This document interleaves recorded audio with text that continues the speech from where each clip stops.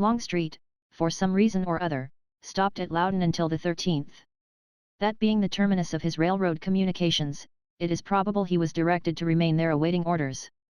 He was in a position threatening Knoxville, and at the same time where he could be brought back speedily to Chattanooga. The day after Longstreet left Loudon, Sherman reached Bridgeport in person and proceeded on to see me that evening, the 14th, and reached Chattanooga the next day. My orders for battle were all prepared in advance of Sherman's arrival, except the dates, which could not be fixed while troops to be engaged were so far away. The possession of Lookout Mountain was of no special advantage to us now. Hooker was instructed to send Howard's corps to the north side of the Tennessee, thence up behind the hills on the north side, and to go into camp opposite Chattanooga, with the remainder of the command. Hooker was, at a time to be afterwards appointed, to ascend the western slope between the upper and lower Palisades, and so get into Chattanooga Valley. Chattanooga, November 18, 1863. Maj. 0R General W. T. Sherman. Enclosed herewith I send you copy of instructions to Major General Thomas. You having been over the ground in person, and having heard the whole matter discussed, further instructions will not be necessary for you.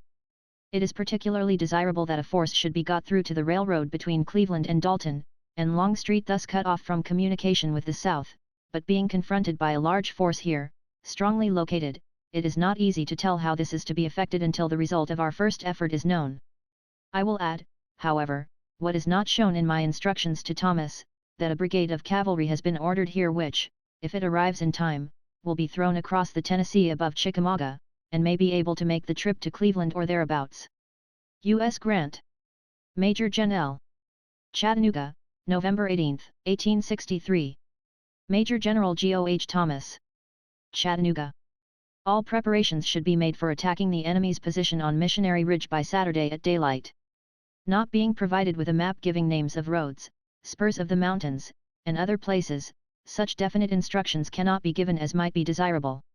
However, the general plan, you understand, is for Sherman, with the force brought with him strengthened by a division from your command, to effect a crossing of the Tennessee River just below the mouth of Chickamauga, his crossing to be protected by artillery from the heights on the north bank of the river, to be located by your chief of artillery, and to secure the heights on the northern extremity to about the railroad tunnel before the enemy can concentrate against him. You will co-operate with Sherman. The troops in Chattanooga Valley should be well concentrated on your left flank, leaving only the necessary force to defend fortifications on the right and center, and a movable column of one division in readiness to move wherever ordered. This division should show itself as threateningly as possible on the most practicable line for making an attack up the valley. Your effort then will be to form a junction with Sherman, making your advance well towards the northern end of Missionary Ridge, and moving as near simultaneously with him as possible. The junction once formed and the ridge carried, communications will be at once established between the two armies by roads on the south bank of the river. Further movements will then depend on those of the enemy. Lookout Valley, I think, will be easily held by Geary's division and what troops you may still have there belonging to the old Army of the Cumberland. Howard's corps can then be held in readiness to act either with you at Chattanooga or with Sherman.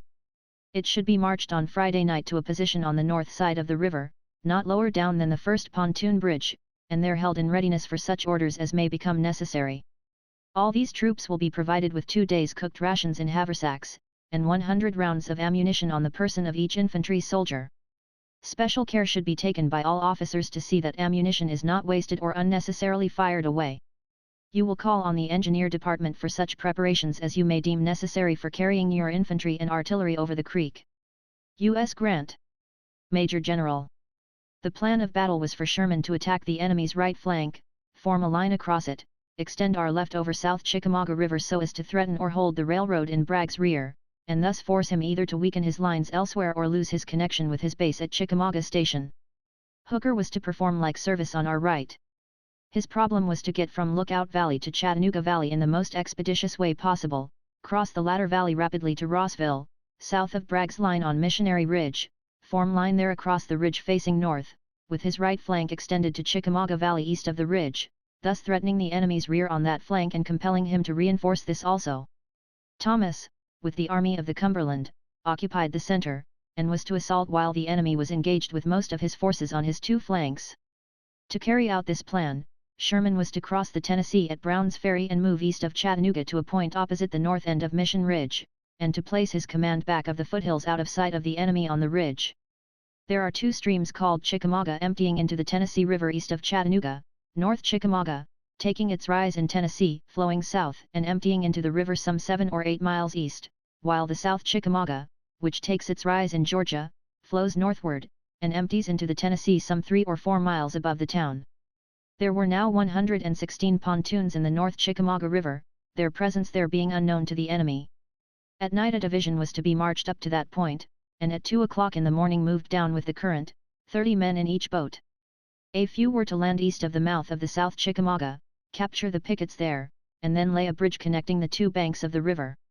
The rest were to land on the south side of the Tennessee, where Missionary Ridge would strike it if prolonged, and a sufficient number of men to man the boats were to push to the north side to ferry over the main body of Sherman's command while those left on the south side entrenched themselves. Thomas was to move out from his lines facing the ridge, leaving enough of Palmer's corps to guard against an attack down the valley.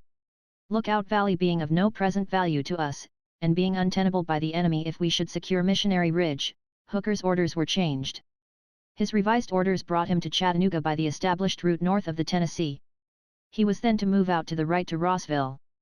Hooker's position in Lookout Valley was absolutely essential to us so long as Chattanooga was besieged. It was the key to our line for supplying the army. But it was not essential after the enemy was dispersed from our front, or even after the battle for this purpose was begun. Hooker's orders, therefore, were designed to get his force past Lookout Mountain and Chattanooga Valley, and up to Missionary Ridge. By crossing the north face of Lookout the troops would come into Chattanooga Valley in rear of the line held by the enemy across the valley, and would necessarily force its evacuation. Orders were accordingly given to march by this route. But days before the battle began the advantages as well as the disadvantages of this plan of action were all considered. The passage over the mountain was a difficult one to make in the face of an enemy. It might consume so much time as to lose us the use of the troops engaged in it at other points where they were more wanted. After reaching Chattanooga Valley, the creek of the same name, quite a formidable stream to get an army over, had to be crossed. I was perfectly willing that the enemy should keep Lookout Mountain until we got through with the troops on Missionary Ridge.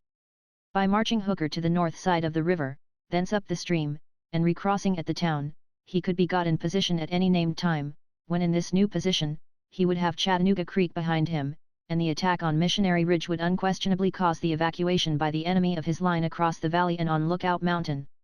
Hooker's order was changed accordingly. As explained elsewhere, the original order had to be reverted to, because of a flood in the river rendering the bridge at Brown's Ferry unsafe for the passage of troops at the exact juncture when it was wanted to bring all the troops together against Missionary Ridge. The next day after Sherman's arrival I took him, with Generals Thomas and Smith and other officers, to the north side of the river, and showed them the ground over which Sherman had to march, and pointed out generally what he was expected to do. I, as well as the authorities in Washington, was still in a great state of anxiety for Burnside's safety. Burnside himself, I believe, was the only one who did not share in this anxiety.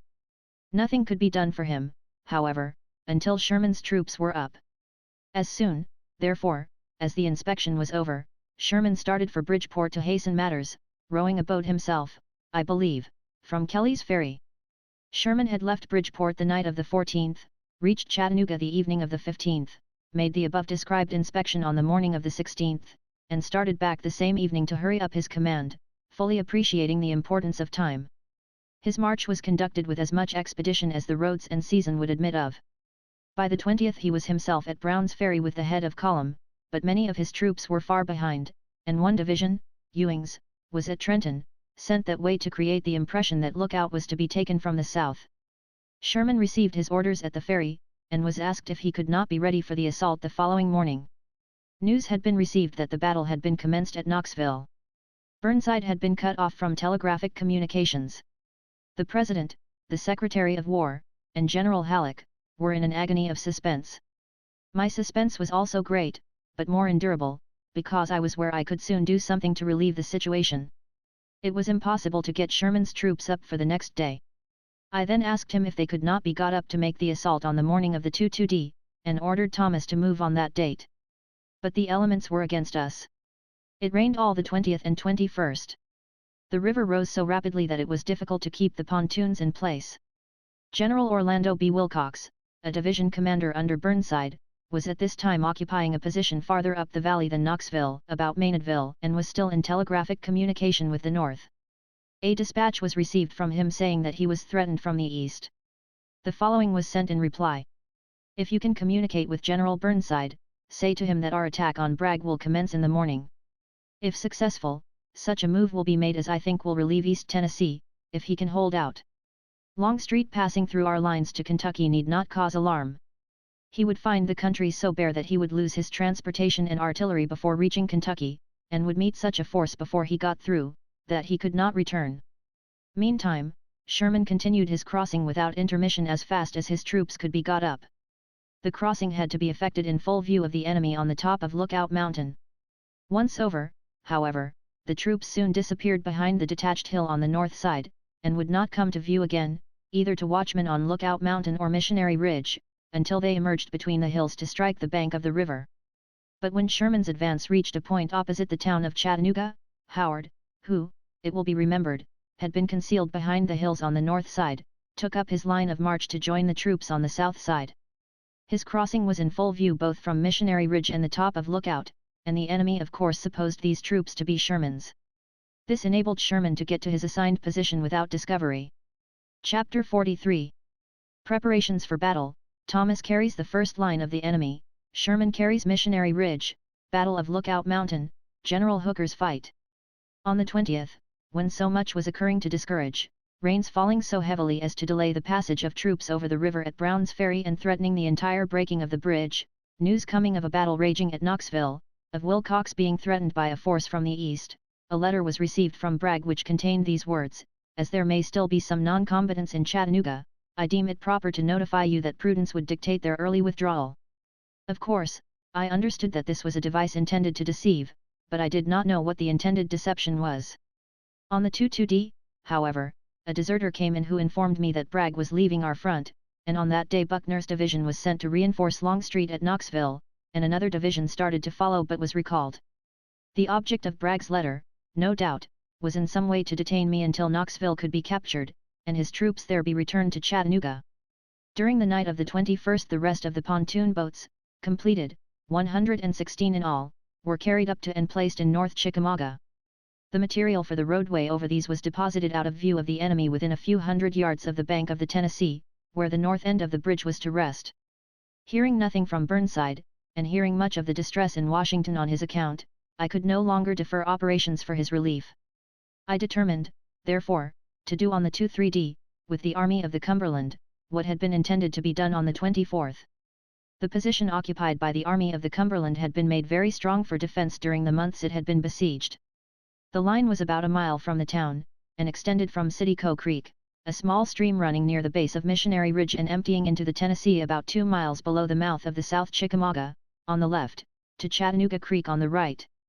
All commanding points on the line were well fortified and well equipped with artillery.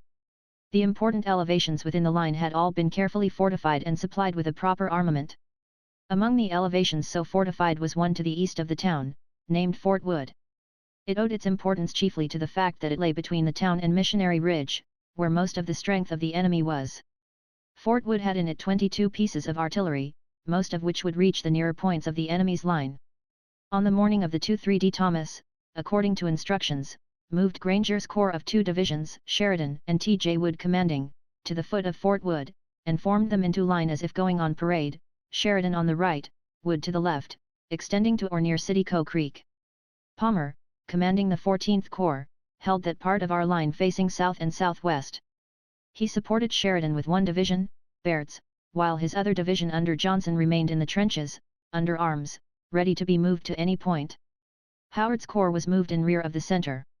The picket lines were within a few hundred yards of each other. At 2 o'clock in the afternoon all were ready to advance. By this time the clouds had lifted so that the enemy could see from his elevated position all that was going on. The signal for advance was given by a booming of cannon from Fort Wood and other points on the line. The rebel pickets were soon driven back upon the main guards, which occupied minor and detached heights between the main ridge and our lines. These too were carried before halting, and before the enemy had time to reinforce their advance guards. But it was not without loss on both sides. This movement secured to us a line fully a mile in advance of the one we occupied in the morning, and the one which the enemy had occupied up to this time. The fortifications were rapidly turned to face the other way. During the following night they were made strong. We lost in this preliminary action about 1100 killed and wounded, while the enemy probably lost quite as heavily, including the prisoners that were captured. With the exception of the firing of artillery, kept up from Missionary Ridge and Fort Wood until night closed in, this ended the fighting for the first day. The advantage was greatly on our side now, and if I could only have been assured that Burnside could hold out 10 days longer I should have rested more easily. But we were doing the best we could for him and the cause. By the night of the 2-3d Sherman's command was in a position to move, though one division, Osterhaus's, had not yet crossed the river at Brown's Ferry. The continuous rise in the Tennessee had rendered it impossible to keep the bridge at that point in condition for troops to cross, but I was determined to move that night even without this division. Orders were sent to Osterhaus accordingly to report to Hooker, if he could not cross by 8 o'clock on the morning of the 24th. Because of the break in the bridge, Hooker's orders were again changed, but this time only back to those first given to him. General W. F. Smith had been assigned to duty as Chief Engineer of the Military Division. To him were given the general direction of moving troops by the boats from North Chickamauga, laying the bridge after they reached their position, and generally all the duties pertaining to his office of Chief Engineer. During the night General Morgan L. Smith's division was marched to the point where the pontoons were, and the brigade of Giles A. Smith was selected for the delicate duty of manning the boats and surprising the enemy's pickets on the south bank of the river. During this night also General J. M. Brannan, Chief of Artillery, moved 40 pieces of artillery, belonging to the Army of the Cumberland, and placed them on the north side of the river so as to command the ground opposite, to aid in protecting the approach to the point where the south end of the bridge was to rest. He had to use Sherman's artillery horses for this purpose, Thomas having none. At 2 o'clock in the morning, November 24, Giles A. Smith pushed out from the North Chickamauga with his 116 boats, each loaded with 30 brave and well-armed men. The boats with their precious freight dropped down quietly with the current to avoid attracting the attention of anyone who could convey information to the enemy, until arriving near the mouth of South Chickamauga. Here a few boats were landed, the troops debarked, and a rush was made upon the picket guard known to be at that point. The guard were surprised, and 20 of their number captured. The remainder of the troops effected a landing at the point where the bridge was to start, with equally good results. The work of ferrying over Sherman's command from the north side of the Tennessee was at once commenced, using the pontoons for the purpose. A steamer was also brought up from the town to assist. The rest of M. L. Smith's division came first, then the division of John E. Smith. The troops as they landed were put to work entrenching their position. By daylight the two entire divisions were over, and well covered by the works they had built. The work of laying the bridge, on which to cross the artillery and cavalry, was now begun. The ferrying over the infantry was continued with the steamer and the pontoons, taking the pontoons, however, as fast as they were wanted to put in their place in the bridge. By a little past noon the bridge was completed, as well as one over the South Chickamauga connecting the troops left on that side with their comrades below, and all the infantry and artillery were on the south bank of the Tennessee. Sherman at once formed his troops for assault on Missionary Ridge. By 1 o'clock he started with M. L. Smith on his left, keeping nearly the course of Chickamauga River, J. E. Smith next to the right and a little to the rear, and Ewing still farther to the right and also a little to the rear of J. E. Smith's command, in column, ready to deploy to the right if an enemy should come from that direction. A good skirmish line preceded each of these columns. Soon the foot of the hill was reached, the skirmishers pushed directly up, followed closely by their supports. By 3:30 Sherman was in possession of the height without having sustained much loss. A brigade from each division was now brought up, and artillery was dragged to the top of the hill by hand. The enemy did not seem to be aware of this movement until the top of the hill was gained. There had been a drizzling rain during the day, and the clouds were so low that Lookout Mountain and the top of Missionary Ridge were obscured from the view of persons in the valley. But now the enemy opened fire upon their assailants, and made several attempts with their skirmishers to drive them away, but without avail. Later in the day a more determined attack was made, but this, too, failed, and Sherman was left to fortify what he had gained. Sherman's cavalry took up its line of march soon after the bridge was completed, and by 3:30 the whole of it was over both bridges and on its way to strike the enemy's communications at Chickamauga Station. All of Sherman's command was now south of the Tennessee. During the afternoon General Giles A. Smith was severely wounded and carried from the field. Thomas having done on the 2-3d what was expected of him on the 24th, there was nothing for him to do this day except to strengthen his position. Howard, however, effected a crossing of Citico Creek and a junction with Sherman, and was directed to report to him. With 2 or 3 regiments of his command he moved in the morning along the banks of the Tennessee, and reached the point where the bridge was being laid. He went out on the bridge as far as it was completed from the south end, and saw Sherman superintending the work from the north side and moving himself south as fast as an additional boat was put in and the roadway put upon it. Howard reported to his new chief across the chasm between them, which was now narrow and in a few minutes closed. While these operations were going on to the east of Chattanooga, Hooker was engaged on the west. He had 3 divisions, Osterhaus's, of the 15th Corps, Army of the Tennessee, Geary's, 12th Corps, Army of the Potomac, and Cruft's, 14th Corps, Army of the Cumberland. Geary was on the right at Wauhatchie, Cruft at the center, and Osterhaus near Brown's Ferry. These troops were all west of Lookout Creek. The enemy had the east bank of the creek strongly picketed and entrenched, and 3 brigades of troops in the rear to reinforce them if attacked. These brigades occupied the summit of the mountain. General Carter L. Stevenson was in command of the whole. Why any troops, except artillery with a small infantry guard, were kept on the mountain top, I do not see. 100 men could have held the summit, which is a palisade for more than 30 feet down, against the assault of any number of men from the position Hooker occupied. The side of Lookout Mountain confronting Hooker's command was rugged, heavily timbered, and full of chasms, making it difficult to advance with troops, even in the absence of an opposing force. Farther up, the ground becomes more even and level, and was in cultivation.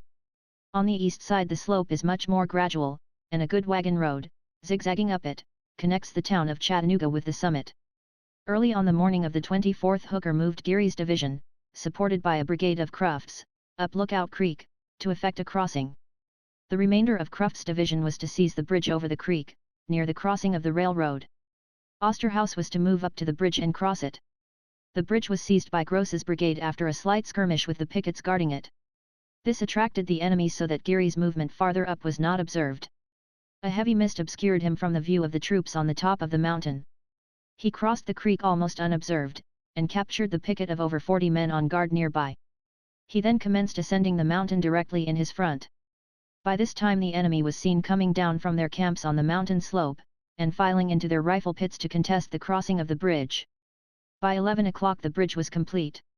Osterhaus was up, and after some sharp skirmishing the enemy was driven away with considerable loss in killed and captured. While the operations at the bridge were progressing, Geary was pushing up the hill over great obstacles, resisted by the enemy directly in his front, and in face of the guns on top of the mountain. The enemy, seeing their left flank and rear menaced, gave way, and were followed by Cruft and Osterhaus. Soon these were up abreast of Geary, and the whole command pushed up the hill, driving the enemy in advance. By noon Geary had gained the open ground on the north slope of the mountain, with his right close up to the base of the upper palisade, but there were strong fortifications in his front. The rest of the command coming up, a line was formed from the base of the upper palisade to the mouth of Chattanooga Creek. Thomas and I were on the top of Orchard Knob. Hooker's advance now made our line a continuous one. It was in full view, extending from the Tennessee River, where Sherman had crossed, up Chickamauga River to the base of Mission Ridge, over the top of the north end of the ridge to Chattanooga Valley, then along parallel to the ridge a mile or more, across the valley to the mouth of Chattanooga Creek, thence up the slope of Lookout Mountain to the foot of the upper palisade. The day was hazy, so that Hooker's operations were not visible to us except at moments when the clouds would rise. But the sound of his artillery and musketry was heard incessantly. The enemy on his front was partially fortified, but was soon driven out of his works. During the afternoon the clouds, which had so obscured the top of Lookout all day as to hide whatever was going on from the view of those below, settled down and made it so dark where Hooker was as to stop operations for the time. At 4 o'clock Hooker reported his position as impregnable. By a little after 5 direct communication was established, and a brigade of troops was sent from Chattanooga to reinforce him. These troops had to cross Chattanooga Creek and met with some opposition, but soon overcame it, and by night the commander, General Carlin, reported to Hooker and was assigned to his left. I now telegraphed to Washington, the fight today progressed favorably. Sherman carried the end of Missionary Ridge, and his right is now at the tunnel, and his left at Chickamauga Creek. Troops from Lookout Valley carried the point of the mountain, and now hold the eastern slope and a point high up. Hooker reports 2,000 prisoners taken, besides which a small number have fallen into our hands from Missionary Ridge. The next day the President replied, "Your dispatches as to fighting on Monday and Tuesday are here. Well done. Many thanks to all. Remember Burnside." And Halleck also telegraphed, "I congratulate you on the success thus far of your plans. I fear that Burnside is hard pushed, and that any further delay may prove fatal. I know you will do all in your power to relieve him. The division of Jefferson C. Davis, Army of the Cumberland, had been sent to the North Chickamauga to guard the pontoons as they were deposited in the river, and to prevent all ingress or egress of citizens. On the night of the 24th his division, having crossed with Sherman, occupied our extreme left from the upper bridge over the plain to the north base of Missionary Ridge. Firing continued to a late hour in the night, but it was not connected with an assault at any point. Chapter 44 Battle of Chattanooga, a gallant charge, complete rout of the enemy, pursuit of the Confederates, General Bragg, remarks on Chattanooga. At 12 o'clock at night, when all was quiet, I began to give orders for the next day, and sent a dispatch to Wilcox to encourage Burnside. Sherman was directed to attack at daylight. Hooker was ordered to move at the same hour, and endeavor to intercept the enemy's retreat if he still remained. If he had gone, then to move directly to Rossville and operate against the left and rear of the force on Missionary Ridge. Thomas was not to move until Hooker had reached Missionary Ridge. As I was with him on Orchard Knob, he would not move without further orders from me. The morning of the 25th opened clear and bright, and the whole field was in full view from the top of Orchard Knob. It remained so all day. Bragg's headquarters were in full view, and officers, presumably staff officers, could be seen coming and going constantly. The point of ground which Sherman had carried on the 24th was almost disconnected from the main ridge occupied by the enemy. A low pass, over which there is a wagon road crossing the hill, and near which there is a railroad tunnel, intervenes between the two hills. The problem now was to get to the main ridge. The enemy was fortified on the point, and back farther, where the ground was still higher, was a second fortification commanding the first. Sherman was out as soon as it was light enough to see, and by sunrise his command was in motion. 3 brigades held the hill already gained. Morgan L. Smith moved along the east base of Missionary Ridge, Loomis along the west base, supported by 2 brigades of John E. Smith's division, and Corse with his brigade was between the two, moving directly towards the hill to be captured. The ridge is steep and heavily wooded on the east side, where M. L. Smith's troops were advancing, but cleared and with a more gentle slope on the west side. The troops advanced rapidly and carried the extreme end of the rebel works. Morgan L. Smith advanced to a point which cut the enemy off from the railroad bridge and the means of bringing up supplies by rail from Chickamauga Station, where the main depot was located. The enemy made brave and strenuous efforts to drive our troops from the position we had gained, but without success. The contest lasted for 2 hours. Corse, a brave and efficient commander, was badly wounded in this assault. Sherman now threatened both Bragg's flank and his stores, and made it necessary for him to weaken other points of his line to strengthen his right. From the position I occupied I could see column after column of Bragg's forces moving against Sherman. Every Confederate gun that could be brought to bear upon the Union forces was concentrated upon him. J. E. Smith, with 2 brigades, charged up the west side of the ridge to the support of Corse's command, over open ground and in the face of a heavy fire of both artillery and musketry, and reached the very parapet of the enemy. He lay here for a time, but the enemy coming with a heavy force upon his right flank, he was compelled to fall back, followed by the foe. A few hundred yards brought Smith's troops into a wood, where they were speedily reformed, when they charged and drove the attacking party back to his entrenchments. Seeing the advance, repulse, and second advance of J. E. Smith from the position I occupied, I directed Thomas to send a division to reinforce him. Baird's division was accordingly sent from the right of Orchard Knob. It had to march a considerable distance directly under the eye of the enemy to reach its position. Bragg at once commenced massing in the same direction. This was what I wanted. But it had now got to be late in the afternoon, and I had expected before this to see Hooker crossing the ridge in the neighborhood of Rossville and compelling Bragg to mass in that direction also. The enemy had evacuated Lookout Mountain during the night, as I expected he would. In crossing the valley he burned the bridge over Chattanooga Creek, and did all he could to obstruct the roads behind him. Hooker was off bright and early, with no obstructions in his front but distance and the destruction above named. He was detained 4 hours crossing Chattanooga Creek, and thus was lost the immediate advantage I expected from his forces. His reaching Bragg's flank and extending across it was to be the signal for Thomas's assault of the ridge. But Sherman's condition was getting so critical that the assault for his relief could not be delayed any longer. Sheridan's and Wood's divisions had been lying under arms from early morning, ready to move the instant the signal was given. I now directed Thomas to order the charge at once. In this order authority was given for the troops to reform after taking the first line of rifle pits preparatory to carrying the ridge.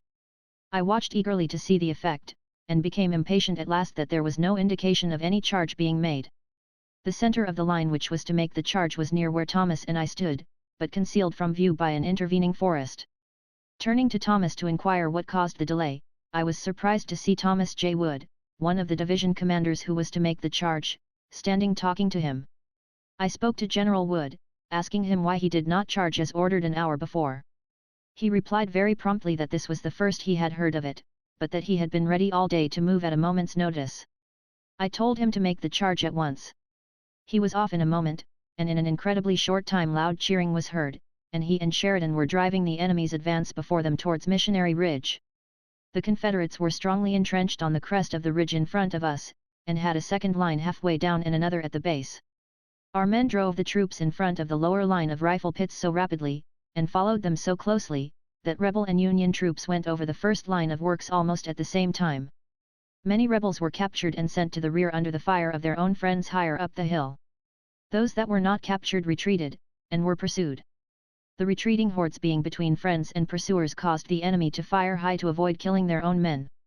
In fact, on that occasion the Union soldier nearest the enemy was in the safest position. Without awaiting further orders or stopping to reform, on our troops went to the second line of works, over that and on for the crest, thus effectually carrying out my orders of the 18th for the battle and of the 24th for this charge. Chattanooga, November 24, 1863. Major General. CEO. H. Thomas. Chattanooga. General Sherman carried Missionary Ridge as far as the tunnel with only slight skirmishing. His right now rests at the tunnel and on top of the hill, his left at Chickamauga Creek. I have instructed General Sherman to advance as soon as it is light in the morning, and your attack, which will be simultaneous, will be in cooperation. Your command will either carry the rifle pits and ridge directly in front of them, or move to the left, as the presence of the enemy may require. If Hooker's position on the mountain cannot be maintained with a small force, and it is found impracticable to carry the top from where he is, it would be advisable for him to move up the valley with all the force he can spare, and ascend by the first practicable road. U.S. Grant. Major General. I watched their progress with intense interest. The fire along the rebel line was terrific. Cannon and musket balls filled the air, but the damage done was in small proportion to the ammunition expended. The pursuit continued until the crest was reached, and soon our men were seen climbing over the Confederate barriers at different points in front of both Sheridan's and Wood's divisions. The retreat of the enemy along most of his line was precipitate and the panic so great that Bragg and his officers lost all control over their men. Many were captured, and thousands threw away their arms in their flight. Sheridan pushed forward until he reached the Chickamauga River at a point above where the enemy crossed. He met some resistance from troops occupying a second hill in rear of Missionary Ridge, probably to cover the retreat of the main body and of the artillery and trains. It was now getting dark, but Sheridan, without halting on that account, pushed his men forward up this second hill slowly and without attracting the attention of the men placed to defend it, while he detached to the right and left to surround the position. The enemy discovered the movement before these dispositions were complete, and beat a hasty retreat, leaving artillery, wagon trains, and many prisoners in our hands. To Sheridan's prompt movement the Army of the Cumberland, and the nation, are indebted for the bulk of the capture of prisoners, artillery, and small arms that day. Except for his prompt pursuit, so much in this way would not have been accomplished. While the advance up Mission Ridge was going forward, General Thomas with staff, General Gordon Granger, commander of the corps making the assault, and myself and staff occupied Orchard Knob, from which the entire field could be observed. The moment the troops were seen going over the last line of rebel defenses, I ordered Granger to join his command, and mounting my horse I rode to the front. General Thomas left about the same time. Sheridan on the extreme right was already in pursuit of the enemy east of the ridge. Wood, who commanded the division to the left of Sheridan, accompanied his men on horseback in the charge, but did not join Sheridan in the pursuit. To the left, in Baird's front where Bragg's troops had massed against Sherman, the resistance was more stubborn and the contest lasted longer. I ordered Granger to follow the enemy with Wood's division, but he was so much excited, and kept up such a roar of musketry in the direction the enemy had taken, that by the time I could stop the firing the enemy had got well out of the way. The enemy confronting Sherman, now seeing everything to their left giving way, fled also. Sherman, however, was not aware of the extent of our success until after nightfall, when he received orders to pursue at daylight in the morning. As soon as Sherman discovered that the enemy had left his front he directed his reserves, Davis's division of the Army of the Cumberland, to push over the pontoon bridge at the mouth of the Chickamauga, and to move forward to Chickamauga Station. He ordered Howard to move up the stream some 2 miles to where there was an old bridge, repair it during the night, and follow Davis at 4 o'clock in the morning.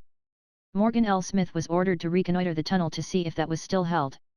Nothing was found there but dead bodies of men of both armies. The rest of Sherman's command was directed to follow Howard at daylight in the morning to get onto the railroad towards Graysville. Hooker, as stated, was detained at Chattanooga Creek by the destruction of the bridge at that point. He got his troops over, with the exception of the artillery, by fording the stream at a little after 3 o'clock. Leaving his artillery to follow when the bridge should be reconstructed, he pushed on with the remainder of his command. At Rossville he came upon the flank of a division of the enemy, which soon commenced a retreat along the ridge. This threw them on Palmer. They could make but little resistance in the position they were caught in, and as many of them as could do so escaped. Many, however, were captured.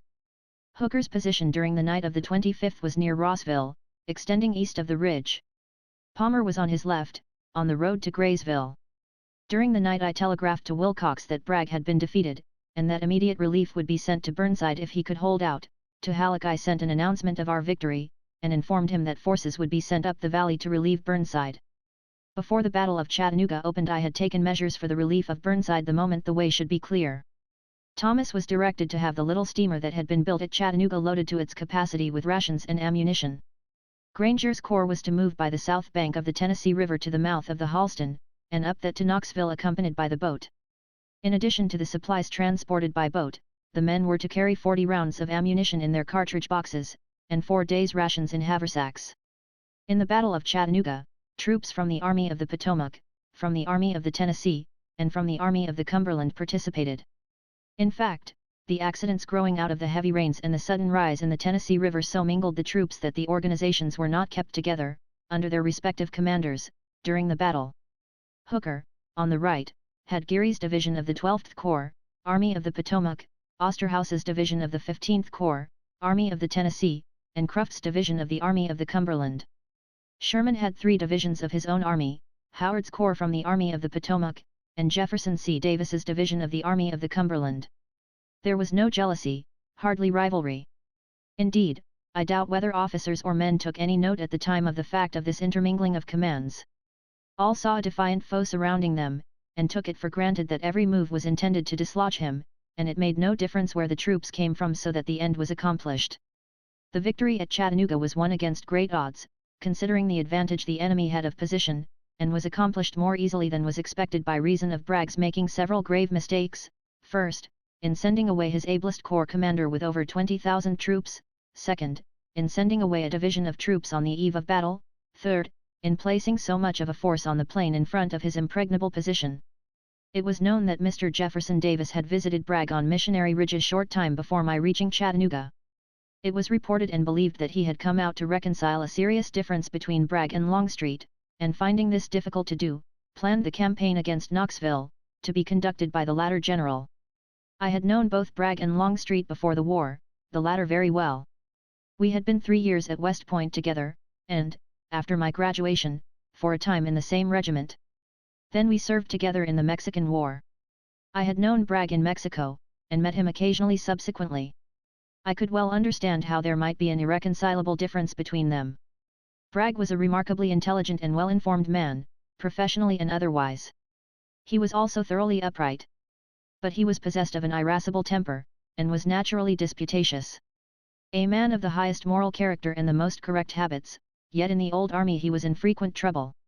As a subordinate he was always on the lookout to catch his commanding officer infringing his prerogatives. As a post commander he was equally vigilant to detect the slightest neglect, even of the most trivial order. I have heard in the old army an anecdote very characteristic of Bragg. On one occasion, when stationed at a post of several companies commanded by a field officer, he was himself commanding one of the companies and at the same time acting as post quartermaster and commissary. He was first lieutenant at the time, but his captain was detached on other duty. As commander of the company he made a requisition upon the quartermaster, himself, for something he wanted. As quartermaster he declined to fill the requisition, and endorsed on the back of it his reasons for so doing. As company commander he responded to this, urging that his requisition called for nothing but what he was entitled to, and that it was the duty of the quartermaster to fill it. As quartermaster he still persisted that he was right. In this condition of affairs Bragg referred the whole matter to the commanding officer of the post. The latter, when he saw the nature of the matter referred, exclaimed, "My God, Mr. Bragg, you have quarrelled with every officer in the army, and now you are quarrelling with yourself." Longstreet was an entirely different man. He was brave, honest, intelligent, a very capable soldier, subordinate to his superiors, just and kind to his subordinates, but jealous of his own rights, which he had the courage to maintain. He was never on the lookout to detect a slight, but saw one as soon as anybody when intentionally given. It may be that Longstreet was not sent to Knoxville for the reason stated, but because Mr. Davis had an exalted opinion of his own military genius, and thought he saw a chance of killing two birds with one stone. On several occasions during the war he came to the relief of the Union Army by means of his superior military genius. I speak advisedly when I saw Mr. Davis prided himself on his military capacity.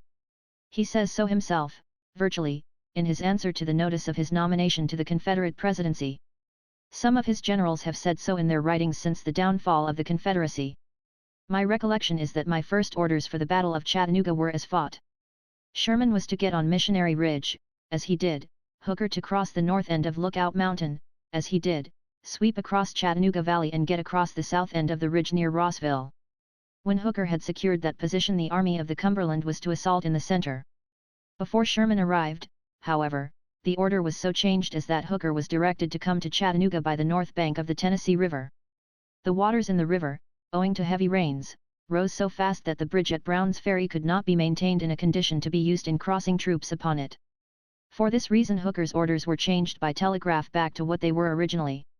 Note, from this point on this volume was written, with the exception of the campaign in the Wilderness, which had been previously written, by General Grant, after his great illness in April, and the present arrangement of the subject matter was made by him between the 10th and 18th of July, 1885.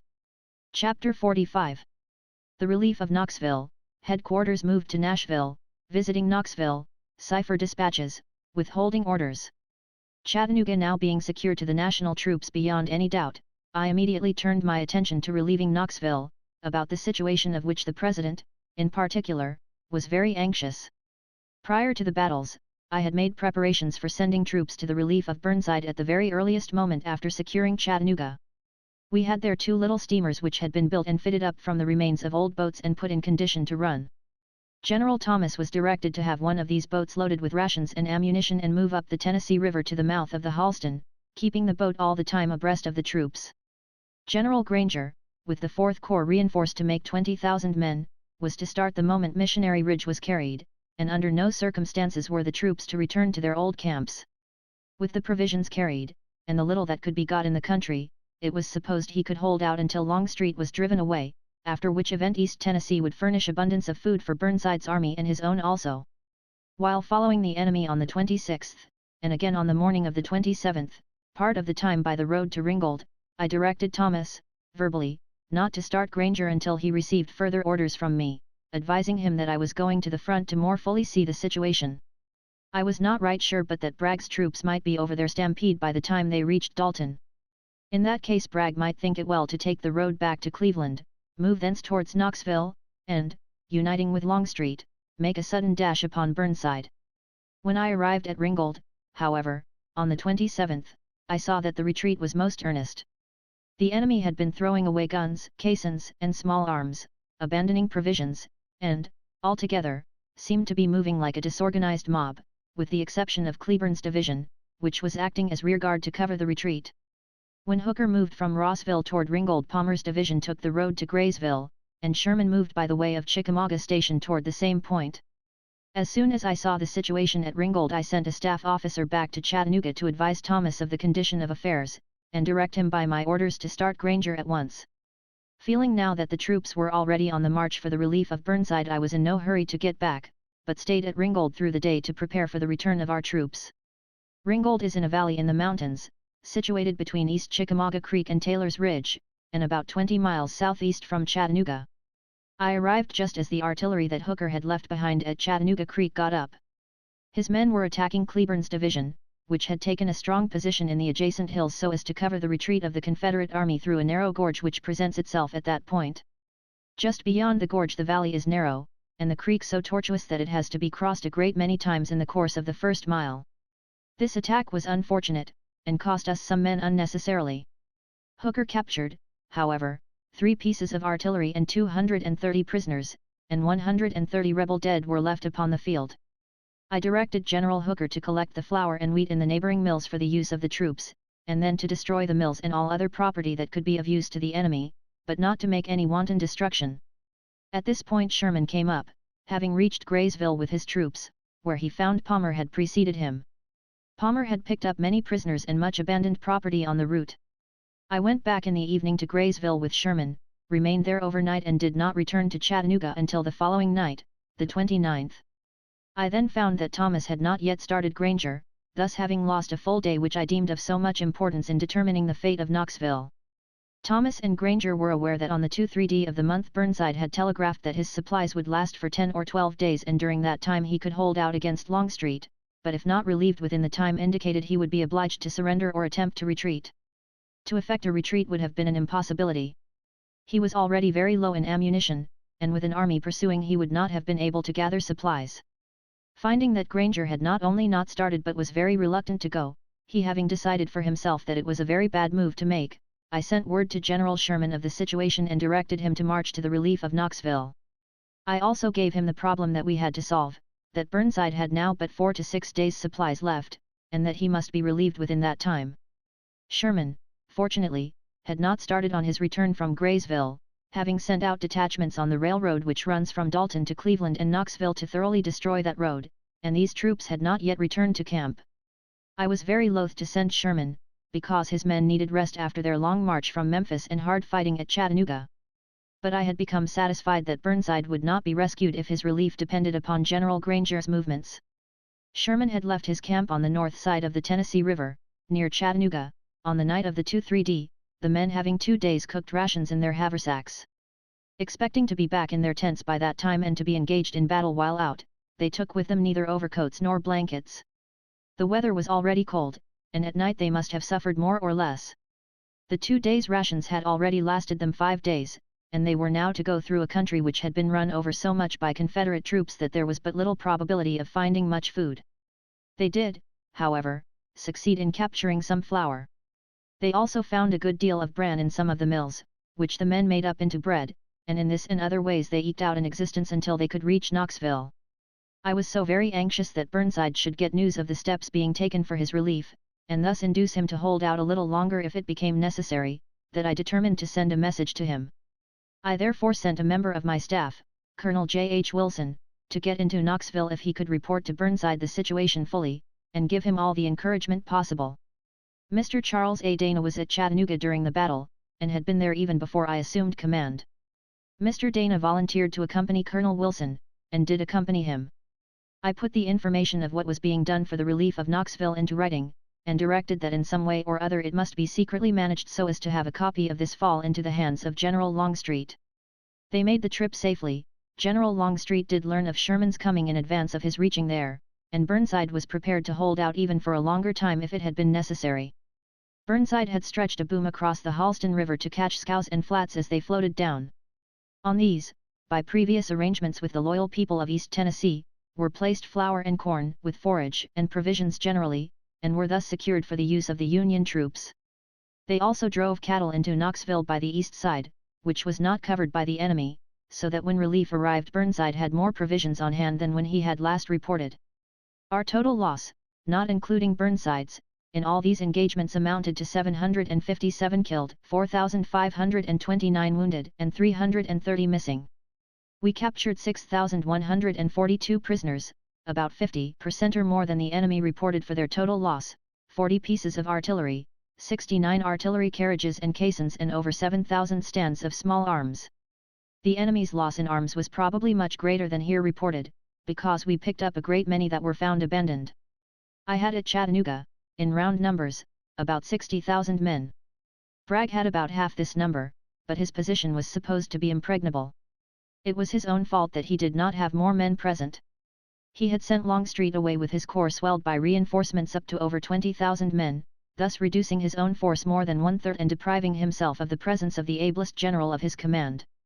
He did this, too, after our troops had opened a line of communication by way of Brown's and Kelly's ferries with Bridgeport, thus securing full rations and supplies of every kind, and also when he knew reinforcements were coming to me. Knoxville was of no earthly use to him while Chattanooga was in our hands. If he should capture Chattanooga, Knoxville with its garrison would have fallen into his hands without a struggle. I have never been able to see the wisdom of this move. Then, too, after Sherman had arrived, and when Bragg knew that he was on the north side of the Tennessee River, he sent Buckner's division to reinforce Longstreet. He also started another division a day later, but our attack having commenced before it reached Knoxville, Bragg ordered it back. It had got so far, however, that it could not return to Chattanooga in time to be of service there. It is possible this latter blunder may have been made by Bragg having become confused as to what was going on our side. Sherman had, as already stated, crossed to the north side of the Tennessee River at Brown's Ferry, in full view of Bragg's troops from Lookout Mountain, a few days before the attack. They then disappeared behind foothills, and did not come to the view of the troops on Missionary Ridge until they met their assault. Bragg knew it was Sherman's troops that had crossed, and, they being so long out of view, may have supposed that they had gone up the north bank of the Tennessee River to the relief of Knoxville and that Longstreet was therefore in danger. But the first great blunder, detaching Longstreet, cannot be accounted for in any way I know of. If he had captured Chattanooga, East Tennessee would have fallen without a struggle. It would have been a victory for us to have got our army away from Chattanooga safely. It was a manifold greater victory to drive away the besieging army, a still greater one to defeat that army in his chosen ground and nearly annihilate it. The probabilities are that our loss in killed was the heavier, as we were the attacking party. The enemy reported his loss in killed at 361, but as he reported his missing at 4,146, while we held over 6,000 of them as prisoners, and there must have been hundreds if not thousands who deserted, but little reliance can be placed on this report. There was certainly great dissatisfaction with Bragg on the part of the soldiers for his harsh treatment of them, and a disposition to get away if they could. Then, too, Chattanooga, following in the same half-year with Gettysburg in the east and Vicksburg in the west, there was much the same feeling in the south at this time that there had been in the north the fall and winter before. If the same license had been allowed the people and press in the south that was allowed in the north, Chattanooga would probably have been the last battle fought for the preservation of the Union. General William F. Smith's services in these battles had been such that I thought him eminently entitled to promotion. I was aware that he had previously been named by the President for promotion to the grade of Major General, but that the Senate had rejected the nomination.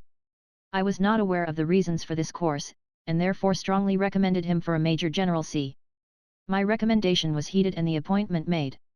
Upon the raising of the siege of Knoxville I, of course, informed the authorities at Washington, the President and Secretary of War, of the fact, which caused great rejoicing there. The President especially was rejoiced that Knoxville had been relieved without further bloodshed. Washington, D.C. December 8, 1863, 10:2 a.m. Maj. General U.S. Grant.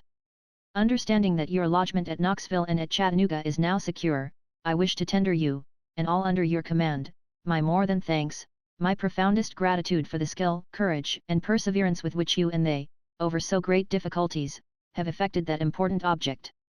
God bless you all. A. Lincoln. President U.S. The safety of Burnside's army and the loyal people of East Tennessee had been the subject of much anxiety to the President for several months, during which time he was doing all he could to relieve the situation, sending a new Commander General John G. Foster with a few thousand troops by the way of Cumberland Gap, and telegraphing me daily, almost hourly, to remember Burnside, do something for Burnside, and other appeals of like tenor. He saw no escape for East Tennessee until after our victory at Chattanooga. Even then he was afraid that Burnside might be out of ammunition, in a starving condition, or overpowered, and his anxiety was still intense until he heard that Longstreet had been driven from the field. Burnside followed Longstreet only to Strawberry Plains, some 20 miles or more east, and then stopped, believing that Longstreet would leave the state. The latter did not do so, however, but stopped only a short distance farther on and subsisted his army for the entire winter off East Tennessee.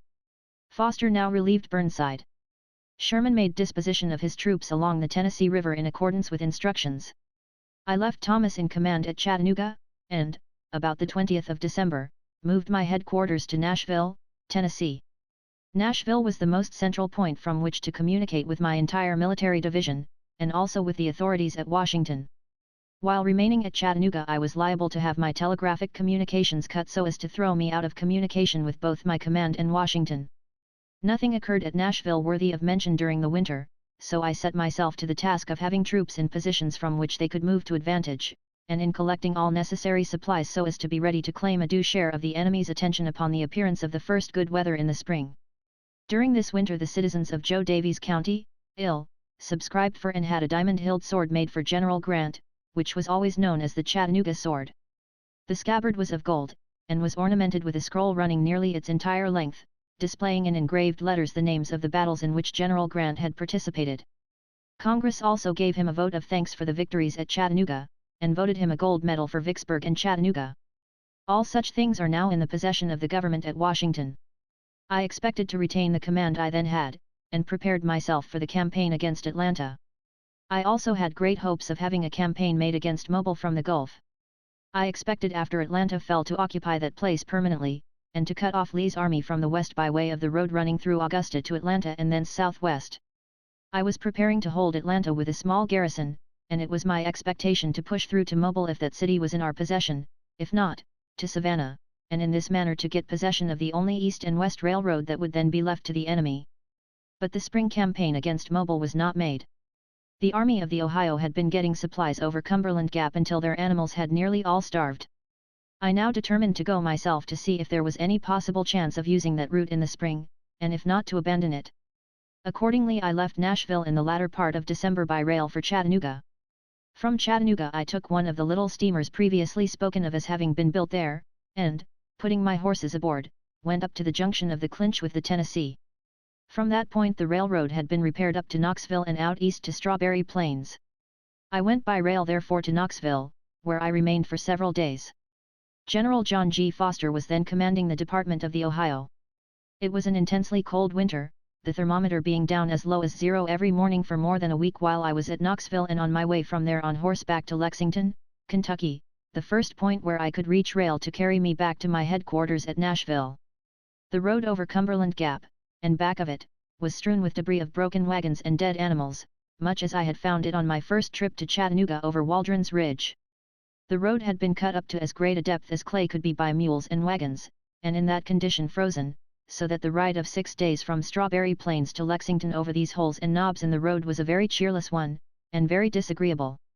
I found a great many people at home along that route, both in Tennessee and Kentucky, and, almost universally, intensely loyal. They would collect in little places where we would stop of evenings, to see me, generally hearing of my approach before we arrived.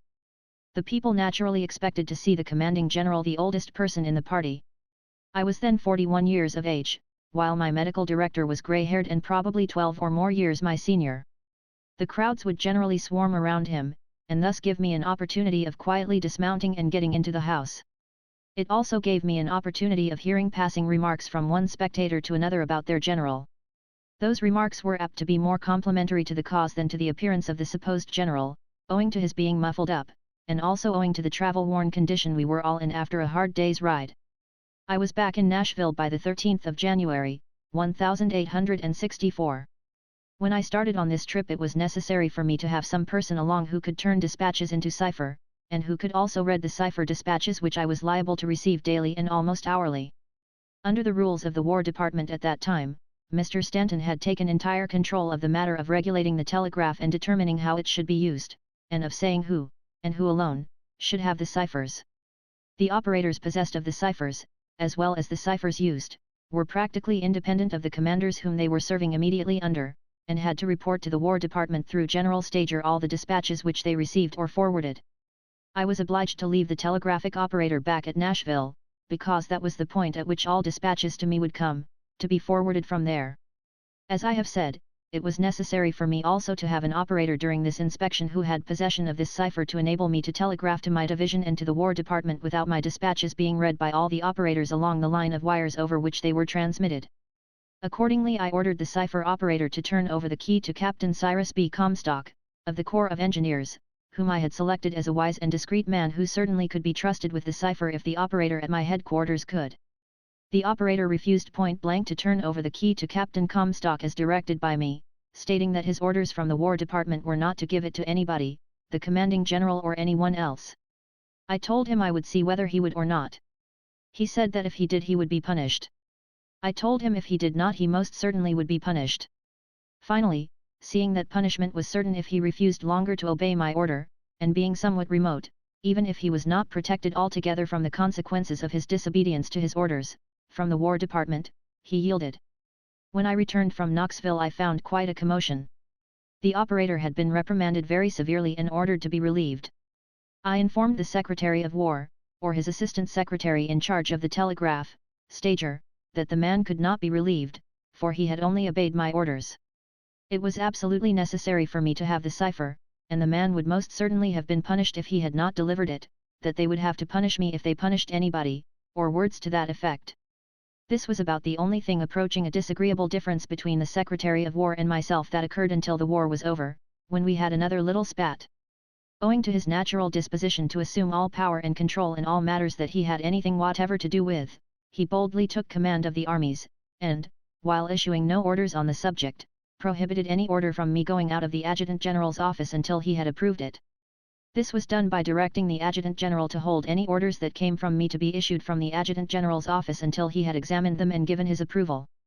He never disturbed himself, either, in examining my orders until it was entirely convenient for him, so that orders which I had prepared would often lie there 3 or 4 days before he would sanction them.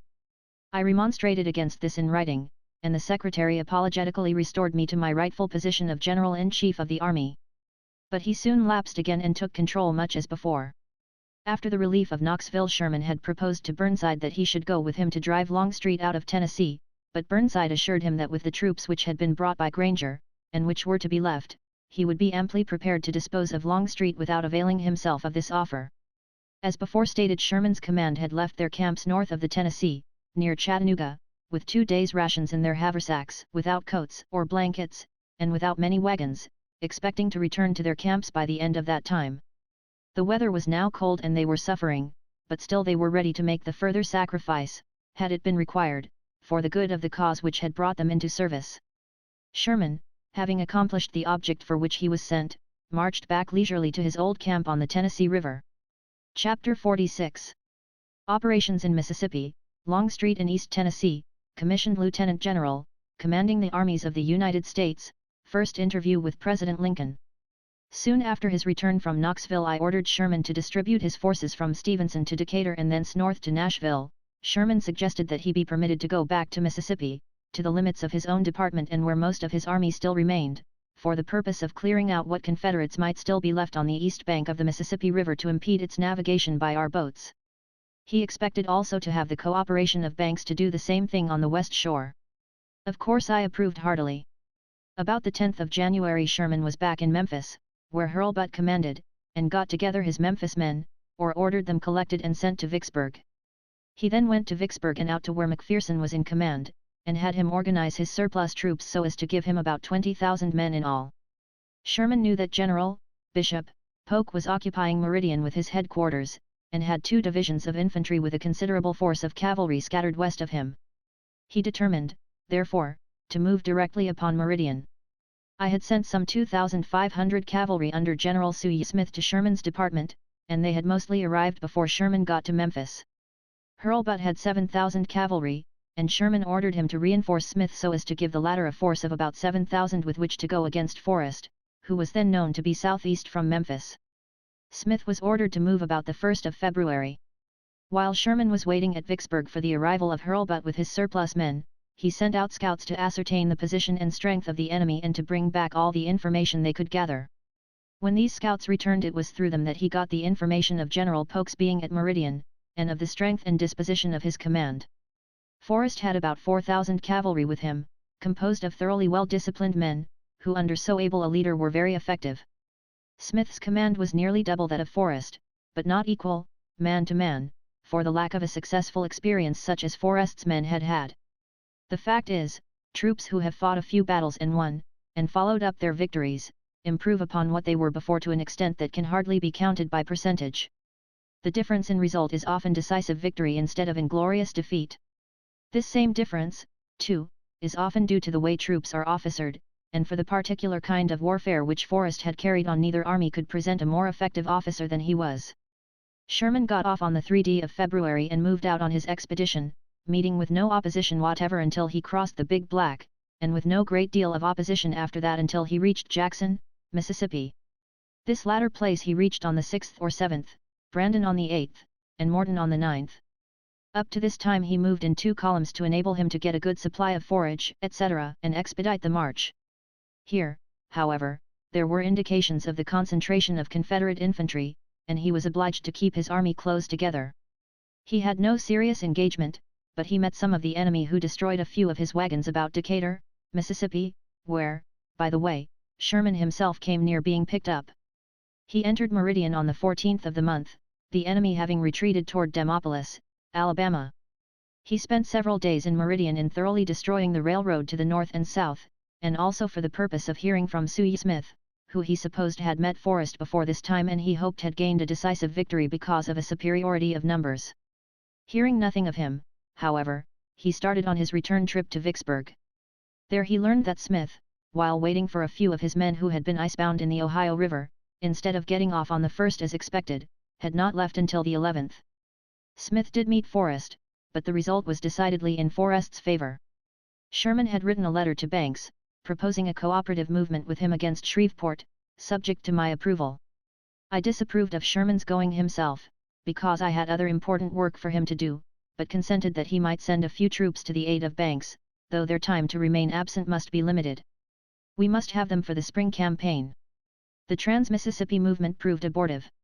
My eldest son, who had accompanied me on the Vicksburg campaign and siege, had while there contracted disease, which grew worse, until he had grown so dangerously ill that on the 24th of January I obtained permission to go to St. Louis, where he was staying at the time, to see him, hardly expecting to find him alive on my arrival.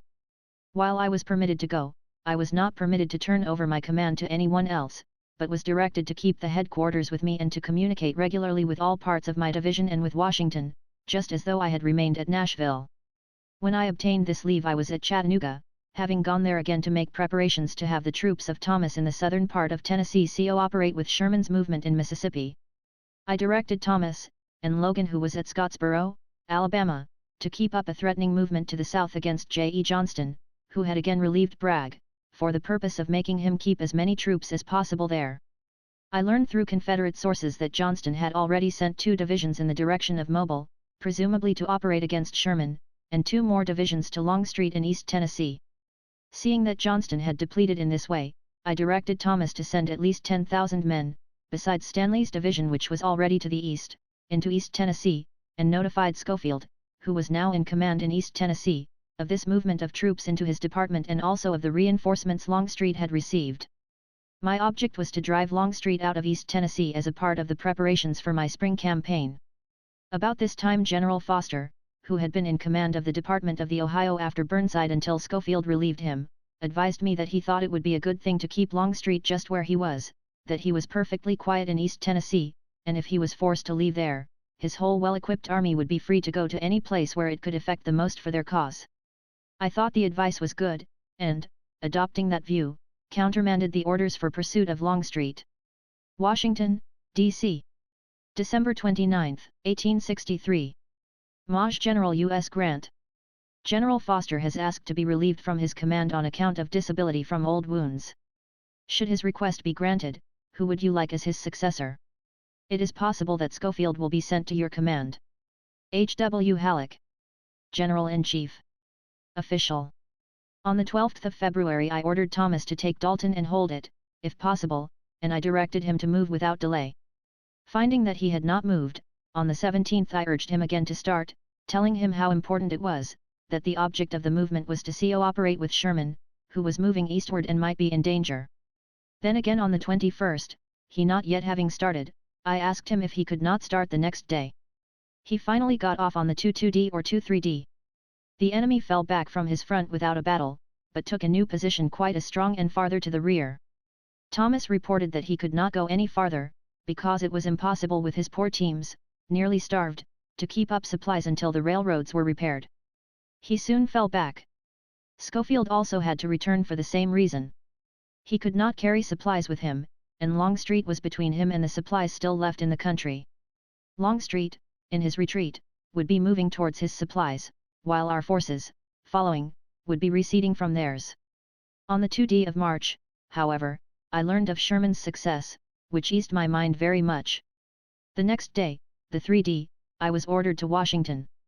The bill restoring the grade of Lieutenant General of the Army had passed through Congress and became a law on the 26th of February. My nomination had been sent to the Senate on the 1st of March and confirmed the next day, the 2d. I was ordered to Washington on the 3d to receive my commission, and started the day following that. The commission was handed to me on the 9th. It was delivered to me at the Executive Mansion by President Lincoln in the presence of his cabinet, my eldest son, those of my staff who were with me and a few other visitors. The President in presenting my commission read from a paper, stating, however, as a preliminary, and prior to the delivery of it, that he had drawn that up on paper, knowing my disinclination to speak in public, and handed me a copy in advance so that I might prepare a few lines of reply. The President said, "General Grant, the nation's appreciation of what you have done, and its reliance upon you for what remains to be done in the existing great struggle, are now presented, with this commission constituting you Lieutenant General in the Army of the United States. With this high honor, devolves upon you, also, a corresponding responsibility. As the country herein trusts you, so, under God, it will sustain you. I scarcely need to add, that, with what I here speak for the nation, goes my own hearty personal concurrence." To this I replied, "Mr. President, I accept the commission, with gratitude for the high honor conferred. With the aid of the noble armies that have fought in so many fields for our common country, it will be my earnest endeavor not to disappoint your expectations. I feel the full weight of the responsibilities now devolving on me, and I know that if they are met, it will be due to those armies, and above all, to the favor of that providence which leads both nations and men." On the 10th I visited the headquarters of the Army of the Potomac at Brandy Station, then returned to Washington, and pushed west at once to make my arrangements for turning over the commands there and giving general directions for the preparations to be made for the spring campaign. It had been my intention before this to remain in the West, even if I was made Lieutenant General, but when I got to Washington and saw the situation it was plain that here was the point for the commanding general to be. No one else could, probably, resist the pressure that would be brought to bear upon him to desist from his own plans and pursue others. I determined, therefore, before I started back to have Sherman advanced to my late position, McPherson to Sherman's in command of the department, and Logan to the command of McPherson's corps. These changes were all made on my recommendation and without hesitation. My commission as Lieutenant General was given to me on the 9th of March, 1864. On the following day, as already stated, I visited General Meade, commanding the Army of the Potomac, at his headquarters at Brandy Station, north of the Rapidan. I had known General Meade slightly in the Mexican War, but had not met him since until this visit. I was a stranger to most of the Army of the Potomac, I might say to all except the officers of the regular army who had served in the Mexican War. There had been some changes ordered in the organization of that army before my promotion. One was the consolidation of 5 corps into 3, thus throwing some officers of rank out of important commands. Meade evidently thought that I might want to make still one more change not yet ordered. He said to me that I might want an officer who had served with me in the West, mentioning Sherman specially, to take his place. If so, he begged me not to hesitate about making the change. He urged that the work before us was of such vast importance to the whole nation that the feeling or wishes of no one person should stand in the way of selecting the right men for all positions. For himself, he would serve to the best of his ability wherever placed. I assured him that I had no thought of substituting anyone for him. As to Sherman, he could not be spared from the West. This incident gave me even a more favorable opinion of Meade than did his great victory at Gettysburg the July before. It is men who wait to be selected, and not those who seek, from whom we may always expect the most efficient service. Meade's position afterwards proved embarrassing to me if not to him. He was commanding an army and, for nearly a year previous to my taking command of all the armies, was in supreme command of the Army of the Potomac, except from the authorities at Washington. All other general officers occupying similar positions were independent in their commands so far as any one present with them was concerned. I tried to make General Meade's position as nearly as possible what it would have been if I had been in Washington or any other place away from his command. I therefore gave all orders for the movements of the Army of the Potomac to Meade to have them executed. To avoid the necessity of having to give orders direct, I established my headquarters near his, unless there were reasons for locating them elsewhere. This sometimes happened, and I had on occasions to give orders direct to the troops affected. On the 11th I returned to Washington and, on the day after, orders were published by the War Department placing me in command of all the armies. I had left Washington the night before to return to my old command in the West and to meet Sherman whom I had telegraphed to join me in Nashville. Sherman assumed command of the Military Division of the Mississippi on the 18th of March, and we left Nashville together for Cincinnati. I had Sherman accompany me that far on my way back to Washington so that we could talk over the matters about which I wanted to see him, without losing any more time from my new command than was necessary. The first point which I wished to discuss was particularly about the cooperation of his command with mine when the spring campaign should commence. There were also other and minor points, minor as compared with the great importance of the question to be decided by sanguinary war, the restoration to duty of officers who had been relieved from important commands, namely McClellan, Burnside, and Fremont in the east, and Buell, McCook, Negley and Crittenden in the west. Sometime in the winter of 1863-64 I had been invited by the General-in-Chief to give my views of the campaign I thought advisable for the command under me, now Sherman's. General J. E. Johnston was defending Atlanta and the interior of Georgia with an army, the largest part of which was stationed at Dalton, about 38 miles south of Chattanooga. Dalton is at the junction of the railroad from Cleveland with the one from Chattanooga to Atlanta. There could have been no difference of opinion as to the first duty of the armies of the Military Division of the Mississippi. Johnston's army was the first objective, and that important railroad center, Atlanta, the second. At the time I wrote General Halleck giving my views of the approaching campaign, and at the time I met General Sherman, it was expected that General Banks would be through with the campaign which he had been ordered upon before my appointment to the command of all the armies, and would be ready to cooperate with the armies east of the Mississippi, his part in the program being to move upon Mobile by land while the Navy would close the harbor and assist to the best of its ability. See Letter to Banks, in General Grant's report, Appendix. The plan therefore was for Sherman to attack Johnston and destroy his army if possible, to capture Atlanta and hold it, and with his troops and those of Banks to hold a line through to Mobile, or at least to hold Atlanta and command the railroad running east and west, and the troops from one or other of the armies to hold important points on the southern road, the only east and west road that would be left in the possession of the enemy. This would cut the Confederacy in two again, as our gaining possession of the Mississippi River had done before. Banks was not ready in time for the part assigned to him, and circumstances that could not be foreseen determined the campaign which was afterwards made, the success and grandeur of which has resounded throughout all lands. In regard to restoring officers who had been relieved from important commands to duty again, I left Sherman to look after those who had been removed in the West while I looked out for the rest. I directed, however, that he should make no assignment until I could speak to the Secretary of War about the matter. I shortly after recommended to the Secretary the assignment of General Buell to duty. I received the assurance that duty would be offered to him, and afterwards the Secretary told me that he had offered Buell an assignment and that the latter had declined it, saying that it would be degradation to accept the assignment offered. I understood afterwards that he refused to serve under either Sherman or Canby because he had ranked them both. Both graduated before him and ranked him in the old army. Sherman ranked him as a brigadier general. All of them ranked me in the old army, and Sherman and Buell did as brigadiers. The worst excuse a soldier can make for declining service is that he once ranked the commander he is ordered to report to. On the 2-3 of March I was back in Washington, and on the 26th took up my headquarters at Culpeper Courthouse, a few miles south of the headquarters of the Army of the Potomac.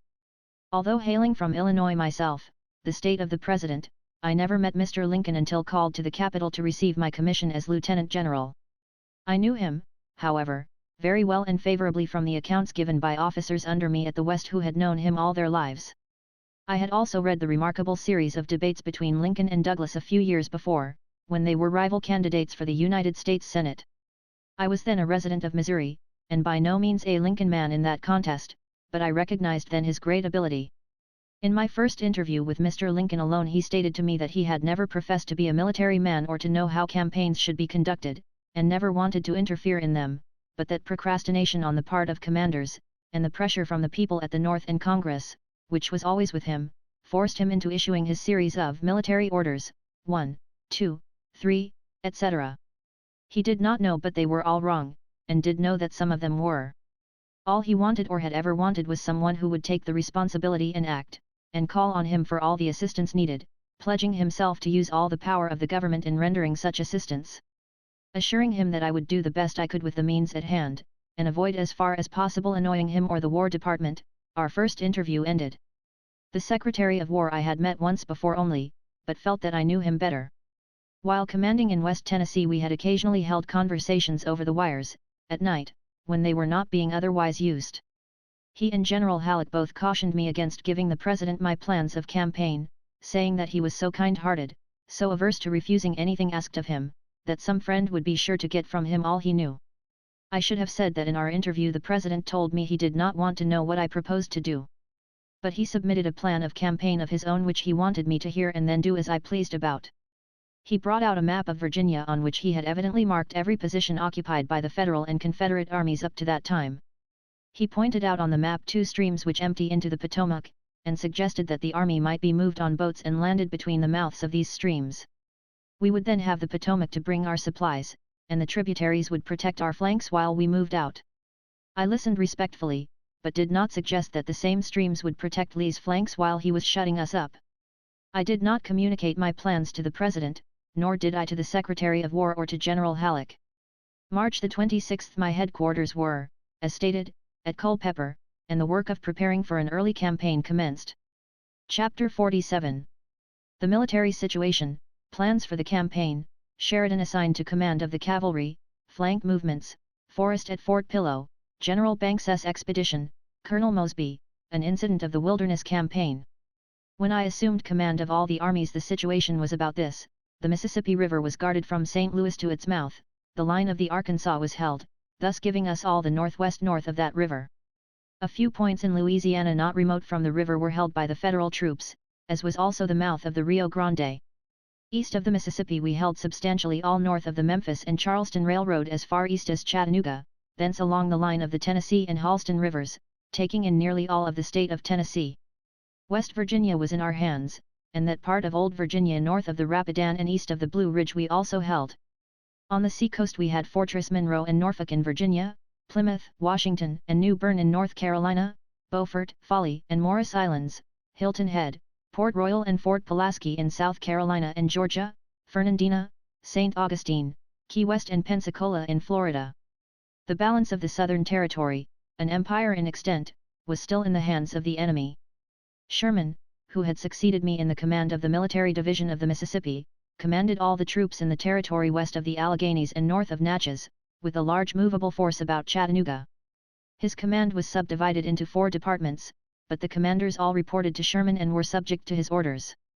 This arrangement, however, ensured the better protection of all lines of communication through the acquired territory, for the reason that these different department commanders could act promptly in case of a sudden or unexpected raid within their respective jurisdictions without awaiting the orders of the division commander.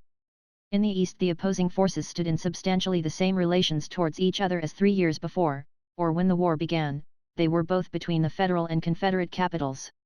It is true, footholds had been secured by us on the seacoast, in Virginia and North Carolina, but, beyond that, no substantial advantage had been gained by either side. Battles had been fought of as great severity as had ever been known in war, over ground from the James River and Chickahominy near Richmond to Gettysburg and Chambersburg, in Pennsylvania, with indecisive results, sometimes favorable to the National Army, sometimes to the Confederate Army, but in every instance, I believe, claimed as victories for the South by the Southern press if not by the Southern generals. The Northern press, as a whole, did not discourage these claims, a portion of it always magnified rebel success and belittled ours, while another portion, most sincerely earnest in their desire for the preservation of the Union and the overwhelming success of the Federal armies, would nevertheless generally express dissatisfaction with whatever victories were gained because they were not more complete. That portion of the Army of the Potomac not engaged in guarding lines of communication was on the northern bank of the Rapidan. The Army of Northern Virginia confronting it on the opposite bank of the same river, was strongly entrenched and commanded by the acknowledged ablest general in the Confederate Army.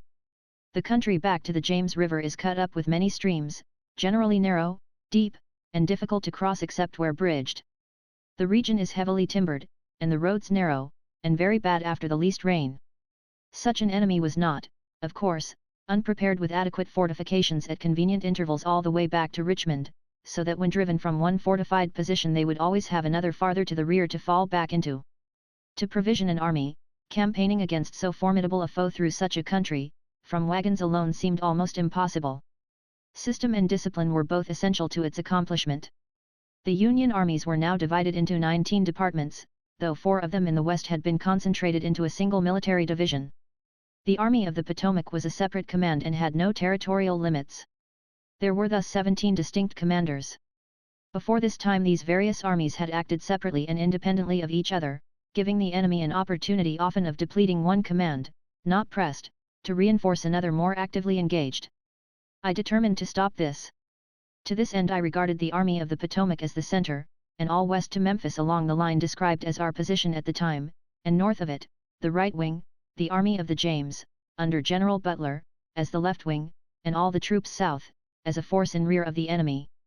Some of these latter were occupying positions from which they could not render service proportionate to their numerical strength. All such were depleted to the minimum necessary to hold their positions as a guard against blockade runners. Where they could not do this, their positions were abandoned altogether. In this way 10,000 men were added to the Army of the James from South Carolina alone, with General Gillmore in command. It was not contemplated that General Gillmore should leave his department, but as most of his troops were taken, presumably for active service, he asked to accompany them and was permitted to do so. Officers and soldiers on furlough, of whom there were many thousands, were ordered to their proper commands. Concentration was the order of the day, and to have it accomplished in time to advance at the earliest moment the roads would permit was the problem. As a reinforcement to the Army of the Potomac, or to act in support of it, the 9th Army Corps, over 20,000 strong, under General Burnside, had been rendezvoused at Annapolis, Maryland. This was an admirable position for such a reinforcement. The corps could be brought at the last moment as a reinforcement to the Army of the Potomac, or it could be thrown on the seacoast, south of Norfolk, in Virginia or North Carolina, to operate against Richmond from that direction.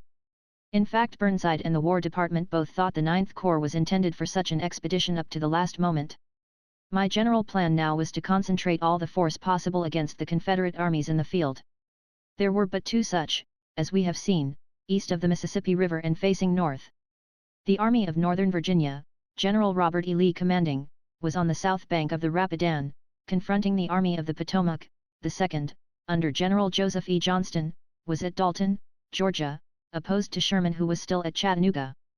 Beside these main armies the Confederates had to guard the Shenandoah Valley, a great storehouse to feed their armies from, and their line of communications from Richmond to Tennessee. Forrest, a brave and intrepid cavalry general, was in the west with a large force, making a larger command necessary to hold what we had gained in Middle and West Tennessee. We could not abandon any territory north of the line held by the enemy because it would lay the northern states open to invasion. But as the Army of the Potomac was the principal garrison for the protection of Washington even while it was moving on Lee, so all the forces to the west, and the Army of the James, guarded their special trusts when advancing from them as well as when remaining at them. Better indeed, for they forced the enemy to guard his own lines and resources at a greater distance from ours, and with a greater force. Little expeditions could not so well be sent out to destroy a bridge or tear up a few miles of railroad track, burn a storehouse, or inflict other little annoyances. Accordingly I arranged for a simultaneous movement all along the line. Sherman was to move from Chattanooga, Johnston's army and Atlanta being his objective points. Crook, commanding in West Virginia, was to move from the mouth of the Gauley River with a cavalry force and some artillery, the Virginia and Tennessee Railroad to be his objective. Either the enemy would have to keep a large force to protect their communications, or see them destroyed and a large amount of forage and provision, which they so much needed, fall into our hands. Sigel was in command in the Valley of Virginia. He was to advance up the valley, covering the north from an invasion through that channel as well while advancing as by remaining near Harper's Ferry. Every mile he advanced also gave us possession of stores on which Lee relied. Butler was to advance by the James River, having Richmond and Petersburg as his objective. Private and Confidential. Headquarters Armies of the United States, Washington, D.C. April 4, 1864. Major General W. T. Sherman. Commanding Military Division of the Mississippi. General, it is my design, if the enemy keep quiet and allow me to take the initiative in the spring campaign, to work all parts of the army together, and somewhat towards a common center. For your information I now write you my program, as at present determined upon. I have sent orders to Banks, by private messenger, to finish up his present expedition against Shreveport with all dispatch, to turn over the defense of Red River to General Steele and the Navy and to return your troops to you and his own to New Orleans, to abandon all of Texas, except the Rio Grande, and to hold that with not to exceed 4,000 men, to reduce the number of troops on the Mississippi to the lowest number necessary to hold it, and to collect from his command not less than 25,000 men. To this I will add 5,000 men from Missouri. With this force he is to commence operations against Mobile as soon as he can. It will be impossible for him to commence too early. Gillmore joins Butler with 10,000 men, and the two operate against Richmond from the south side of the James River. This will give Butler 33,000 men to operate with, W.F. Smith commanding the right wing of his forces and Gilmore the left wing. I will stay with the Army of the Potomac, increased by Burnside's corps of not less than 25,000 effective men, and operate directly against Lee's army, wherever it may be found. Sigel collects all his available force in 2 columns, one, under Ord and Averill, to start from Beverly, Virginia, and the other, under Crook, to start from Charleston on the Kanawha, to move against the Virginia and Tennessee Railroad. Crook will have all cavalry, and will endeavor to get in about Saltville, and move east from there to join Ord. His force will be all cavalry, while Ord will have from 10 to 12,000 men of all arms. I propose to move against Johnston's army, to break it up and to get into the interior of the enemy's country as far as you can, inflicting all the damage you can against their war resources. I do not propose to lay down for you a plan of campaign, but simply lay down the work it is desirable to have done and leave you free to execute it in your own way. Submit to me, however, as early as you can, your plan of operations. As stated, Banks is ordered to commence operations as soon as he can. Gilmore is ordered to report at Fortress Monroe by the 18th INST, or as soon thereafter as practicable. Sigel is concentrating now. None will move from their places of rendezvous until I direct, except Banks. I want to be ready to move by the 25th INST, if possible. But all I can now direct is that you get ready as soon as possible. I know you will have difficulties to encounter in getting through the mountains to where supplies are abundant, but I believe you will accomplish it. From the expedition from the Department of West Virginia I do not calculate on very great results, but it is the only way I can take troops from there. With the long line of railroad Sigel has to protect, he can spare no troops except to move directly to his front. In this way he must get through to inflict great damage on the enemy, or the enemy must detach from one of his armies a large force to prevent it. In other words, if Sigel can't skin himself he can hold a leg while someone else skins. I am, General, very respectfully, your obedient servant. U.S. Grant. Lieutenant General. Before the advance commenced I visited Butler at Fort Monroe.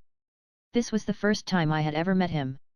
Before giving him any order as to the part he was to play in the approaching campaign I invited his views.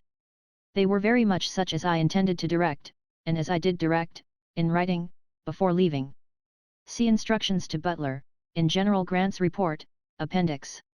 General W.F. Smith, who had been promoted to the rank of Major General shortly after the Battle of Chattanooga on my recommendation, had not yet been confirmed. I found a decided prejudice against his confirmation by a majority of the Senate, but I insisted that his services had been such that he should be rewarded. My wishes were now reluctantly complied with, and I assigned him to the command of one of the corps under General Butler. I was not long in finding out that the objections to Smith's promotion were well founded. In one of my early interviews with the President I expressed my dissatisfaction with the little that had been accomplished by the cavalry so far in the war, and the belief that it was capable of accomplishing much more than it had done if under a thorough leader. I said I wanted the very best man in the army for that command. Halleck was present and spoke up, saying, "How would Sheridan do?" I replied, "The very man I want." The President said I could have anybody I wanted. Sheridan was telegraphed for that day, and on his arrival was assigned to the command of the Cavalry Corps with the Army of the Potomac. This relieved General Alfred Pleasanton. It was not a reflection on that officer, however, for I did not know but that he had been as efficient as any other cavalry commander. Banks in the Department of the Gulf was ordered to assemble all the troops he had at New Orleans in time to join in the general move, Mobile to be his objective. At this time I was not entirely decided as to whether I should move the Army of the Potomac by the right flank of the enemy, or by his left. Infield, Culpeper Ch. Va. April 9, 1864. Maj. General Geo.G. Meade. Com. DG Army of the Potomac. For information and as instruction to govern your preparations for the coming campaign, the following is communicated confidentially for your own perusal alone. So far as practicable all the armies are to move together, and towards one common center. Banks has been instructed to turn over the guarding of the Red River to General Steele and the Navy, to abandon Texas with the exception of the Rio Grande, and to concentrate all the force he can, not less than 25,000 men, to move on Mobile. This he is to do without reference to other movements. From the scattered condition of his command, however, he cannot possibly get it together to leave New Orleans before the 1st of May, if so soon. Sherman will move at the same time you do, or 2 or 3 days in advance, Joe. Johnston's army being his objective point, and the heart of Georgia his ultimate aim. If successful, he will secure the line from Chattanooga to Mobile with the aid of Banks. Sigel cannot spare troops from his army to reinforce either of the great armies, but he can aid them by moving directly to his front. This he has been directed to do, and is now making preparations for it. 2 columns of his command will make south at the same time with the general move, one from Beverly, from 10 to 12,000 strong, under Major General Ord, the other from Charleston, Virginia, principally cavalry, under Brig General Crook. The former of these will endeavor to reach the Tennessee and Virginia Railroad, about south of Covington, and if found practicable will work eastward to Lynchburg and return to its base by way of the Shenandoah Valley, or join you. The other will strike at Saltville, Virginia, and come eastward to join Ord. The cavalry from Ord's command will try tributaries which would furnish us an easy line over which to bring all supplies to within easy hauling distance of every position the army could occupy from the Rapidan to the James River. But Lee could, if he chose, detach or move his whole army north on a line rather interior to the one I would have to take in following. A movement by his left, our right, would obviate this, but all that was done would have to be done with the supplies and ammunition we started with. All idea of adopting this latter plan was abandoned when the limited quantity of supplies possible to take with us was considered. The country over which we would have to pass was so exhausted of all food or forage that we would be obliged to carry everything with us. While these preparations were going on, the enemy was not entirely idle. In the West, Forrest made a raid in West Tennessee up to the northern border, capturing the garrison of 400 or 500 men at Union City, and followed it up by an attack on Paducah, Kentucky, on the banks of the Ohio. While he was able to enter the city, he failed to capture the forts or any part of the garrison. On the first intelligence of Forrest's raid, I telegraphed Sherman to send all his cavalry against him, and not to let him get out of the trap he had put himself into. Sherman had anticipated me by sending troops against him before he got my order. Forrest, however, fell back rapidly, and attacked the troops at Fort Pillow, a station for the protection of the navigation of the Mississippi River. The garrison to force a passage southward, if they are successful in reaching the Virginia and Tennessee Railroad, to cut the main lines of the road connecting Richmond with all the South and Southwest. Gilmore will join Butler with about 10,000 men from South Carolina. Butler can reduce his garrison so as to take 23,000 men into the field directly to his front. The force will be commanded by Major General W. F. Smith. With Smith and Gilmore, Butler will seize City Point, and operate against Richmond from the south side of the river. His movement will be simultaneous with yours. Lee's army will be your objective point. Wherever Lee goes, there you will go also. The only point upon which I am now in doubt is, whether it will be better to cross the Rapidan above or below him. Each plan presents great advantages over the other with corresponding objections. By crossing above, Lee is cut off from all chance of ignoring Richmond and going north on a raid. But if we take this route, all we do must be done whilst the rations we start with hold out. We separate from Butler so that he cannot be directed how to cooperate. By the other route, Brandy Station can be used as a base of supplies until another is secured on the York or James rivers. These advantages and objections I will talk over with you more fully than I can write them. Burnside with a force of probably 25,000 men will reinforce you. Immediately upon his arrival, which will be shortly after the 20th INST, I will give him the defense of the road from Bull Run as far south as we wish to hold it. This will enable you to collect all your strength about Brandy Station and to the front. There will be naval cooperation on the James River, and transports and ferries will be provided so that should Lee fall back into his entrenchments at Richmond, Butler's force and yours will be a unit, or at least can be made to act as such. What I would direct then, is that you commence at once reducing baggage to the very lowest possible standard. 2 wagons to a regiment of 500 men is the greatest number that should be allowed, for all baggage, exclusive of subsistence stores and ordnance stores. 1 wagon to brigade and 1 to division headquarters is sufficient, and about 2 to corps headquarters. Should by Lee's right flank be our route, you will want to make arrangements for having supplies of all sorts promptly forwarded to White House on the Pamunkey. Your estimates for this contingency should be made at once. If not wanted there is every probability they will be wanted on the James River or elsewhere. If Lee's left is turned, large provision will have to be made for ordnance stores. I would say not much short of 500 rounds of infantry ammunition would do. By the other, half the amount would be sufficient. U.S. Grant. Lieutenant General. Each plan presented advantages. If by his right, my left, the Potomac, Chesapeake Bay, and tributaries would furnish us an easy hauling distance of every position the army could occupy from the Rapidan to the James River. But Lee could, if he chose, detach or move his whole army north on a line rather interior to the one I would have to take in following. A movement by his left, our right, would obviate this, but all that was done would have to be done with the supplies and ammunition we started with. All idea of adopting this latter plan was abandoned when the limited quantity of supplies possible to take with us was considered. The country over which we would have to pass was so exhausted of all food or forage that we would be obliged to carry everything with us. While these preparations were going on, the enemy was not entirely idle. In the West Forest made a raid in West Tennessee up to the northern border, capturing the garrison of 400 or 500 men at Union City, and followed it up by an attack on Paducah, Kentucky, on the banks of the Ohio. While he was able to enter the city, he failed to capture the forts or any part of the garrison. On the first intelligence of Forrest's raid, I telegraphed Sherman to send all his cavalry against him, and not to let him get out of the trap he had put himself into. Sherman had anticipated me by sending troops against him before he got my order. Forrest, however, fell back rapidly, and attacked the troops at Fort Pillow, a station for the protection of the navigation of the Mississippi River. The garrison consisted of a regiment of colored troops, infantry, and a detachment of Tennessee cavalry. These troops fought bravely, but were overpowered. I will leave Forrest in his dispatches to tell what he did with them. The river was dyed, he says, with the blood of the slaughtered for 200 yards. The approximate loss was upward of 500 killed, but few of the officers escaping. My loss was about 20 killed. It is hoped that these facts will demonstrate to the Northern people that Negro soldiers cannot cope with Southerners. Subsequently, Forrest made a report in which he left out the part which shocks humanity to read. At the East, also, the rebels were busy. I had said to Halleck that Plymouth and Washington, North Carolina, were unnecessary to hold.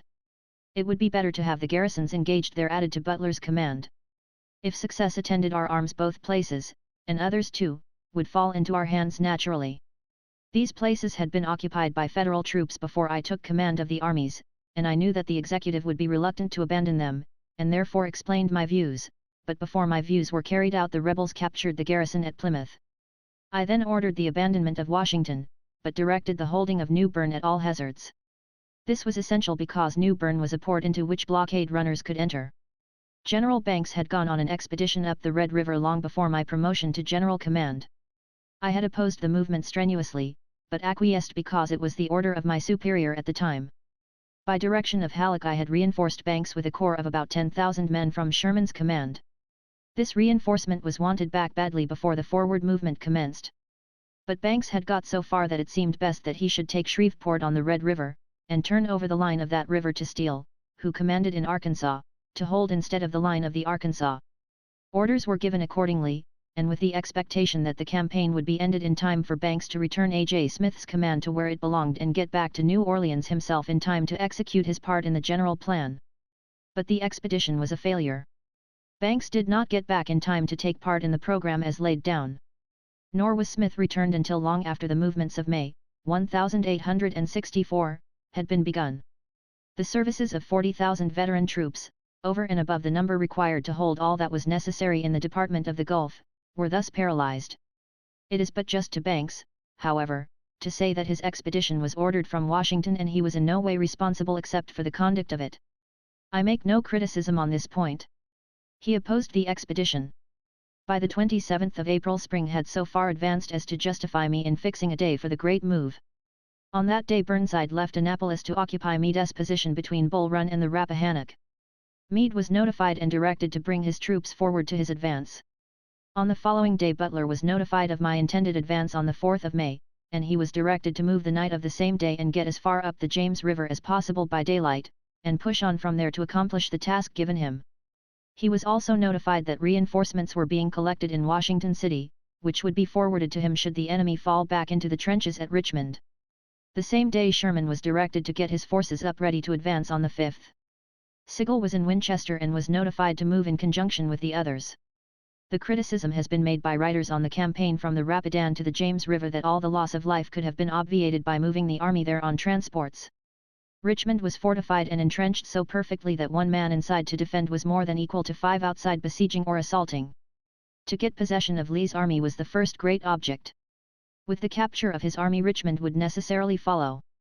It was better to fight him outside of his stronghold than in it. If the Army of the Potomac had been moved bodily to the James River by water, Lee could have moved a part of his forces back to Richmond, called Beauregard from the south to reinforce it, and with the balance moved on to Washington. Then, too, I ordered a move, simultaneous with that of the Army of the Potomac, up the James River by a formidable army already collected at the mouth of the river. While my headquarters were at Culpeper, from the 26th of March to the 4th of May, I generally visited Washington once a week to confer with the Secretary of War and President. On the last occasion, a few days before moving, a circumstance occurred which came near postponing my part in the campaign altogether. Colonel John S. Mosby had for a long time been commanding a partisan corps, or regiment, which operated in the rear of the Army of the Potomac. On my return to the field on this occasion, as the train approached Warrenton Junction, a heavy cloud of dust was seen to the east of the road as if made by a body of cavalry on a charge. Arriving at the junction, the train was stopped and inquiries made as to the cause of the dust. There was but one man at the station, and he informed us that Mosby had crossed a few minutes before at full speed in pursuit of Federal cavalry. Had he seen our train coming, no doubt he would have let his prisoners escape to capture the train. I was on a special train, if I remember correctly, without any guard. Since the close of the war I have come to know Colonel Mosby personally, and somewhat intimately. He is a different man entirely from what I had supposed. He is slender, not tall, wiry, and looks as if he could endure any amount of physical exercise. He is able, and thoroughly honest and truthful. There were probably but few men in the South who could have commanded successfully a separate detachment in the rear of an opposing army, and so near the border of hostilities, as long as he did without losing his entire command. On this same visit to Washington I had my last interview with the President before reaching the James River. He had of course become acquainted with the fact that a general movement had been ordered all along the line, and seemed to think it a new feature in war. I explained to him that it was necessary to have a great number of troops to guard and hold the territory we had captured, and to prevent incursions into the northern states. These troops could perform this service just as well by advancing as by remaining still, and by advancing they would compel the enemy to keep detachments to hold them back, or else lay his own territory open to invasion. His answer was, "Oh, yes. I see that. As we say out west, if a man can't skin he must hold a leg while somebody else does." There was a certain incident connected with the Wilderness Campaign of which it may not be out of place to speak, and to avoid a digression further on I will mention it here. A few days before my departure from Culpeper the Honorable E. B. Washburn visited me there, and remained with my headquarters for some distance south, through the battle in the Wilderness and, I think, to Spotsylvania. He was accompanied by a Mr. Swinton, whom he presented as a literary gentleman who wished to accompany the army with a view of writing a history of the war when it was over. He assured me, and I have no doubt Swinton gave him the assurance, that he was not present as a correspondent of the press. I expressed an entire willingness to have him, Swinton, accompany the army, and would have allowed him to do so as a correspondent, restricted, however, in the character of the information he could give. We received Richmond papers with about as much regularity as if there had been no war, and knew that our papers were received with equal regularity by the Confederates. It was desirable, therefore, that correspondents should not be privileged spies of the enemy within our lines. Probably Mr. Swinton expected to be an invited guest at my headquarters, and was disappointed that he was not asked to become so. At all events he was not invited, and soon I found that he was corresponding with some paper, I have now forgotten which one, thus violating his word either expressed or implied. He knew of the assurance Washburn had given as to the character of his mission. I never saw the man from the day of our introduction to the present that I recollect. He accompanied us, however, for a time at least. The second night after crossing the Rapidan, the night of the 5th of May, Colonel W. R. Rowley, of my staff, was acting as night officer at my headquarters. A short time before midnight I gave him verbal instructions for the night. 3 days later I read in a Richmond paper a verbatim report of these instructions. A few nights still later, after the first, and possibly after the second, day's fighting in the Wilderness, General Meade came to my tent for consultation, bringing with him some of his staff officers. Both his staff and mine retired to the campfire some yards in front of the tent, thinking our conversation should be private. There was a stump a little to one side, and between the front of the tent and campfire. One of my staff, Colonel T.S. Bowers, saw what he took to be a man seated on the ground and leaning against the stump, listening to the conversation between Meade and myself. He called the attention of Colonel Rowley to it. The latter immediately took the man by the shoulder and asked him, in language more forcible than polite, what he was doing there.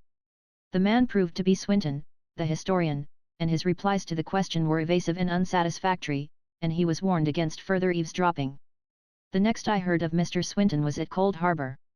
General Meade came to my headquarters saying that General Burnside had arrested Swinton, who at some previous time had given great offence, and had ordered him to be shot that afternoon.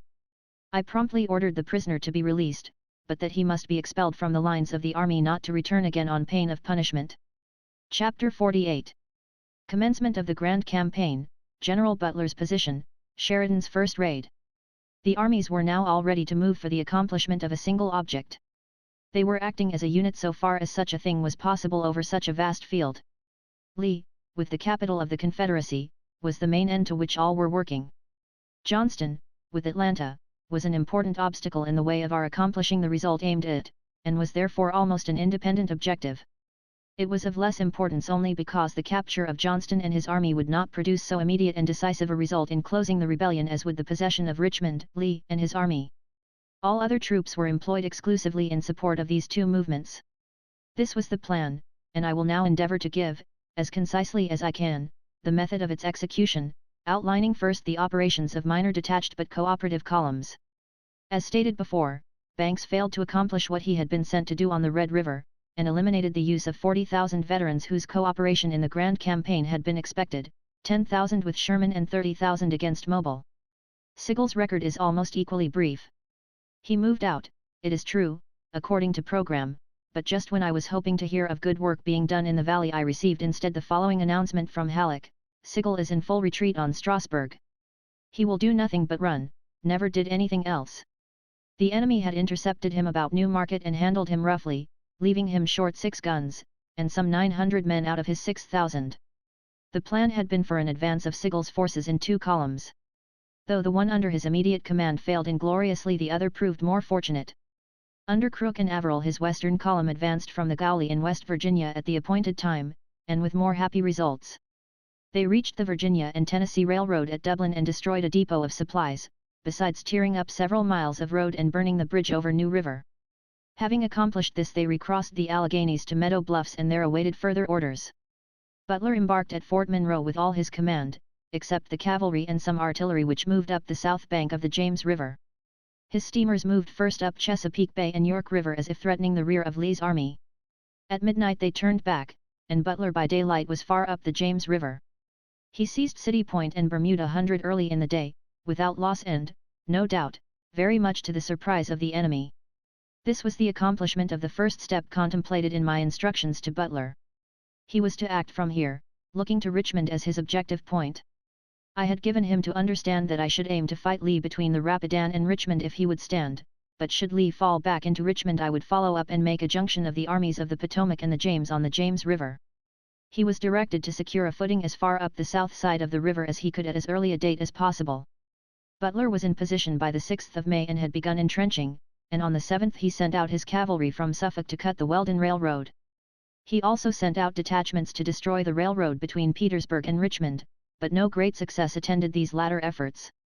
He made no great effort to establish himself on that road and neglected to attack Petersburg, which was almost defenseless. About the 11th he advanced slowly until he reached the works at Drury's Bluff, about halfway between Bermuda Hundred and Richmond. In the meantime Beauregard had been gathering reinforcements. On the 16th he attacked Butler with great vigor, and with such success as to limit very materially the further usefulness of the Army of the James as a distinct factor in the campaign. I afterward ordered a portion of it to join the Army of the Potomac, leaving a sufficient force with Butler to man his works, hold securely the footing he had already gained and maintain a threatening front toward the rear of the Confederate capital. The position which General Butler had chosen between the 2 rivers, the James and Appomattox, was one of great natural strength, one where a large area of ground might be thoroughly enclosed by means of a single entrenched line, and that a very short one in comparison with the extent of territory which it thoroughly protected. His right was protected by the James River, his left by the Appomattox, and his rear by their junction, the 2 streams uniting nearby. The bends of the 2 streams shortened the line that had been chosen for entrenchments, while it increased the area which the line enclosed. Previous to ordering any troops from Butler I sent my chief engineer, General Barnard, from the Army of the Potomac to that of the James to inspect Butler's position and ascertain whether I could again safely make an order for General Butler's movement in cooperation with mine, now that I was getting so near Richmond, or, if I could not, whether his position was strong enough to justify me in withdrawing some of his troops and having them brought round by water to White House to join me and reinforce the Army of the Potomac. General Barnard reported the position very strong for defensive purposes, and that I could do the latter with great security, but that General Butler could not move from where he was, in cooperation, to produce any effect. He said that the general occupied a place between the James and Appomattox rivers which was of great strength, and where with an inferior force he could hold it for an indefinite length of time against a superior, but that he could do nothing offensively. I then asked him why Butler could not move out from his lines and push across the Richmond and Petersburg Railroad to the rear and on the south side of Richmond. He replied that it was impracticable, because the enemy had substantially the same line across the neck of land that General Butler had. He then took out his pencil and drew a sketch of the locality, remarking that the position was like a bottle and that Butler's line of entrenchments across the neck represented the cork, that the enemy had built an equally strong line immediately in front of him across the neck, and it was therefore as if Butler was in a bottle. He was perfectly safe against an attack, but, as Barnard expressed it, the enemy had corked the bottle and with a small force could hold the cork in its place. This struck me as being very expressive of his position, particularly when I saw the hasty sketch which General Barnard had drawn, and in making my subsequent report I used that expression without adding quotation marks, never thinking that anything had been said that would attract attention, as this did, very much to the annoyance, no doubt, of General Butler and, I know, very much to my own. I found afterwards that this was mentioned in the notes of General Badeau's book, which, when they were shown to me, I asked to have stricken out, yet it was retained there, though against my wishes.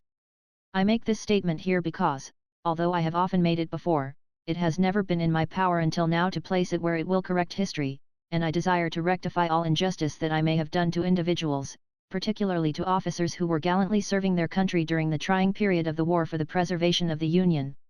General Butler certainly gave his very earnest support to the war, and he gave his own best efforts personally to the suppression of the rebellion. The further operations of the Army of the James can best be treated of in connection with those of the Army of the Potomac, the two being so intimately associated and connected as to be substantially one body in which the individuality of the supporting wing is merged. Before giving the reader a summary of Sherman's great Atlanta campaign, which must conclude my description of the various cooperative movements preparatory to proceeding with that of the operations of the center, I will briefly mention Sheridan's first raid upon Lee's communications which, though an incident of the operations on the main line and not specifically marked out in the original plan, attained in its brilliant execution and results all the proportions of an independent campaign. By thus anticipating, in point of time, I will be able to more perfectly observe the continuity of events occurring in my immediate front when I shall have undertaken to describe our advance from the Rapidan. On the 8th of May, just after the Battle of the Wilderness and when we were moving on Spotsylvania, I directed Sheridan verbally to cut loose from the Army of the Potomac, pass around the left of Lee's army and attack his cavalry, to cut the two roads, one running west through Gordonsville, Charlottesville, and Lynchburg, the other to Richmond, and, when compelled to do so for want of forage and rations, to move on to the James River and draw these from Butler's supplies. This move took him past the entire rear of Lee's army. These orders were also given in writing through Meade. The object of this move was threefold. First, if successfully executed, and it was, he would annoy the enemy by cutting his line of supplies and telegraphic communications, and destroy or get for his own use supplies in store in the rear and coming up. Second, he would draw the enemy's cavalry after him, and thus better protect our flanks, rear and trains than by remaining with the army. Third, his absence would save the trains drawing his forage and other supplies from Fredericksburg, which had now become our base. He started at daylight the next morning, and accomplished more than was expected. It was 16 days before he got back to the Army of the Potomac. The course Sheridan took was directly to Richmond. Before night Stuart, commanding the Confederate cavalry, came on to the rear of his command. But the advance kept on, crossed the North Anna, and at Beaver Dam, a station on the Virginia Central Railroad, recaptured 400 Union prisoners on their way to Richmond, destroyed the road and used and destroyed a large amount of subsistence and medical stores. Stuart, seeing that our cavalry was pushing towards Richmond, abandoned the pursuit on the morning of the 10th and, by a detour and an exhausting march, interposed between Sheridan and Richmond at Yellow Tavern, only about 6 miles north of the city. Sheridan destroyed the railroad and more supplies at Ashland, and on the 11th arrived in Stuart's front. A severe engagement ensued in which the losses were heavy on both sides, but the rebels were beaten, their leader mortally wounded, and some guns and many prisoners were captured. Sheridan passed through the outer defences of Richmond, and could, no doubt, have passed through the inner ones. But having no supports near he could not have remained. After caring for his wounded he struck for the James River below the city, to communicate with Butler and to rest his men and horses as well as to get food and forage for them. He moved first between the Chickahominy and the James, but in the morning, the 12th, he was stopped by batteries at Mechanicsville. He then turned to cross to the north side of the Chickahominy by Meadow Bridge. He found this barred, and the defeated Confederate cavalry, reorganized, occupying the opposite side. The panic created by his first entrance within the outer works of Richmond having subsided, troops were sent out to attack his rear. He was now in a perilous position, one from which but few generals could have extricated themselves. The defenses of Richmond, manned, were to the right, the Chickahominy was to the left with no bridge remaining and the opposite bank guarded, to the rear was a force from Richmond. This force was attacked and beaten by Wilson's and Gregg's divisions, while Sheridan turned to the left with the remaining division and hastily built a bridge over the Chickahominy under the fire of the enemy, forced a crossing and soon dispersed the Confederates he found there. The enemy was held back from the stream by the fire of the troops not engaged in bridge building. On the 13th Sheridan was at Bottom's Bridge, over the Chickahominy. On the 14th he crossed this stream and on that day went into camp on the James River at Haxall's Landing. He at once put himself into communication with General Butler, who directed all the supplies he wanted to be furnished. Sheridan had left the Army of the Potomac at Spotsylvania, but did not know where either this or Lee's army was now. Great caution therefore had to be exercised in getting back. On the 17th, after resting his command for 3 days, he started on his return. He moved by the way of White House. The bridge over the Pamunkey had been burned by the enemy, but a new one was speedily improvised and the cavalry crossed over it. On the 2-2d he was at Aylitz on the Mattapony, where he learned the position of the two armies. On the 24th he joined us on the march from North Anna to Cold Harbor, in the vicinity of Chesterfield.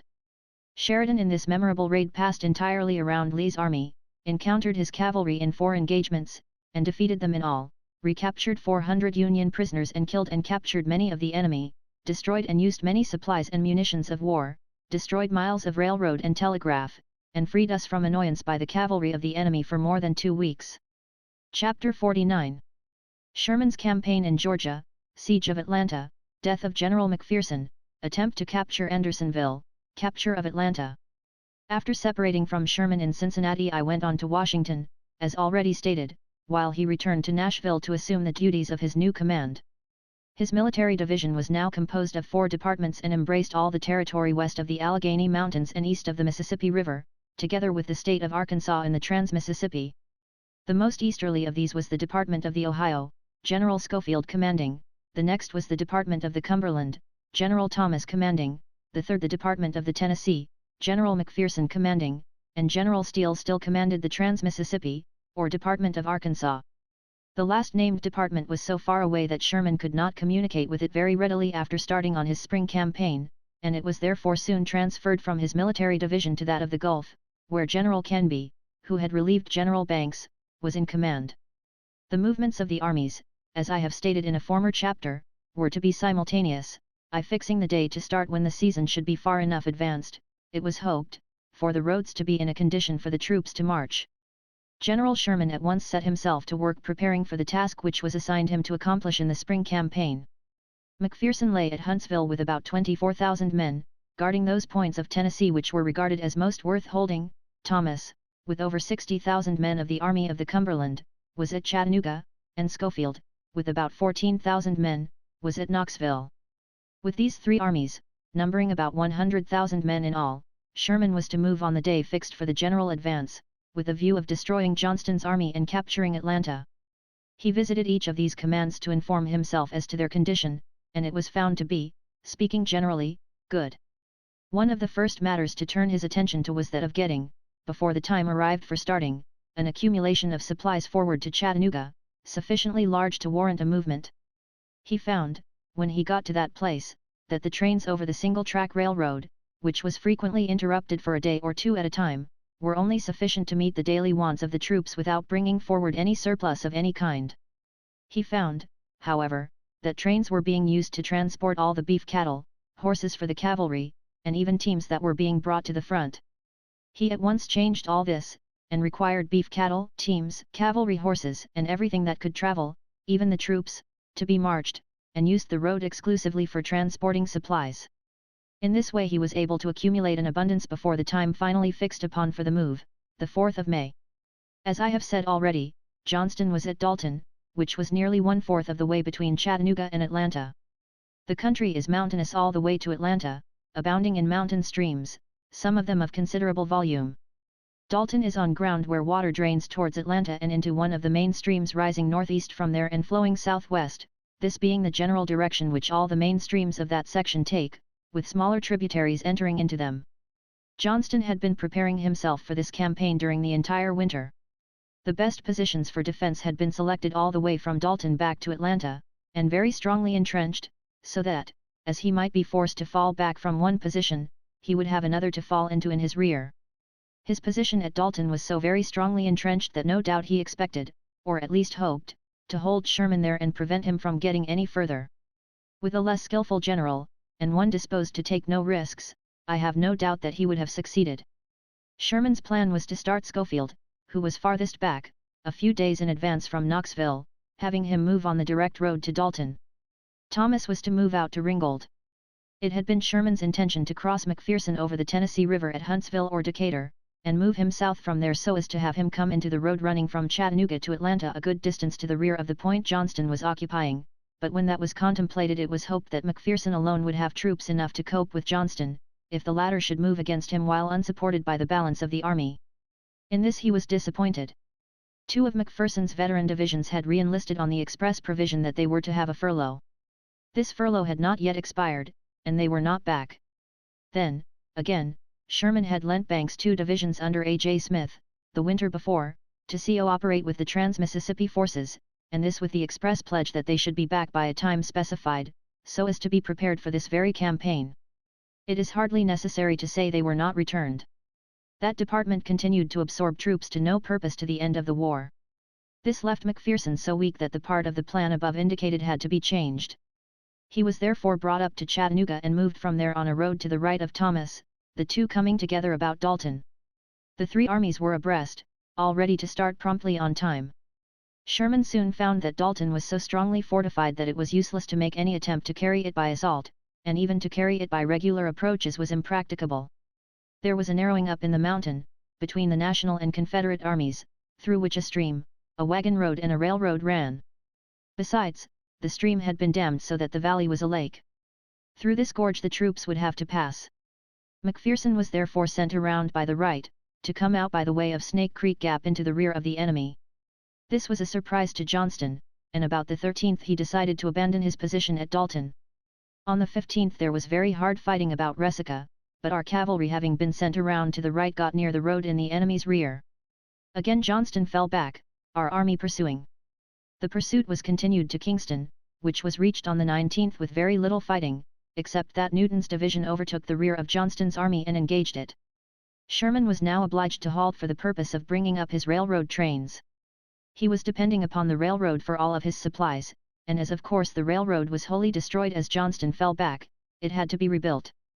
This work was pushed forward night and day, and caused much less delay than most persons would naturally expect in a mountainous country where there were so many bridges to be rebuilt. The campaign to Atlanta was managed with the most consummate skill, the enemy being flanked out of one position after another all the way there. It is true this was not accomplished without a good deal of fighting, some of it very hard fighting, rising to the dignity of very important battles, neither were single positions gained in a day. On the contrary, weeks were spent at some, and about Atlanta more than a month was consumed. It was the 2-3d of May before the road was finished up to the rear of Sherman's army and the pursuit renewed. This pursuit brought him up to the vicinity of Allatoona. This place was very strongly entrenched, and naturally a very defensible position. An assault upon it was not thought of, but preparations were made to flank the enemy out of it. This was done by sending a large force around our right, by the way of Dallas, to reach the rear of the enemy. Before reaching there, however, they found the enemy fortified in their way, and there resulted hard fighting for about a week at a place called New Hope Church. On the left our troops also were fortified, and as close up to the enemy as they could get. They kept working still farther around to the left toward the railroad. This was the case more particularly with the cavalry. By the 4th of June Johnston found that he was being hemmed in so rapidly that he drew off and Allatoona was left in our possession. Allatoona, being an important place, was strongly entrenched for occupation by our troops before advancing farther, and made a secondary base of supplies. The railroad was finished up to that point, the entrenchments completed, storehouses provided for food, and the army got in readiness for a further advance. The rains, however, were falling in such torrents that it was impossible to move the army by the side roads which they would have to move upon in order to turn Johnston out of his new position. While Sherman's army lay here, General F. P. Blair returned to it, bringing with him the 2 divisions of veterans who had been on furlough. Johnston had fallen back to Marietta and Kennesaw Mountain, where strong entrenchments awaited him.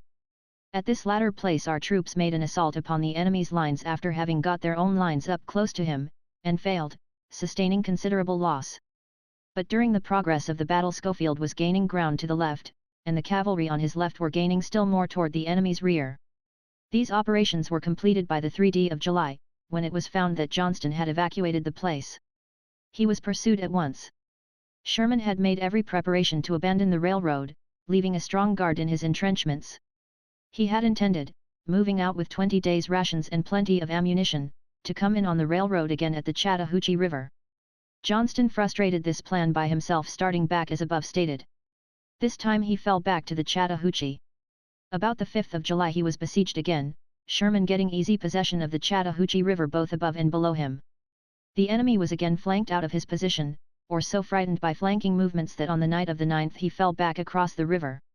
Here Johnston made a stand until the 17th, when Sherman's old tactics prevailed again and the final movement toward Atlanta began. Johnston was now relieved of the command, and Hood superseded him. Johnston's tactics in this campaign do not seem to have met with much favor, either in the eyes of the administration at Richmond, or of the people of that section of the South in which he was commanding.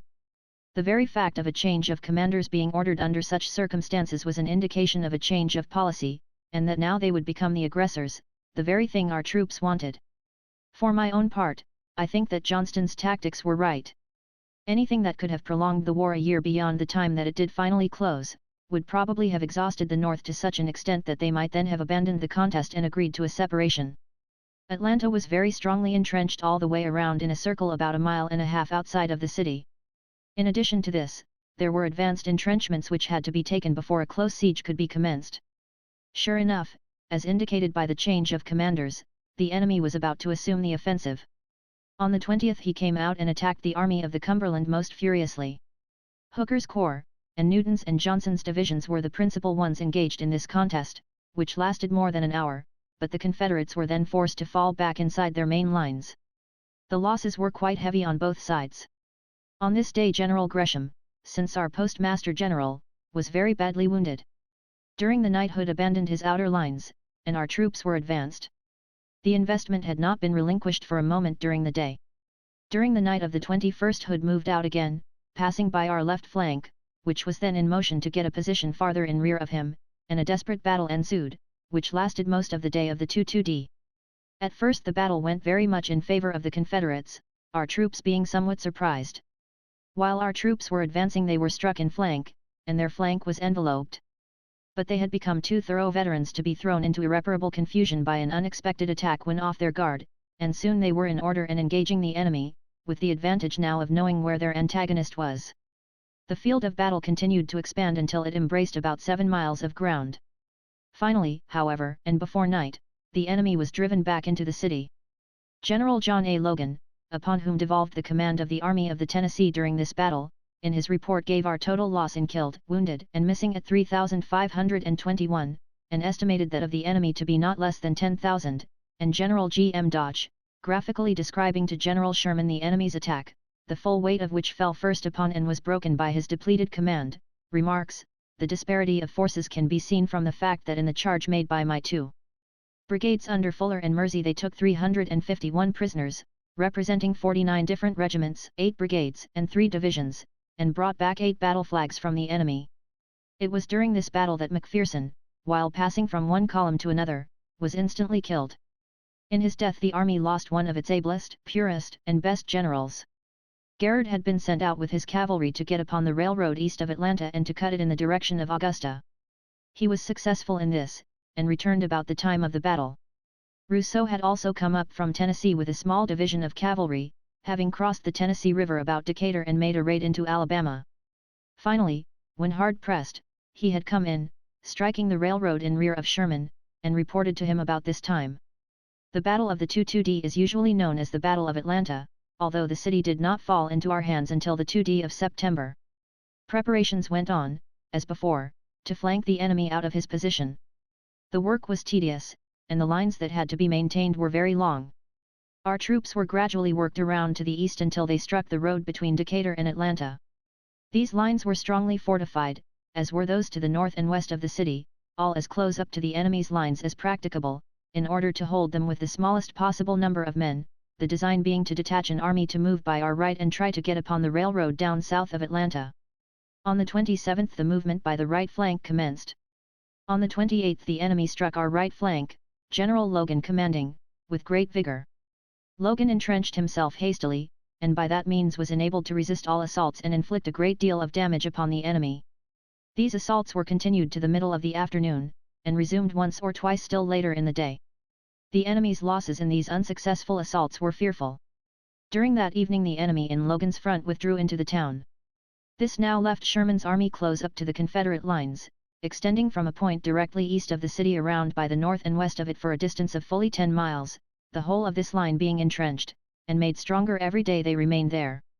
In the latter part of July Sherman sent Stoneman to destroy the railroads to the south, about Macon. He was then to go east and, if possible, release our prisoners about Andersonville.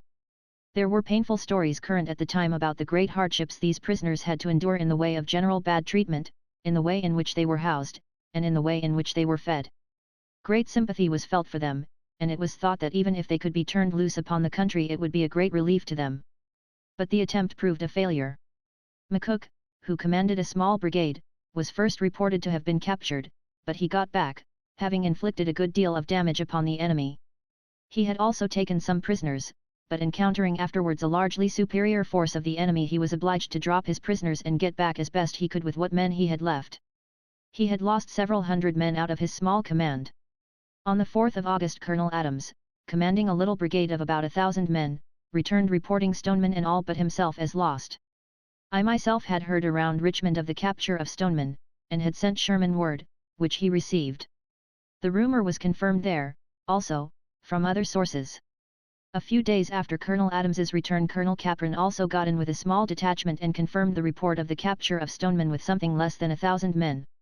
It seems that Stoneman, finding the escape of all his force was impossible, had made arrangements for the escape of 2 divisions. He covered the movement of these divisions to the rear with a force of about 700 men, and at length surrendered himself and this detachment to the commanding Confederate. In this raid, however, much damage was inflicted upon the enemy by the destruction of cars, locomotives, army wagons, manufactories of military supplies, etc. On the 4th and 5th Sherman endeavored to get upon the railroad to our right, where Schofield was in command, but these attempts failed utterly. General Palmer was charged with being the cause of this failure, to a great extent, by both General Sherman and General Schofield, but I am not prepared to say this, although a question seems to have arisen with Palmer as to whether Schofield had any right to command him. If he did raise this question while an action was going on, that act alone was exceedingly reprehensible. About the same time Wheeler got upon our railroad north of Resaca and destroyed it nearly up to Dalton. This cut Sherman off from communication with the North for several days. Sherman responded to this attack on his lines of communication by directing one upon theirs. Kilpatrick started on the night of the 18th of August to reach the Macon Road about Jonesboro. He succeeded in doing so, passed entirely around the Confederate lines of Atlanta, and was back again in his former position on our left by the 22d. These little affairs, however, contributed but very little to the grand result. They annoyed, it is true, but any damage thus done to a railroad by any cavalry expedition is soon repaired. Sherman made preparations for a repetition of his tactics, that is, for a flank movement with as large a force as could be got together to some point in the enemy's rear. Sherman commenced this last movement on the 25th of August, and on the 1st of September was well up towards the railroad 20 miles south of Atlanta. Here he found Hardee entrenched, ready to meet him. A battle ensued, but he was unable to drive Hardee away before night set in. Under cover of the night, however, Hardee left of his own accord. That night Hood blew up his military works, such as he thought would be valuable in our hands, and decamped. The next morning at daylight General H. W. Slocum, who was commanding north of the city, moved in and took possession of Atlanta, and notified Sherman. Sherman then moved deliberately back, taking 3 days to reach the city, and occupied a line extending from Decatur on the left to Atlanta in the center, with his troops extending out of the city for some distance to the right. The campaign had lasted about 4 months, and was one of the most memorable in history. There was but little if anything in the whole campaign, now that it is over, to criticize at all, and nothing to criticize severely. It was creditable alike to the general who commanded and the army which had executed it. Sherman had on this campaign some bright, wide-awake division and brigade commanders whose alertness added a host to the efficiency of his command. The troops now went to work to make themselves comfortable, and to enjoy a little rest after their arduous campaign. The city of Atlanta was turned into a military base. The citizens were all compelled to leave. Sherman also very wisely prohibited the assembling of the army of sutlers and traders who always follow in the wake of an army in the field, if permitted to do so, from trading with the citizens and getting the money of the soldiers for articles of but little use to them, and for which they are made to pay most exorbitant prices. He limited the number of these traders to one for each of his 3 armies. The news of Sherman's success reached the North instantaneously, and set the country all aglow. This was the first great political campaign for the Republicans in their canvass of 1864. It was followed later by Sheridan's campaign in the Shenandoah Valley, and these 2 campaigns probably had more effect in settling the election of the following November than all the speeches, all the bonfires, and all the parading with banners and bands of music in the North. Chapter 50. Grand Movement of the Army of the Potomac, crossing the Rapidan, entering the Wilderness, Battle of the Wilderness. Soon after midnight, May 3-4th, the Army of the Potomac moved out from its position north Rapidan, to start upon that memorable campaign, destined to result in the capture of the Confederate capital and the army defending it. This was not to be accomplished, however, without as desperate fighting as the world has ever witnessed, not to be consummated in a day, a week, a month, single season. The losses inflicted, and endured, were destined to be severe, but the armies now confronting each other had already been in deadly conflict for a period of 3 years, with immense losses in killed, by death from sickness, captured and wounded, and neither had made any real progress accomplishing the final end. It is true the Confederates had, so far, held their capital, and they claimed this to be their sole object. But previously they had boldly proclaimed their intention to capture Philadelphia, New York, and the national capital, and had made several attempts to do so, and once or twice had come fearfully near making their boast good, too near for complacent contemplation by the loyal North. They had also come near losing their own capital on at least one occasion. So here was a standoff. The campaign now begun was destined to result in heavier losses, to both armies, in a given time, than any previously suffered, but the carnage was to be limited to a single year, and to accomplish all that had been anticipated or desired at the beginning in that time. We had to have hard fighting to achieve this. The 2 armies had been confronting each other so long, without any decisive result, that they hardly knew which could whip. 10 days' rations, with a supply of forage and ammunition were taken in wagons. Beef cattle were driven with the trains, and butchered as wanted. 3 days' rations in addition, in haversacks, and 50 rounds of cartridges, were carried on the person of each soldier.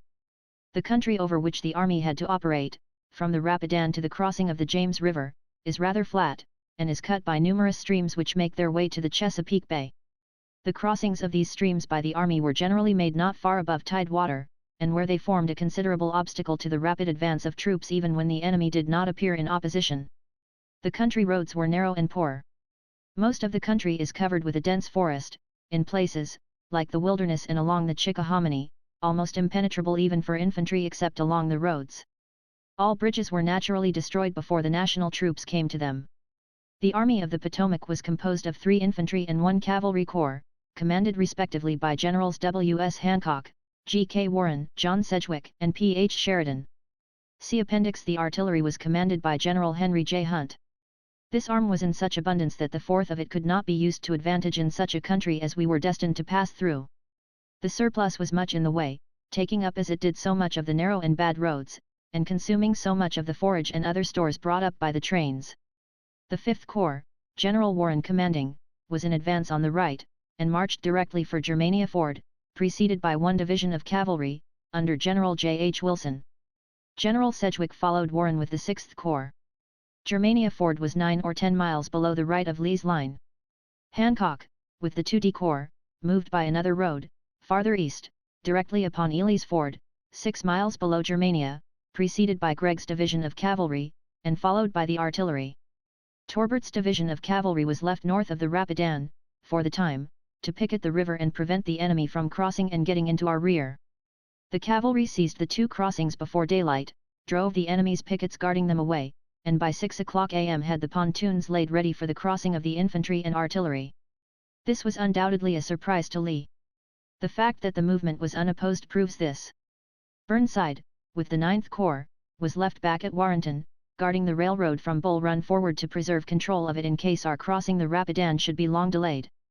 He was instructed, however, to advance at once on receiving notice that the army had crossed, and a dispatch was sent to him a little after 1 p.m. giving the information that our crossing had been successful. The country was heavily wooded at all the points of crossing, particularly on the south side of the river. The battlefield from the crossing of the Rapidan until the final movement from the wilderness towards Spotsylvania was of the same character. There were some clearings and small farms within what might be termed the battlefield, but generally the country was covered with a dense forest. The roads were narrow and bad. All the conditions were favorable for defensive operations. There are 2 roads, good for that part of Virginia, running from Orange Courthouse to the battlefield.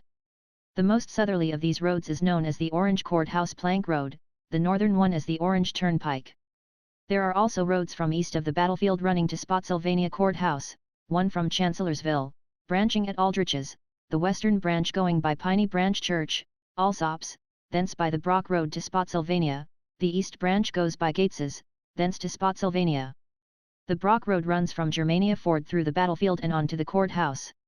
As Spotsylvania is approached, the country is cut up with numerous roads, some going to the town direct, and others crossing so as to connect the farms with roads going there. Lee's headquarters were at Orange Courthouse. From there to Fredericksburg he had the use of the 2 roads above described running nearly parallel to the wilderness. This gave him unusual facilities, for that country, for concentrating his forces to his right.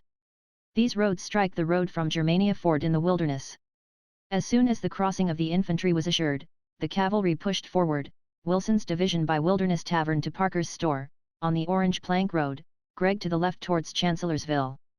Warren followed Wilson and reached the Wilderness Tavern by noon, took position there and entrenched. Sedgwick followed Warren. He was across the river and in camp on the south bank, on the right of Warren, by sundown. Hancock, with the 2D Corps, moved parallel with Warren and camped about 6 miles east of him. Before night all the troops, and by the evening of the 5th the trains of more than 4,000 wagons, were safely on the south side of the river. There never was a corps better organized than was the Quartermaster's Corps with the Army of the Potomac in 1864. With a wagon train that would have extended from the Rapidan to Richmond, stretched along in single file and separated as the teams necessarily would be when moving, we could still carry only 3 days' forage and about 10 to 12 days' rations, besides a supply of ammunition. To overcome all difficulties, the chief quartermaster, General Rufus Ingalls, had marked on each wagon the corps badge with the division color and the number of the brigade. At a glance, the particular brigade to which any wagon belonged could be told. The wagons were also marked to note the contents, if ammunition, whether for artillery or infantry, if forage, whether grain or hay, if rations, whether bread, pork, beans, rice, sugar, coffee or whatever it might be. Empty wagons were never allowed to follow the army or stay in camp. As soon as a wagon was empty it would return to the base of supply for a load of precisely the same article that had been taken from it. Empty trains were obliged to leave the road free for loaded ones. Arriving near the army they would be parked in fields nearest to the brigades they belonged to. Issues, except of ammunition, were made at night in all cases. By this system the hauling of forage for the supply train was almost wholly dispensed with. They consumed theirs at the depots. I left Culpeper Courthouse after all the troops had been put in motion, and passing rapidly to the front, crossed the Rapidan in advance of Sedgwick's corps, and established headquarters for the afternoon and night in a deserted house near the river. Orders had been given, long before this movement began, to cut down the baggage of officers and men to the lowest point possible. Notwithstanding this I saw scattered along the road from Culpeper to Germania Ford wagon loads of new blankets and overcoats, thrown away by the troops to lighten their knapsacks, an improvidence I had never witnessed before. Lee, while his pickets and signal corps must have discovered at a very early hour on the morning of the 4th of May, that the Army of the Potomac was moving, evidently did not learn until about 1 o'clock in the afternoon by what route we would confront his army. This I judge from the fact that at 1:15 p.m., an hour and a quarter after Warren had reached Old Wilderness Tavern, our officers took off rebel signals which, when translated, were seen to be an order to his troops to occupy their entrenchments at Mine Run. Here at night dispatches were received announcing that Sherman, Butler, and Crook had moved according to program. On discovering the advance of the Army of the Potomac, Lee ordered Hill, Ewell, and Longstreet, each commanding corps, to move to the right to attack us, Hill on the Orange Plank Road, Longstreet to follow on the same road. Longstreet was at this time, middle of the afternoon, at Gordonsville, 20 or more miles away. Ewell was ordered by the Orange Pike. He was nearby and arrived some 4 miles east of Mine Run before bivouacking for the night. My orders were given through General Meade for an early advance on the morning of the 5th. Warren was to move to Parker's Store, and Wilson's cavalry, then at Parker's Store, to move on to Craig's Meeting House.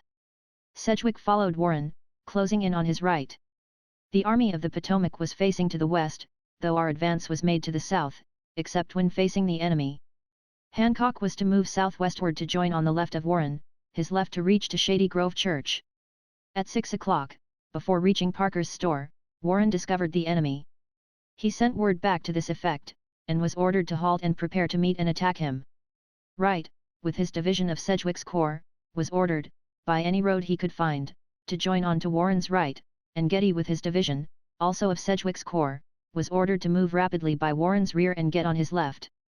This was the speediest way to reinforce Warren, who was confronting the enemy on both the Orange Plank and Turnpike roads. Burnside had moved promptly on the 4th, on receiving word that the Army of the Potomac had safely crossed the Rapidan. By making a night march, although some of his troops had to march 40 miles to reach the river, he was crossing with the head of his column early on the morning of the 5th. Meade moved his headquarters on to Old Wilderness Tavern, 4 miles south of the river, as soon as it was light enough to see the road. I remained to hasten Burnside's crossing and to put him in position. Burnside at this time was not under Meade's command, and was his senior in rank. Getting information of the proximity of the enemy, I informed Meade, and without waiting to see Burnside, at once moved forward my headquarters to where Meade was. It was my plan then, as it was on all other occasions, to take the initiative whenever the enemy could be drawn from his entrenchments if we were not entrenched ourselves. Warren had not yet reached the point where he was to halt, when he discovered the enemy nearby. Neither party had any advantage of position. Warren was, therefore, ordered to attack as soon as he could prepare for it. At 9 o'clock Hancock was ordered to come up to the support of Getty. He himself arrived at Getty's front about noon, but his troops were yet far in the rear. Getty was directed to hold his position at all hazards until relieved. About this hour Warren was ready, and attacked with favorable though not decisive results. Getty was somewhat isolated from Warren and was in a precarious condition for a time. Wilson, with his division of cavalry, was farther south, and was cut off from the rest of the army. At 2 o'clock Hancock's troops began to arrive, and immediately he was ordered to join Getty and attack the enemy. But the heavy timber and narrow roads prevented him from getting into position for attack as promptly as he generally did when receiving such orders. At 4 o'clock he again received his orders to attack, and General Getty received orders from Meade a few minutes later to attack whether Hancock was ready or not. He met the enemy under Haight within a few hundred yards. Hancock immediately sent 2 divisions, commanded by Birney and Mott, and later 2 brigades, Carroll's and Owens, to the support of Getty. This was timely and saved Getty. During the battle Getty and Carroll were wounded, but remained on the field. One of Birney's most gallant brigade commanders, Alexander Hayes, was killed. I had been at West Point with Hayes for 3 years, and had served with him through the Mexican War, a portion of the time in the same regiment. He was a most gallant officer, ready to lead his command wherever ordered. With him it was come, boys, not go. Wadsworth's division and Baxter's brigade of the 2D Division were sent to reinforce Hancock and Getty, but the density of the intervening forest was such that, there being no road to march upon, they did not get up with the head of column until night, and bivouacked where they were without getting into position. During the afternoon Sheridan sent Gregg's division of cavalry to Todd's Tavern in search of Wilson. This was fortunate.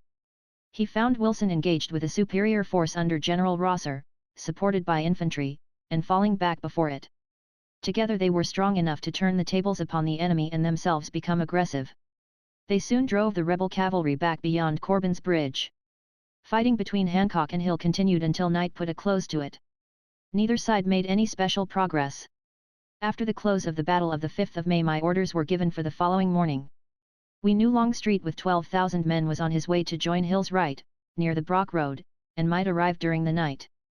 I was anxious that the rebels should not take the initiative in the morning, and therefore ordered Hancock to make an assault at 4:30 o'clock. Meade asked to have the hour changed to 6. Deferring to his wishes as far as I was willing, the order was modified and 5 was fixed as the hour to move. Hancock had now fully one half of the Army of the Potomac. Wadsworth with his division, which had arrived the night before, lay in a line perpendicular to that held by Hill, and to the right of Hancock. He was directed to move at the same time, and to attack Hill's left. Burnside, who was coming up with 2 divisions, was directed to get in between Warren and Wadsworth, and attack as soon as he could get in position to do so. Sedgwick and Warren were to make attacks in their front, to detain as many of the enemy as they could and to take advantage of any attempt to reinforce Hill from that quarter. Burnside was ordered, if he should succeed in breaking the enemy's center, to swing around to the left and envelop the right of Lee's army. Hancock was informed of all the movements ordered. Burnside had 3 divisions, but one of them, a colored division, was sent to guard the wagon train, and he did not see it again until July. Lee was evidently very anxious that there should be no battle on his right until Longstreet got up. This is evident from the fact that notwithstanding the early hour at which I had ordered the assault, both for the purpose of being the attacking party and to strike before Longstreet got up, Lee was ahead in his assault on our right. His purpose was evident, but he failed. Hancock was ready to advance by the hour named, but learning in time that Longstreet was moving a part of his corps by the Catharpin Road, thus threatening his left flank, sent a division of infantry, commanded by General Barlow, with all his artillery, to cover the approaches by which Longstreet was expected. This disposition was made in time to attack as ordered. Hancock moved by the left of the Orange Plank Road, and Wadsworth by the right of it. The fighting was desperate for about an hour, when the enemy began to break up in great confusion. I believed then, and see no reason to change that opinion now, that if the country had been such that Hancock and his command could have seen the confusion and panic in the lines of the enemy, it would have been taken advantage of so effectually that Lee would not have made another stand outside of his Richmond defenses. Gibbon commanded Hancock's left, and was ordered to attack, but was not able to accomplish much. On the morning of the 6th, Sheridan was sent to connect with Hancock's left and attack the enemy's cavalry who were trying to get on our left and rear. He met them at the intersection of the Furnace and Brock roads and at Todd's Tavern, and defeated them at both places. Later he was attacked, and again the enemy was repulsed. Hancock heard the firing between Sheridan and Stuart, and thinking the enemy coming by that road, still further reinforced his position guarding the entrance to the Brock road. Another incident happened during the day to further induce Hancock to weaken his attacking column. Word reached him that troops were seen moving towards him from the direction of Todd's Tavern, and Brooks' brigade was detached to meet this new enemy, but the troops approaching proved to be several hundred convalescents coming from Chancellorsville, by the road Hancock had advanced upon, to join their respective commands. At 6:50 o'clock a.m., Burnside, who had passed Wilderness Tavern at 6 o'clock, was ordered to send a division to the support of Hancock, but to continue with the remainder of his command in the execution of his previous order. The difficulty of making a way through the dense forests prevented Burnside from getting up in time to be of any service on the forenoon of the 6th. Hancock followed Hill's retreating forces, in the morning, a mile or more. He maintained this position until, along in the afternoon, Longstreet came upon him. The retreating column of Hill, meeting reinforcements that had not yet been engaged, became encouraged and returned with them. They were enabled, from the density of the forest, to approach within a few hundred yards of our advance before being discovered.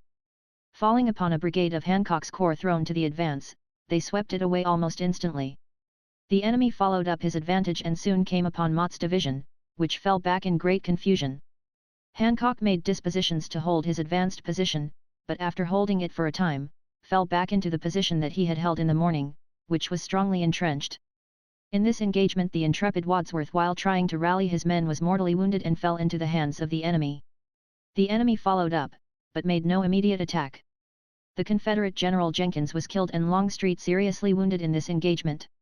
Longstreet had to leave the field, not to resume command for many weeks. His loss was a severe one to Lee, and compensated in a great measure for the mishap, or misapprehensions, which had fallen to our lot during the day. After Longstreet's removal from the field, Lee took command of his right in person. He was not able, however, to rally his men to attack Hancock's position, and withdrew from our front for the purpose of reforming. Hancock sent a brigade to clear his front of all remnants that might be left of Longstreet's or Hill's commands. This brigade, having been formed at right angles to the entrenchments held by Hancock's command, swept down the whole length of them from left to right. A brigade of the enemy was encountered in this move, but it broke and disappeared without a contest. Firing was continued after this, but with less fury. Burnside had not yet been able to get up to render any assistance. But it was now only about 9 in the morning, and he was getting into position on Hancock's right. At 4:15 in the afternoon Lee attacked our left. His line moved up to within 100 yards of ours and opened a heavy fire. This status was maintained for about half an hour. Then a part of Mott's division and Ward's brigade of Birney's division gave way and retired in disorder. The enemy under R. H. Anderson took advantage of this and pushed through our line, planting their flags on a part of the entrenchments not on fire. But owing to the efforts of Hancock, their success was but temporary.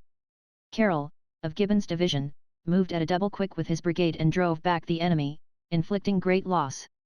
Fighting had continued from 5 in the morning, sometimes along the whole line, at other times only in places. The ground fought over had varied in width, but averaged 3/4 of a mile. The killed, and many of the severely wounded, of both armies, lay within this belt where it was impossible to reach them. The woods were set on fire by the bursting shells, and the conflagration raged. The wounded who had not strength to move themselves were either suffocated or burned to death.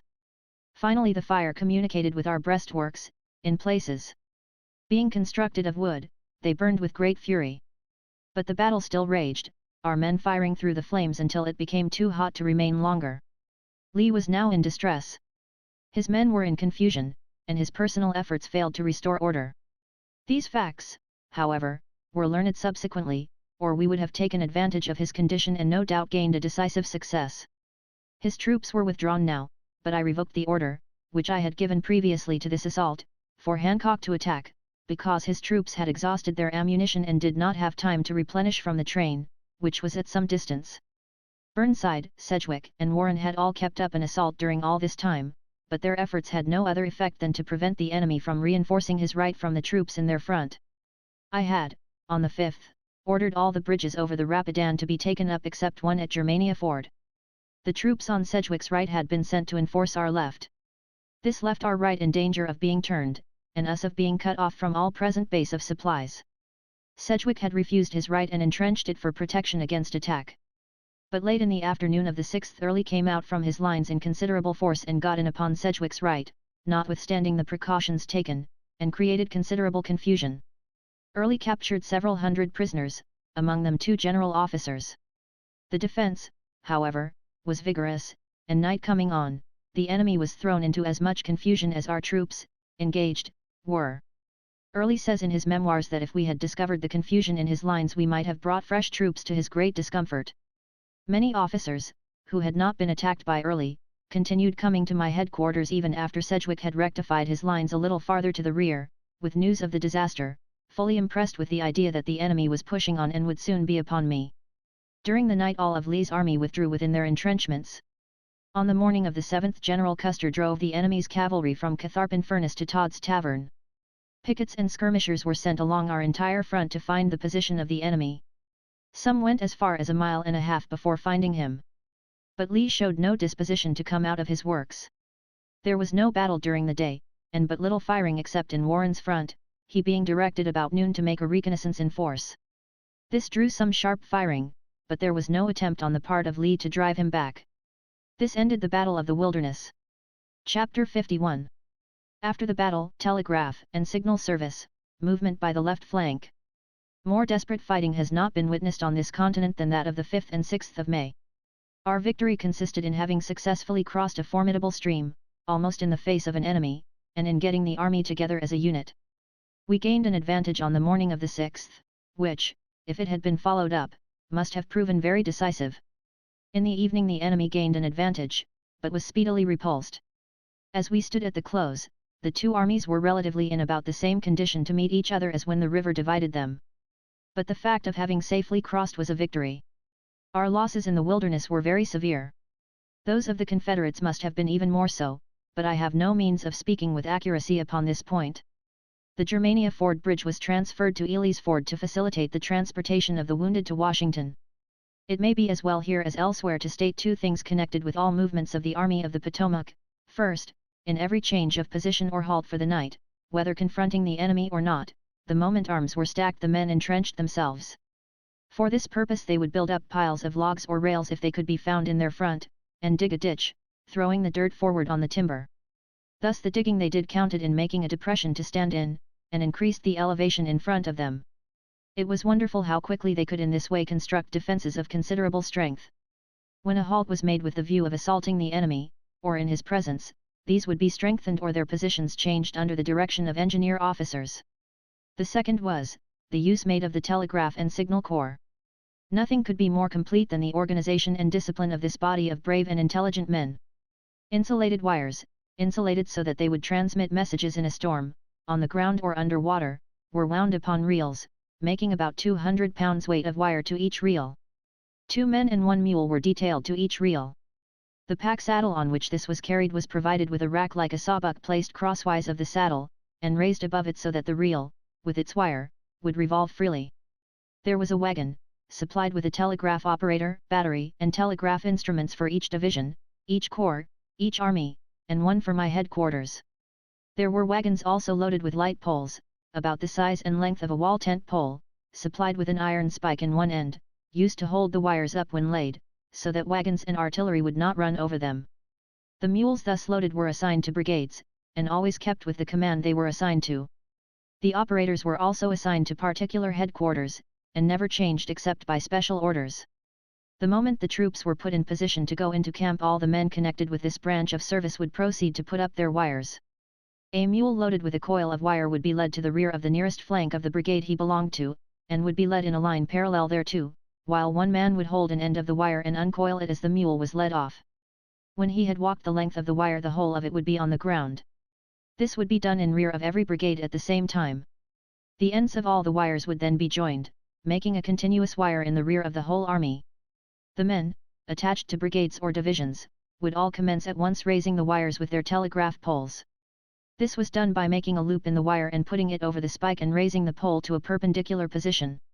At intervals the wire would be attached to trees, or some other permanent object, so that one pole was sufficient at a place. In the absence of such a support, 2 poles would have to be used, at intervals, placed at an angle so as to hold the wire firm in its place. While this was being done, the telegraph wagons would take their positions near where the headquarters they belonged to were to be established, and would connect with the wire. Thus, in a few minutes longer time than it took a mule to walk the length of its coil, telegraphic communication would be effected between all the headquarters of the army. No orders ever had to be given to establish the telegraph. The signal service was used on the march. The men composing this corps were assigned to specified commands. When movements were made, they would go in advance, or on the flanks, and seize upon high points of ground giving a commanding view of the country, if cleared, or would climb tall trees on the highest points if not cleared, and would denote, by signals, the positions of different parts of our own army, and often the movements of the enemy. They would also take off the signals of the enemy and transmit them. It would sometimes take too long a time to make translations of intercepted dispatches for us to receive any benefit from them. But sometimes they gave useful information. On the afternoon of the 7th I received news from Washington announcing that Sherman had probably attacked Johnston that day, and that Butler had reached City Point safely and taken it by surprise on the 5th. I had given orders for a movement by the left flank, fearing that Lee might move rapidly to Richmond to crush Butler before I could get there. My order for this movement was as follows. Headquarters Armies of the U.S. May 7, 1864, 6:30 a.m. Major General Meade, commanding AP. Make all preparations during the day for a night march to take position at Spotsylvania Ch with 1 Army Corps, at Todd's Tavern with 1, and another near the intersection of the Piney Branch and Spotsylvania Road with the road from Allsops to Old Court House. If this move is made, the trains should be thrown forward early in the morning to the New York River. I think it would be advisable in making the change to leave Hancock where he is until Warren passes him. He could then follow and become the right of the new line. Burnside will move to Piney Branch Church. Sedgwick can move along the pike to Chancellorsville and on to his destination. Burnside will move on the Plank Road to the intersection of it with the Orange and Fredericksburg Plank Road, then follow Sedgwick to his place of destination. All vehicles should be got out of hearing of the enemy before the troops move, and then move off quietly. It is more than probable that the enemy concentrate for a heavy attack on Hancock this afternoon. In case they do, we must be prepared to resist them, and follow up any success we may gain, with our whole force. Such a result would necessarily modify these instructions. All the hospitals should be moved today to Chancellorsville. U.S. Grant. Lieutenant General. During the 7th, Sheridan had a fight with the rebel cavalry at Todd's Tavern, but routed them, thus opening the way for the troops that were to go by that route at night. Soon after dark, Warren withdrew from the front of the enemy, and was soon followed by Sedgwick. Warren's march carried him immediately behind the works where Hancock's command lay on the Brock Road. With my staff and a small escort of cavalry I preceded the troops. Meade with his staff accompanied me. The greatest enthusiasm was manifested by Hancock's men as we passed by. No doubt it was inspired by the fact that the movement was south. It indicated to them that they had passed through the beginning of the end in the battle just fought. The cheering was so lusty that the enemy must have taken it for a night attack. At all events it drew from him a furious fusillade of artillery and musketry, plainly heard but not felt by us. Meade and I rode in advance. We had passed but a little way beyond our left when the road forked. We looked to see, if we could, which road Sheridan had taken with his cavalry during the day. It seemed to be the right-hand one, and accordingly we took it.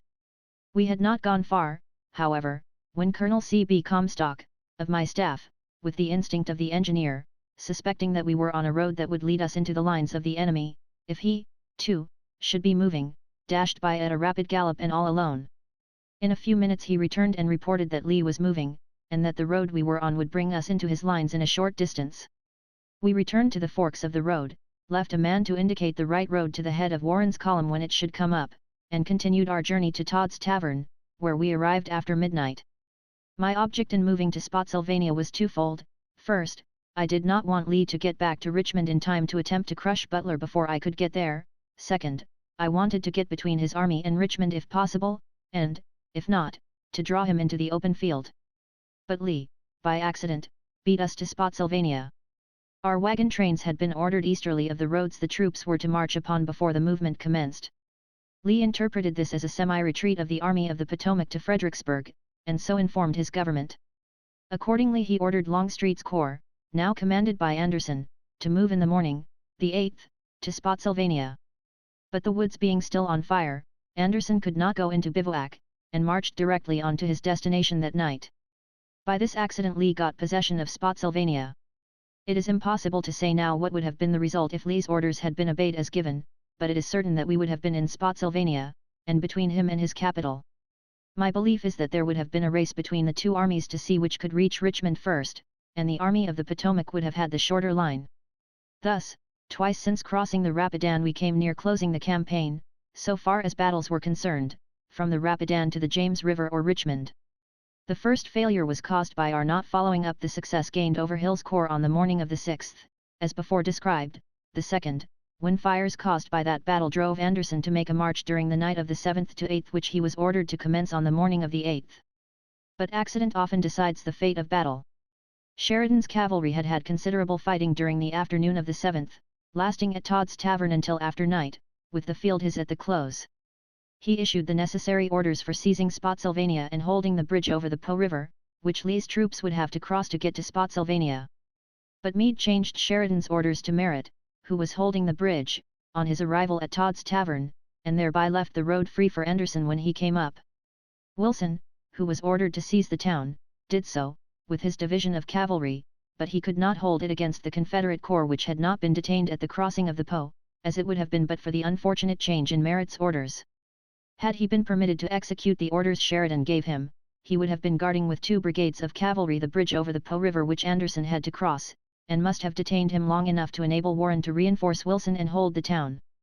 Anderson soon entrenched himself, if indeed the entrenchments were not already made, immediately across Warren's front. Warren was not aware of his presence, but probably supposed it was the cavalry which Merritt had engaged earlier in the day. He assaulted at once, but was repulsed. He soon organized his men, as they were not pursued by the enemy, and made a second attack, this time with his whole corps. This time he succeeded in gaining a position immediately in the enemy's front, where he entrenched. His right and left divisions, the former Crawford's, the latter Wadsworth's, now commanded by Cutler, drove the enemy back some distance. At this time my headquarters had been advanced to Piney Branch Church. I was anxious to crush Anderson before Lee could get a force to his support. To this end Sedgwick, who was at Piney Branch Church, was ordered to Warren's support. Hancock, who was at Todd's Tavern, was notified of Warren's engagement, and was directed to be in readiness to come up. Burnside, who was with the wagon trains at Aldrich's on our extreme left, received the same instructions. Sedgwick was slow in getting up for some reason, probably unavoidable, because he was never at fault when serious work was to be done, so that it was near night before the combined forces were ready to attack.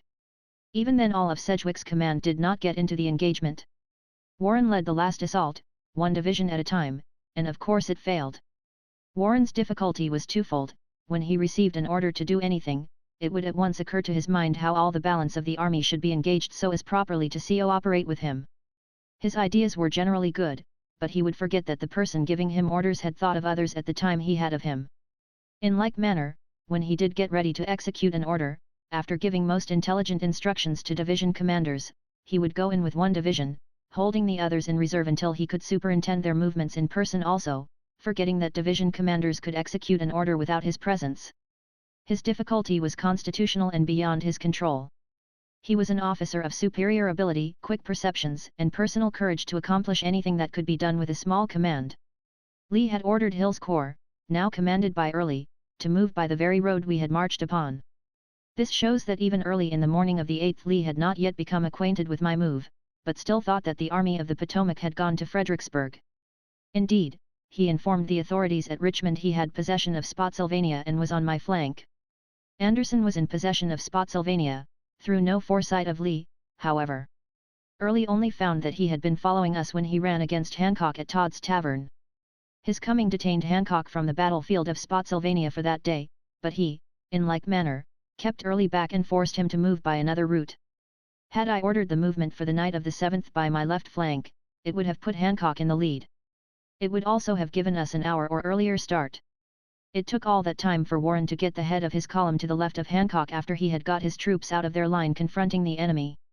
This hour, and Hancock's capacity to use his whole force when necessary, would, no doubt, have enabled him to crush Anderson before he could be reinforced. But the movement made was tactical. It kept the troops in mass against a possible assault by the enemy.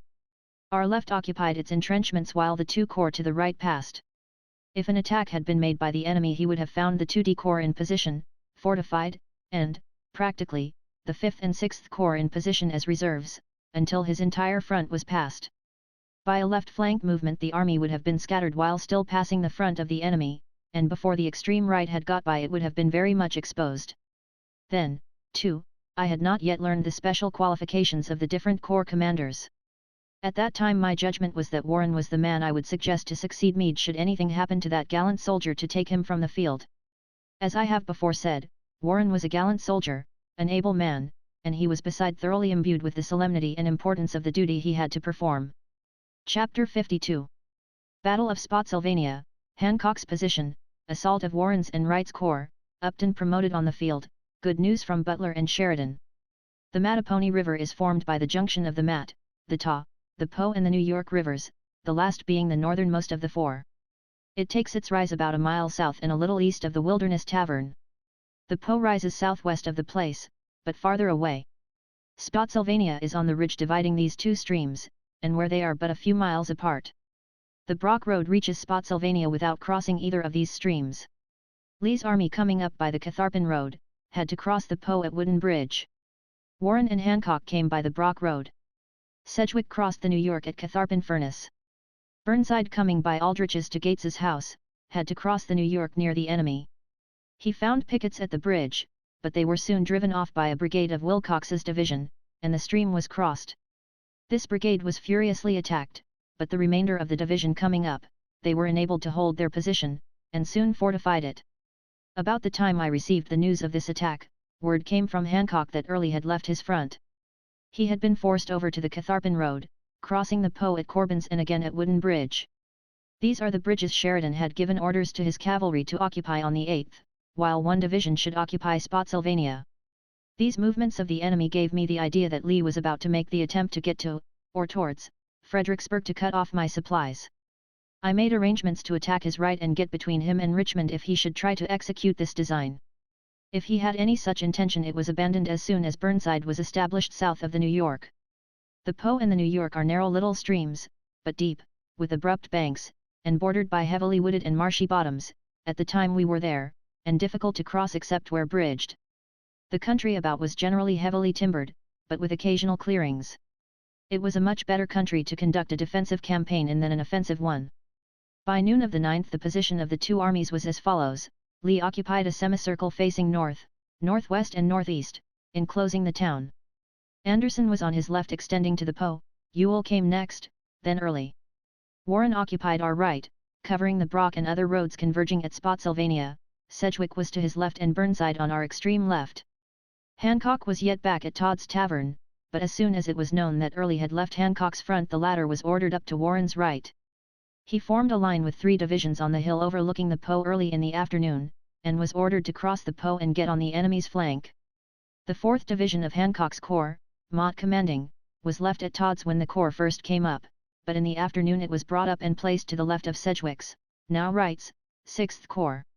In the morning General Sedgwick had been killed near the right of his entrenchments by rebel sharpshooters. His loss was a severe one to the Army of the Potomac and to the nation. General H. G. Wright succeeded him in the command of his corps. Hancock was now, 9 p.m. of the 9th of May, across the left flank of Lee's army, but separated from it, and also from the remainder of Meade's army, by the Po River. But for the lateness of the hour and the darkness of the night he would have attempted to cross the river again at Wooden Bridge, thus bringing himself on the same side with both friend and foe. The Po at the points where Hancock's corps crossed runs nearly due east. Just below his lower crossing, the troops crossed at 3 points, it turns due south, and after passing under Wooden Bridge soon resumes a more easterly direction. During the night this corps built 3 bridges over the Po, but these were in rear. The position assumed by Hancock's corps forced Lee to reinforce his left during the night. Accordingly on the morning of the 10th, when Hancock renewed his effort to get over the Po to his front, he found himself confronted by some of Lee's command, which had been brought from the extreme right of the enemy during the night. He succeeded in effecting a crossing with 1 brigade, however, but finding the enemy entrenched in his front, no more were crossed. Hancock reconnoitred his front on the morning of the 10th, with the view of forcing a crossing, if it was found that an advantage could be gained. The enemy was found strongly entrenched on the high ground overlooking the river, and commanding the Wooden Bridge with artillery. Anderson's left rested on the Po, where it turns south, therefore, for Hancock to cross over, although it would bring him to the same side of the stream with the rest of the army, would still farther isolate him from it. The stream would have to be crossed twice in the face of the enemy to unite with the main body. The idea of crossing was therefore abandoned. Lee had weakened the other parts of his line to meet this movement of Hancock's, and I determined to take advantage of it. Accordingly in the morning, orders were issued for an attack in the afternoon on the center by Warren's and Wright's corps, Hancock to command all the attacking force. 2 of his divisions were brought to the north side of the Po. Gibbon was placed to the right of Warren, and Birney in his rear as a reserve. Barlow's division was left south of the stream, and Mott of the same corps was still to the left of Wright's corps. Burnside was ordered to reconnoiter his front in force, and, if an opportunity presented, to attack with vigor. The enemy, seeing Barlow's division isolated from the rest of the army, came out and attacked with fury. Barlow repulsed the assault with great slaughter, and with considerable loss to himself. But the enemy reorganized and renewed the assault. Birney was now moved to the high ground overlooking the river crossings built by our troops, and covered the crossings. The second assault was repulsed, again with severe loss to the enemy, and Barlow was withdrawn without further molestation. General T. G. Stevenson was killed in this move. Between the lines, where Warren's assault was to take place, there was a ravine grown up with large trees and underbrush, making it almost impenetrable by man. The slopes on both sides were also covered with a heavy growth of timber. Warren, before noon, reconnoitered his front twice, the first time with 1 and the second with 2 divisions. He was repulsed on both occasions, but gained such information of the ground as to induce him to report recommending the assault. Wright also reconnoitered his front and gained a considerably advanced position from the one he started from. He then organized a storming party, consisting of 12 regiments, and assigned Colonel Emory Upton, of the 121st New York Volunteers, to the command of it. About 4 o'clock in the afternoon the assault was ordered, Warren's and Wright's corps, with Mott's division of Hancock's corps, to move simultaneously. The movement was prompt, and in a few minutes the fiercest of struggles began. The battlefield was so densely covered with forest that but little could be seen, by any one person, as to the progress made. Meade and I occupied the best position we could get, in rear of Warren. Warren was repulsed with heavy loss, General J. C. Rice being among the killed. He was not followed, however, by the enemy, and was thereby enabled to reorganize his command as soon as covered from the guns of the enemy. To the left our success was decided, but the advantage was lost by the feeble action of Mott. Upton with his assaulting party pushed forward and crossed the enemy's entrenchments. Turning to the right and left he captured several guns and some hundreds of prisoners. Mott was ordered to his assistance but failed utterly. So much time was lost in trying to get up the troops which were in the right position to reinforce, that I ordered Upton to withdraw, but the officers and men of his command were so averse to giving up the advantage they had gained that I withdrew the order. To relieve them, I ordered a renewal of the assault. By this time Hancock, who had gone with Birney's division to relieve Barlow, had returned, bringing the division with him. His corps was now joined with Warren's and Wright's in this last assault. It was gallantly made, many men getting up to, and over, the works of the enemy, but they were not able to hold them. At night they were withdrawn. Upton brought his prisoners with him, but the guns he had captured he was obliged to abandon. Upton had gained an important advantage, but alack in others of the spirit and dash possessed by him lost it to us. Before leaving Washington I had been authorized to promote officers on the field for special acts of gallantry. By this authority I conferred the rank of Brigadier General upon Upton on the spot, and this act was confirmed by the President. Upton had been badly wounded in this fight. Burnside on the left had got up to within a few hundred yards of Spotsylvania Courthouse, completely turning Lee's right. He was not aware of the importance of the advantage he had gained, and I, being with the troops where the heavy fighting was, did not know of it at the time. He had gained his position with but little fighting, and almost without loss. Burnside's position now separated him widely from Wright's corps, the corps nearest to him. At night he was ordered to join on to this. This brought him back about a mile, and lost to us an important advantage. I attach no blame to Burnside for this, but I do to myself for not having had a staff officer with him to report to me his position. The enemy had not dared to come out of his line at any point to follow up his advantage, except in the single instance of his attack on Barlow. Then he was twice repulsed with heavy loss, though he had an entire corps against 2 brigades. Barlow took up his bridges in the presence of this force. On the 11th there was no battle and but little firing, none except by Mott, who made a reconnaissance to ascertain if there was a weak point in the enemy's line. I wrote the following letter to General Halleck. Near Spotsylvania Ch. May 11, 1864, 8:30 a.m. Major General Halleck, Chief of Staff of the Army. Washington, D.C. We have now ended the 6th day of very hard fighting. The result up to this time is much in our favor. But our losses have been heavy as well as those of the enemy. We have lost to this time 11 general officers killed, wounded, and missing, and probably 20,000 men. I think the loss of the enemy must be greater, we having taken over 4,000 prisoners in battle, whilst he has taken from us but few except a few stragglers. I am now sending back to Belle Plaine all my wagons for a fresh supply of provisions and ammunition, and purpose to fight it out on this line if it takes all summer. The arrival of reinforcements here will be very encouraging to the men, and I hope they will be sent as fast as possible, and in as great numbers. My object in having them sent to Belle Plaine was to use them as an escort to our supply trains. If it is more convenient to send them out by train to march from the railroad to Belle Plaine or Fredericksburg, send them so. I am satisfied the enemy are very shaky, and are only kept up to the mark by the greatest exertions on the part of their officers, and by keeping them entrenched in every position they take. Up to this time there is no indication of any portion of Lee's army being detached for the defense of Richmond.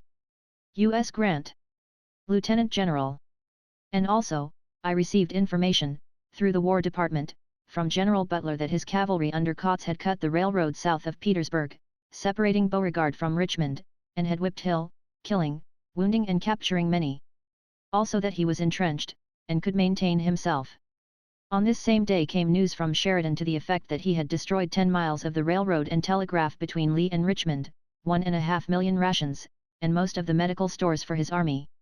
On the 8th I had directed Sheridan verbally to cut loose from the Army of the Potomac and pass around the left of Lee's army and attack his cavalry and communications, which was successfully executed in the manner I have already described. Chapter 53. Hancock's Assault, Losses of the Confederates, Promotions Recommended, Discomfiture of the Enemy, Ewell's Attack, Reducing the Artillery. In the reconnaissance made by Mott on the 11th, a salient was discovered at the right center. I determined that an assault should be made at that point. Accordingly in the afternoon Hancock was ordered to move his command by the rear of Warren and Wright, under cover of night, to Wright's left, and there form it for an assault at 4 o'clock the next morning. The night was dark, it rained heavily, and the road was difficult, so that it was midnight when he reached the point where he was to halt. It took most of the night to get the men in position for their advance in the morning. The men got but little rest. Burnside was ordered to attack on the left of the salient at the same hour. I sent 2 of my staff officers to impress upon him the importance of pushing forward vigorously. Hancock was notified of this. Warren and Wright were ordered to hold themselves in readiness to join in the assault if circumstances made it advisable. I occupied a central position most convenient for receiving information from all points. Hancock put Barlow on his left, in double column, and Birney to his right. Mott followed Birney, and Gibbon was held in reserve. Headquarters Armies U.S. May 11, 1864, 3 p.m. Major General Meade. Commanding Army of the Potomac. Move 3 divisions of the 2D Corps by the rear of the 5th and 6th Corps, under cover of night, so as to join the 9th Corps in a vigorous assault on the enemy at 4 o'clock a.m. tomorrow. Will send 1 or 2 staff officers over tonight to stay with Burnside, and impress him with the importance of a prompt and vigorous attack. Warren and Wright should hold their corps as close to the enemy as possible, to take advantage of any diversion caused by this attack, and to push in if any opportunity presents itself. There is but little doubt in my mind that the assault last evening would have proved entirely successful if it had commenced 1 hour earlier and had been heartily entered into by Mott's division and the 9th Corps. U.S. Grant. Lieutenant General. Headquarters, Armies U.S. May 11, 1864 4 p.m. Major General A. E. Burnside. Commanding 9th Army Corps. Major General Hancock has been ordered to move his corps under cover of night to join you in a vigorous attack against the enemy at 4 o'clock a.m. tomorrow. You will move against the enemy with your entire force promptly and with all possible vigor at precisely 4 o'clock a.m. tomorrow the 12th INST. Let your preparations for this attack be conducted with the utmost secrecy and veiled entirely from the enemy. I send 2 of my staff officers, Colonels Comstock and Babcock, in whom I have great confidence and who are acquainted with the direction the attack is to be made from here, to remain with you and General Hancock with instructions to render you every assistance in their power.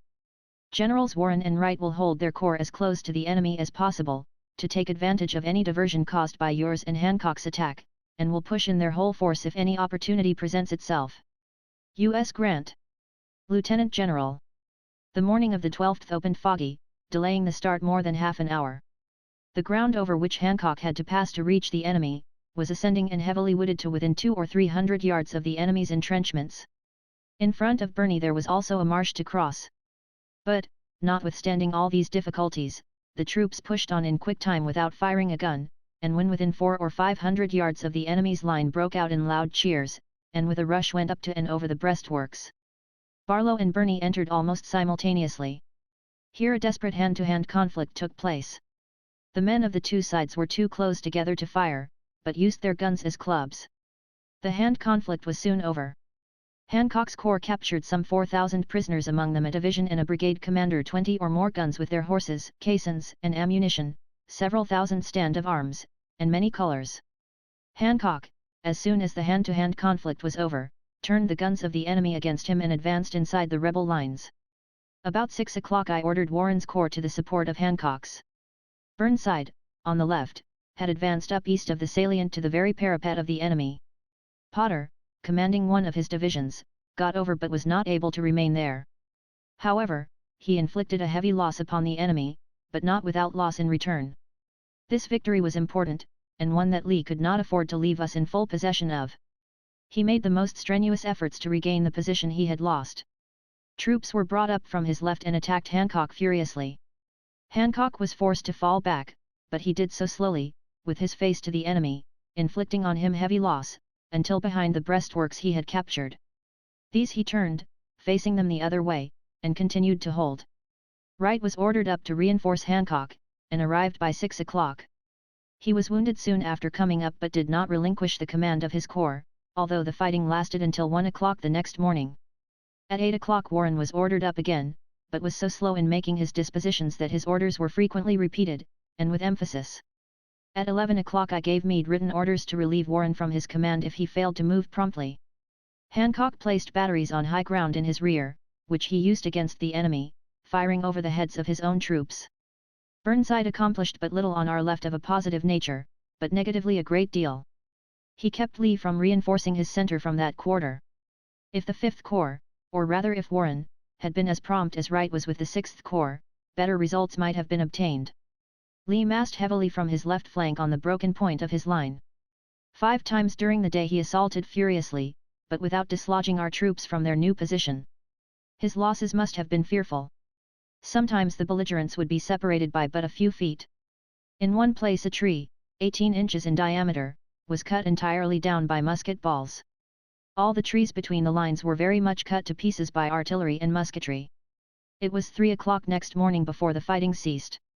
Some of our troops had then been 20 hours under fire. In this engagement we did not lose a single organization, not even a company. The enemy lost 1 division with its commander, 1 brigade, and 1 regiment, with heavy losses elsewhere. Our losses were heavy, but, as stated, no whole company was captured. At night Lee took a position in rear of his former one, and by the following morning he was strongly entrenched in it. Headquarters Armies U.S. May 12, 1864, 6:30 p.m. Major General Halleck. Washington, D.C. The 8th day of the battle closes, leaving between 3,000 and 4,000 prisoners in our hands for the day's work, including 2 general officers, and over 30 pieces of artillery. The enemy are obstinate, and seem to have found the last ditch. We have lost no organizations, not even that of a company, whilst we have destroyed and captured 1 division, Johnson's, 1 brigade, Dole's, and 1 regiment entire from the enemy. U.S. Grant. Lieutenant General. Warren's corps was now temporarily broken up, Cutler's division sent to Wright, and Griffin's to Hancock. Meade ordered his Chief of Staff, General Humphreys, to remain with Warren and the remaining division, and authorized him to give it orders in his name. During the day I was passing along the line from wing to wing continuously. About the center stood a house which proved to be occupied by an old lady and her daughter. She showed such unmistakable signs of being strongly Union that I stopped. She said she had not seen a Union flag for so long a time that it did her heart good to look upon it again. She said her husband and son, being Union men, had had to leave early in the war, and were now somewhere in the Union Army, if alive. She was without food or nearly so, so I ordered rations issued to her, and promised to find out if I could where the husband and son were.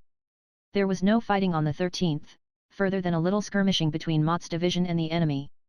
I was afraid that Lee might be moving out, and I did not want him to go without my knowing it. The indications were that he was moving, but it was found that he was only taking his new position back from the salient that had been captured. Our dead were buried this day. Mott's division was reduced to a brigade, and assigned to Birney's division. During this day I wrote to Washington recommending Sherman and Meade for promotion to the grade of Major General in the regular army, Hancock for Brigadier General, Wright, Gibbon, and Humphreys to be Major Generals of Volunteers, and Upton and Carroll to be Brigadiers. Upton had already been named as such, but the appointment had to be confirmed by the Senate on the nomination of the President. Spotsylvania Ch.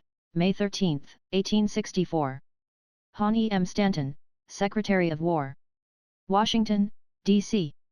I beg leave to recommend the following promotions be made for gallant and distinguished services in the last 8 days' battles, to wit, Brigadier General H. G. Wright and Brigadier General John Gibbon to be Major Generals, Colonel S. S. Carroll, 8th Ohio Volunteers, Colonel E. Upton, 121st New York Volunteers, Colonel William McCandless, 2d Pennsylvania Reserves, to be Brigadier Generals. I would also recommend Major General W. S. Hancock for Brigadier General in the regular Army. His services and qualifications are eminently deserving of this recognition. In making these recommendations I do not wish the claims of General G. M. Dodge for promotion forgotten, but recommend his name to be sent in at the same time. I would also ask to have General Wright assigned to the command of the 6th Army Corps. I would further ask the confirmation of General Humphreys to the rank of Major General. General Meade has more than met my most sanguine expectations. He and Sherman are the fittest officers for large commands I have come in contact with. If their services can be rewarded by promotion to the rank of Major Generals in the regular Army, the honor would be worthily bestowed, and I would feel personally gratified. I would not like to see one of these promotions at this time without seeing both. U.S. Grant. Lieutenant General. The night of the 13th Warren and Wright were moved by the rear to the left of Burnside. The night was very dark and it rained heavily. The roads were so bad that the troops had to cut trees and corduroy the road a part of the way, to get through.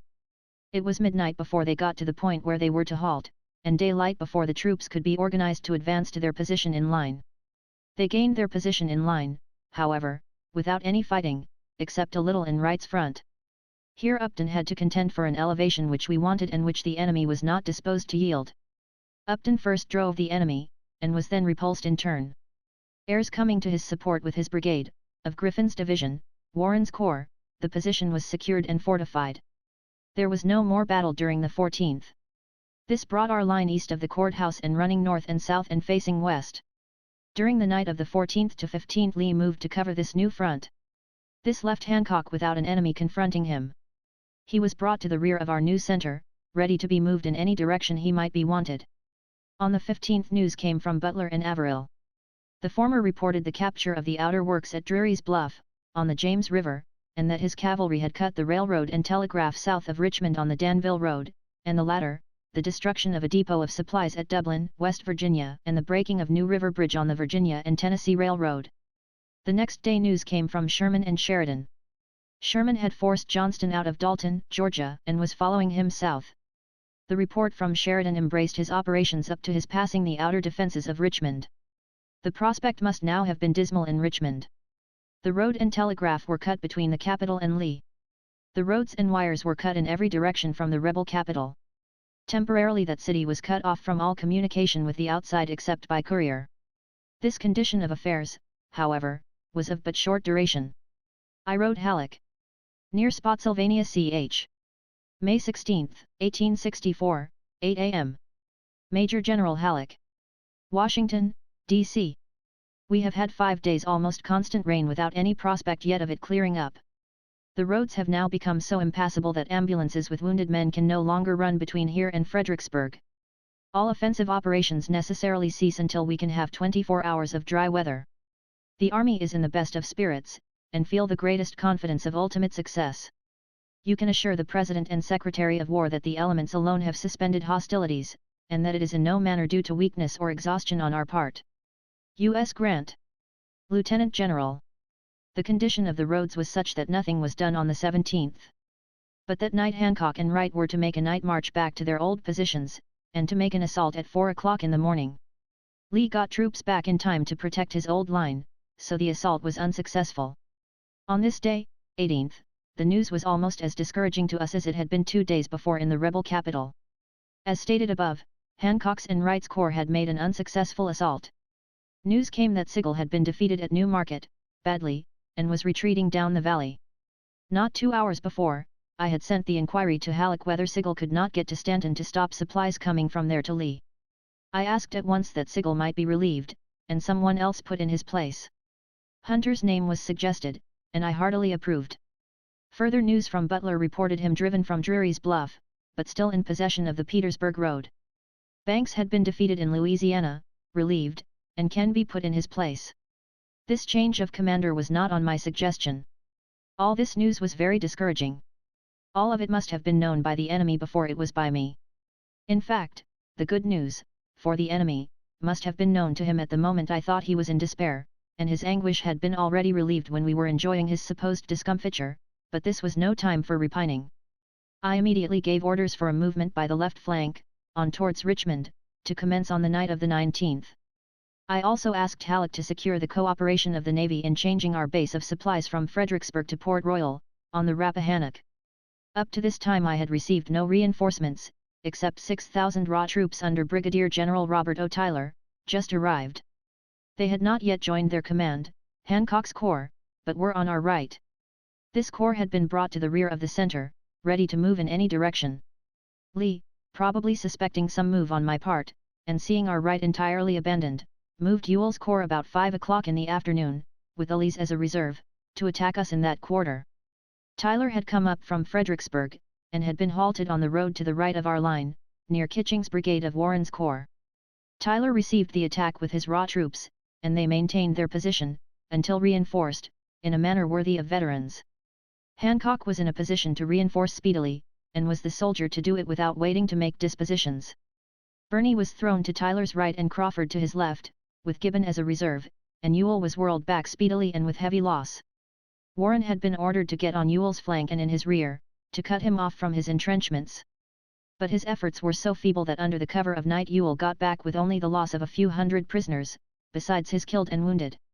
The army being engaged until after dark, I rescinded the order for the march by our left flank that night. As soon as it was discovered that the enemy were coming out to attack, I naturally supposed they would detach a force to destroy our trains. The withdrawal of Hancock from the right uncovered one road from Spotsylvania to Fredericksburg over which trains drew our supplies. This was guarded by a division of colored troops, commanded by General Ferrero, belonging to Burnside's corps. Ferrero was therefore promptly notified, and ordered to throw his cavalry pickets out to the south and be prepared to meet the enemy if he should come, if he had to retreat to do so towards Fredericksburg. The enemy did detach as expected, and captured 25 or 30 wagons which, however, were soon retaken. In consequence of the disasters that had befallen us in the past few days, Lee could be reinforced largely, and I had no doubt he would be. Beauregard had come up from the south with troops to guard the Confederate capital when it was in danger. Butler being driven back, most of the troops could be sent to Lee. Hoke was no longer needed in North Carolina, and Sigel's troops having gone back to Cedar Creek, whipped, many troops could be spared from the valley. The Wilderness and Spotsylvania battles convinced me that we had more artillery than could ever be brought into action at any one time. It occupied much of the road in marching, and taxed the trains in bringing up forage. Artillery is very useful when it can be brought into action, but it is a very burdensome luxury where it cannot be used. Before leaving Spotsylvania, therefore, I sent back to the defenses of Washington over 100 pieces of artillery, with the horses and caissons. This relieved the roads over which we were to march of more than 206 horse teams, and still left us more artillery than could be advantageously used. In fact, before reaching the James River I again reduced the artillery with the army largely. I believed that, if one corps of the army was exposed on the road to Richmond, and at a distance from the main army, Lee would endeavor to attack the exposed corps before reinforcements could come up, in which case the main army could follow Lee up and attack him before he had time to entrench. So I issued the following orders. Near Spotsylvania Ch. Va. May 18, 1864. Major General Meade. Commanding Army of the Potomac. Before daylight tomorrow morning I propose to draw Hancock and Burnside from the position they now hold, and put Burnside to the left of Wright. Wright and Burnside should then force their way up as close to the enemy as they can get without a general engagement, or with a general engagement if the enemy will come out of their works to fight, and entrench. Hancock should march and take up a position as if in support of the two left corps. Tomorrow night, at 12 or 1 o'clock, he will be moved southeast with all his force and as much cavalry as can be given to him, to get as far towards Richmond on the line of the Fredericksburg Railroad as he can make, fighting the enemy in whatever force he can find him. If the enemy make a general move to meet this, they will be followed by the other three corps of the army, and attacked, if possible, before time is given to entrench. Suitable directions will at once be given for all trains and surplus artillery to conform to this movement. U.S. Grant. On the 20th, Lee showing no signs of coming out of his lines, orders were renewed for a left flank movement, to commence after night. Chapter 54. Movement by the left flank, Battle of North Anna, an incident of the march, moving on Richmond, south of the Pamunkey, position of the National Army. We were now to operate in a different country from any we had before seen in Virginia. The roads were wide and good, and the country well cultivated. No men were seen except those bearing arms, even the black man having been sent away. The country, however, was new to us, and we had neither guides nor maps to tell us where the roads were, or where they led to. Engineer and staff officers were put to the dangerous duty of supplying the place of both maps and guides. By reconnoitering they were enabled to locate the roads in the vicinity of each army corps. Our course was south, and we took all roads leading in that direction which would not separate the army too widely. Hancock, who had the lead, had marched easterly to Guiney's Station, on the Fredericksburg Railroad, thence southerly to Bowling Green and Milford. He was at Milford by the night of the 21st. Here he met a detachment of Pickett's division coming from Richmond to reinforce Lee. They were speedily driven away, and several hundred captured. Warren followed on the morning of the 21st, and reached Guiney's Station that night without molestation. Burnside and Wright were retained at Spotsylvania to keep up the appearance of an intended assault, and to hold Lee, if possible, while Hancock and Warren should get start enough to interpose between him and Richmond. Lee had now a superb opportunity to take the initiative either by attacking Wright and Burnside alone, or by following by the Telegraph Road and striking Hancock's and Warren's corps, or even Hancock's alone, before reinforcements could come up. But he did not avail himself of either opportunity. He seemed really to be misled as to my designs, but moved by his interior line, the Telegraph Road, to make sure of keeping between his capital and the Army of the Potomac. He never again had such an opportunity of dealing a heavy blow. The evening of the 21st Burnside, 9th Corps, moved out followed by Wright, 6th Corps. Burnside was to take the Telegraph Road, but finding Stannard's Ford, over the Po, fortified and guarded, he turned east to the road taken by Hancock and Warren without an attempt to dislodge the enemy.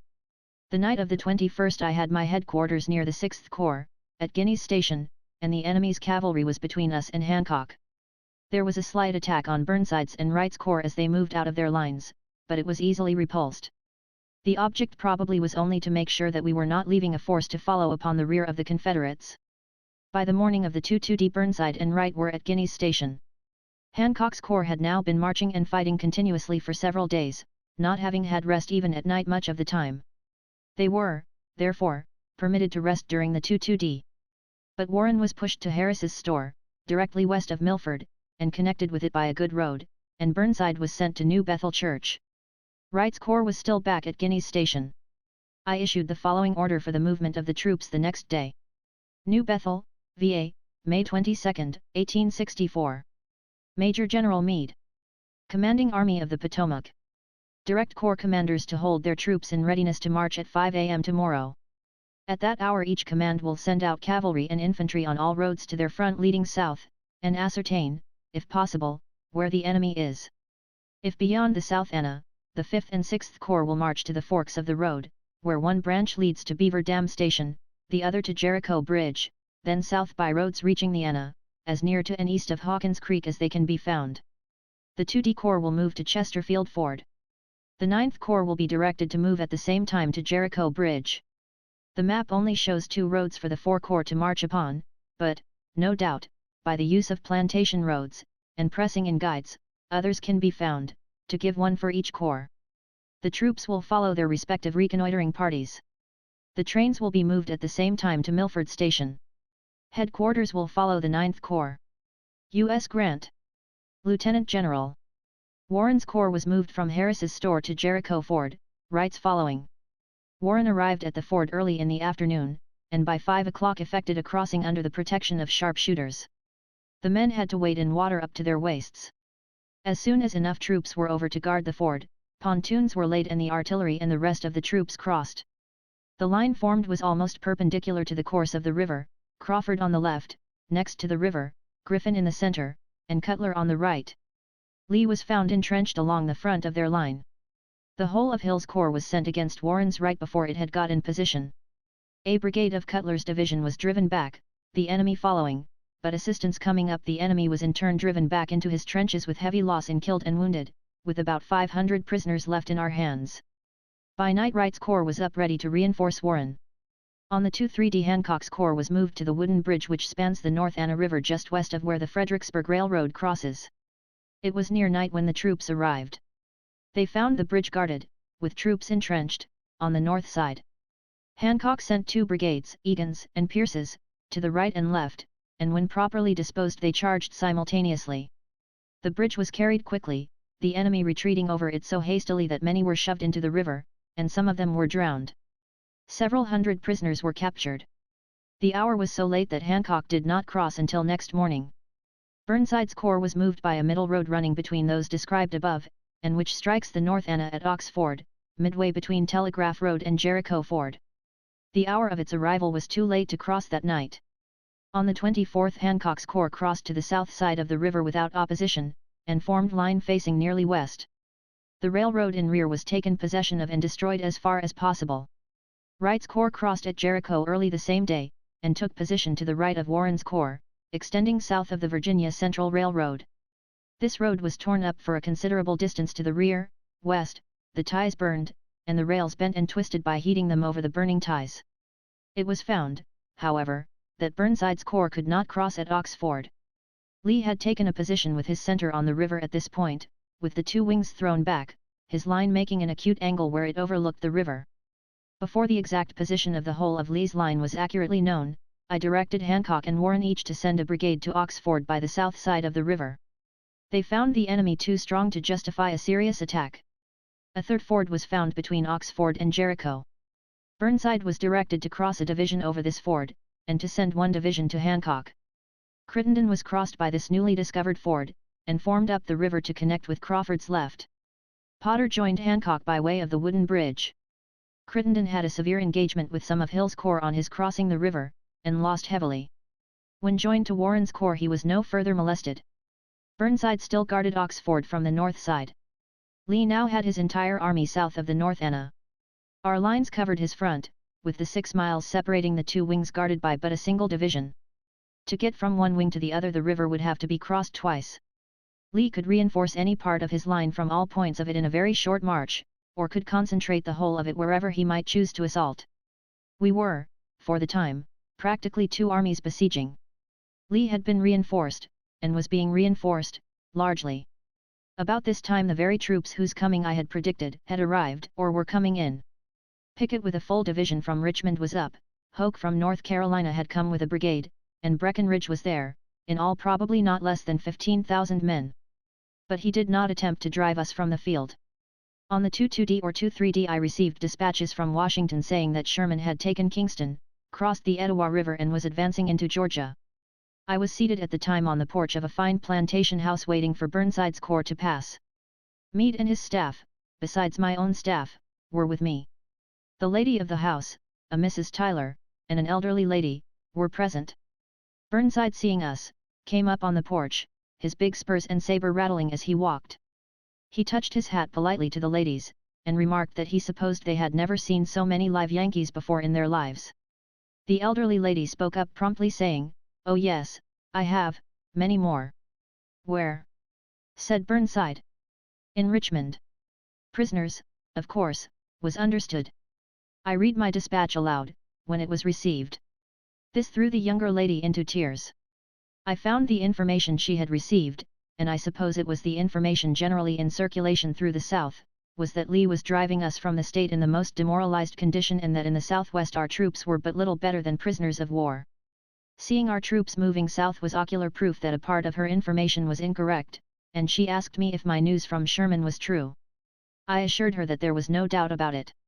I left a guard to protect the house from intrusion until the troops should have all passed, and assured her that if her husband was in hiding she could bring him in and he should be protected also. But I presume he was in the Confederate Army. On the 25th I gave orders, through Halleck, to Hunter, who had relieved Sigel, to move up the Valley of Virginia, cross over the Blue Ridge to Charlottesville and go as far as Lynchburg if possible, living upon the country and cutting the railroads and canal as he went. After doing this he could find his way back to his base, or join me. On the same day news was received that Lee was falling back on Richmond. This proved not to be true. But we could do nothing where we were unless Lee would assume the offensive. I determined, therefore, to draw out of our present position and make one more effort to get between him and Richmond. I had no expectation now, however, of succeeding in this, but I did expect to hold him far enough west to enable me to reach the James River high up. Sheridan was now again with the Army of the Potomac.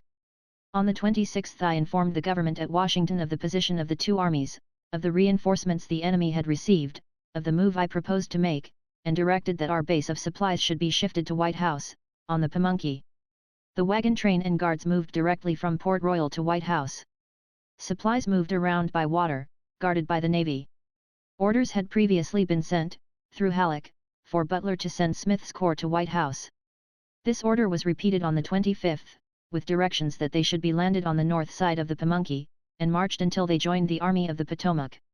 Quarles Mills, VA, May 26, 1864. Major General Halleck. Washington, D.C. The relative position of the two armies is now as follows: Lee's right rests on a swamp east of the Richmond and Fredericksburg Road and south of the North Anna, his center on the river at Oxford, and his left at Little River with the crossings of Little River guarded as far up as we have gone. Hancock with his corps and one division of the 9th Corps crossed at Chesterfield Ford and covers the right wing of Lee's army. One division of the 9th Corps is on the north bank of the Anna at Oxford, with bridges above and below at points nearest to it where both banks are held by us, so that it could reinforce either wing of our army with equal facility. The 5th and 6th Corps with one division of the 9th Corps run from the south bank of the Anna from a short distance above Oxford to Little River, and parallel with and near to the enemy. To make a direct attack from either wing would cause a slaughter of our men that even success would not justify. To turn the enemy by his right, between the two Annas is impossible on account of the swamp upon which his right rests. To turn him by the left leaves Little River, New Found River and South Anna River, all of them streams presenting considerable obstacles to the movement of our army, to be crossed. I have determined therefore to turn the enemy's right by crossing at or near Hanover Town. This crosses all three streams at once, and leaves us still where we can draw supplies. During the last night the teams and artillery not in position, belonging to the right wing of our army, and one division of that wing were quietly withdrawn to the north bank of the river and moved down to the rear of the left. As soon as it is dark, this division with most of the cavalry will commence a forced march for Hanover Town to seize and hold the crossings. The balance of the right wing will withdraw at the same hour, and follow as rapidly as possible. The left wing will also withdraw from the south bank of the river tonight and follow in rear of the right wing. Lee's army is really whipped. The prisoners we now take show it, and the action of his army shows it unmistakably. A battle with them outside of entrenchments cannot be had. Our men feel that they have gained the morale over the enemy, and attack him with confidence. I may be mistaken, but I feel that our success over Lee's army is already assured. The promptness and rapidity with which you have forwarded reinforcements has contributed largely to the feeling of confidence inspired in our men, and to break down that of the enemy. We are destroying all the rails we can on the Central and Fredericksburg roads. I want to leave a gap on the roads north of Richmond so big that to get a single track they will have to import rail from elsewhere. Even if a crossing is not effected at Hanover Town, it will probably be necessary for us to move on down the Pamunkey until a crossing is effected. I think it advisable therefore to change our base of supplies from Port Royal to the White House. I wish you would direct this change at once, and also direct Smith to put the railroad bridge there in condition for crossing troops and artillery and leave men to hold it. U.S. Grant. Lieutenant General. It was a delicate move to get the right wing of the Army of the Potomac from its position south of the North Anna in the presence of the enemy. To accomplish it, I issued the following order. Quarles Mills, VA, May 25, 1864. Major General Meade. Commanding AP. Direct Generals Warren and Wright to withdraw all their teams and artillery, not in position, to the north side of the river tomorrow. Send that belonging to General Wright's corps as far on the road to Hanover Town as it can go, without attracting attention to the fact. Send with it Wright's best division or division under his ablest commander. Have their places filled up in the line so if possible the enemy will not notice their withdrawal. Send the cavalry tomorrow afternoon, or as much of it as you may deem necessary, to watch and seize, if they can, Little Page's Bridge and Taylor's Ford, and to remain on one or other side of the river at these points until the infantry and artillery all pass. As soon as it is dark tomorrow night start the division which you withdraw first from Wright's corps to make a forced march to Hanover Town, taking with them no teams to impede their march. At the same time this division starts commence withdrawing all of the 5th and 6th Corps from the south side of the river, and march them for the same place. The two divisions of the 9th Corps not now with Hancock, may be moved down the north bank of the river where they will be handy to support Hancock if necessary, or will be that much on their road to follow the 5th and 6th Corps. Hancock should hold his command in readiness to follow as soon as the way is clear for him. Tomorrow it will leave nothing for him to do, but as soon as he can he should get all his teams and spare artillery on the road or roads which he will have to take. As soon as the troops reach Hanover Town they should get possession of all the crossings they can in that neighborhood. I think it would be well to make a heavy cavalry demonstration on the enemy's left, tomorrow afternoon, also. U.S. Grant. Lieutenant General. Wilson's division of cavalry was brought up from the left and moved by our right south to Little River. Here he maneuvered to give the impression that we were going to attack the left flank of Lee's army. Under cover of night our right wing was withdrawn to the north side of the river, Lee being completely deceived by Wilson's feint. On the afternoon of the 26th Sheridan moved, sending Gregg's and Torbert's cavalry to Taylor's and Little Page's fords towards Hanover. As soon as it was dark both divisions moved quietly to Hanover Ferry, leaving small guards behind to keep up the impression that crossings were to be attempted in the morning. Sheridan was followed by a division of infantry under General Russell. On the morning of the 27th the crossing was effected with but little loss, the enemy losing 30 or 40, taken prisoners. Thus a position was secured south of the Pamunkey. Russell stopped at the crossing while the cavalry pushed on to Hanover Town. Here Beringa's, formerly Gordon's, brigade of rebel cavalry was encountered, but it was speedily driven away. Warren's and Wright's corps were moved by the rear of Burnside's and Hancock's corps.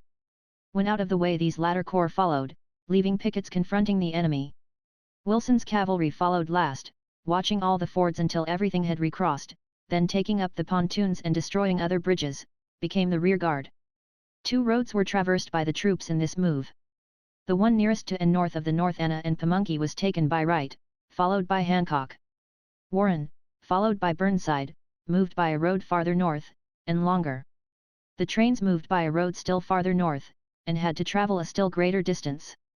All the troops that had crossed the Pamunkey on the morning of the 27th remained quiet during the rest of the day, while the troops north of that stream marched to reach the crossing that had been secured for them. Lee had evidently been deceived by our movement from North Anna, for on the morning of the 27th he telegraphed to Richmond, Enemy crossed to north side, and cavalry and infantry crossed at Hanover Town. The troops that had then crossed left his front the night of the 25th. The country we were now in was a difficult one to move troops over. The streams were numerous, deep and sluggish, sometimes spreading out into swamps grown up with impenetrable growths of trees and underbrush. The banks were generally low and marshy, making the streams difficult to approach except where there were roads and bridges. Hanover Town is about 20 miles from Richmond. There are 2 roads leading there, the most direct and shortest one crossing the Chickahominy at Meadow Bridge, near the Virginia Central Railroad, the second going by New and Old Cold Harbor. A few miles out from Hanover Town there is a third road by way of Mechanicsville to Richmond. New Cold Harbor was important to us because while there we both covered the roads back to White House, where our supplies came from, and the roads southeast over which we would have to pass to get to the James River below the Richmond defenses. On the morning of the 28th the Army made an early start, and by noon all had crossed except Burnside's corps. This was left on the north side temporarily to guard the large wagon train. A line was at once formed extending south from the river, Wright's corps on the right, Hancock's in the center, and Warren's on the left, ready to meet the enemy if he should come. At the same time Sheridan was directed to reconnoiter towards Mechanicsville to find Lee's position. At Haw's Shop, just where the middle road leaves the direct road to Richmond, he encountered the Confederate cavalry dismounted and partially entrenched. Gregg attacked with his division, but was unable to move the enemy. In the evening Custer came up with a brigade. The attack was now renewed, the cavalry dismounting and charging as infantry. This time the assault was successful, both sides losing a considerable number of men. But our troops had to bury the dead, and found that more Confederate than Union soldiers had been killed. The position was easily held, because our infantry was near. On the 29th a reconnaissance was made in force, to find the position of Lee. Wright's corps pushed to Hanover Courthouse. Hancock's corps pushed toward Totopotomoy Creek, Warren's corps to the left on the Shady Grove Church Road, while Burnside was held in reserve. Our advance was pushed forward 3 miles on the left with but little fighting. There was now an appearance of a movement past our left flank, and Sheridan was sent to meet it. On the 30th Hancock moved to the Totopotomoy, where he found the enemy strongly fortified. Wright was moved to the right of Hancock's corps, and Burnside was brought forward and crossed, taking position to the left of Hancock. Warren moved up near Huntley Corners on the Shady Grove Church Road. There was some skirmishing along the center, and in the evening Early attacked Warren with some vigor, driving him back at first, and threatening to turn our left flank. As the best means of reinforcing the left, Hancock was ordered to attack in his front. He carried and held the rifle pits. While this was going on Warren got his men up, repulsed Early, and drove him more than a mile. On this day I wrote to Halleck ordering all the pontoons in Washington to be sent to City Point. In the evening news was received of the arrival of Smith with his corps at White House. I notified Meade, in writing, as follows. Near Haw's Shop, VA. 6:40 p.m., May 30, 1864. Major General Meade. Commanding AP. General Smith will debark his force at the White House tonight and start up the south bank of the Pamunkey at an early hour, probably at 3 a.m. in the morning. It is not improbable that the enemy, being aware of Smith's movement, will be feeling to get on our left flank for the purpose of cutting him off, or by a dash to crush him and get back before we are aware of it. Sheridan ought to be notified to watch the enemy's movements well out towards Cold Harbor, and also on the Mechanicsville Road. Wright should be got well massed on Hancock's right, so that, if it becomes necessary, he can take the place of the latter readily whilst troops are being thrown east of the Totopotomoy if necessary. I want Sheridan to send a cavalry force of at least half a brigade, if not a whole brigade, at 5 a.m. in the morning, to communicate with Smith and to return with him. I will send orders for Smith by the messenger you send to Sheridan with his orders. U.S. Grant. I also notified Smith of his danger, and the precautions that would be taken to protect him. The night of the 30th Lee's position was substantially from Atlee's Station on the Virginia Central Railroad south and east to the vicinity of Cold Harbor. Ours was, the left of Warren's corps was on the Shady Grove Road, extending to the Mechanicsville Road and about 3 miles south of the Totopotomoy. Burnside to his right, then Hancock, and Wright on the extreme right, extending towards Hanover Courthouse, 6 miles southeast of it. Sheridan with 2 divisions of cavalry was watching our left front towards Cold Harbor. Wilson with his division on our right was sent to get on the Virginia Central Railroad and destroy it as far back as possible. He got possession of Hanover Courthouse the next day after a skirmish with Young's cavalry brigade.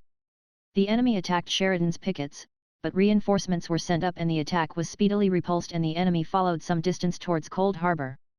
Chapter 55. Advance on Cold Harbor, an anecdote of the war, Battle of Cold Harbor, correspondence with Lee, retrospective. On the 31st Sheridan advanced to near Old Cold Harbor. He found it entrenched and occupied by cavalry and infantry. A hard fight ensued but the place was carried. The enemy well knew the importance of Cold Harbor to us, and seemed determined that we should not hold it. He returned with such a large force that Sheridan was about withdrawing without making any effort to hold it against such odds, but about the time he commenced the evacuation he received orders to hold the place at all hazards, until reinforcements could be sent to him. He speedily turned the rebel works to face against them and placed his men in position for defense. Night came on before the enemy was ready for assault. Wright's corps was ordered early in the evening to march directly to Cold Harbor, passing by the rear of the army. It was expected to arrive by daylight or before, but the night was dark and the distance great, so that it was 9 o'clock the 1st of June before it reached its destination. Before the arrival of Wright the enemy had made 2 assaults on Sheridan, both of which were repulsed with heavy loss to the enemy. Wright's corps coming up, there was no further assault on Cold Harbor.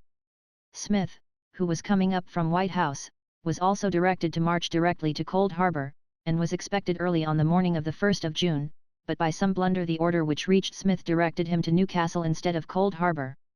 Through this blunder Smith did not reach his destination until 3 o'clock in the afternoon, and then with tired and worn-out men from their long and dusty march.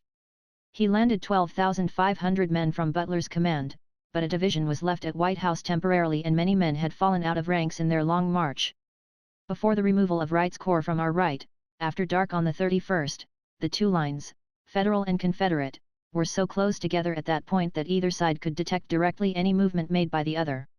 Finding at daylight that Wright had left his front, Lee evidently divined that he had gone to our left. At all events, soon after light on the 1st of June Anderson, who commanded the corps on Lee's left, was seen moving along Warren's front. Warren was ordered to attack him vigorously in flank, while Wright was directed to move out and get on his front. Warren fired his artillery at the enemy, but lost so much time in making ready that the enemy got by, and at 3 o'clock he reported the enemy was strongly entrenched in his front, and besides his lines were so long that he had no mass of troops to move with. He seemed to have forgotten that lines in rear of an army hold themselves while their defenders are fighting in their front. Wright reconnoitered some distance to his front, but the enemy, finding Old Cold Harbor already taken, had halted and fortified some distance west. By 6 o'clock in the afternoon Wright and Smith were ready to make an assault. In front of both the ground was clear for several hundred yards and then became wooded.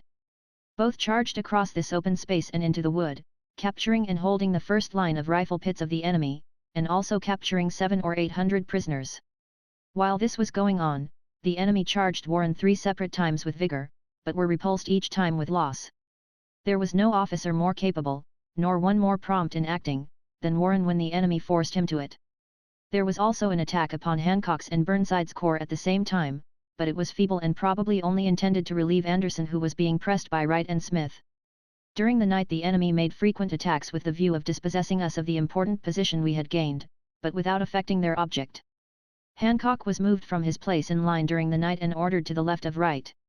I expected to take the offensive on the morning of the 2d, but the night was so dark, the heat and dust so excessive and the roads so intricate and hard to keep, that the head of column only reached Old Cold Harbor at 6 o'clock, but was in position at 7:30 a.m.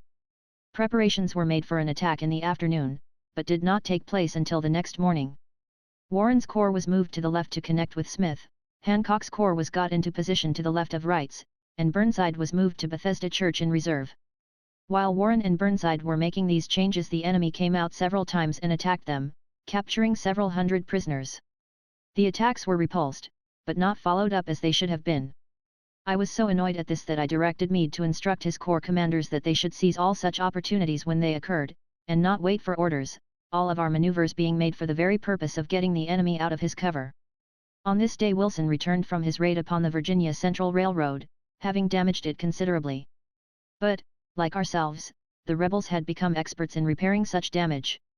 Sherman, in his Memoirs, relates an anecdote of his campaign to Atlanta that well illustrates this point. The rebel cavalry lurking in his rear to burn bridges and obstruct his communications had become so disgusted at hearing trains go whistling by within a few hours after a bridge had been burned, that they proposed to try blowing up some of the tunnels. One of them said, "No use, boys, Old Sherman carries duplicate tunnels with him, and will replace them as fast as you can blow them up, better save your powder.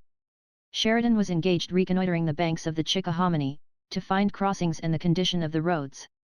He reported favorably. During the night Lee moved his left up to make his line correspond to ours. His lines extended now from the Totopotomoy to New Cold Harbor. Mine from Bethesda Church by Old Cold Harbor to the Chickahominy, with a division of cavalry guarding our right.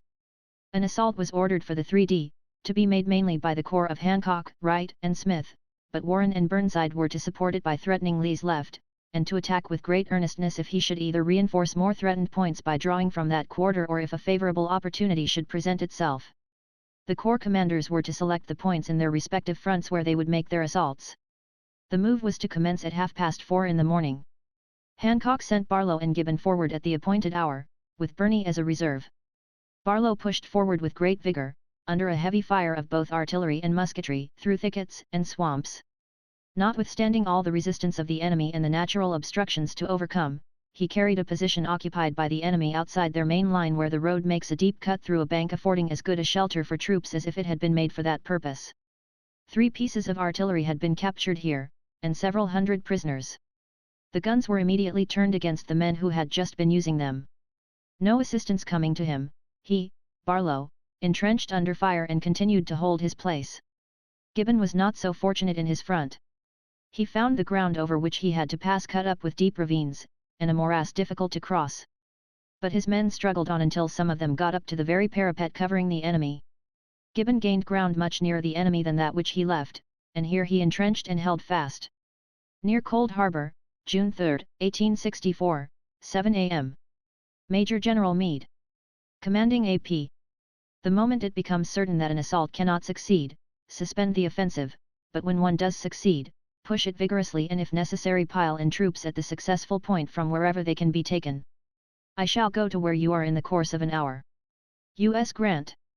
Lieutenant General. Wright's corps moving in 2 lines captured the outer rifle pits in their front, but accomplished nothing more. Smith's corps also gained the outer rifle pits in its front. The ground over which this corps, 18th, had to move was the most exposed of any over which charges were made. An open plain intervened between the contending forces at this point, which was exposed both to a direct and a cross fire. Smith, however, finding a ravine running towards his front, sufficiently deep to protect men in it from cross fire, and somewhat from a direct fire, put Martindale's division in it, and with Brooks supporting him on the left and Devens on the right succeeded in gaining the outer, probably picket, rifle pits. Warren and Burnside also advanced and gained ground, which brought the whole army on one line. This assault cost us heavily and probably without benefit to compensate, but the enemy was not cheered by the occurrence sufficiently to induce him to take the offensive. In fact, nowhere after the Battle of the Wilderness did Lee show any disposition to leave his defenses far behind him. Fighting was substantially over by 7:30 in the morning. At 11 o'clock I started to visit all the corps commanders to see for myself the different positions gained and to get their opinion of the practicability of doing anything more in their respective fronts. Hancock gave the opinion that in his front the enemy was too strong to make any further assault promise success. Wright thought he could gain the lines of the enemy, but it would require the cooperation of Hancock's and Smith's corps. Smith thought a lodgment possible, but was not sanguine. Burnside thought something could be done in his front, but Warren differed. I concluded, therefore, to make no more assaults, and a little after 12 directed in the following letter that all offensive action should cease. Cold Harbor, June 3, 1864, 12:30 p.m. Major General Meade. Commanding AP. The opinion of corps commanders not being sanguine of success in case an assault is ordered, you may direct a suspension of farther advance for the present. Hold our most advanced positions and strengthen them. Whilst on the defensive our line may be contracted from the right if practicable. Reconnaissances should be made in front of every corps and advances made to advantageous positions by regular approaches. To aid the expedition under General Hunter it is necessary that we should detain all the army now with Lee until the former gets well on his way to Lynchburg. To do this effectually it will be better to keep the enemy out of the entrenchments of Richmond than to have them go back there. Wright and Hancock should be ready to assault in case the enemy should break through General Smith's lines, and all should be ready to resist an assault. U.S. Grant. Lieutenant General. The remainder of the day was spent in strengthening the line we now held. By night we were as strong against Lee as he was against us. During the night the enemy quitted our right front, abandoning some of their wounded, and without burying their dead. These we were able to care for. But there were many dead and wounded men between the lines of the contending forces, which were now close together, who could not be cared for without a cessation of hostilities. So I wrote the following. Cold Harbor, VA, June 5, 1864. General R. E. Lee, commanding Confederate Army. It is reported to me that there are wounded men, probably of both armies, now lying exposed and suffering between the lines occupied respectively by the two armies. Humanity would dictate that some provision should be made to provide against such hardships. I would propose, therefore, that hereafter, when no battle is raging, either party be authorized to send to any point between the pickets or skirmish lines, unarmed men bearing litters to pick up their dead or wounded, without being fired upon by the other party. Any other method, equally fair to both parties, you may propose for meeting the end desired will be accepted by me. U.S. Grant. Lieutenant General. Lee replied that he feared such an arrangement would lead to misunderstanding, and proposed that in future, when either party wished to remove their dead and wounded, a flag of truce be sent. I answered this immediately by saying. Cold Harbor, VA, June 6, 1864. General R. E. Lee, commanding Army of NVA. Your communication of yesterday's date is received. I will send immediately, as you propose, to collect the dead and wounded between the lines of the two armies, and will also instruct that you be allowed to do the same. I propose that the time for doing this be between the hours of 12 am and 3 pm today. I will direct all parties going out to bear a white flag, and not to attempt to go beyond where we have dead or wounded, and not beyond or on ground occupied by your troops. U.S. Grant. Lieutenant General. Lee's response was that he could not consent to the burial of the dead and removal of the wounded in the way I proposed, but when either party desired such permission it should be asked for by flag of truce, and he had directed that any parties I may have sent out, as mentioned in my letter, to be turned back. I answered. Cold Harbor, VA, June 6, 1864. General R. E. Lee, commanding Army, NVA. The knowledge that wounded men are now suffering from want of attention, between the two armies, compels me to ask a suspension of hostilities for sufficient time to collect them in, say 2 hours. Permit me to say that the hours you may fix upon for this will be agreeable to me, and the same privilege will be extended to such parties as you may wish to send out on the same duty without further application. U.S. Grant. Lieutenant General. Lee acceded to this, but delays in transmitting the correspondence brought it to the 7th of June, 48 hours after it commenced, before parties were got out to collect the men left upon the field. In the meantime all but 2 of the wounded had died. And I wrote to Lee. Cold Harbor, VA, June 7, 1864. 10:30 am. Gen. R. E. Lee, commanding Army of NVA. I regret that your note of 7 p.m. yesterday should have been received at the nearest Corps headquarters, to where it was delivered, after the hour which had been given for the removal of the dead and wounded had expired. 10:45 p.m. was the hour at which it was received at Corps headquarters, and between 11 and 12 it reached my headquarters. As a consequence, it was not understood by the troops of this army that there was a cessation of hostilities for the purpose of collecting the dead and wounded, and none were collected. 2 officers and 6 men of the 8th and 25th North Carolina Regs, who were out in search of the bodies of officers of their respective regiments, were captured and brought into our lines, owing to this want of understanding. I regret this, but will state that as soon as I learned the fact, I directed that they should not be held as prisoners, but must be returned to their commands. These officers and men having been carelessly brought through our lines to the rear have not determined whether they will be sent back the way they came, or whether they will be sent by some other route. Regretting that all my efforts for alleviating the sufferings of wounded men left upon the battlefield have been rendered nugatory, I remain, N. U.S. Grant. Lieutenant General. I have always regretted that the last assault at Cold Harbor was ever made. I might say the same thing of the assault of the 2-2d of May, 1863, at Vicksburg. At Cold Harbor no advantage whatever was gained to compensate for the heavy loss we sustained. Indeed, the advantages other than those of relative losses, were on the Confederate side. Before that, the Army of Northern Virginia seemed to have acquired a wholesome regard for the courage, endurance, and soldierly qualities generally of the Army of the Potomac. They no longer wanted to fight them 1 Confederate to 5 Yanks. Indeed, they seemed to have given up any idea of gaining any advantage of their antagonist in the open field. They had come to much prefer breastworks in their front to the Army of the Potomac.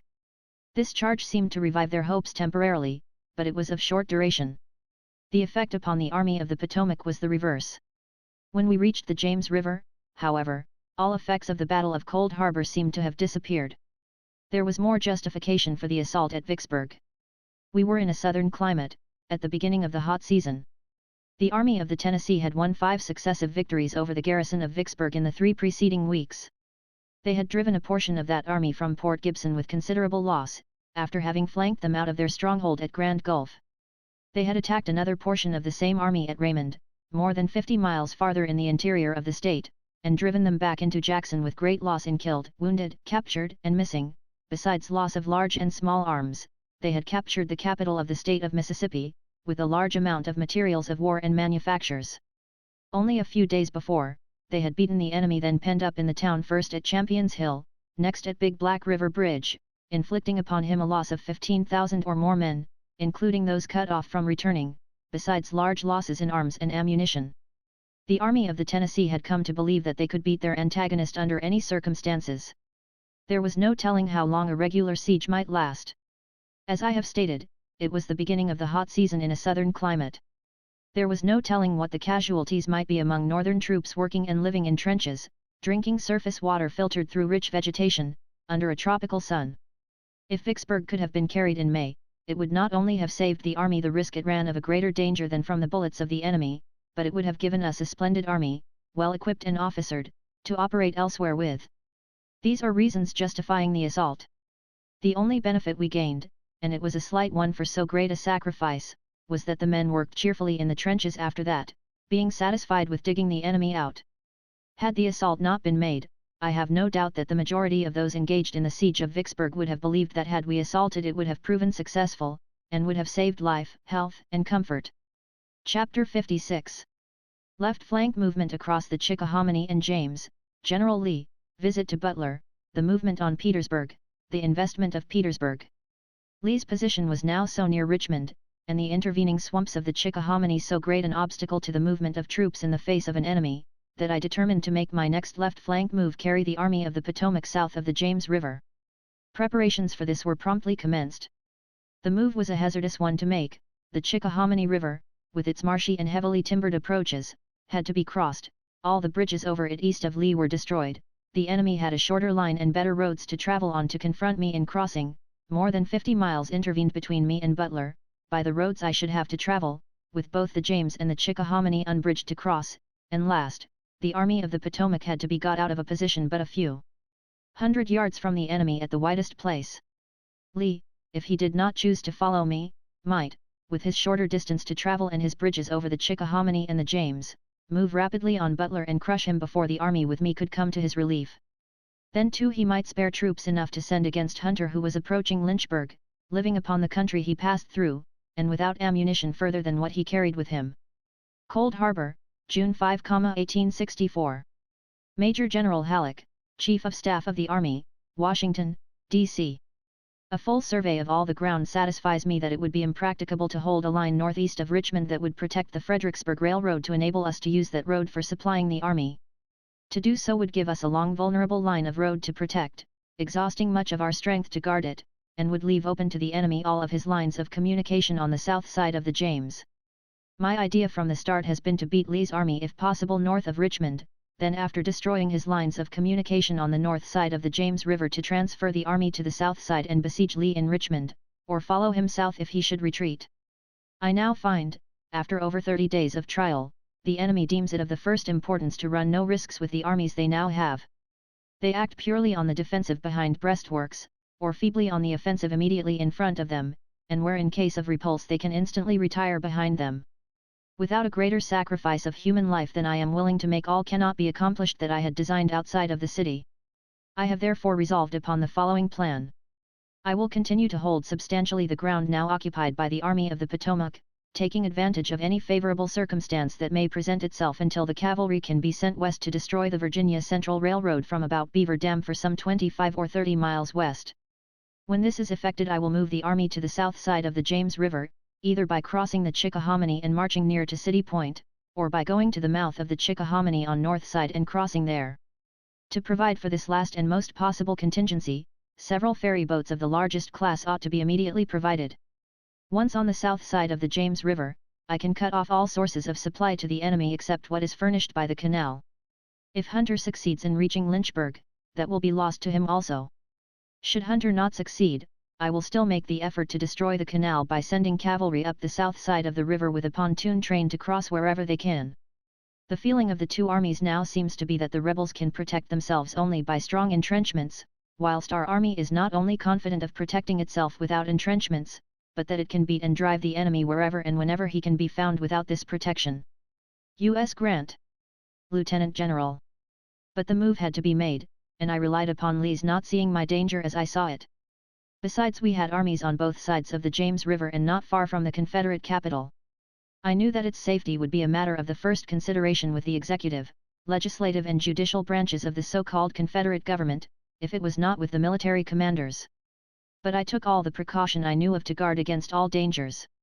Sheridan was sent with 2 divisions, to communicate with Hunter and to break up the Virginia Central Railroad and the James River Canal, on the 7th of June, taking instructions to Hunter to come back with him.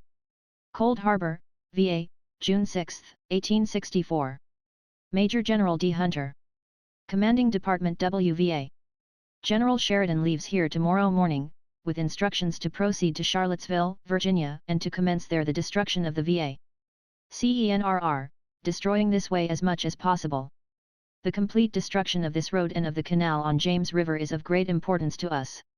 According to the instructions I sent to General Halleck for your guidance, you were to proceed to Lynchburg and commence there. It would be of great value to us to get possession of Lynchburg for a single day. But that point is of so much importance to the enemy, that in attempting to get it such resistance may be met as to defeat your getting onto the road or canal at all.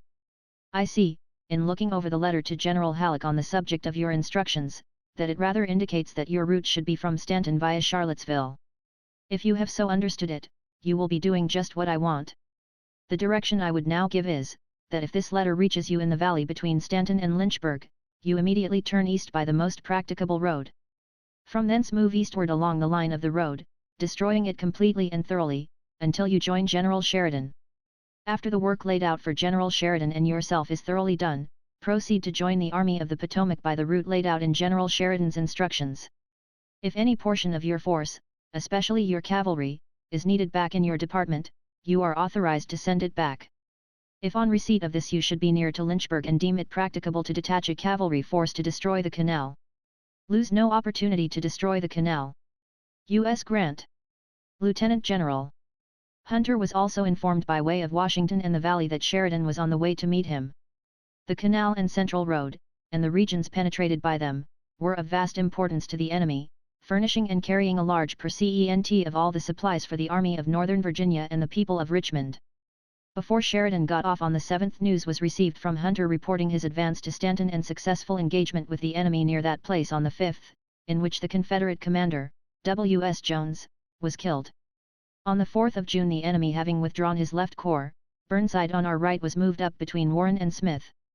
On the 5th, Birney returned to Hancock, which extended his left now to the Chickahominy, and Warren was withdrawn to Cold Harbor. Wright was directed to send 2 divisions to the left to extend down the banks of that stream to Bottom's Bridge. The cavalry extended still farther east to Jones's Bridge. On the 7th, Abercrombie, who was in command at White House, and who had been in command at our base of supplies in all the changes made from the start, was ordered to take up the iron from the York River Railroad and put it on boats, and to be in readiness to move by water to City Point. On the 8th, Meade was directed to fortify a line down the bank overlooking the Chickahominy, under cover of which the army could move. On the 9th, Abercrombie was directed to send all organized troops arriving at White House, without debarking from their transports, to report to Butler. Halleck was at this time instructed to send all reinforcements to City Point. On the 11th, I wrote. Cold Harbor, VA, June 11, 1864. Major Gen. B. F. Butler. Commanding Department of Virginia and N.C. The movement to transfer this army to the south side of the James River will commence after dark tomorrow night. Col. Comstock, of my staff, was sent specially to ascertain what was necessary to make your position secure in the interval during which the enemy might use most of his force against you, and also, to ascertain what point on the river we should reach to effect a crossing if it should not be practicable to reach this side of the river at Bermuda Hundred. Colonel Comstock has not yet returned, so that I cannot make instructions as definite as I would wish, but the time between this and Sunday night being so short in which to get word to you, I must do the best I can. Colonel Dent goes to the Chickahominy to take to you the 18th Corps. The Corps will leave its position in the trenches as early in the evening, tomorrow, as possible, and make a forced march to Cole's Landing or Ferry, where it should reach by 10 a.m. the following morning. This corps numbers now 15,300 men. They take with them neither wagons nor artillery, these latter marching with the balance of the army to the James River. The remainder of the army will cross the Chickahominy at Long Bridge and at Jones's, and strike the river at the most practicable crossing below City Point. I directed several days ago that all reinforcements for the army should be sent to you. I am not advised of the number that may have gone, but suppose you have received from 6 to 10,000. General Smith will also reach you as soon as the enemy could, going by the way of Richmond. The balance of the force will not be more than 1 day behind, unless detained by the whole of Lee's army, in which case you will be strong enough. I wish you would direct the proper staff officers, your chief engineer and your chief quartermaster, to commence at once the collection of all the means in their reach for crossing the army on its arrival. If there is a point below City Point where a pontoon bridge can be thrown, have it laid. Expecting the arrival of the 18th Corps by Monday night, if you deem it practicable from the force you have to seize and hold Petersburg, you may prepare to start, on the arrival of troops to hold your present lines. I do not want Petersburg visited, however, unless it is held, nor an attempt to take it, unless you feel a reasonable degree of confidence of success. If you should go there, I think troops should take nothing with them except what they can carry, depending upon supplies being sent after the place is secured. If Colonel Dent should not succeed in securing the requisite amount of transportation for the 18th Corps before reaching you, please have the balance supplied. U.S. Grant. Lieutenant General. P.S. On reflection I will send the 18th Corps by way of White House. The distance which they will have to march will be enough shorter to enable them to reach you about the same time, and the uncertainty of navigation on the Chickahominy will be avoided. U.S. Grant. Cold Harbor, VA, June 11, 1864. Major General G. G. Meade. Commanding Army of the Potomac. Colonel Comstock, who visited the James River for the purpose of ascertaining the best point below Bermuda 100 to which to march the army, has not yet returned. It is now getting so late, however, that all preparations may be made for the move tomorrow night without waiting longer. The movement will be made as heretofore agreed upon, that is, the 18th Corps make a rapid march with the infantry alone, their wagons and artillery accompanying the balance of the army to Cole's Landing or Ferry, and there embark for City Point, losing no time for rest until they reach the latter point. The 5th Corps will seize Long Bridge and move out on the Long Bridge Road to its junction with Quaker Road, or until stopped by the enemy. The other 3 corps will follow in such order as you may direct, one of them crossing at Long Bridge, and 2 at Jones's Bridge. After the crossing is effected, the most practicable roads will be taken to reach about Fort Powhatan. Of course, this is supposing the enemy makes no opposition to our advance. The 5th Corps, after securing the passage of the balance of the army, will join or follow in rear of the corps which crosses the same bridge with themselves. The wagon trains should be kept well east of the troops, and if a crossing can be found, or made lower down than Jones's, they should take it. U.S. Grant. Lieutenant General. P.S. In view of the long march to reach Cole's Landing, and the uncertainty of being able to embark a large number of men there, the direction of the 18th Corps may be changed to White House. They should be directed to load up transports, and start them as fast as loaded without waiting for the whole corps or even whole divisions to go together. U.S. Grant. About this time word was received, through the Richmond papers of the 11th, that Crook and Averill had united and were moving east. This, with the news of Hunter's successful engagement near Stanton, was no doubt known to Lee before it was to me. Then Sheridan, leaving with 2 divisions of cavalry, looked indeed threatening, both to Lee's communications and supplies. Much of his cavalry was sent after Sheridan, and Early with Ewell's entire corps was sent to the valley. Supplies were growing scarce in Richmond, and the sources from which to draw them were in our hands. People from outside began to pour into Richmond to help eat up the little on hand. Consternation reigned there. On the 12th Smith was ordered to move at night to White House, not to stop until he reached there, and to take boats at once for City Point, leaving his trains and artillery to move by land. Soon after dark some of the cavalry at Long Bridge effected a crossing by wading and floundering through the water and mud, leaving their horses behind, and drove away the cavalry pickets. A pontoon bridge was speedily thrown across, over which the remainder of the army soon passed and pushed out for a mile or 2 to watch and detain any advance that might be made from the other side. Warren followed the cavalry, and by the morning of the 13th had his whole corps over. Hancock followed Warren. Burnside took the road to Jones's Bridge, followed by Wright. Ferrero's division, with the wagon train, moved farther east, by Window Shades and Cole's Ferry, our rear being covered by cavalry. It was known that the enemy had some gunboats at Richmond. These might run down at night and inflict great damage upon us before they could be sunk or captured by our navy. General Butler had, in advance, loaded some vessels with stone ready to be sunk so as to obstruct the channel in an emergency. On the 13th I sent orders to have these sunk as high up the river as we could guard them, and prevent their removal by the enemy. As soon as Warren's corps was over the Chickahominy it marched out and joined the cavalry in holding the roads from Richmond while the army passed. No attempt was made by the enemy to impede our march, however, but Warren and Wilson reported the enemy strongly fortified in their front. By the evening of the 13th Hancock's corps was at Charles City Courthouse on the James River. Burnside's and Wright's corps were on the Chickahominy, and crossed during the night, Warren's corps and the cavalry still covering the army. The material for a pontoon bridge was already at hand and the work of laying it was commenced immediately, under the superintendence of Brigadier General Benham, commanding the Engineer Brigade. On the evening of the 14th the crossing commenced, Hancock in advance, using both the bridge and boats. When the Wilderness Campaign commenced the Army of the Potomac, including Burnside's, which was a separate command until the 24th of May when it was incorporated with the main army, numbered about 116,000 men. During the progress of the campaign about 40,000 reinforcements were received. At the crossing of the James River June 14 to 15 the army numbered about 115,000. Besides the ordinary losses incident to a campaign of 6 weeks nearly constant fighting or skirmishing, about one half of the artillery was sent back to Washington, and many men were discharged by reason of the expiration of their term of service. In estimating our strength every enlisted man and every commissioned officer present is included, no matter how employed, in bands, sick in field hospitals, hospital attendants, company cooks and all. Operating in an enemy's country, and being supplied always from a distant base, large detachments had at all times to be sent from the front, not only to guard the base of supplies and the roads to it, but all the roads leading to our flanks and rear. We were also operating in a country unknown to us, and without competent guides or maps showing the roads accurately. The manner of estimating numbers in the two armies differs materially. In the Confederate Army often only bayonets are taken into account, never, I believe, do they estimate more than are handling the guns of the artillery and armed with muskets or carbines.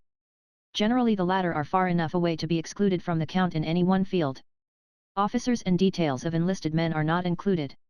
In the northern armies the estimate is most liberal, taking in all connected with the army and drawing pay from a statement of losses compiled in the Adjutant General's office. Field of action and date. Killed. Wounded. Missing. Aggregate. Wilderness, May 5 to 7, 2261, 8785, 2902, 13948. Spotsylvania, May 8 to 21, 2271, 9360, 1970, 13601. North Anna, May 2 3d to 27, 186 792, 165, 1143. Totopotomoy, May 27 to 31, 99 358, 52 509. Cold Harbor, May 31 to June 12, 1769, 6752, 1537, 10,058. Total. 6,586, 26,047, 6,626, 39,259. Estimated in the same manner as ours, Lee had not less than 80,000 men at the start. His reinforcements were about equal to ours during the campaign, deducting the discharged men and those sent back.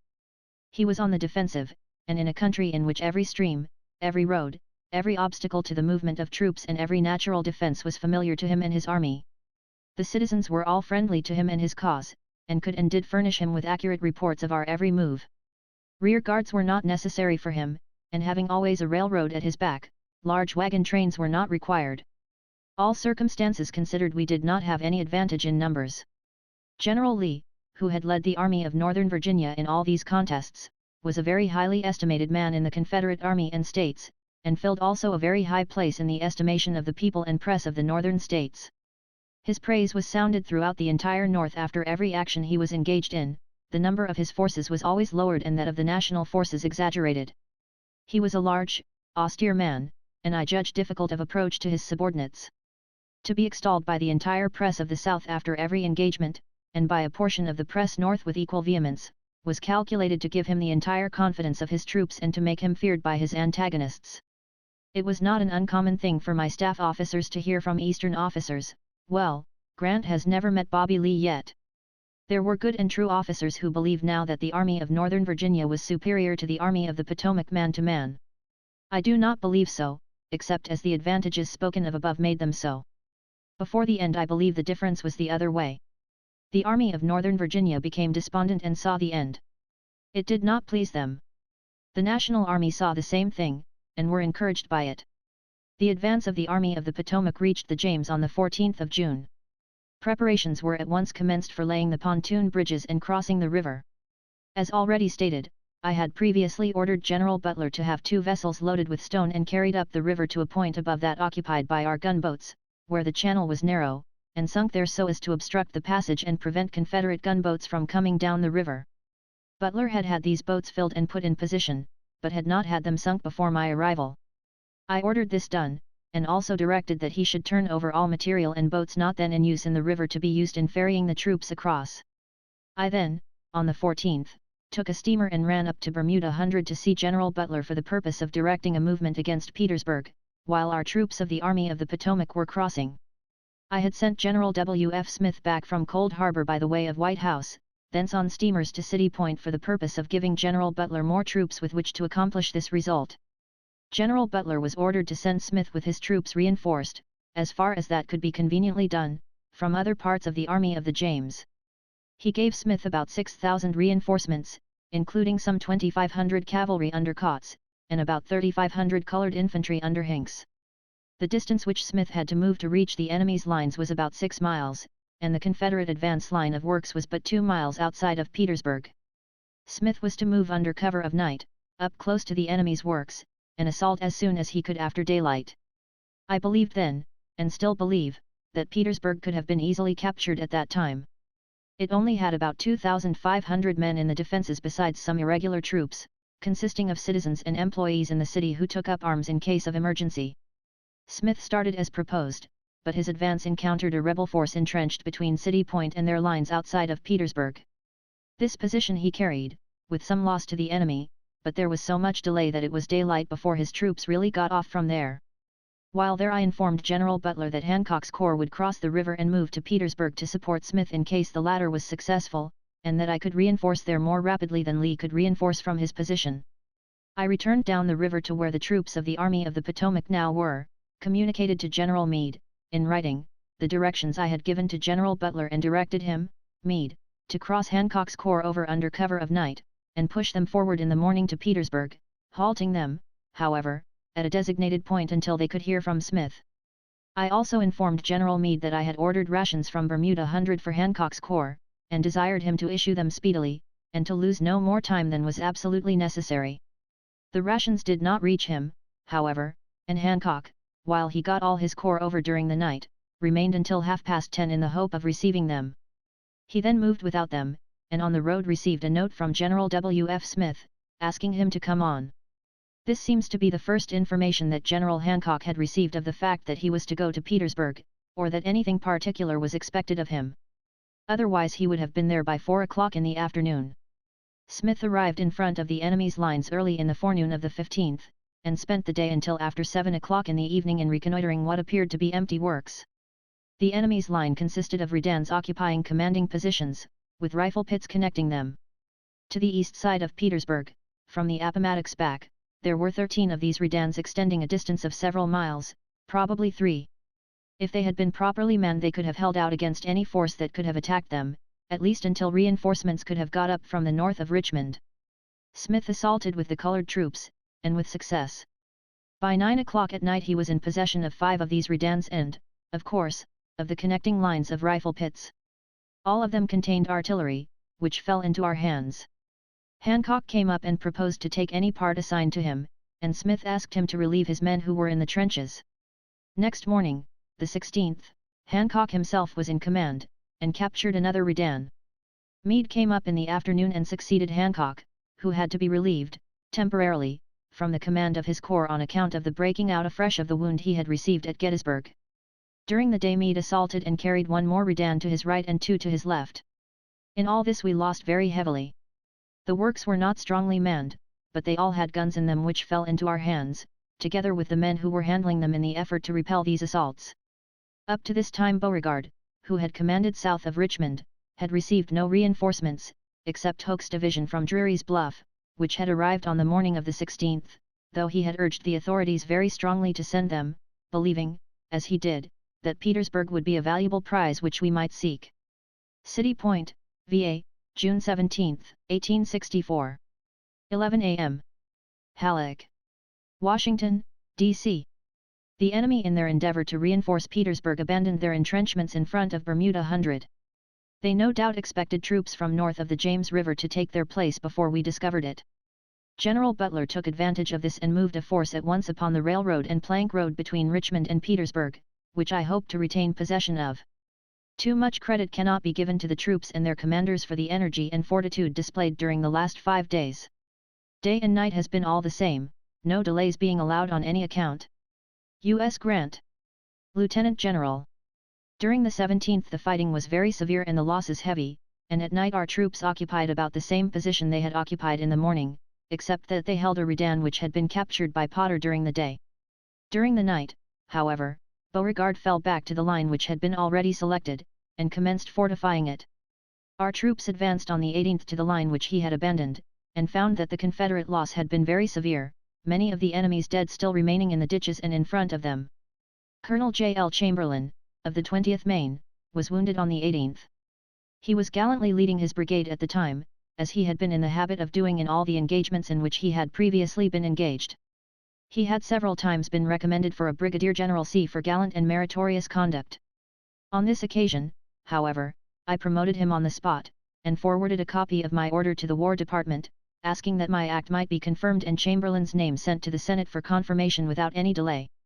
This was done, and at last a gallant and meritorious officer received partial justice at the hands of his government, which he had served so faithfully and so well. If General Hancock's orders of the 15th had been communicated to him, that officer, with his usual promptness, would undoubtedly have been upon the ground around Petersburg as early as 4 o'clock in the afternoon of the 15th. The days were long and it would have given him considerable time before night. I do not think there is any doubt that Petersburg itself could have been carried without much loss, or, at least, if protected by inner detached works, that a line could have been established very much in rear of the one then occupied by the enemy. This would have given us control of both the Weldon and South Side railroads. This would also have saved an immense amount of hard fighting which had to be done from the 15th to the 18th, and would have given us greatly the advantage in the long siege which ensued. I now ordered the troops to be put under cover and allowed some of the rest which they had so long needed. They remained quiet, except that there was more or less firing every day, until the 2-2d, when General Meade ordered an advance towards the Weldon Railroad. We were very anxious to get to that road, and even round to the South Side Railroad if possible. Meade moved Hancock's corps, now commanded by Birney, to the left, with a view to at least force the enemy to stay within the limits of his own line. General Wright, with the 6th Corps, was ordered by a road farther south, to march directly for the Weldon Road. The enemy passed in between these two corps and attacked vigorously, and with very serious results to the national troops, who were then withdrawn from their advanced position. The Army of the Potomac was given the investment of Petersburg, while the Army of the James held Bermuda Hundred and all the ground we possessed north of the James River. The 9th Corps, Burnside's, was placed upon the right at Petersburg, the 5th, Warren's, next, the 2d, Birney's, next, then the 6th, Wright's, broken off to the left and south. Thus began the siege of Petersburg. Chapter 57. Raid on the Virginia Central Railroad, raid on the Weldon Railroad, Lee's movement upon Washington, mining the works before Petersburg, explosion of the mine before Petersburg, campaign in the Shenandoah Valley, capture of the Weldon Railroad. On the 7th of June, while at Cold Harbor, I had as already indicated sent Sheridan with 2 divisions of cavalry to destroy as much as he could of the Virginia Central Railroad. General Hunter had been operating up the Shenandoah Valley with some success, having fought a battle near Stanton where he captured a great many prisoners, besides killing and wounding a good many men. After the battle he formed a junction at Stanton with Averill and Crook, who had come up from the Kanawha, or Gauley River. It was supposed, therefore, that General Hunter would be about Charlottesville, Virginia, by the time Sheridan could get there, doing on the way the damage that he was sent to do. I gave Sheridan instructions to have Hunter, in case he should meet him about Charlottesville, join and return with him to the Army of the Potomac. Lee, hearing of Hunter's success in the valley, started Breckinridge out for its defense at once. Learning later of Sheridan's going with 2 divisions, he also sent Hampton with 2 divisions of cavalry, his own and Fitzhugh Lee's. Sheridan moved to the north side of the North Anna to get out west, and learned of the movement of these troops to the south side of the same stream almost as soon as they had started. He pushed on to get to Trevilian Station to commence his destruction at that point. On the night of the 10th he bivouacked some 6 or 7 miles east of Trevilian, while Fitzhugh Lee was the same night at Trevilian Station and Hampton but a few miles away. During the night Hampton ordered an advance on Sheridan, hoping, no doubt, to surprise and very badly cripple him. Sheridan, however, by a counter-move sent Custer on a rapid march to get between the 2 divisions of the enemy and into their rear.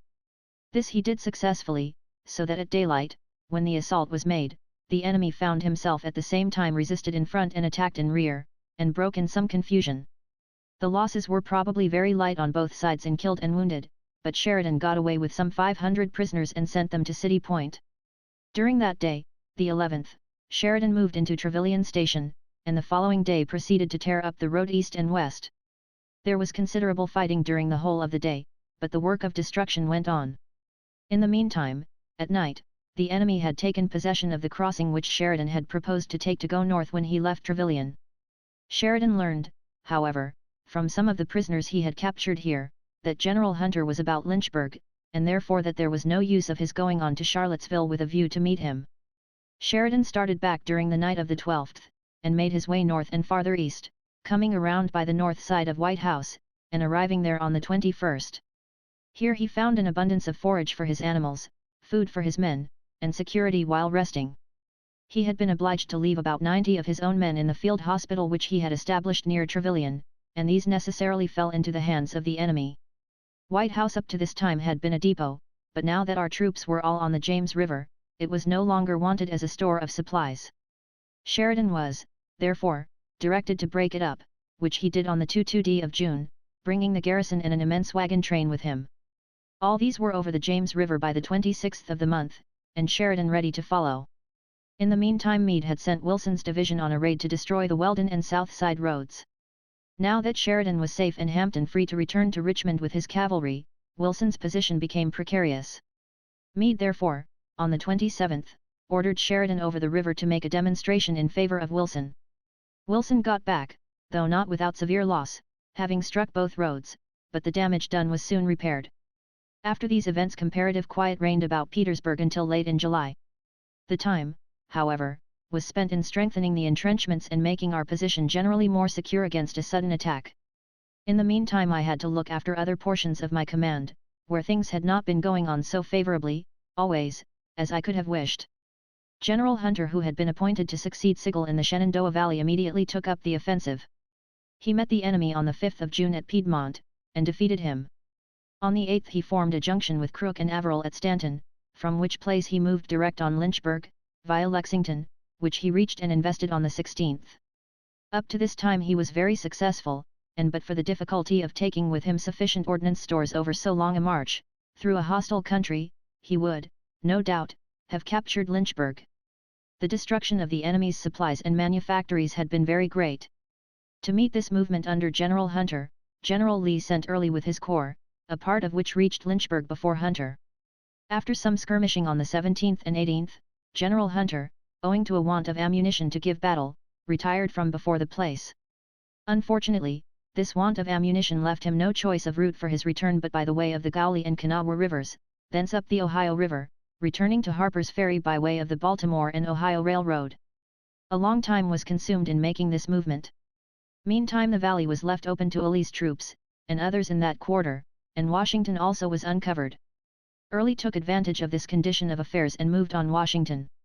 In the absence of Hunter, General Lew Wallace, with headquarters at Baltimore, commanded the department in which the Shenandoah lay. His surplus of troops with which to move against the enemy was small in number. Most of these were raw and, consequently, very much inferior to our veterans and to the veterans which Early had with him, but the situation of Washington was precarious, and Wallace moved with commendable promptitude to meet the enemy at the Monocacy. He could hardly have expected to defeat him badly, but he hoped to cripple and delay him until Washington could be put into a state of preparation for his reception.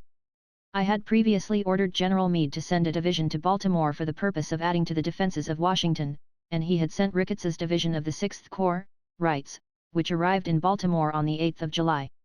Finding that Wallace had gone to the front with his command, Ricketts immediately took the cars and followed him to the Monocacy with his entire division. They met the enemy and, as might have been expected, were defeated, but they succeeded in stopping him for the day on which the battle took place. The next morning Early started on his march to the capital of the nation, arriving before it on the 11th. Learning of the gravity of the situation, I had directed General Meade to also order Wright with the rest of his corps directly to Washington for the relief of that place, and the latter reached there the very day that Early arrived before it. The 19th Corps, which had been stationed in Louisiana, having been ordered up to reinforce the armies about Richmond, had about this time arrived at Fortress Monroe, on their way to join us. I diverted them from that point to Washington, which place they reached, almost simultaneously with Wright, on the 11th. The 19th Corps was commanded by Major General Emory. Early made his reconnaissance with a view of attacking on the following morning, the 12th, but the next morning he found our entrenchments, which were very strong, fully manned. He at once commenced to retreat, Wright following. There is no telling how much this result was contributed to by General Lew Wallace's leading what might well be considered almost a forlorn hope. If Early had been but one day earlier he might have entered the capital before the arrival of the reinforcements I had sent. Whether the delay caused by the battle amounted to a day or not, General Wallace contributed on this occasion, by the defeat of the troops under him, a greater benefit to the cause than often falls to the lot of a commander of an equal force to render by means of a victory. Farther west also the troubles were threatening. Some time before, Forrest had met Sturgis in command of some of our cavalry in Mississippi and handled him very roughly, gaining a very great victory over him. This left Forrest free to go almost where he pleased, and to cut the roads in rear of Sherman, who was then advancing. Sherman was abundantly able to look after the army that he was immediately with, and all of his military divisions so long as he could communicate with it, but it was my place to see that he had the means with which to hold his rear. 2 divisions under A.J. Smith had been sent to Banks in Louisiana some months before. Sherman ordered these back, with directions to attack Forrest. Smith met and defeated him very badly. I then directed that Smith should hang to Forrest and not let him go, and to prevent by all means his getting upon the Memphis and Nashville Railroad. Sherman had anticipated me in this matter, and given the same orders in substance, but receiving my directions for this order to Smith, he repeated it. On the 25th of June General Burnside had commenced running a mine from about the center of his front under the Confederate works confronting him. He was induced to do this by Colonel Pleasants, of the Pennsylvania Volunteers, whose regiment was mostly composed of miners, and who was himself a practical miner. Burnside had submitted the scheme to Meade and myself, and we both approved of it, as a means of keeping the men occupied. His position was very favorable for carrying on this work, but not so favorable for the operations to follow its completion. The position of the 2 lines at that point were only about 100 yards apart, with a comparatively deep ravine intervening. In the bottom of this ravine the work commenced. The position was unfavorable in this particular, that the enemy's line at that point was re-entering, so that its front was commanded by their own lines both to the right and left. Then, too, the ground was sloping upward back of the Confederate line for a considerable distance, and it was presumable that the enemy had, at least, a detached work on this highest point. The work progressed, and on the 2-3 of July the mine was finished ready for charging, but I had this work of charging deferred until we were ready for it. On the 17th of July several deserters came in and said that there was great consternation in Richmond, and that Lee was coming out to make an attack upon us, the object being to put us on the defensive so that he might detach troops to go to Georgia, where the army Sherman was operating against was said to be in great trouble. I put the army commanders, Meade and Butler, on the lookout, but the attack was not made. I concluded, then, a few days later, to do something in the way of offensive movement myself, having in view something of the same object that Lee had had. Wright's and Emory's corps were in Washington, and with this reduction of my force Lee might very readily have spared some troops from the defenses to send west. I had other objects in view, however, besides keeping Lee where he was. The mine was constructed and ready to be exploded, and I wanted to take that occasion to carry Petersburg if I could. It was the object, therefore, to get as many of Lee's troops away from the south side of the James River as possible. Accordingly, on the 26th, we commenced a movement with Hancock's corps and Sheridan's cavalry to the north side by the way of Deep Bottom, where Butler had a pontoon bridge laid. The plan, in the main, was to let the cavalry cut loose and, joining with Kautz's cavalry of the Army of the James, get by Lee's lines and destroy as much as they could of the Virginia Central Railroad, while, in the meantime, the infantry was to move out so as to protect their rear and cover their retreat back when they should have got through with their work. We were successful in drawing the enemy's troops to the north side of the James as I expected. The mine was ordered to be charged, and the morning of the 30th of July was the time fixed for its explosion. I gave Meade minute orders on the 24th directing how I wanted the assault conducted, which orders he amplified into general instructions for the guidance of the troops that were to be engaged. City Point, VA, July 24, 1864. Major General Meade. Commanding, etc. The engineer officers who made a survey of the front from Bermuda Hundred report against the probability of success from an attack there. The chances they think will be better on Burnside's front. If this is attempted, it will be necessary to concentrate all the force possible at the point in the enemy's line we expect to penetrate. All officers should be fully impressed with the absolute necessity of pushing entirely beyond the enemy's present line, if they should succeed in penetrating it, and of getting back to their present line promptly if they should not succeed in breaking through. To the right and left of the point of assault all the artillery possible should be brought to play upon the enemy in front during the assault. Their lines would be sufficient for the support of the artillery, and all the reserves could be brought on the flanks of their commands nearest to the point of assault, ready to follow in if successful. The field artillery and infantry held in the lines during the first assault should be in readiness to move at a moment's notice either to their front or to follow the main assault, as they should receive orders. One thing, however, should be impressed on corps commanders. If they see the enemy giving away on their front or moving from it to reinforce a heavily assaulted portion of their line, they should take advantage of such knowledge and act promptly without waiting for orders from army commanders. General Ord can co-operate with his corps in this movement, and about 5,000 troops from Bermuda Hundred can be sent to reinforce you or can be used to threaten an assault between the Appomattox and James rivers, as may be deemed best. This should be done by Tuesday morning, if done at all. If not attempted, we will then start at the date indicated to destroy the railroad as far as Hicksford at least, and to Weldon if possible. Whether we send an expedition on the road or assault at Petersburg, Burnside's mine will be blown up. U.S. Grant. Lieutenant General. Meade's instructions, which I, of course, approved most heartily, were all that I can see now was necessary. The only further precaution which he could have taken, and which he could not foresee, would have been to have different men to execute them. The gallery to the mine was over 500 feet long from where it entered the ground to the point where it was under the enemy's works, and with a cross gallery of something over 80 feet running under their lines. 8 chambers had been left, requiring a ton of powder each to charge them. All was ready by the time I had prescribed, and on the 29th Hancock and Sheridan were brought back near the James River with their troops. Under cover of night they started to recross the bridge at Deep Bottom, and to march directly for that part of our lines in front of the mine. Warren was to hold his line of entrenchments with a sufficient number of men and concentrate the balance on the right next to Burnside's corps, while Ord, now commanding the 18th Corps, temporarily under Meade, was to form in the rear of Burnside to support him when he went in. All were to clear off the parapets and the abatis in their front so as to leave the space as open as possible, and be able to charge the moment the mine had been sprung and Burnside had taken possession. Burnside's corps was not to stop in the crater at all but push on to the top of the hill, supported on the right and left by Ord's and Warren's corps.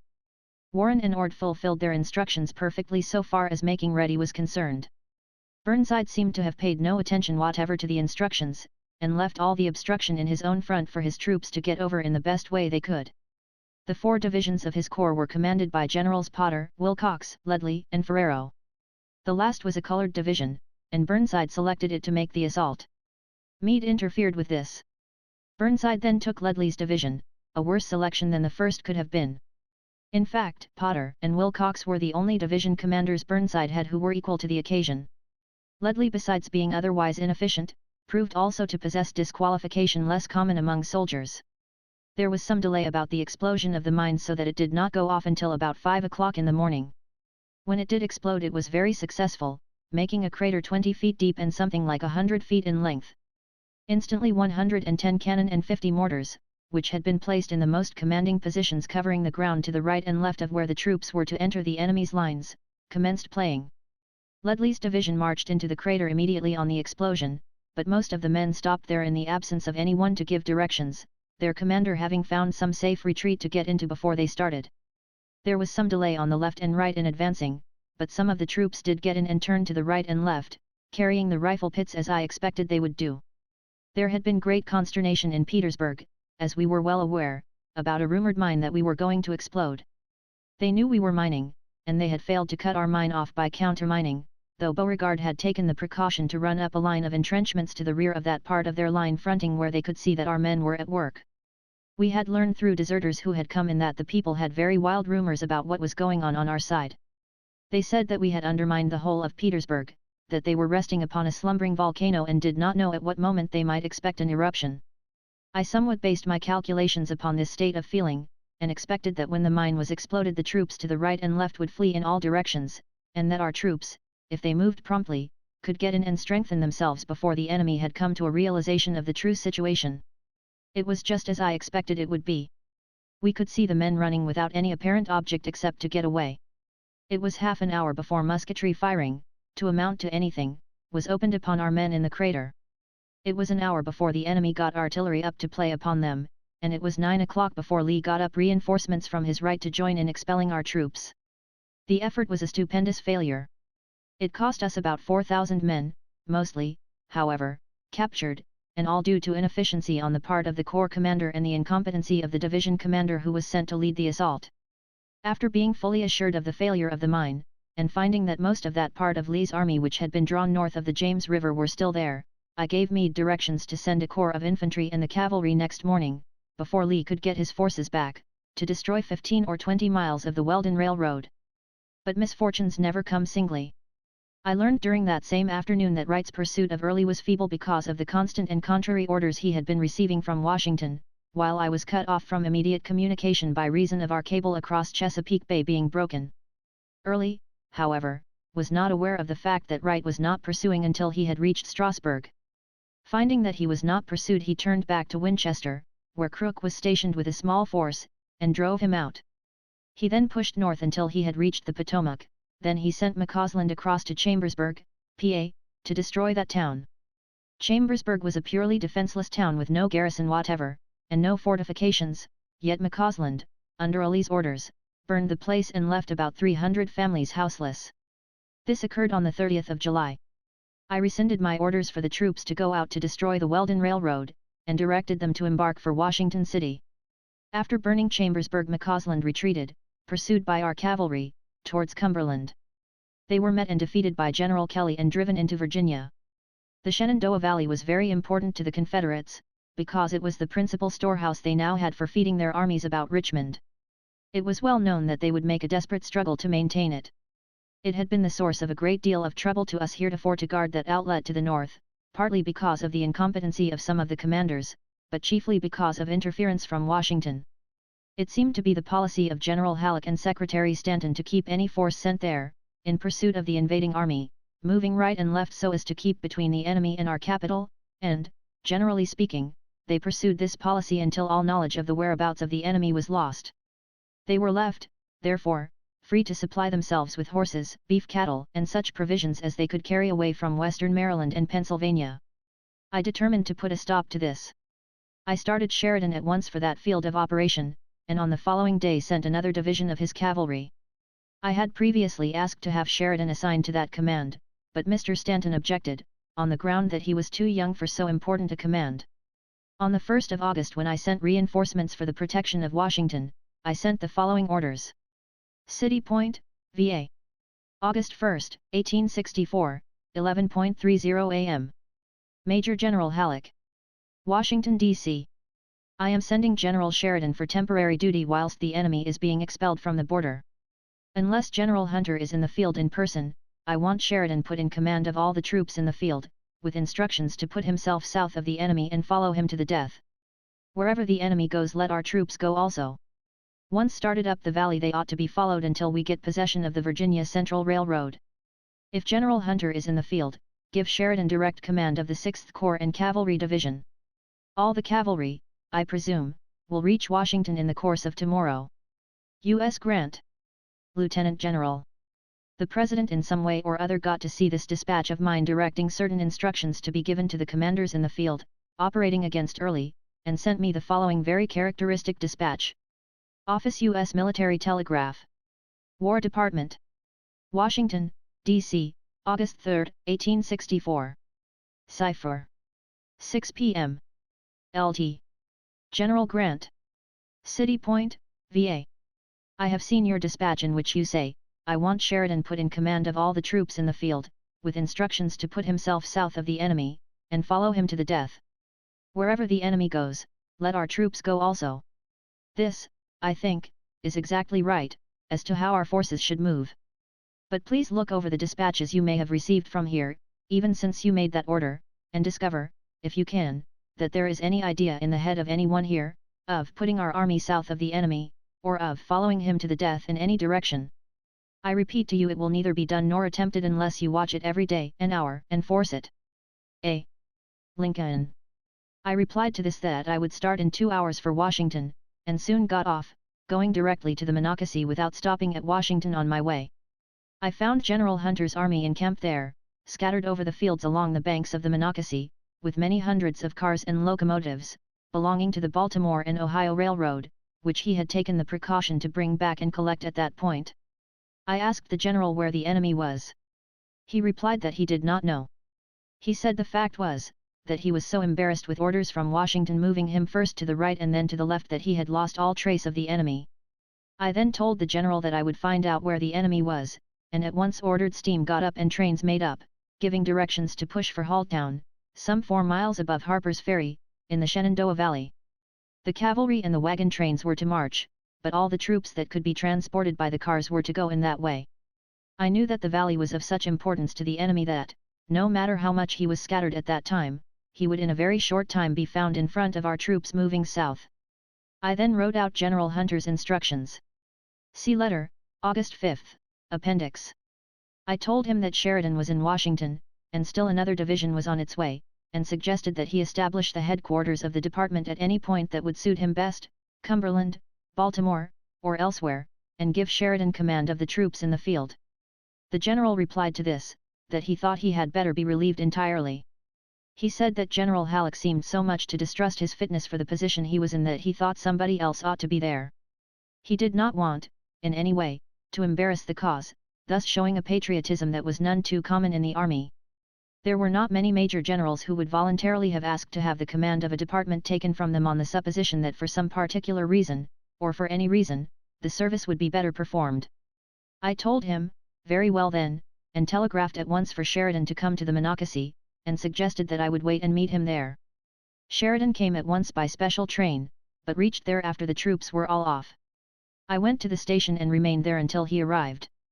Myself and 1 or 2 of my staff were about all the Union people, except General Hunter and his staff, who were left at the Monocacy when Sheridan arrived.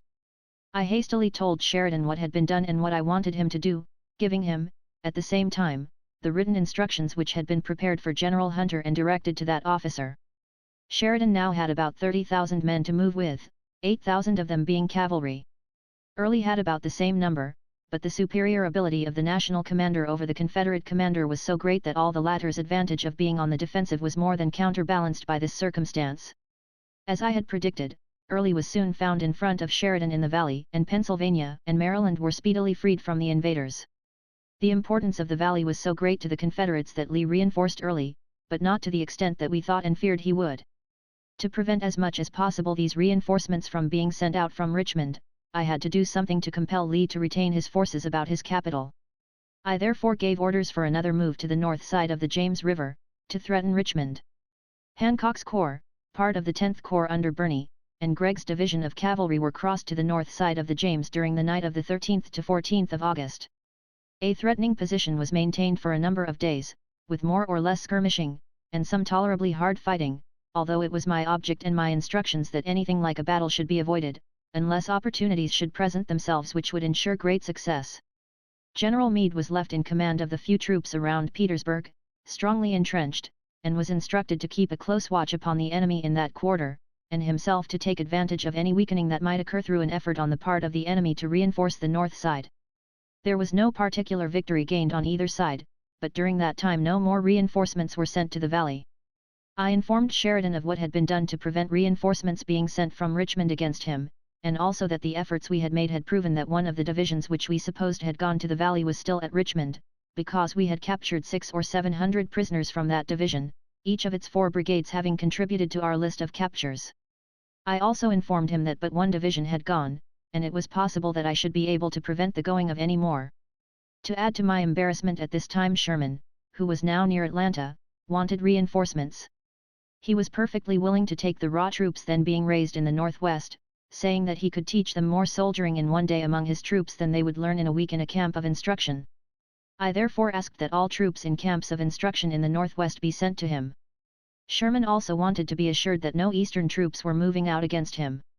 I informed him of what I had done and assured him that I would hold all the troops there that it was possible for me to hold, and that up to that time none had gone. I also informed him that his real danger was from Kirby Smith, who commanded the Trans-Mississippi Department. If Smith should escape Steele, and get across the Mississippi River, he might move against him. I had, therefore, asked to have an expedition ready to move from New Orleans against Mobile in case Kirby Smith should get across. This would have a tendency to draw him to the defense of that place, instead of going against Sherman. Right in the midst of all these embarrassments, Halleck informed me that there was an organized scheme on foot in the North to resist the draft, and suggested that it might become necessary to draw troops from the field to put it down. He also advised taking in sail, and not going too fast. The troops were withdrawn from the north side of the James River on the night of the 20th. Before they were withdrawn, however, and while most of Lee's force was on that side of the river, Warren had been sent with most of the 5th Corps to capture the Weldon Railroad. He took up his line of march well back to the rear, south of the enemy, while the troops remaining in the trenches extended so as to cover that part of the line which he had vacated by moving out. From our left, near the old line, it was about 3 miles to the Weldon Railroad. A division was ordered from the right of the Petersburg line to reinforce Warren, while a division was brought back from the north side of the James River to take its place. This road was very important to the enemy. The limits from which his supplies had been drawn were already very much contracted, and I knew that he must fight desperately to protect it. Warren carried the road, though with heavy loss on both sides. He fortified his new position, and our trenches were then extended from the left of our main line to connect with his new one. Lee made repeated attempts to dislodge Warren's corps, but without success, and with heavy loss. As soon as Warren was fortified and reinforcements reached him, troops were sent south to destroy the bridges on the Weldon Railroad, and with such success that the enemy had to draw in wagons, for a distance of about 30 miles, all the supplies they got thereafter from that source. It was on the 21st that Lee seemed to have given up the Weldon Railroad as having been lost to him, but along about the 24th or 25th he made renewed attempts to recapture it. Again he failed, and with very heavy losses to him as compared with ours. On the night of the 20th our troops on the north side of the James were withdrawn, and Hancock and Gregg were sent south to destroy the Weldon Railroad. They were attacked on the 25th at Reams's Station, and after desperate fighting a part of our line gave way, losing 5 pieces of artillery. But the Weldon Railroad never went out of our possession from the 18th of August to the close of the war. Chapter 58. Sheridan's Advance, Visit to Sheridan, Sheridan's Victory in the Shenandoah, Sheridan's Ride to Winchester, Close of the Campaign for the Winter. We had our troops on the Weldon Railroad contending against a large force that regarded this road of so much importance that they could afford to expend many lives in retaking it, Sherman just getting through to Atlanta with great losses of men from casualties, discharges, and detachments left along as guards to occupy and hold the road in rear of him, Washington threatened but a short time before, and now early being strengthened in the valley so as, probably, to renew that attempt. It kept me pretty active in looking after all these points. On the 10th of August Sheridan had advanced on Early up the Shenandoah Valley, Early falling back to Strasburg. On the 12th I learned that Lee had sent 20 pieces of artillery, 2 divisions of infantry and a considerable cavalry force to strengthen Early. It was important that Sheridan should be informed of this, so I sent the information to Washington by telegraph, and directed a courier to be sent from there to get the message to Sheridan at all hazards, giving him the information. The messenger, an officer of the army, pushed through with great energy and reached Sheridan just in time. The officer went through by way of Snicker's Gap, escorted by some cavalry. He found Sheridan just making his preparations to attack Early in his chosen position. Now, however, he was thrown back on the defensive. On the 15th of September I started to visit General Sheridan in the Shenandoah Valley. My purpose was to have him attack Early, or drive him out of the valley and destroy that source of supplies for Lee's army. I knew it was impossible for me to get orders through Washington to Sheridan to make a move, because they would be stopped there, and such orders as Halleck's caution, and that of the Secretary of War, would suggest would be given instead, and would, no doubt, be contradictory to mine. I therefore, without stopping at Washington, went directly through to Charlestown, some 10 miles above Harper's Ferry, and waited there to see General Sheridan, having sent a courier in advance to inform him where to meet me. When Sheridan arrived, I asked him if he had a map showing the positions of his army and that of the enemy. He at once drew one out of his side pocket, showing all roads and streams, and the camps of the two armies. He said that if he had permission he would move so and so, pointing out how, against the Confederates, and that he could whip them. Before starting I had drawn up a plan of campaign for Sheridan, which I had brought with me, but, seeing that he was so clear and so positive in his views and so confident of success, I said nothing about this and did not take it out of my pocket. Sheridan's wagon trains were kept at Harper's Ferry, where all of his stores were. By keeping the teams at that place, their forage did not have to be hauled to them. As supplies of ammunition, provisions, and rations for the men were wanted, trains would be made up to deliver the stores to the commissaries and quartermasters encamped at Winchester. Knowing that he, in making preparations to move at a given day, would have to bring up wagons trains from Harper's Ferry, I asked him if he could be ready to get off by the following Tuesday. This was on Friday. Oh yes, he said, he could be off before daylight on Monday. I told him then to make the attack at that time and according to his own plan, and I immediately started to return to the army about Richmond. After visiting Baltimore and Burlington, New Jersey, I arrived at City Point on the 19th. On the way out to Harper's Ferry I had met Mr. Robert Garrett, president of the Baltimore and Ohio Railroad. He seemed very anxious to know when workmen might be put upon the road again so as to make repairs and put it in shape for running. It was a large piece of property to have standing idle. I told him I could not answer then positively but would try and inform him before a great while. On my return Mr. Garrett met me again with the same and I told him I thought that by the Wednesday he might send his workmen out on his road. I gave him no further information however, and he had no suspicion of how I expected to have the road cleared for his workmen. Sheridan moved at the time he had fixed upon. He met Early at the crossing of Opequon Creek, and won a most decisive victory, one which electrified the country. Early had invited this attack himself by his bad generalship and made the victory easy. He had sent G.T. Anderson's division east of the Blue Ridge before I went to Harper's Ferry, and about the time I arrived there he started other divisions, leaving but two in their camps, to march to Martinsburg for the purpose destroying the Baltimore and Ohio Railroad at that point. Early here learned that I had been with Sheridan and, supposing there was some movement on foot, started back as soon as he got the information. But his forces were separated and, as I have said, he was very badly defeated. He fell back to Fisher's Hill, Sheridan following. The valley is narrow at that point, and Early made another stand there, behind works which extended across. But Sheridan turned both his flanks and again sent him speeding up the valley, following in hot pursuit.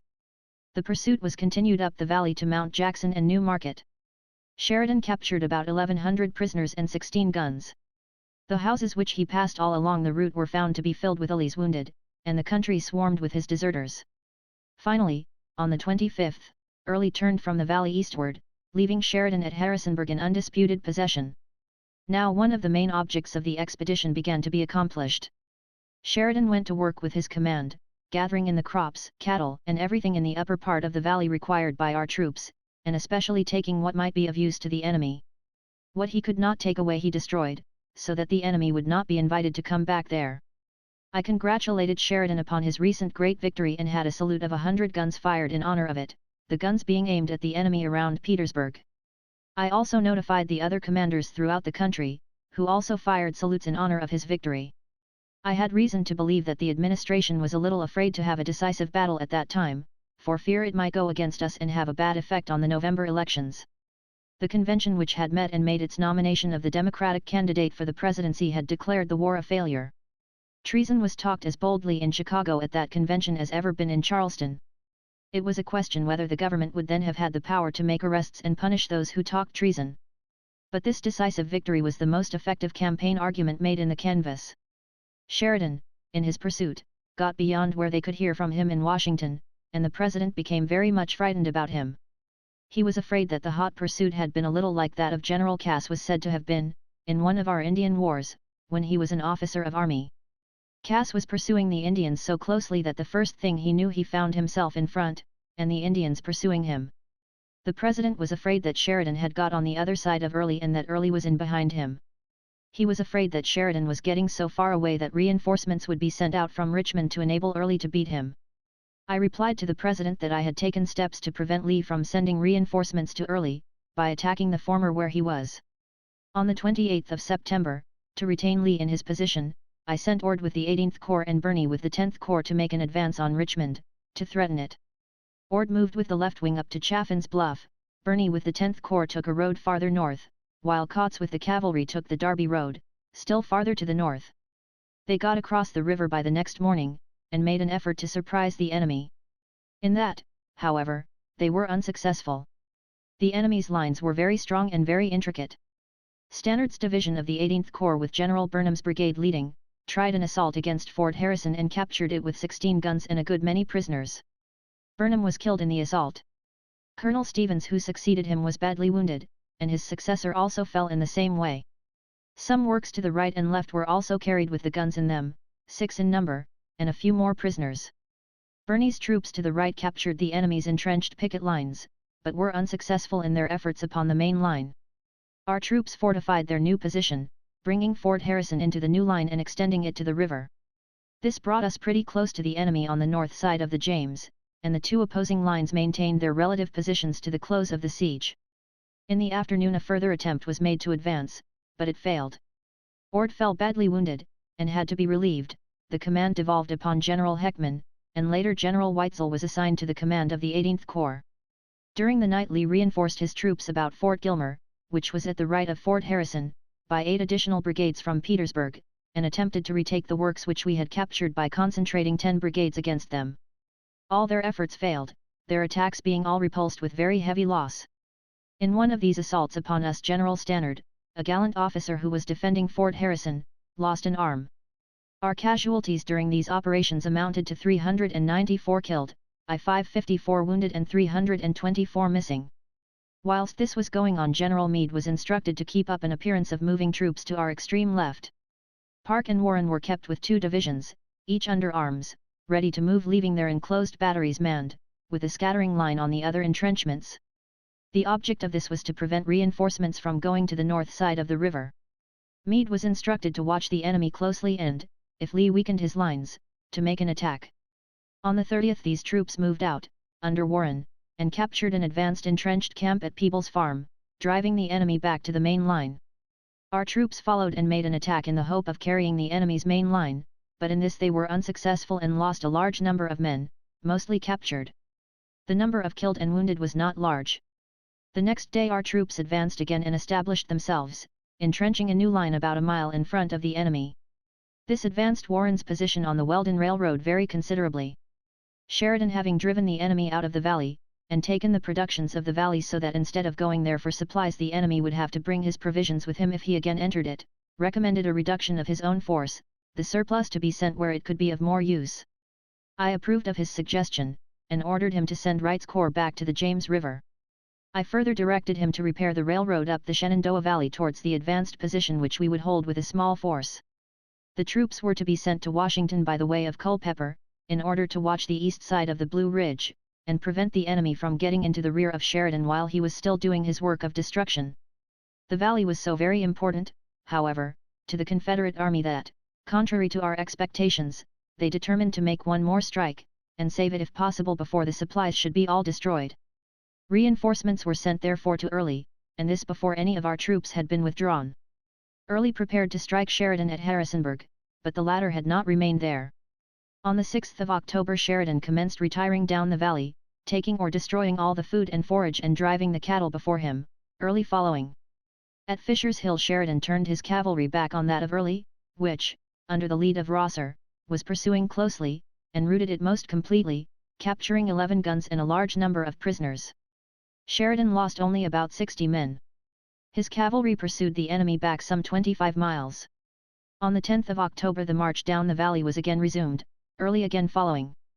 I now ordered Sheridan to halt, and to improve the opportunity if afforded by the enemy's having been sufficiently weakened, to move back again and cut the James River Canal and Virginia Central Railroad. But this order had to go through Washington where it was intercepted, and when Sheridan received what purported to be a statement of what I wanted him to do it was something entirely different. Halleck informed Sheridan that it was my wish for him to hold a forward position as a base from which to act against Charlottesville and Gordonsville, that he should fortify this position and provision it. Sheridan objected to this most decidedly, and I was impelled to telegraph him, on the 14th, as follows. City Point, VA. October 14, 1864, 12:30 p.m. Major General Sheridan. Cedar Creek, VA. What I want is for you to threaten the Virginia Central Railroad and Canal in the manner your judgment tells you is best, holding yourself ready to advance, if the enemy draw off their forces. If you make the enemy hold a force equal to your own for the protection of those thoroughfares, it will accomplish nearly as much as their destruction. If you cannot do this, then the next best thing to do is to send here all the force you can. I deem a good cavalry force necessary for your offensive, as well as defensive operations. You need not therefore send here more than one division of cavalry. U.S. Grant. Lieutenant General. Sheridan, having been summoned to Washington City, started on the 15th, leaving Wright in command. His army was then at Cedar Creek, some 20 miles south of Winchester. The next morning, while at Front Royal, Sheridan received a dispatch from Wright, saying that a dispatch from Longstreet to Early had been intercepted. It directed the latter to be ready to move and to crush Sheridan as soon as he, Longstreet, arrived. On the receipt of this news, Sheridan ordered the cavalry up the valley to join Wright. On the 18th of October, Early was ready to move, and during the night succeeded in getting his troops in the rear of our left flank, which fled precipitately and in great confusion down the valley, losing 18 pieces of artillery and 1,000 or more prisoners. The right under General Getty maintained a firm and steady front, falling back to Middletown, where it took a position and made a stand. The cavalry went to the rear, seized the roads leading to Winchester and held them for the use of our troops in falling back, General Wright having ordered a retreat back to that place. Sheridan, having left Washington on the 18th, reached Winchester that night. The following morning he started to join his command. He had scarcely got out of town, when he met his men returning in panic from the front and also heard heavy firing to the south. He immediately ordered the cavalry at Winchester to be deployed across the valley to stop the stragglers. Leaving members of his staff to take care of Winchester and the public property there, he set out with a small escort directly for the scene of battle. As he met the fugitives, he ordered them to turn back, reminding them that they were going the wrong way. His presence soon restored confidence. Finding themselves worse frightened than hurt, the men did halt and turn back. Many of those who had run 10 miles got back in time to redeem their reputation as gallant soldiers before night. When Sheridan got to the front, he found Getty and Custer still holding their ground firmly between the Confederates and our retreating troops. Everything in the rear was now ordered up. Sheridan at once proceeded to entrench his position, and he awaited an assault from the enemy. This was made with vigor, and was directed principally against Emory's corps, which had sustained the principal loss in the first attack. By 1 o'clock the attack was repulsed. Early was so badly damaged that he seemed disinclined to make another attack, but went to work to entrench himself with a view to holding the position he had already gained. He thought, no doubt, that Sheridan would be glad enough to leave him unmolested, but in this he was mistaken. About the middle of the afternoon Sheridan advanced. He sent his cavalry by both flanks, and they penetrated to the enemy's rear. The contest was close for a time, but at length the left of the enemy broke, and disintegration along the whole line soon followed. Early tried to rally his men, but they were followed so closely that they had to give way very quickly every time they attempted to make a stand. Our cavalry, having pushed on and got in the rear of the Confederates, captured 24 pieces of artillery, besides retaking what had been lost in the morning. This victory pretty much closed the campaigning in the Valley of Virginia. All the Confederate troops were sent back to Richmond with the exception of one division of infantry and a little cavalry. Wright's corps was ordered back to the Army of the Potomac, and 2 other divisions were withdrawn from the valley. Early had lost more men in killed, wounded, and captured in the valley than Sheridan had commanded from first to last. On more than one occasion in these engagements General R.B. Hayes, who succeeded me as President of the United States, bore a very honorable part. His conduct on the field was marked by conspicuous gallantry as well as the display of qualities of a higher order than that of mere personal daring. This might well have been expected of one who could write at the time he is said to have done so, any officer fit for duty who at this crisis would abandon his post to electioneer for a seat in Congress, ought to be scalped. Having entered the army as a major of volunteers at the beginning of the war, General Hayes attained by meritorious service the rank of brevet major general before its close. On the north side of the James River the enemy attacked Kautz's cavalry on the 7th of October, and drove it back with heavy loss in killed, wounded, and prisoners, and the loss of all the artillery. This was followed up by an attack on our entrenched infantry line, but was repulsed with severe slaughter. On the 13th the reconnaissance was sent out by General Butler, with a view to drive the enemy from some new works he was constructing, which resulted in heavy loss to us. On the 24th I ordered General Meade to attempt to get possession of the South Side Railroad, and for that purpose to advance on the 27th. The attempt proved a failure, however, the most advanced of our troops not getting nearer than within 6 miles of the point aimed for. Seeing the impossibility of its accomplishment, I ordered the troops to withdraw, and they were all back in their former positions the next day. Butler, by my directions, also made a demonstration on the north side of the James River in order to support this move, by detaining there the Confederate troops who were on that side. He succeeded in this, but failed of further results by not marching past the enemy's left before turning in on the Darby Road and by reason of simply coming up against their lines in place. This closed active operations around Richmond for the winter. Of course there was frequent skirmishing between pickets, but no serious battle was fought near either Petersburg or Richmond. It would prolong this work to give a detailed account of all that took place from day to day around Petersburg and at other parts of my command, and it would not interest the general reader if given. All these details can be found by the military student in a series of books published by the Scribners, Badeau's History of My Campaigns, and also in the publications of the War Department, including both the National and Confederate reports. In the latter part of November, General Hancock was relieved from the command of the 2D Corps by the Secretary of War and ordered to Washington, to organize and command a corps of veteran troops to be designated the 1st Corps. It was expected that this would give him a large command to operate within the spring. It was my expectation, at the time, that in the final operations Hancock should move either up the valley, or else east of the Blue Ridge to Lynchburg, the idea being to make the spring campaign the close of the war. I expected, with Sherman coming up from the south, Meade south of Petersburg and around Richmond, and Thomas's command in Tennessee with depots of supplies established in the eastern part of that state, to move from the direction of Washington or the valley towards Lynchburg. We would then have Lee so surrounded that his supplies would be cut off entirely, making it impossible for him to support his army. General Humphreys, Chief of Staff of the Army of the Potomac, was assigned to the command of the 2D Corps, to succeed Hancock.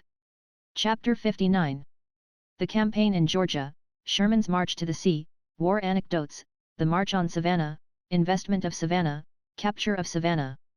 Let us now return to the operations in the Military Division of the Mississippi, and accompany Sherman in his march to the sea. The possession of Atlanta by us narrowed the territory of the enemy very materially and cut off one of his 2 remaining lines of roads from east to west. A short time after the fall of Atlanta, Mr. Davis visited Palmetto and Macon and made speeches at each place.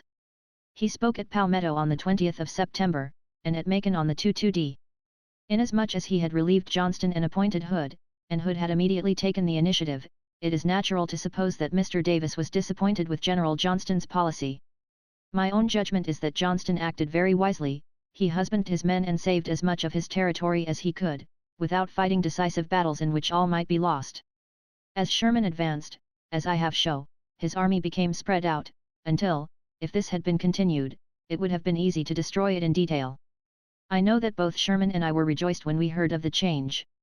Hood was unquestionably a brave, gallant soldier and not destitute of ability, but unfortunately his policy was to fight the enemy wherever he saw him, without thinking much of the consequences of defeat. In his speeches Mr. Davis denounced Governor Brown, of Georgia, and General Johnston in unmeasured terms, even insinuating that their loyalty to the Southern cause was doubtful. So far as General Johnston is concerned, I think Davis did him a great injustice in this particular. I had known the general before the war and strongly believed it would be impossible for him to accept a high commission for the purpose of betraying the cause he had espoused. There, as I have said, I think that his policy was the best one that could have been pursued by the whole South, protract the war, which was all that was necessary to enable them to gain recognition in the end. The North was already growing weary, as the South evidently was also, but with this difference. In the North the people governed, and could stop hostilities whenever they chose to stop supplies. The South was a military camp, controlled absolutely by the government with soldiers to back it, and the war could have been protracted, no matter to what extent the discontent reached, up to the point of open mutiny of the soldiers themselves.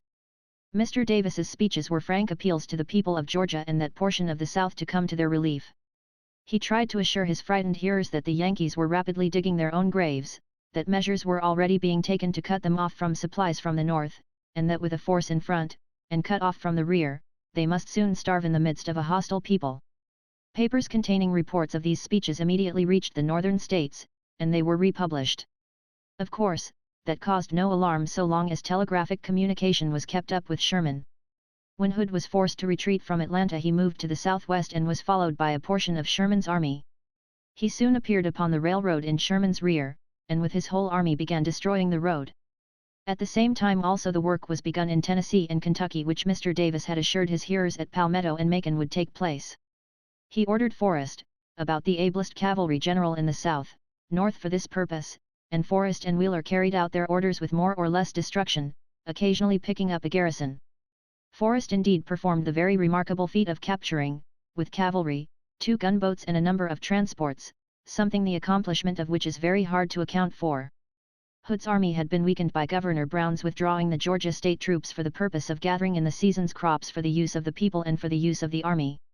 This not only depleted Hood's forces, but it served a most excellent purpose in gathering in supplies of food and forage for the use of our army in its subsequent march. Sherman was obliged to push on with his force and go himself with portions of it hither and thither, until it was clearly demonstrated to him that with the army he then had it would be impossible to hold the line from Atlanta back and leave him any force whatever with which to take the offensive. Had that plan been adhered to, very large reinforcements would have been necessary, and Mr. Davis's prediction of the destruction of the army would have been realized, or else Sherman would have been obliged to make a successful retreat, which Mr. Davis said in his speeches would prove more disastrous than Napoleon's retreat from Moscow. These speeches of Mr. Davis were not long in reaching Sherman. He took advantage of the information they gave, and made all the preparation possible for him to meet what now became expected, attempts to break his communications. Something else had to be done, and to Sherman's sensible and soldierly mind the idea was not long in dawning upon him, not only that something else had to be done, but what that something else should be. On September 10 I telegraphed Sherman as follows. City Point, VA, September 10, 1864. Major General Sherman. Atlanta, Georgia. So soon as your men are sufficiently rested, and preparations can be made, it is desirable that another campaign should be commenced. We want to keep the enemy constantly pressed to the end of the war. If we give him no peace whilst the war lasts, the end cannot be distant. Now that we have all of Mobile Bay that is valuable, I do not know but it will be the best move to transfer Kenby's troops to act upon Savannah, whilst you move on Augusta. I should like to hear from you, however, in this matter. U.S. Grant. Lieutenant General. Sherman replied promptly. If I could be sure of finding provisions and ammunition at Augusta, or Columbus, Georgia, I can march to Milledgeville, and compel Hood to give up Augusta or Macon, and then turn on the other. If you can manage to take the Savannah River as high up as Augusta, or the Chattahoochee as far up as Columbus, I can sweep the whole state of Georgia. On the 12th I sent a special messenger, one of my own staff, with a letter inviting Sherman's views about the next campaign. City Point, VA, September 12, 1864. Major General W. T. Sherman. Commanding Mill Division of the Mississippi. I send Lieutenant Colonel Porter, of my staff, with this. Colonel Porter will explain to you the exact condition of affairs here better than I can do in the limits of a letter. Although I feel myself strong enough for offensive operations, I am holding on quietly to get advantage of recruits and convalescents, who are coming forward very rapidly. My lines are necessarily very long, extending from Deep Bottom north of the James across the peninsula formed by the Appomattox and the James, and south of the Appomattox to the Weldon Road. This line is very strongly fortified, and can be held with comparatively few men, but from its great length takes many in the aggregate. I propose, when I do move, to extend my left so as to control what is known as the South Side or Lynchburg and Petersburg Road, then if possible to keep the Danville Road cut. At the same time this move is made, I want to send a force of from 6 to 10,000 men against Wilmington. The way I propose to do this is to land the men north of Fort Fisher, and hold that point. At the same time a large naval fleet will be assembled there, and the ironclads will run the batteries as they did at Mobile. This will give us the same control of the harbor of Wilmington that we now have of the harbor of Mobile. What you are to do with the forces at your command, I do not see. The difficulties of supplying your army, except when you are constantly moving, beyond where you are, I plainly see. If it had not been for Price's movements Canby would have sent 12,000 more men to Mobile. From your command on the Mississippi an equal number could have been taken. With these forces my idea would have been to divide them, sending one half to Mobile and the other half to Savannah. You could then move as proposed in your telegram, so as to threaten Macon and Augusta equally. Whichever was abandoned by the enemy you could take and open up a new base of supplies.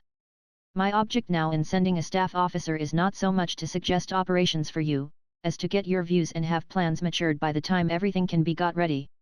It will probably be the 5th of October before any of the plans herein indicated will be executed. If you have any promotions to recommend, send the names forward and I will approve them. U.S. Grant. Lieutenant General. This reached Sherman on September 20. On the 25th of September, Sherman reported to Washington that Hood's troops were in his rear. He had provided against this by sending a division to Chattanooga and a division to Rome, Georgia, which was in the rear of Hood, supposing that Hood would fall back in the direction from which he had come to reach the railroad. At the same time, Sherman and Hood kept up a correspondence relative to the exchange of prisoners, the treatment of citizens, and other matters suitable to be arranged between hostile commanders in the field. On the 27th of September, I telegraphed Sherman as follows. City Point, VA. September 27, 1864, 10:30 a.m. Major General Sherman. I have directed all recruits and new troops from the western states to be sent to Nashville, to receive their further orders from you. U.S. Grant. Lieutenant General. On the 29th, Sherman sent Thomas back to Chattanooga, and afterwards to Nashville, with another division, Morgan's, of the advanced army. Sherman then suggested that, when he was prepared, his movements should take place against Milledgeville and then to Savannah. His expectation at that time was, to make this movement as soon as he could get up his supplies. Hood was moving in his own country, and was moving light so that he could make 2 miles to Sherman's 1. He depended upon the country to gather his supplies, and so was not affected by delays. As I have said, until this unexpected state of affairs happened, Mobile had been looked upon as the objective point of Sherman's army. It had been a favorite move of mine from 1862, when I first suggested to the then Commander-in-Chief that the troops in Louisiana, instead of frittering away their time in the Trans-Mississippi, should move against Mobile. I recommended this from time to time until I came into command of the army, the last of March 1864. Having the power in my own hands, I now ordered the concentration of supplies, stores, and troops, in the Department of the Gulf about New Orleans, with a view to a move against Mobile, in support of, and in conjunction with, the other armies operating in the field. Before I came into command, these troops had been scattered over the Trans-Mississippi Department in such a way that they could not be, or were not, gotten back in time to take any part in the original movement, hence the consideration, which had caused Mobile to be selected as the objective point for Sherman's army to find his next base of supplies after having cut loose from Atlanta, no longer existed. General G. M. Dodge, an exceedingly efficient officer, having been badly wounded, had to leave the army about the 1st of October. He was in command of 2 divisions of the 16th Corps, consolidated into 1. Sherman then divided his army into the right and left wings, the right commanded by General O. Howard and the left by General Slocum. General Dodge's 2 divisions were assigned, 1 to each of these wings. Howard's command embraced the 15th and 17th Corps, and Slocum's the 14th and 20th Corps, commanded by Generals Jeff C. Davis and A. S. Williams. Generals Logan and Blair commanded the 2 corps composing the right wing. About this time they left to take part in the presidential election, which took place that year, leaving their corps to Osterhaus and Ransom. I have no doubt that their leaving was at the earnest solicitation of the War Department. General Blair got back in time to resume his command and to proceed with it throughout the march to the sea and back to the Grand Review at Washington. General Logan did not return to his command until after it reached Savannah.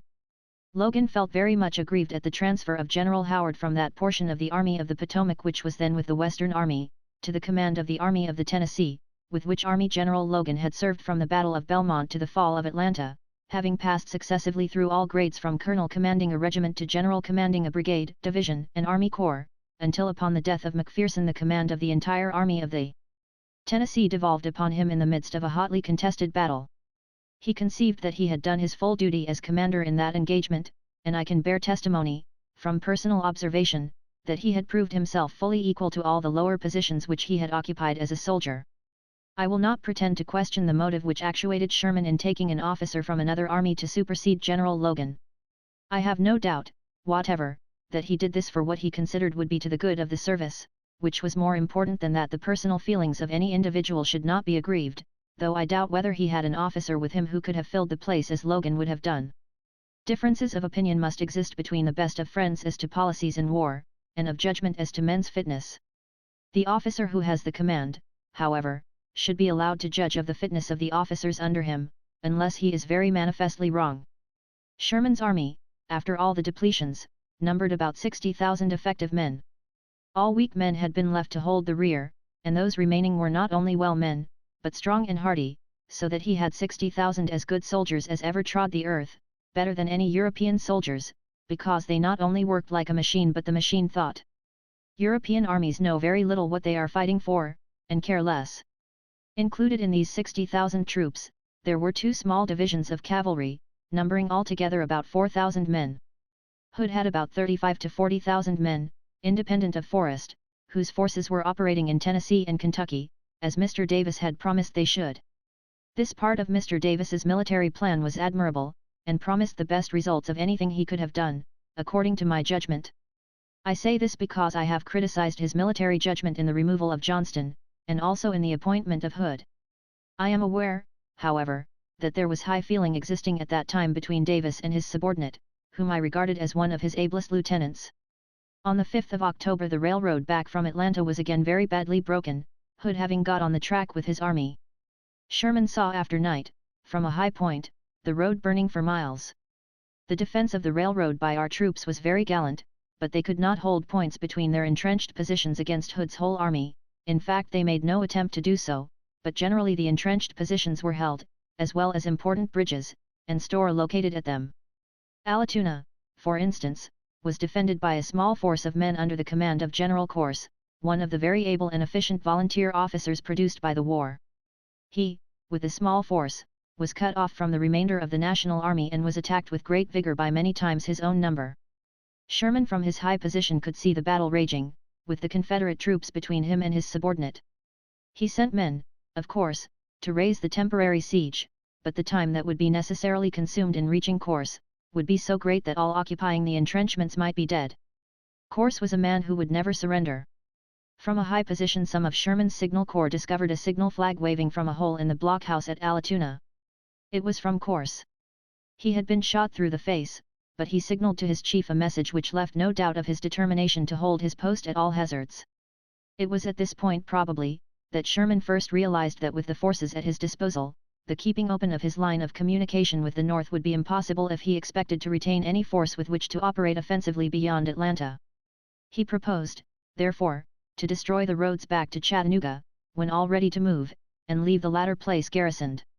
Yet, before abandoning the railroad, it was necessary that he should repair damages already done, and hold the road until he could get forward such supplies, ordnance stores, and small rations, as he wanted to carry with him on his proposed march, and to return to the north his surplus artillery, his object being to move light and to have no more artillery than could be used to advantage on the field.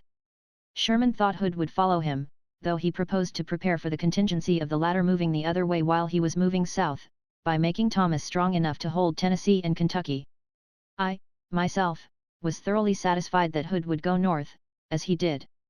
On the 2nd of November I telegraphed Sherman authorizing him definitely to move according to the plan he had proposed, that is, cutting loose from his base, giving up Atlanta and the railroad back to Chattanooga. To strengthen Thomas he sent Stanley, 4th Corps, back, and also ordered Schofield, commanding the Army of the Ohio, 12,000 strong, to report to him. In addition to this, A.J. Smith, who, with 2 divisions of Sherman's army, was in Missouri aiding Rosecrans in driving the enemy from that state, was under orders to return to Thomas and, under the most unfavorable circumstances, might be expected to arrive there long before Hood could reach Nashville. In addition to this, the new levies of troops that were being raised in the Northwest went to Thomas as rapidly as enrolled and equipped. Thomas, without any of these additions spoken of, had a garrison at Chattanooga which had been strengthened by 1 division and garrisons at Bridgeport, Stevenson, Decatur, Murfreesboro, and Florence.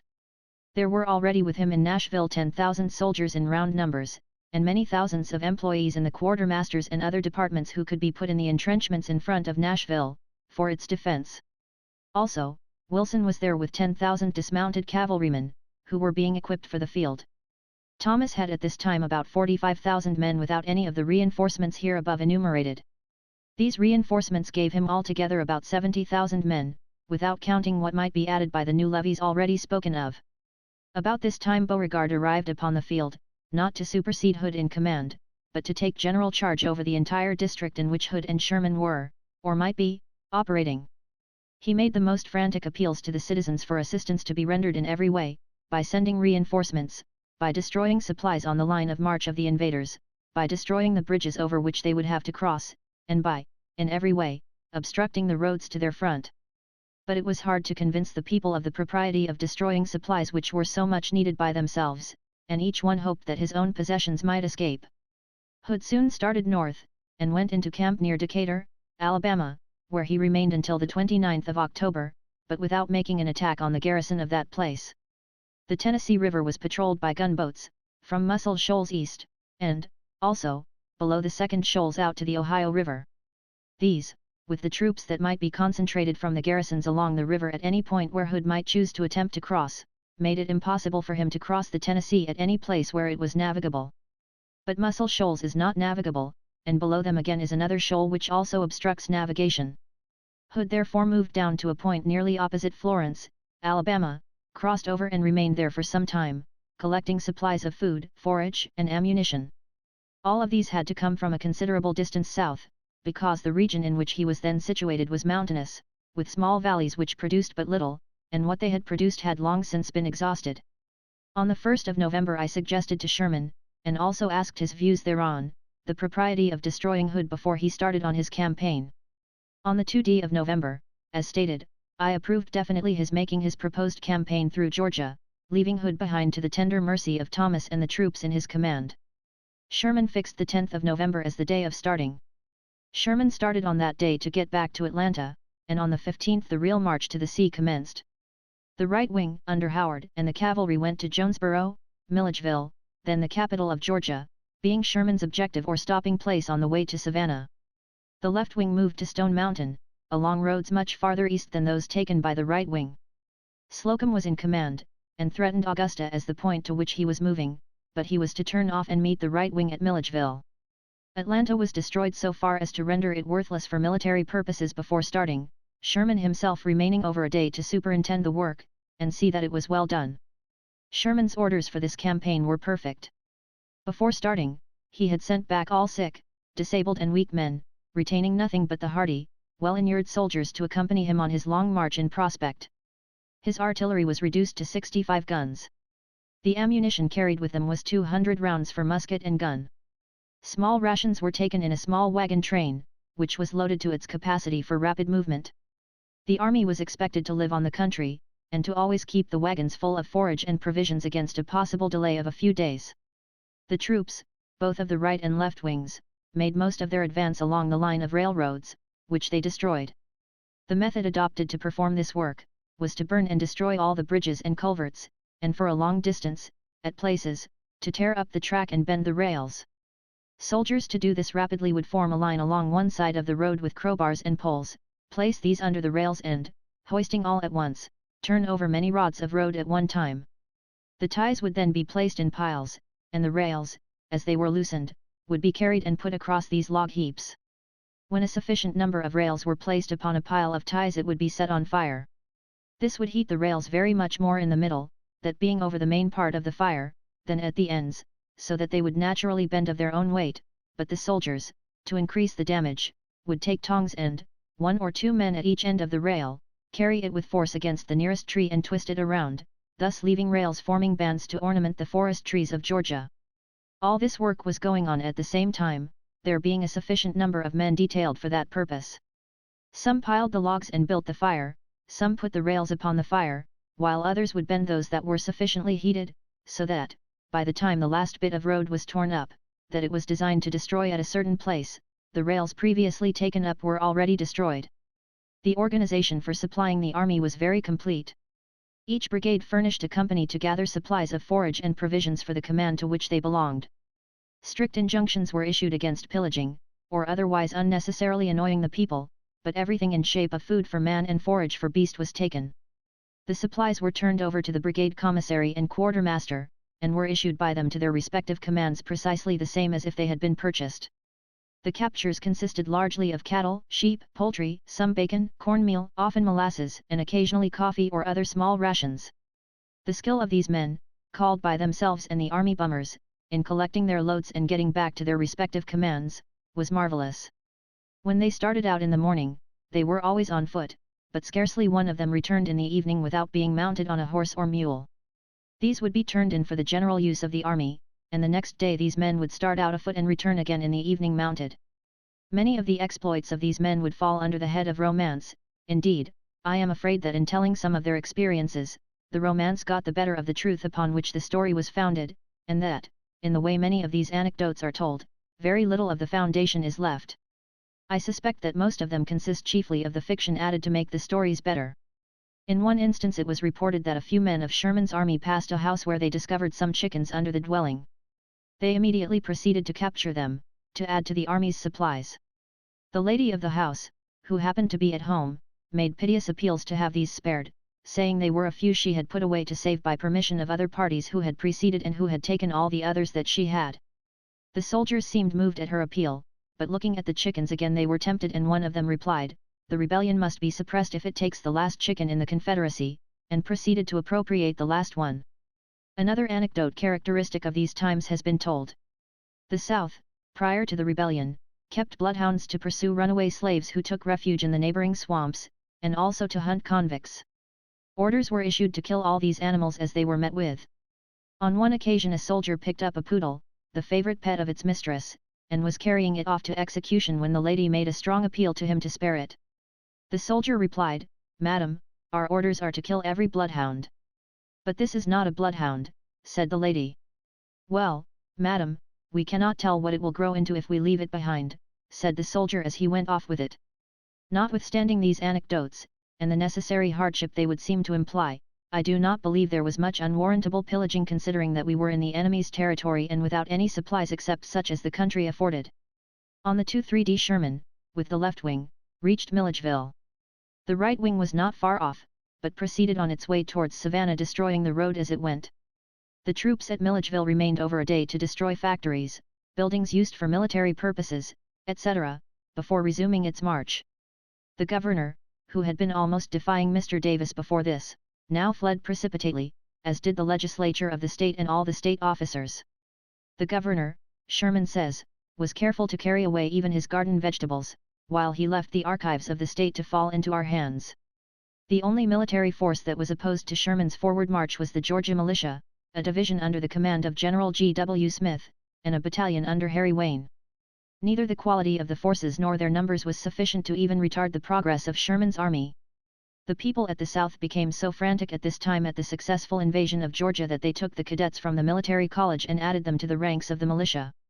They even liberated the state convicts under promise from them that they would serve in the army. I have but little doubt that the worst acts that were attributed to Sherman's army were committed by these convicts, and by other Southern people who ought to have been under sentence, such people as could be found in every community, North and South, who took advantage of their country being invaded to commit crime. They were in but little danger of detection, or of arrest even if detected. The Southern papers, in commenting upon Sherman's movements, pictured him as in the most deplorable condition, stating that his men were starving, that they were demoralized and wandering about almost without object, aiming only to reach the sea coast and get under the protection of our navy. These papers got to the North and had more or less effect upon the minds of the people, causing much distress to all loyal persons, particularly to those who had husbands, sons, or brothers with Sherman. Mr. Lincoln, seeing these accounts, had a letter written asking me if I could give him anything that he could say to the loyal people that would comfort them. I told him there was not the slightest occasion for alarm, that with 60,000 such men as Sherman had with him, such a commanding officer as he was could not be cut off in the open country. He might possibly be prevented from reaching the point he had started out to reach, but he would get through somewhere and would finally get to his chosen destination, and even if worst came to worst he could return north. I heard afterwards of Mr. Lincoln saying, to those who would inquire of him as to what he thought about the safety of Sherman's army, that Sherman was all right. Grant says they are safe with such a general, and that if they cannot get out where they want to, they can crawl back by the hole they went in it. While at Milledgeville the soldiers met at the State House, organized a legislature, and proceeded to business precisely as if they were the legislative body belonging to the state of Georgia. The debates were exciting, and were upon the subject of the situation the South was in at that time, particularly the state of Georgia. They went so far as to repeal, after a spirited and acrimonious debate, the ordinance of secession. The next day, 24th, Sherman continued his march, going by the way of Waynesboro and Louisville, Millen being the next objective and where the two columns, the right and left wings, were to meet. The left wing moved to the left of the direct road, and the cavalry still farther off so as to make it look as though Augusta was the point they were aiming for. They moved on all the roads they could find leading in that direction. The cavalry was sent to make a rapid march in hope of surprising Milan before the Union prisoners could be carried away, but they failed in this. The distance from Milledgeville to Milan was about 100 miles. At this point Wheeler, who had been ordered from Tennessee, arrived and swelled the numbers and efficiency of the troops confronting Sherman. Hardee, a native of Georgia, also came, but brought no troops with him. It was intended that he should raise as large an army as possible with which to intercept Sherman's march. He did succeed in raising some troops, and with these and those under the command of Wheeler and Wayne, had an army sufficient to cause some annoyance but no great detention. Our cavalry and Wheeler's had a pretty severe engagement, in which Wheeler was driven towards Augusta, thus giving the idea that Sherman was probably making for that point. Milan was reached on the 3d of December, and the march was resumed the following day for Savannah, the final objective. Bragg had now been sent to Augusta with some troops. Wade Hampton was there also trying to raise cavalry sufficient to destroy Sherman's army. If he ever raised a force it was too late to do the work expected of it. Hardee's whole force probably numbered less than 10,000 men. From Milan to Savannah the country is sandy and poor, and affords but very little forage other than rice straw, which was then growing. This answered a very good purpose as forage, and the rice grain was an addition to the soldiers' rations. No further resistance worthy of note was met with, until within a few miles of Savannah. This place was found to be entrenched and garrisoned. Sherman proceeded at once on his arrival to invest the place, and found that the enemy had placed torpedoes in the ground, which were to explode when stepped on by man or beast. One of these exploded under an officer's horse, blowing the animal to pieces and tearing one of the legs of the officer so badly that it had to be amputated. Sherman at once ordered his prisoners to the front, moving them in a compact body in advance, to either explode the torpedoes or dig them up. No further explosion took place. On the 10th of December the siege of Savannah commenced. Sherman then, before proceeding any further with operations for the capture of the place, started with some troops to open communication with our fleet, which he expected to find in the lower harbor or as nearby as the forts of the enemy would permit. In marching to the coast he encountered Fort McAllister, which it was necessary to reduce before the supplies he might find on shipboard could be made available. Fort McAllister was soon captured by an assault made by General Hazen's division. Communication was then established with the fleet. The capture of Savannah then only occupied a few days, and involved no great loss of life. The garrison, however, as we shall see, was enabled to escape by crossing the river and moving eastward. When Sherman had opened communication with the fleet he found there a steamer, which I had forwarded to him, carrying the accumulated mails for his army, also supplies which I supposed he would be in need of. General J. G. Foster, who commanded all the troops south of North Carolina on the Atlantic seaboard, visited General Sherman before he had opened communication with the fleet, with the view of ascertaining what assistance he could be to him. Foster returned immediately to his own headquarters at Hilton Head, for the purpose of sending Sherman siege guns, and also if he should find he had them to spare, supplies of clothing, hard bread, etc., thinking that these articles might not be found outside. The mail on the steamer which I sent down, had been collected by Colonel A. H. Markland of the Post Office Department, who went in charge of it. On this same vessel I sent an officer of my staff, Lieutenant Dunn, with the following letter to General Sherman. City Point, VA, December 3, 1864. Major General W. T. Sherman. Commanding Armies near Savannah, GA. The little information gleaned from the Southern press, indicating no great obstacle to your progress, I have directed your mails, which had been previously collected at Baltimore by Colonel Markland, Special Agent of the Post Office Department, to be sent as far as the blockading squadron off Savannah, to be forwarded to you as soon as heard from on the coast. Not liking to rejoice before the victory is assured, I abstain from congratulating you and those under your command, until bottom has been struck. I have never had a fear, however, for the result. Since you left Atlanta, no very great progress has been made here. The enemy has been closely watched though, and prevented from detaching against you. I think not one man has gone from here, except some 12 or 1500 dismounted cavalry. Bragg has gone from Wilmington. I am trying to take advantage of his absence to get possession of that place. Owing to some preparations Admiral Porter and General Butler are making to blow up Fort Fisher, which, while hoping for the best, I do not believe a particle in, there is a delay in getting this expedition off. I hope they will be ready to start by the 7th, and that Bragg will not have started back by that time. In this letter I do not intend to give you anything like directions for future action, but will state a general idea I have, and will get your views after you have established yourself on the sea coast. With your veteran army I hope to get control of the only two through routes from east to west possessed by the enemy before the fall of Atlanta. The condition will be filled by holding Savannah and Augusta, or by holding any other port to the east of Savannah and Branchville. If Wilmington falls, a force from there can co-operate with you. Thomas has got back into the defenses of Nashville, with Hood close upon him. Decatur has been abandoned, and so have all the roads except the main one leading to Chattanooga. Part of this falling back was undoubtedly necessary and all of it may have been. It did not look so, however, to me. In my opinion, Thomas far outnumbers Hood in infantry. In cavalry, Hood has the advantage in morale and numbers. I hope yet that Hood will be badly crippled if not destroyed. The general news you will learn from the papers better than I could give it. After all becomes quiet, and roads become so bad up here that there is likely to be a week or two when nothing can be done, I will run down the coast to see you. If you desire it, I will ask Mrs. Sherman to go with me. Yours truly, U.S. Grant, Lieutenant General. I quote this letter because it gives the reader a full knowledge of the events of that period. Sherman now, the 15th, returned to Savannah to complete its investment and ensure the surrender of the garrison. The country about Savannah is low and marshy, and the city was well entrenched from the river above to the river below, and assaults could not be made except along a comparatively narrow causeway. For this reason assaults must have resulted in serious destruction of life to the Union troops, with the chance of failing altogether.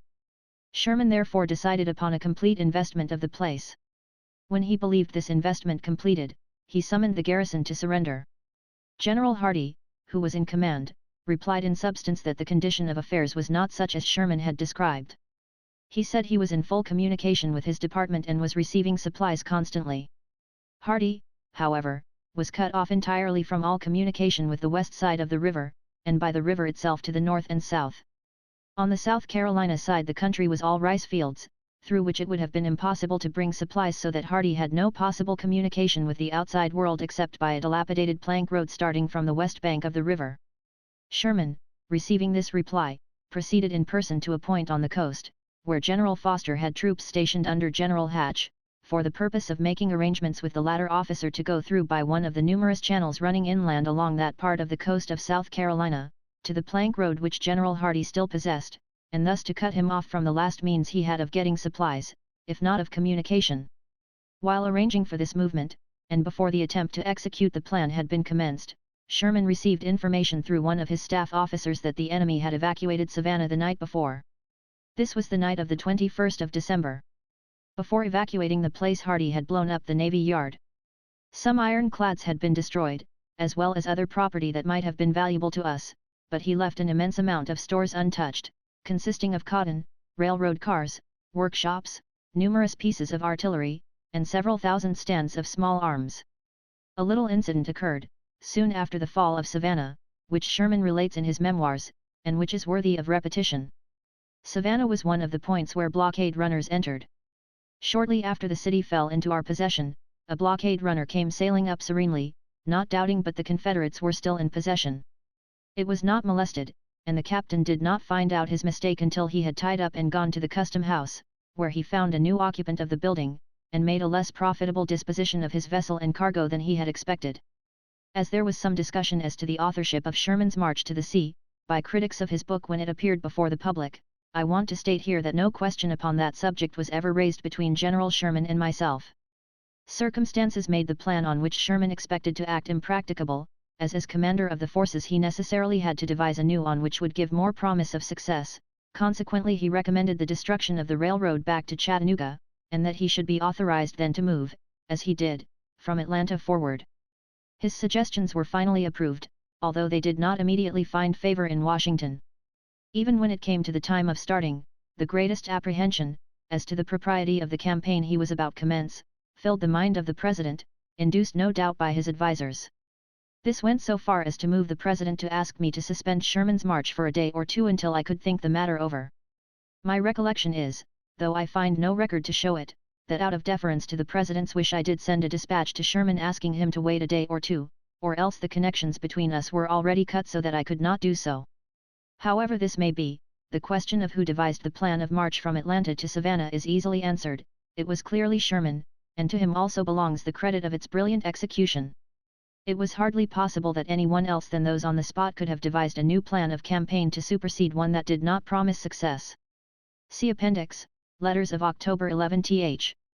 I was in favor of Sherman's plan from the time it was first submitted to me. My Chief of Staff, however, was very bitterly opposed to it and, as I learned subsequently, finding that he could not move me, he appealed to the authorities at Washington to stop it. Chapter 60. The Battle of Franklin, the Battle of Nashville. As we have seen, Hood succeeded in crossing the Tennessee River between Muscle Shoals and the Lower Shoals at the end of October, 1864. Thomas sent Schofield with the 4th and 2-3d Corps, together with 3 brigades of Wilson's cavalry to Pulaski to watch him. On the 17th of November Hood started and moved in such a manner as to avoid Schofield, thereby turning his position. Hood had with him 3 infantry corps, commanded respectively by Stephen D. Lee, Stuart, and Cheatham. These, with his cavalry, numbered about 45,000 men. Schofield had, of all arms, about 30,000. Thomas's orders were, therefore, for Schofield to watch the movements of the enemy, but not to fight a battle if he could avoid it, but to fall back in case of an advance on Nashville, and to fight the enemy, as he fell back, so as to retard the enemy's movements until he could be reinforced by Thomas himself. As soon as Schofield saw this movement of Hood's, he sent his trains to the rear, but did not fall back himself until the 21st, and then only to Columbia. At Columbia there was a slight skirmish but no battle. From this place Schofield then retreated to Franklin. He had sent his wagons in advance, and Stanley had gone with them with 2 divisions to protect them. Cheatham's corps of Hood's army pursued the wagon train and went into camp at Spring Hill, for the night of the 29th.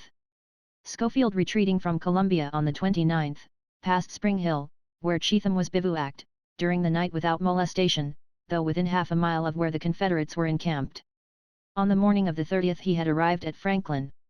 Hood followed closely and reached Franklin in time to make an attack the same day. The fight was very desperate and sanguinary. The Confederate generals led their men in the repeated charges, and the loss among them was of unusual proportions.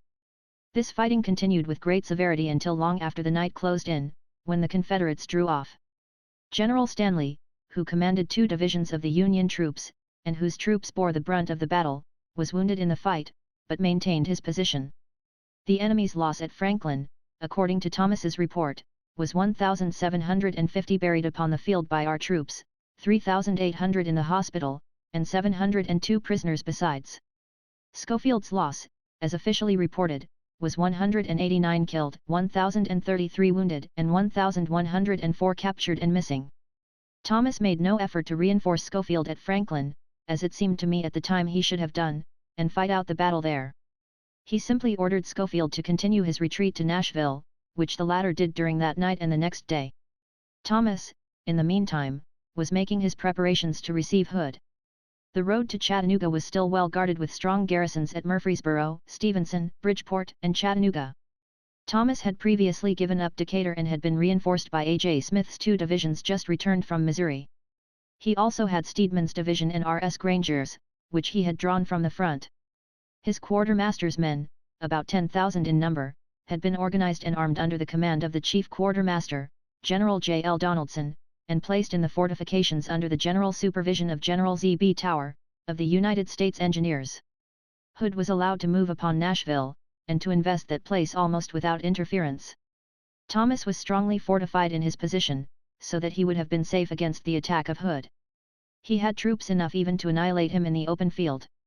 To me his delay was unaccountable, sitting there and permitting himself to be invested, so that, in the end, to raise the siege he would have to fight the enemy strongly posted behind fortifications. It is true the weather was very bad.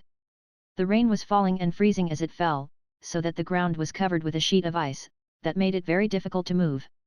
But I was afraid that the enemy would find means of moving, elude Thomas, and manage to get north of the Cumberland River.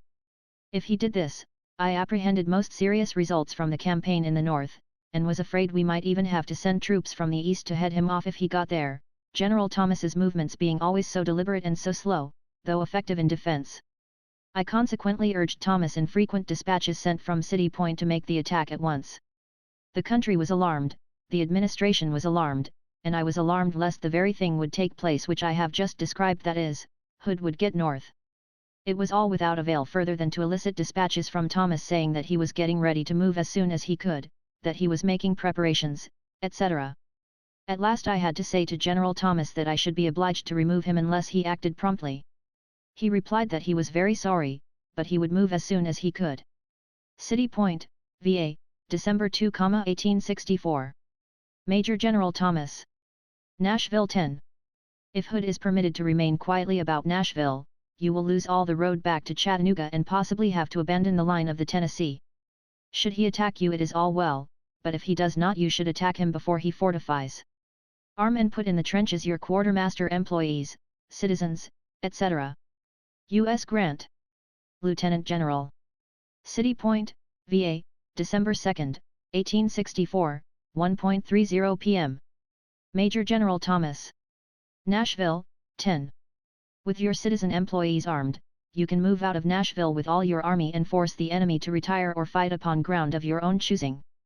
After the repulse of Hood at Franklin, it looks to me that instead of falling back to Nashville we should have taken the offensive against the enemy where he was. At this distance, however, I may err as to the best method of dealing with the enemy. You will now suffer incalculable injury upon your railroads if Hood is not speedily disposed of. Put forth therefore every possible exertion to attain this end. Should you get him to retreating, give him no peace. U.S. Grant. Lieutenant General. City Point, VA, December 5, 1864. Major General Thomas. Nashville, 10. Is there not danger of Forrest moving down the Cumberland to where he can cross it?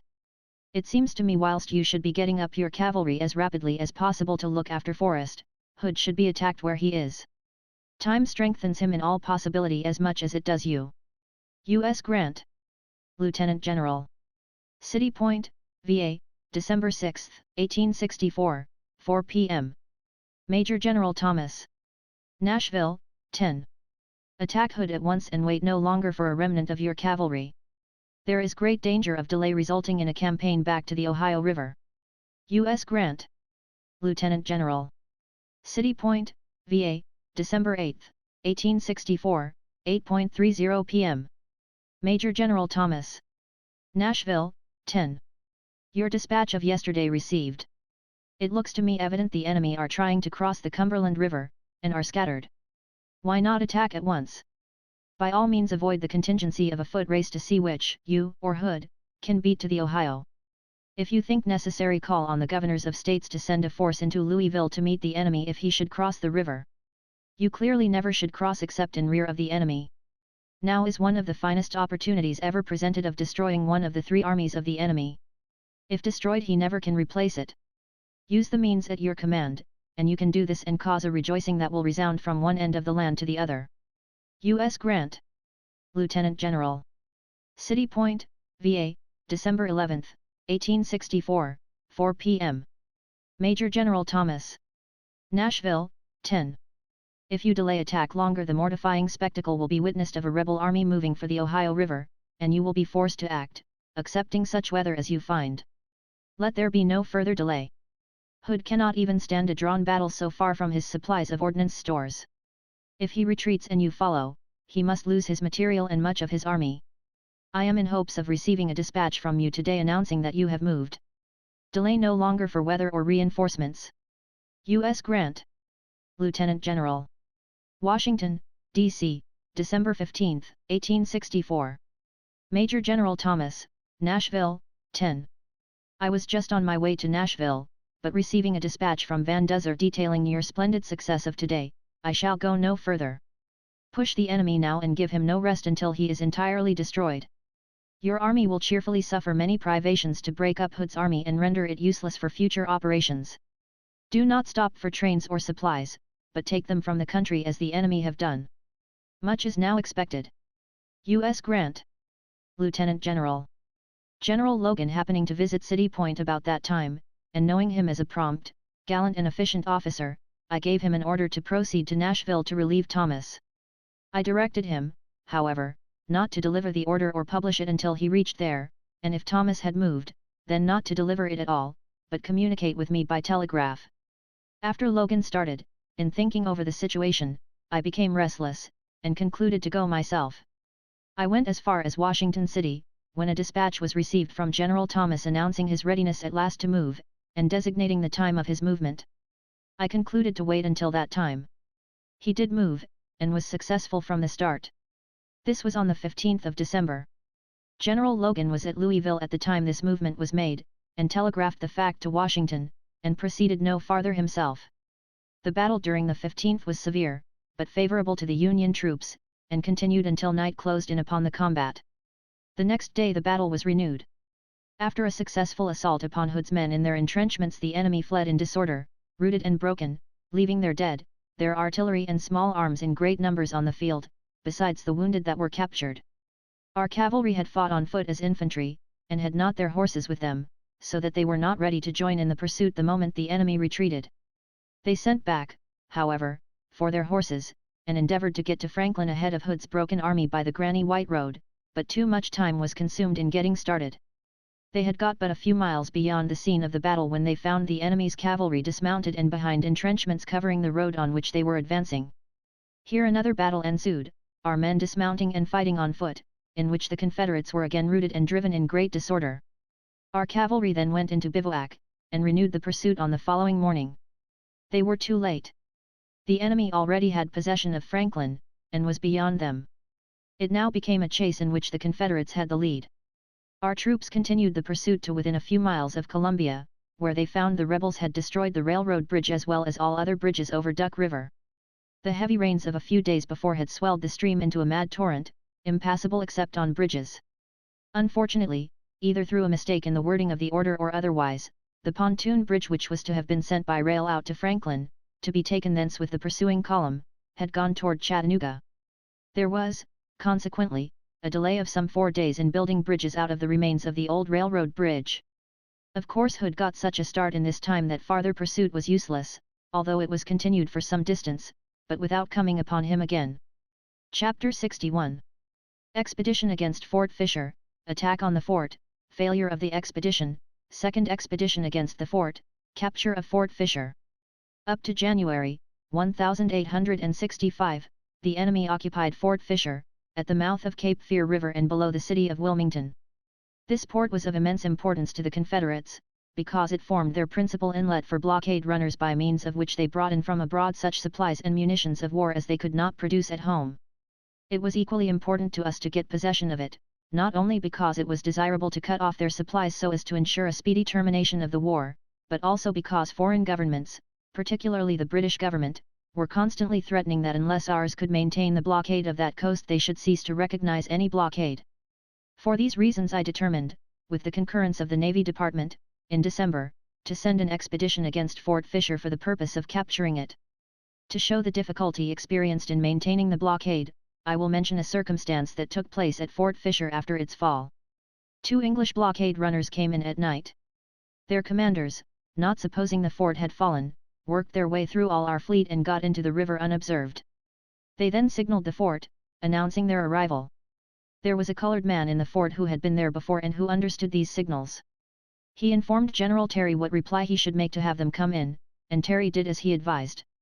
The vessels came in, their officers entirely unconscious that they were falling into the hands of the Union forces. Even after they were brought into the fort they were entertained in conversation for some little time before suspecting that the Union troops were occupying the fort. They were finally informed that their vessels and cargoes were prizes. I selected General Weitzel, of the Army of the James, to go with the expedition, but gave instructions through General Butler.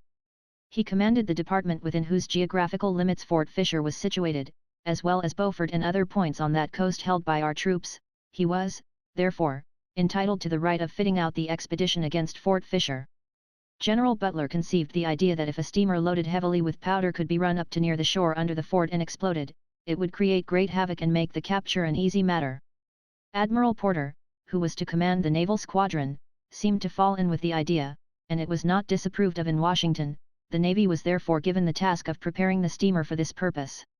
I had no confidence in the success of the scheme, and so expressed myself, but as no serious harm could come of the experiment, and the authorities at Washington seemed desirous to have it tried, I permitted it.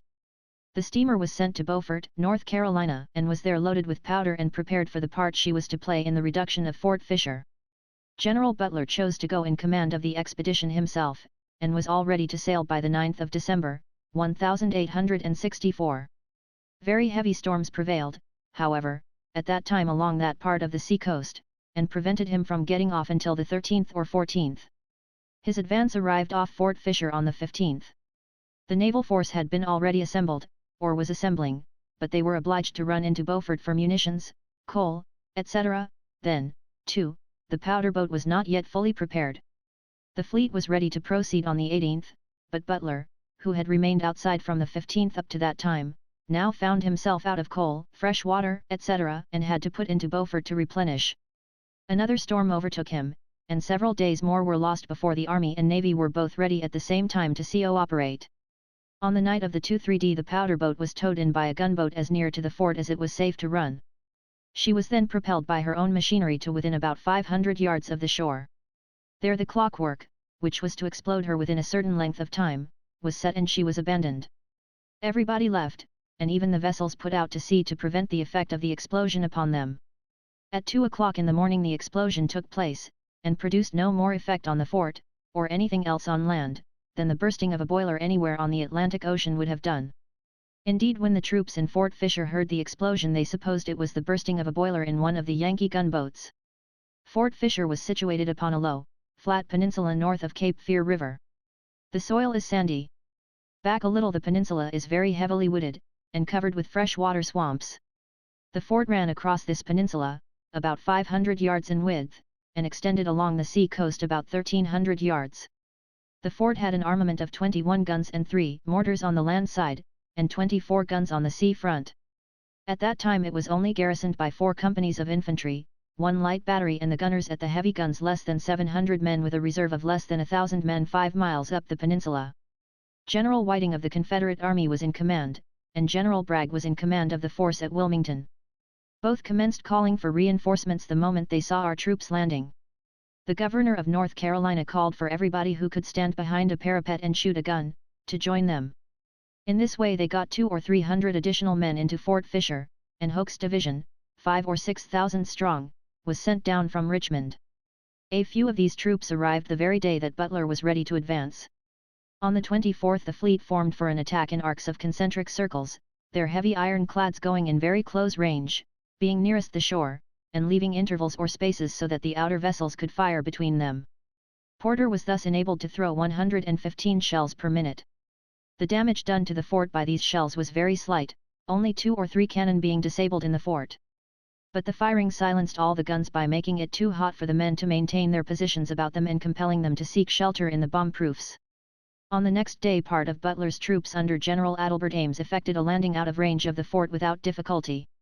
This was accomplished under the protection of gunboats sent for the purpose, and under cover of a renewed attack upon the fort by the fleet. They formed a line across the peninsula and advanced, part going north and part toward the fort, covering themselves as they did so. Curtis pushed forward and came near to Fort Fisher, capturing the small garrison at what was called the Flag Pond Battery. Weitzel accompanied him to within a half a mile of the works. Here he saw that the fort had not been injured, and so reported to Butler, advising against an assault. Ames, who had gone north in his advance, captured 228 of the reserves. These prisoners reported to Butler that 1,600 of Hoke's division of 6,000 from Richmond had already arrived and the rest would soon be in his rear. Upon these reports Butler determined to withdraw his troops from the peninsula and return to the fleet. At that time there had not been a man on our side injured except by one of the shells from the fleet. Curtis had got within a few yards of the works. Some of his men had snatched a flag from the parapet of the fort, and others had taken a horse from the inside of the stockade. At night Butler informed Porter of his withdrawal, giving the reasons above stated, and announced his purpose as soon as his men could embark to start for Hampton Roads. Porter represented to him that he had sent to Beaufort for more ammunition. He could fire much faster than he had been doing, and would keep the enemy from showing himself until our men were within 20 yards of the fort, and he begged that Butler would leave some brave fellows like those who had snatched the flag from the parapet and taken the horse from the fort. Butler was unchangeable. He got all his troops aboard, except Kittis's brigade, and started back. In doing this, Butler made a fearful mistake. My instructions to him, or to the officer who went in command of the expedition, were explicit in the statement that to effect a landing would be of itself a great victory, and if one should be effected, the foothold must not be relinquished. On the contrary, a regular siege of the fort must be commenced and, to guard against interference by reason of storms, supplies of provisions must be laid in as soon as they could be got on shore. But General Butler seems to have lost sight of this part of his instructions, and was back at Fort Monroe on the 28th. I telegraphed to the President as follows. City Point, VA. December 28, 1864, 8:30 p.m. The Wilmington expedition has proven a gross and culpable failure. Many of the troops are back here. Delays and free talk of the object of the expedition enabled the enemy to move troops to Wilmington to defeat it. After the expedition sailed from Fort Monroe, 3 days of fine weather were squandered, during which the enemy was without a force to protect himself. Who is to blame will, I hope, be known. U.S. Grant. Lieutenant General. Porter sent dispatches to the Navy Department in which he complained bitterly of having been abandoned by the Army just when the fort was nearly in our possession, and begged that our troops might be sent back again to cooperate, but with a different commander. As soon as I heard this, I sent a messenger to Porter with a letter asking him to hold on.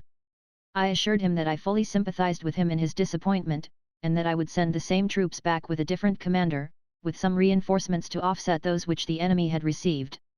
I told him it would take some little time to get transportation for the additional troops, but as soon as it could be had the men should be on their way to him, and there would be no delay on my part. I selected A. H. Terry to command. It was the 6th of January before the transports could be got ready and the troops aboard. They sailed from Fortress Monroe on that day. The object and destination of the second expedition were at the time kept a secret to all except a few in the Navy Department and in the Army to whom it was necessary to impart the information. General Terry had not the slightest idea of where he was going or what he was to do. He simply knew that he was going to sea and that he had his orders with him, which were to be opened when out at sea. He was instructed to communicate freely with Porter and have entire harmony between Army and Navy, because the work before them would require the best efforts of both arms of service. They arrived off Beaufort on the 8th. A heavy storm, however, prevented a landing at Fort Fisher until the 13th. The Navy prepared itself for attack about as before, and the same time assisted the Army in landing, this time 5 miles away. Only ironclads fired at first, the object being to draw the fire of the enemy's guns so as to ascertain their positions. This object being accomplished, they then let in their shots thick and fast. Very soon the guns were all silenced, and the fort showed evident signs of being much injured. Terry deployed his men across the peninsula as had been done before, and at 2 o'clock on the following morning was up within 2 miles of the fort with a respectable abatis in front of his line. His artillery was all landed on that day, the 14th. Again Kittis's brigade of Ames Division had the lead. By noon they had carried an unfinished work less than a half-mile from the fort, and turned it so as to face the other way. Terry now saw Porter and arranged for an assault on the following day. The two commanders arranged their signals so that they could communicate with each other from time to time as they might have occasion. At daylight the fleet commenced its firing. The time agreed upon for the assault was the middle of the afternoon, and Ames, who commanded the assaulting column, moved at 3:30. Porter landed a force of sailors and marines to move against the sea front in cooperation with Ames's assault. They were under Commander Breeze of the Navy. These sailors and marines had worked their way up to within a couple of 100 yards of the fort before the assault. The signal was given and the assault was made, but the poor sailors and marines were repulsed and very badly handled by the enemy, losing 280 killed and wounded out of their number. Kittis's brigade charged successfully though met by a heavy fire, some of the men having to wade through the swamp up to their waists to reach the fort. Many were wounded, of course, and some killed, but they soon reached the palisades. These they cut away, and pushed on through. The other troops then came up, Pennypackers following Curtis, and Bell, who commanded the 3D Brigade of Ames's division, following Pennypacker. But the fort was not yet captured though the parapet was gained. The works were very extensive. The large parapet around the work would have been but very little protection to those inside except when they were close up under it. Traverses had, therefore, been run until really the work was a succession of small forts enclosed by a large one. The rebels made a desperate effort to hold the fort, and had to be driven from these traverses one by one. The fight continued till long after night. Our troops gained first one traverse and then another, and by 10 o'clock at night the place was carried. During this engagement the sailors, who had been repulsed in their assault on the bastion, rendered the best service they could by reinforcing Terry's northern line, thus enabling him to send a detachment to the assistance of Ames. The fleet kept up a continuous fire upon that part of the fort which was still occupied by the enemy. By means of signals they could be informed where to direct their shots. During the succeeding nights the enemy blew up Fort Caswell on the opposite side of Cape Fear River, and abandoned 2 extensive works on Smith's Island in the river. Our captures in all amounted to 169 guns, besides small arms, with full supplies of ammunition, and 2,083 prisoners. In addition to these, there were about 700 dead and wounded left there. We had lost 110 killed and 536 wounded. In this assault on Fort Fisher, Bell, one of the brigade commanders, was killed, and 2, Curtis and Pennypacker, were badly wounded. Secretary Stanton, who was on his way back from Savannah, arrived off Fort Fisher soon after it fell. When he heard the good news he promoted all the officers of any considerable rank for their conspicuous gallantry. Terry had been nominated for Major General, but had not been confirmed. This confirmed him, and soon after I recommended him for a Brigadier Generalcy in the regular army, and it was given to him for this victory. Chapter 62. Sherman's March North, Sheridan ordered to Lynchburg, Canby ordered to move against Mobile, movements of Schofield and Thomas, capture of Columbia, South Carolina, Sherman in the Carolinas. When news of Sherman being in possession of Savannah reached the North, distinguished statesmen and visitors began to pour in to see him. Among others who went was the Secretary of War, who seemed much pleased at the result of his campaign. Mr. Draper, the Collector of Customs of New York, who was with Mr. Stanton's party, was put in charge of the public property that had been abandoned and captured. Savannah was then turned over to General Foster's command to hold, so that Sherman might have his own entire army free to operate as might be decided upon in the future. I sent the Chief Engineer of the Army of the Potomac, General Barnard, with letters to General Sherman.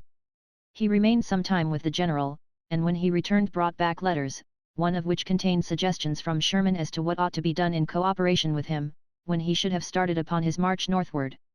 I must not neglect to state here the fact that I had no idea originally of having Sherman march from Savannah to Richmond, or even to North Carolina.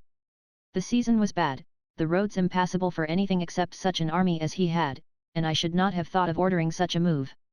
I had, therefore, made preparations to collect transports to carry Sherman and his army around to the James River by water, and so informed him. On receiving this letter he went to work immediately to prepare for the move, but seeing that it would require a long time to collect the transports, he suggested the idea then of marching up north through the Carolinas. I was only too happy to approve this, for if successful, it promised every advantage. His march through Georgia had thoroughly destroyed all lines of transportation in that state, and had completely cut the enemy off from all sources of supply to the west of it.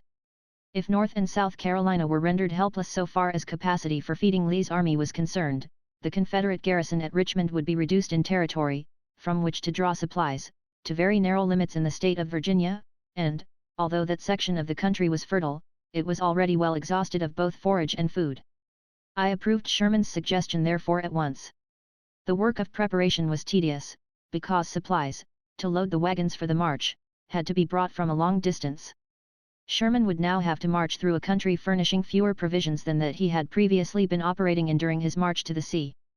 Besides, he was confronting, or marching toward, a force of the enemy vastly superior to any his troops had encountered on their previous march, and the territory through which he had to pass had now become of such vast importance to the very existence of the Confederate army, that the most desperate efforts were to be expected in order to save it.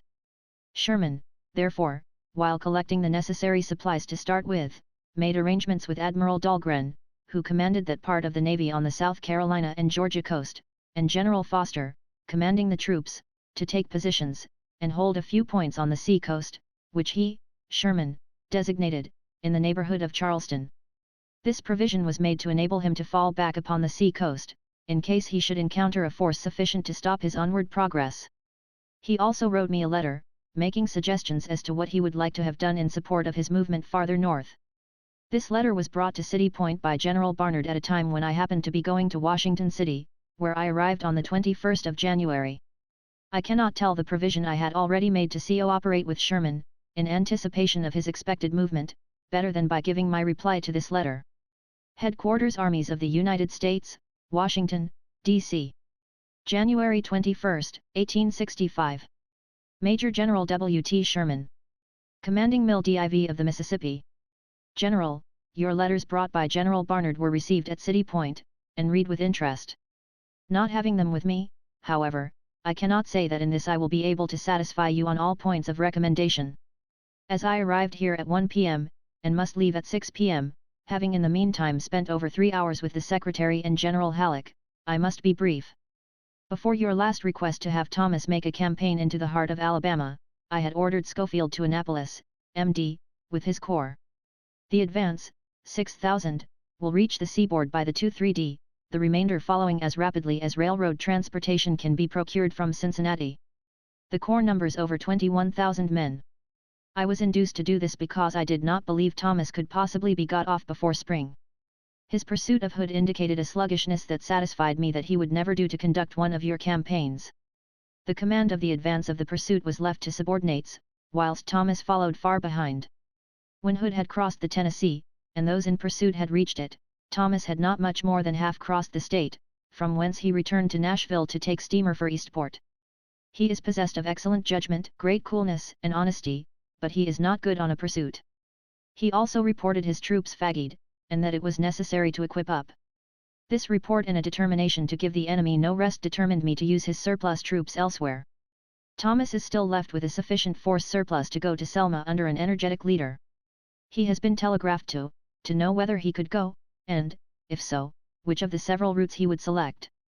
No reply is yet received. Canby has been ordered to act offensively from the sea-coast to the interior, towards Montgomery and Selma. Thomas's forces will move from the north at an early day, or some of his troops will be sent to Canby. Without further reinforcements, Canby will have a moving column of 20,000 men.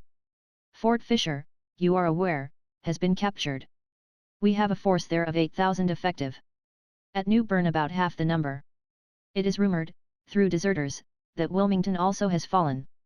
I am inclined to believe the rumor, because on the 17th we knew the enemy were blowing up their works about Fort Caswell, and that on the 18th Terry moved on Wilmington. If Wilmington is captured, Schofield will go there. If not, he will be sent to New Bern.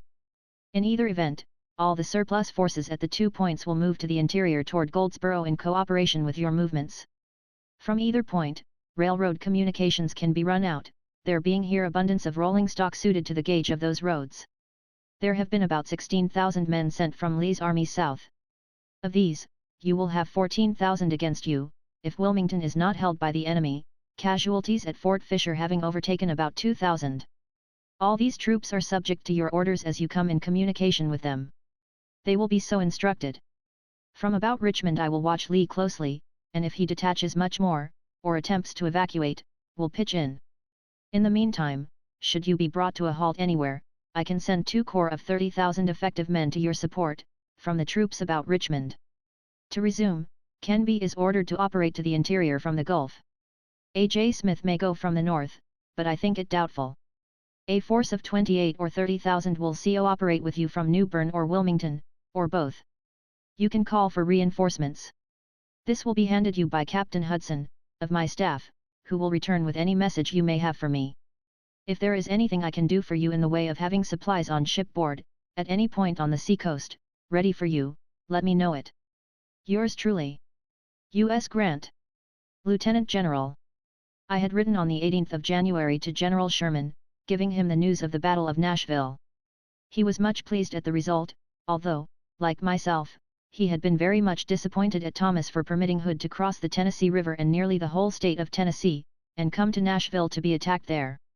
He, however, as I had done, sent Thomas a warm congratulatory letter.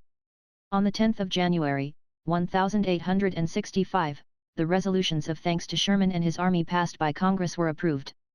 Sherman, after the capture, at once had the debris cleared up, commencing the work by removing the piling and torpedoes from the river, and taking up all obstructions. He had then entrenched the city, so that it could be held by a small garrison. By the middle of January all his work was done, except the accumulation of supplies to commence his movement with. He proposed to move in 2 columns, one from Savannah, going along by the river of the same name, and the other by roads farther east, threatening Charleston. He commenced the advance by moving his right wing to Beaufort, South Carolina, then to Pocataligo by water. This column, in moving north, threatened Charleston, and, indeed, it was not determined at first that they would have a force visit Charleston.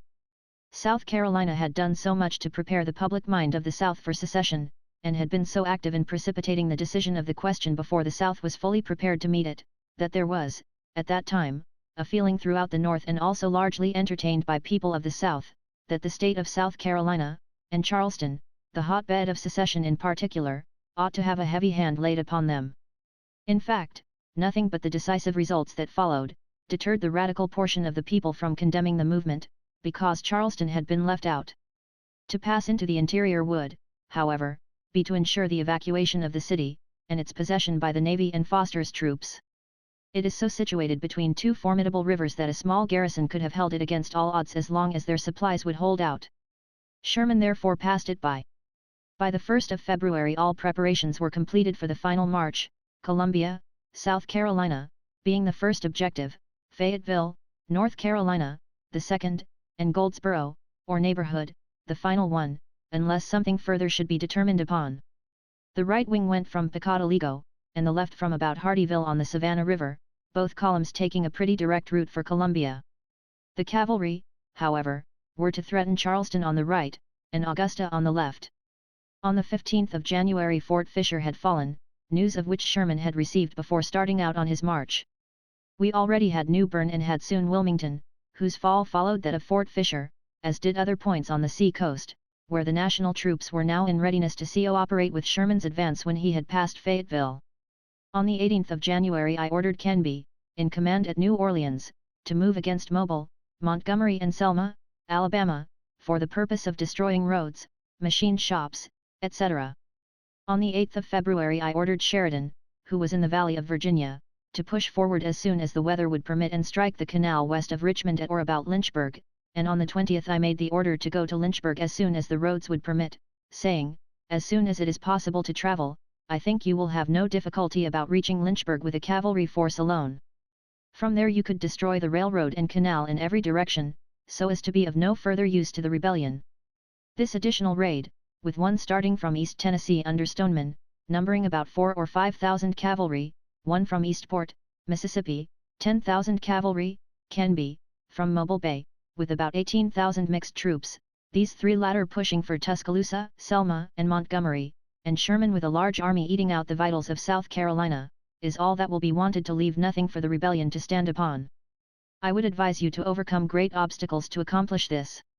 Charleston was evacuated on Tuesday last. On the 27th of February, more than a month after Canby had received his orders, I again wrote to him, saying that I was extremely anxious to hear of his being in Alabama. I notified him, also, that I had sent Grierson to take command of his cavalry, he being a very efficient officer. I further suggested that Forrest was probably in Mississippi, and if he was there, he would find him an officer of great courage and capacity whom it would be difficult to get by. I still further informed him that Thomas had been ordered to start a cavalry force into Mississippi on the 20th of February, or as soon as possible thereafter. This force did not get off however. All these movements were designed to be in support of Sherman's march, the object being to keep the Confederate troops in the West from leaving there. But neither Canby nor Thomas could be got off in time. I had some time before depleted Thomas's army to reinforce Canby, for the reason that Thomas had failed to start an expedition which he had been ordered to send out, and to have the troops where they might do something. Canby seemed to be equally deliberate in all of his movements. I ordered him to go in person, but he prepared to send a detachment under another officer. General Granger had got down to New Orleans, in some way or other, and I wrote Canby that he must not put him in command of troops. In spite of this he asked the War Department to assign Granger to the command of a corps. Almost in despair of having adequate service rendered to the cause in that quarter, I said to Canby, I am in receipt of a dispatch informing me that you have made requisitions for a construction corps and material to build 70 miles of railroad. I have directed that none be sent. Thomas's army has been depleted to send a force to you that they might be where they could act in winter, and at least detain the force the enemy had in the West. If there had been any idea of repairing railroads, it could have been done much better from the north, where we already had the troops. I expected your movements to be cooperative with Sherman's last. This has now entirely failed. I wrote to you long ago, urging you to push promptly and to live upon the country, and destroy railroads, machine shops, etc., not to build them. Take Mobile and hold it, and push your forces to the interior, to Montgomery and to Selma. Destroy railroads, rolling stock, and everything useful for carrying on war, and, when you have done this, take such positions as can be supplied by water. By this means alone you can occupy positions from which the enemy's roads in the interior can be kept broken. Most of these expeditions got off finally, but too late to render any service in the direction for which they were designed. The enemy, ready to intercept his advance, consisted of Hardee's troops and Wheeler's cavalry, perhaps less than 15,000 men in all, but frantic efforts were being made in Richmond, as I was sure would be the case, to retard Sherman's movements. Everything possible was being done to raise troops in the south. Lee dispatched against Sherman the troops which had been sent to relieve Fort Fisher, which, including those of the other defenses of the harbor and its neighborhood, amounted, after deducting the 2,000 killed, wounded, and captured, to 14,000 men. After Thomas's victory at Nashville, what remained of Hood's army were gathered together and forwarded as rapidly as possible to the east to co-operate with these forces, and, finally, General Joseph E. Johnston, one of the ablest commanders of the South though not in favor with the administration, or at least with Mr. Davis, was put in command of all the troops in North and South Carolina. Schofield arrived at Annapolis in the latter part of January, but before sending his troops to North Carolina I went with him down the coast to see the situation of affairs, as I could give fuller directions after being on the ground than I could very well have given without. We soon returned, and the troops were sent by sea to Cape Fear River. Both New Bern and Wilmington are connected with Raleigh by railroads which unite at Goldsboro. Schofield was to land troops at Smithville, near the mouth of the Cape Fear River on the west side, and move up to secure the Wilmington and Charlottesville Railroad. This column took their pontoon bridges with them, to enable them to cross over to the island south of the city of Wilmington. A large body was sent by the north side to co-operate with them. They succeeded in taking the city on the 2 of February. I took the precaution to provide for Sherman's army, in case he should be forced to turn in toward the sea coast before reaching North Carolina, by forwarding supplies to every place where he was liable to have to make such a deflection from his projected march. I also sent railroad rolling stock, of which we had a great abundance, now that we were not operating the roads in Virginia. The gauge of the North Carolina railroads being the same as the Virginia railroads had been altered too, these cars and locomotives were ready for use there without any change. On the 31st of January I countermanded the orders given to Thomas to move south to Alabama and Georgia. I had previously reduced his force by sending a portion of it to Terry. I directed in lieu of this movement, that he should send Stoneman through East Tennessee, and push him well down toward Columbia, South Carolina, in support of Sherman. Thomas did not get Stoneman off in time, but, on the contrary, when I had supposed he was on his march in support of Sherman I heard of his being in Louisville, Kentucky. I immediately changed the order, and directed Thomas to send him toward Lynchburg. Finally, however, on the 12th of March, he did push down through the northwestern end of South Carolina, creating some consternation.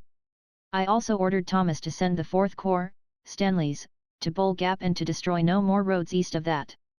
I also directed him to concentrate supplies at Knoxville, with a view to a probable movement of his army through that way toward Lynchburg. Goldsboro is 425 miles from Savannah. Sherman's march was without much incident until he entered Columbia, on the 17th of February. He was detained in his progress by having to repair and corduroy the roads, and rebuild the bridges. There was constant skirmishing and fighting between the cavalry of the two armies, but this did not retard the advance of the infantry. 4 days, also, were lost in making complete the destruction of the most important railroads south of Columbia. There was also some delay caused by the high water, and the destruction of the bridges on the line of the road. A formidable river had to be crossed near Columbia, and that in the face of a small garrison under General Wade Hampton. There was but little delay, however, further than that caused by high water in the stream. Hampton left as Sherman approached, and the city was found to be on fire. There has since been a great deal of acrimony displayed in discussions of the question as to who set Columbia on fire. Sherman denies it on the part of his troops, and Hampton denies it on the part of the Confederates. One thing is certain, as soon as our troops took possession, they at once proceeded to extinguish the flames to the best of their ability with the limited means at hand. In any case, the example set by the Confederates in burning the village of Chambersburg, PA, a town which was not garrisoned, would seem to make a defense of the act of firing the seat of government of the state most responsible for the conflict then raging, not imperative. The Confederate troops having vacated the city, the mayor took possession, and sallied forth to meet the commander of the national forces for the purpose of surrendering the town, making terms for the protection of property, etc. Sherman paid no attention at all to the overture, but pushed forward and took the town without making any conditions whatever with its citizens. He then, however, cooperated with the mayor in extinguishing the flames and providing for the people who were rendered destitute by this destruction of their homes. When he left there, he even gave the mayor 500 head of cattle to be distributed among the citizens, to tide them over until some arrangement could be made for their future supplies. He remained in Colombia until the roads, public buildings, workshops, and everything that could be useful to the enemy were destroyed. While at Colombia, Sherman learned for the first time that what remained of Hood's army was confronting him, under the command of General Beauregard. Charleston was evacuated on the 18th of February, and Foster garrisoned the place. Wilmington was captured on the 22d. Columbia and Cheraw farther north, were regarded as so secure from invasion that the wealthy people of Charleston and Augusta had sent much of their valuable property to these 2 points to be stored. Among the goods sent there were valuable carpets, tons of old Madeira, silverware, and furniture. I am afraid much of these goods fell into the hands of our troops. There was found at Columbia a large amount of powder, some artillery, small arms and fixed ammunition. These, of course, were among the articles destroyed. While here, Sherman also learned of Johnston's restoration to command. The latter was given, as already stated, all troops in North and South Carolina. After the completion of the destruction of public property about Columbia, Sherman proceeded on his march and reached Cheraw without any special opposition and without incident to relate. The railroads, of course, were thoroughly destroyed on the way. Sherman remained a day or two at Cheraw, and, finally, on the 6th of March crossed his troops over the Petty and advanced straight for Fayetteville. Hardee and Hampton were there, and barely escaped. Sherman reached Fayetteville on the 11th of March. He had dispatched scouts from Cheraw with letters to General Terry, at Wilmington, asking him to send a steamer with some supplies of bread, clothing, and other articles which he enumerated. The scouts got through successfully, and a boat was sent with the mail and such articles for which Sherman had asked as were in store at Wilmington. Unfortunately, however, those stores did not contain clothing. 4 days later, on the 15th, Sherman left Fayetteville for Goldsboro. The march, now, had to be made with great caution, for he was approaching Lee's army and nearing the country that still remained open to the enemy. Besides, he was confronting all that he had had to confront in his previous march up to that point, reinforced by the garrisons along the road and by what remained of Hood's army. Frantic appeals were made to the people to come involuntarily and swell the ranks of our foe.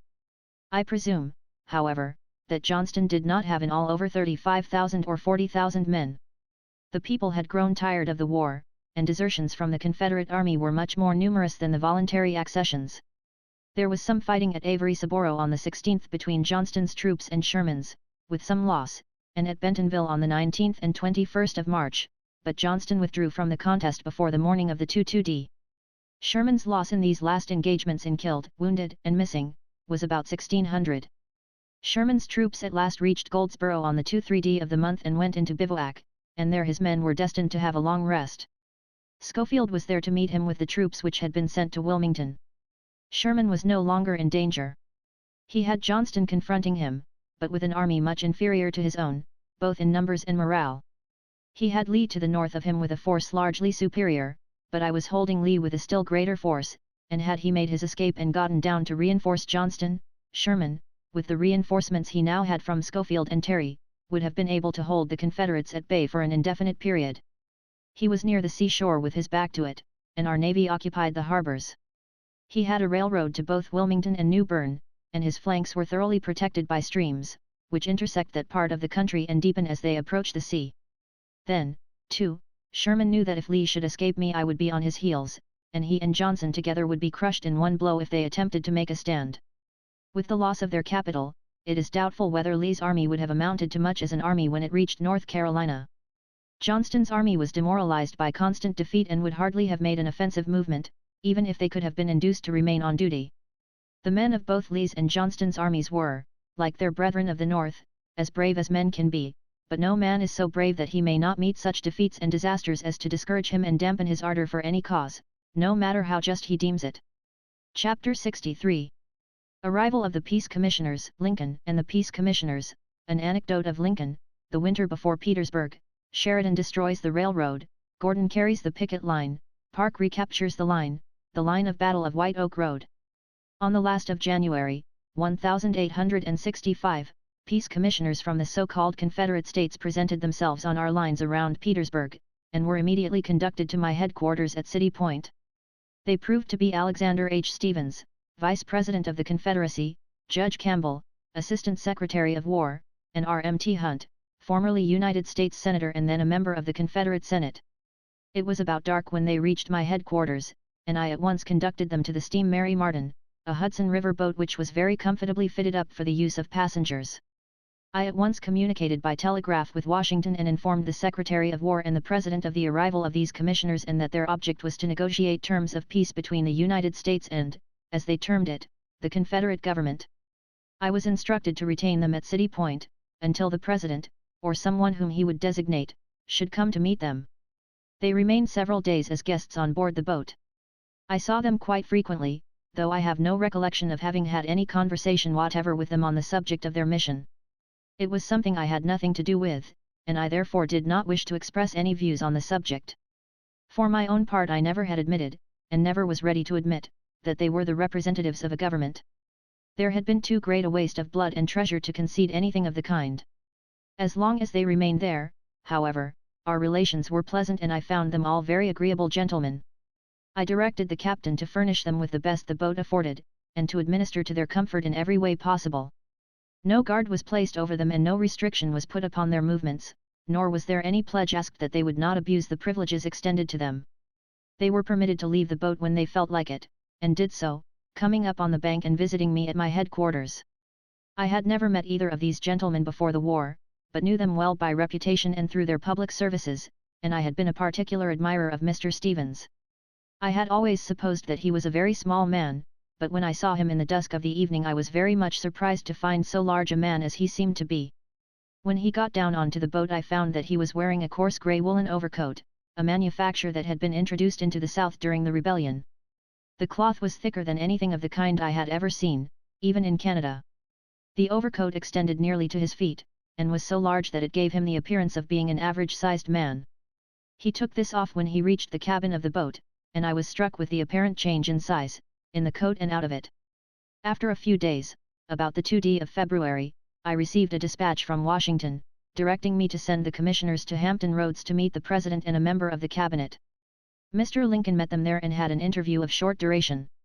It was not a great while after they met that the President visited me at City Point. He spoke of his having met the commissioners, and said he had told them that there would be no use in entering into any negotiations unless they would recognize, first, that the Union as a whole must be forever preserved, and second, that slavery must be abolished.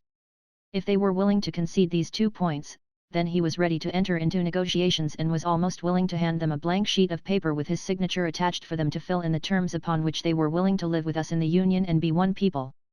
He always showed a generous and kindly spirit toward the Southern people, and I never heard him abuse an enemy. Some of the cruel things said about President Lincoln, particularly in the North, used to pierce him to the heart, but never in my presence did he evince a revengeful disposition, and I saw a great deal of him at City Point, for he seemed glad to get away from the cares and anxieties of the capital. Right here I might relate an anecdote of Mr. Lincoln. It was on the occasion of his visit to me just after he had talked with the peace commissioners at Hampton Roads. After a little conversation, he asked me if I had seen that overcoat of Stevens's. I replied that I had. "Well," said he, "did you see him take it off?" I said yes.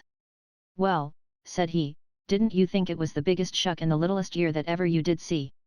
Long afterwards I told this story to the Confederate General J.B. Gordon, at the time a member of the Senate.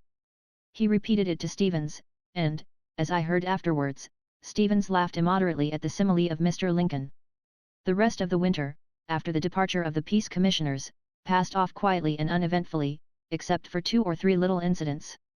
On one occasion during this period, while I was visiting Washington City for the purpose of conferring with the administration, the enemy's cavalry under General Wade Hampton, passing our extreme left and then going to the south, got in east of us.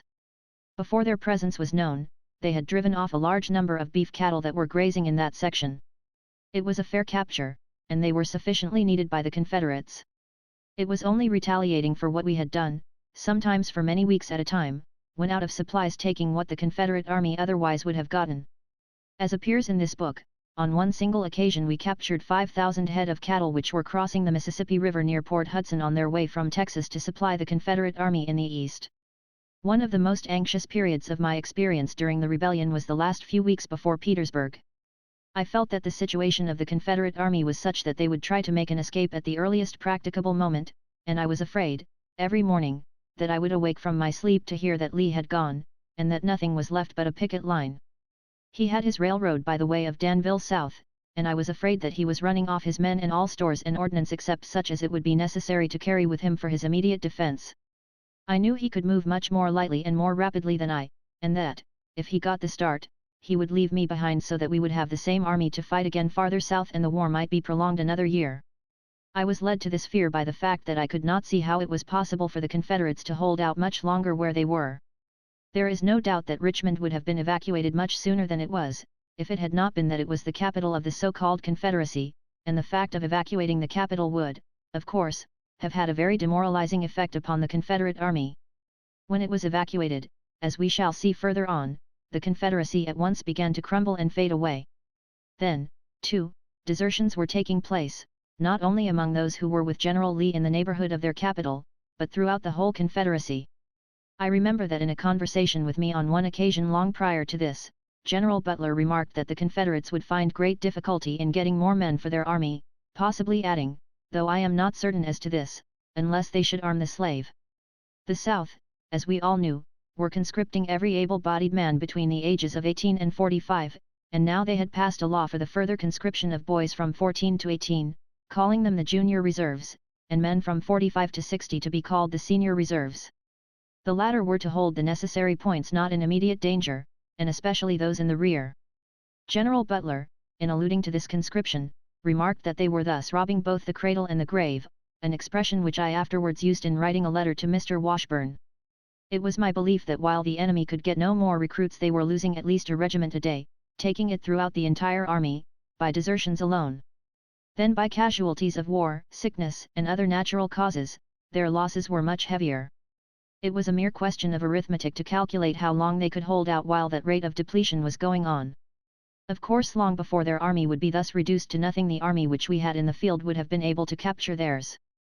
Then too I knew from the great number of desertions, that the men who had fought so bravely, so gallantly, and so long for the cause which they believed in, and as earnestly, I take it, as our men believed in the cause for which they were fighting, had lost hope and become despondent.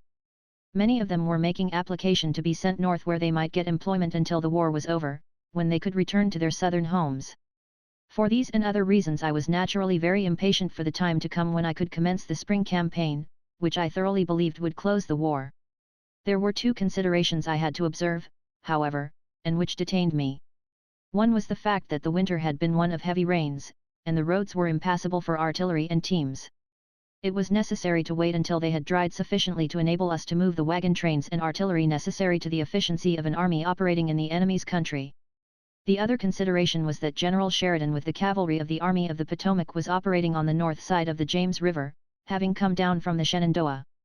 It was necessary that I should have his cavalry with me, and I was therefore obliged to wait until he could join me south of the James River. Let us now take account of what he was doing. On the 5th of March I had heard from Sheridan.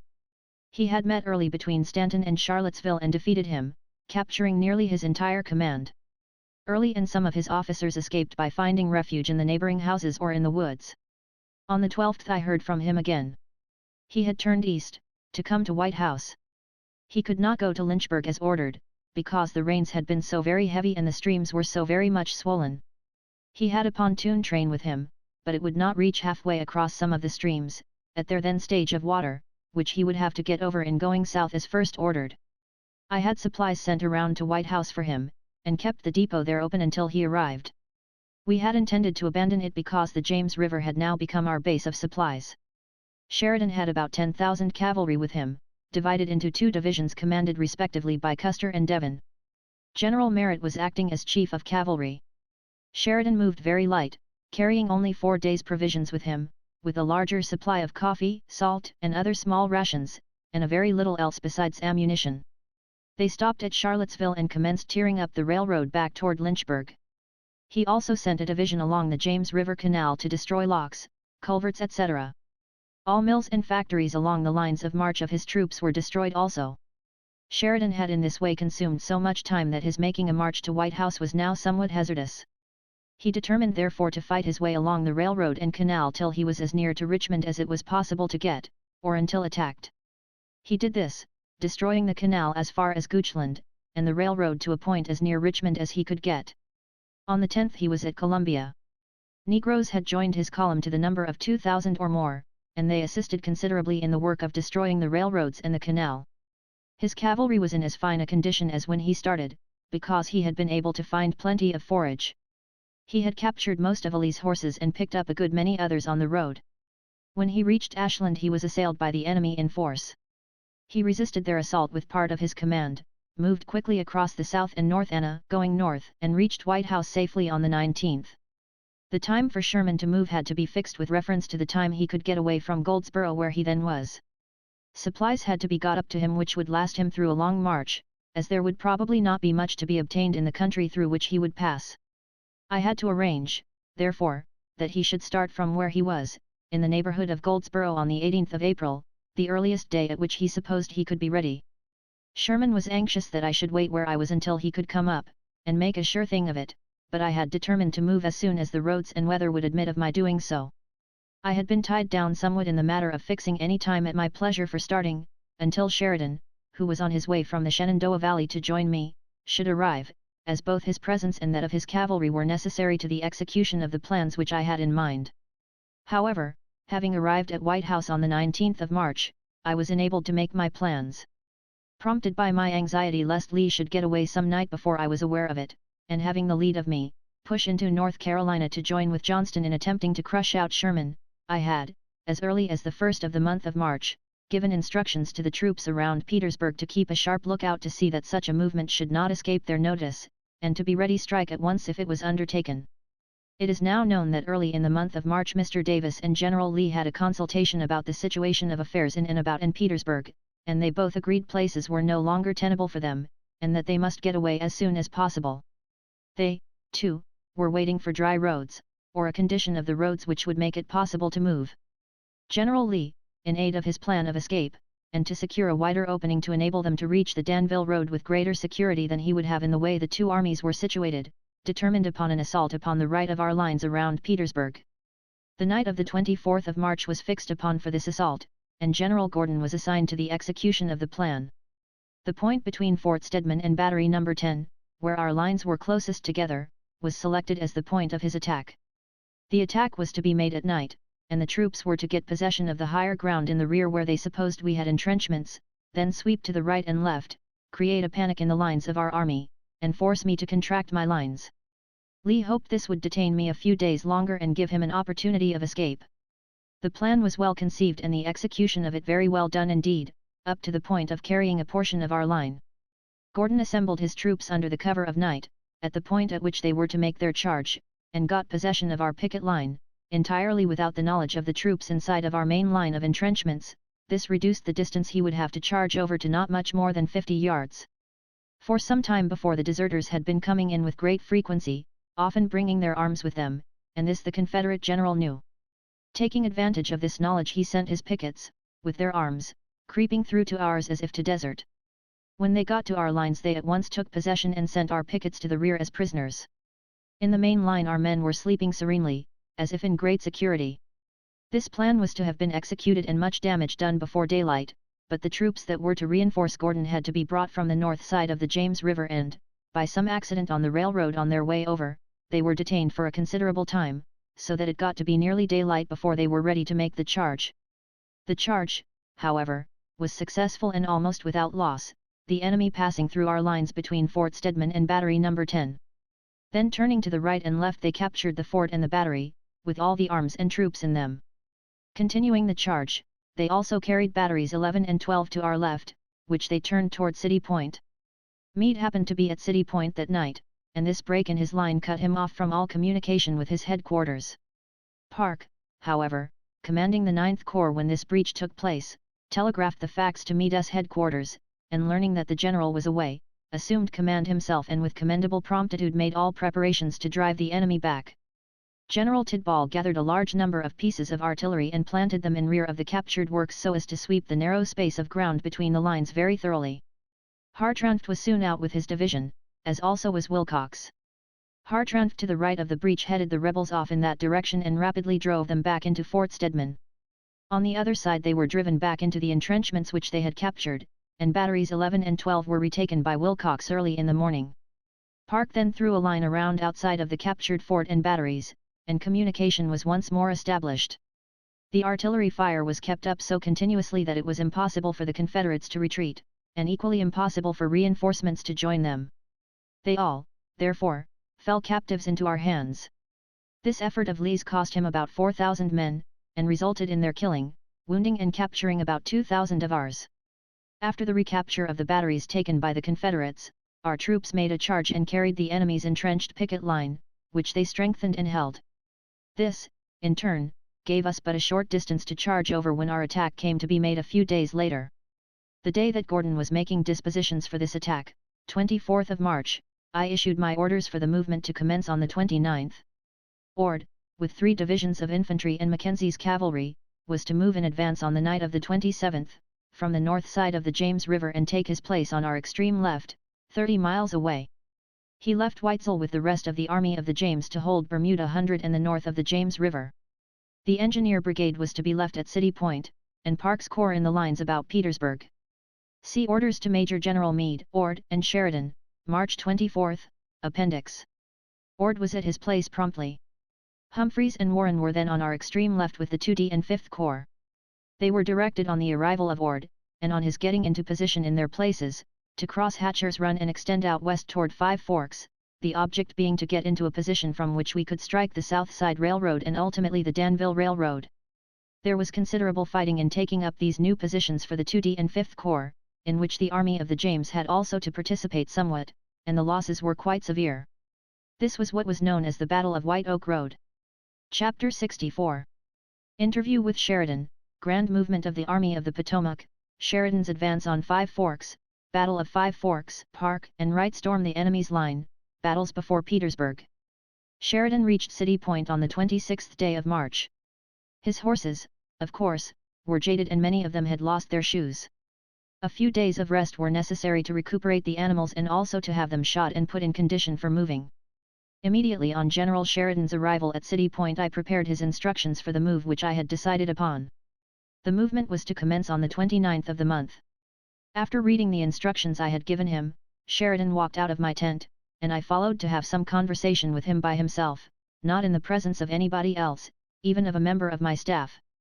In preparing his instructions I contemplated just what took place, that is to say, capturing Five Forks, driving the enemy from Petersburg and Richmond and terminating the contest before separating from the enemy. But the nation had already become restless and discouraged at the prolongation of the war, and many believed that it would never terminate except by compromise. Knowing that unless my plan proved an entire success it would be interpreted as a disastrous defeat, I provided in these instructions that in a certain event he was to cut loose from the Army of the Potomac and his base of supplies, and living upon the country proceed south by the way of the Danville Railroad, or near it, across the Roanoke, get in the rear of Johnston, who was guarding that road, and cooperate with Sherman in destroying Johnston, then with these combined forces to help carry out the instructions which Sherman already had received, to act in cooperation with the armies around Petersburg and Richmond. I saw that after Sheridan had read his instructions he seemed somewhat disappointed at the idea, possibly, of having to cut loose again from the Army of the Potomac, and place himself between the two main armies of the enemy. I said to him, "General, this portion of your instructions I have put in merely as a blind," and gave him the reason for doing so, heretofore described. I told him that, as a matter of fact, I intended to close the war right here, with this movement, and that he should go no farther. His face at once brightened up, and slapping his hand on his leg he said, "I am glad to hear it, and we can do it." Sheridan was not however to make his movement against Five Forks until he got further instructions from me. One day, after the movement I am about to describe had commenced, and when his cavalry was on our extreme left and far to the rear, south, Sheridan rode up to where my headquarters were then established, at Dabney's Mills. He met some of my staff officers outside, and was highly jubilant over the prospects of success, giving reasons why he believed this would prove the final and successful effort. Although my chief of staff had urged very strongly that we return to our position about City Point and in the lines around Petersburg, he asked Sheridan to come in to see me and say to me what he had been saying to them. Sheridan felt a little modest about giving his advice where it had not been asked, so one of my staff came in and told me that Sheridan had what they considered important news, and suggested that I send for him. I did so, and was glad to see the spirit of confidence with which he was imbued. Knowing as I did from experience, of what great value that feeling of confidence by a commander was, I determined to make a movement at once, although on account of the rains which had fallen after I had started out the roads were still very heavy. Orders were given accordingly. Finally the 29th of March came, and fortunately there having been a few days free from rain, the surface of the ground was dry, giving indications that the time had come when we could move. On that date I moved out with all the army available after leaving sufficient force to hold the line about Petersburg. It soon set in raining again however, and in a very short time the roads became practically impassable for teams, and almost so for cavalry. Sometimes a horse or mule would be standing apparently on firm ground, when all at once one foot would sink, and as he commenced scrambling to catch himself all his feet would sink and he would have to be drawn by hand out of the quicksands so common in that part of Virginia and other southern states. It became necessary therefore to build corduroy roads every foot of the way as we advanced, to move our artillery upon. The army had become so accustomed to this kind of work, and were so well prepared for it, that it was done very rapidly. The next day, March 30th, we had made sufficient progress to the southwest to warrant me in starting Sheridan with his cavalry over by Dinwiddie with instructions to then come up by the road leading northwest to Five Forks, thus menacing the right of Lee's line. This movement was made for the purpose of extending our lines to the west as far as practicable towards the enemy's extreme right, or Five Forks. The column moving detached from the army still in the trenches was, excluding the cavalry, very small. The forces in the trenches were themselves extending to the left flank. Warren was on the extreme left when the extension began, but Humphreys was marched around later and thrown into line between him and Five Forks. My hope was that Sheridan would be able to carry Five Forks, get on the enemy's right flank and rear, and force them to weaken their center to protect their right so that an assault in the center might be successfully made. General Wright's corps had been designated to make this assault, which I intended to order as soon as information reached me of Sheridan's success. He was to move under cover as close to the enemy as he could get. It is natural to suppose that Lee would understand my design to be to get up to the south side and ultimately to the Danville Railroad, as soon as he had heard of the movement commenced on the 29th. These roads were so important to his very existence while he remained in Richmond and Petersburg, and of such vital importance to him even in case of retreat, that naturally he would make most strenuous efforts to defend them. He did on the 30th send Pickett with 5 brigades to reinforce Five Forks. He also sent around to the right of his army some 2 or 3 other divisions, besides directing that other troops be held in readiness on the north side of the James River to come over on call. He came over himself to superintend in person the defense of his right flank. Sheridan moved back to Dinwiddie Courthouse on the night of the 30th, and then took a road leading northwest to Five Forks. He had only his cavalry with him. Soon encountering the rebel cavalry he met with a very stout resistance. He gradually drove them back however until in the neighborhood of Five Forks. Here he had to encounter other troops besides those he had been contending with, and was forced to give way. In this condition of affairs he notified me of what had taken place and stated that he was falling back toward Dinwiddie gradually and slowly, and asked me to send Wright's corps to his assistance.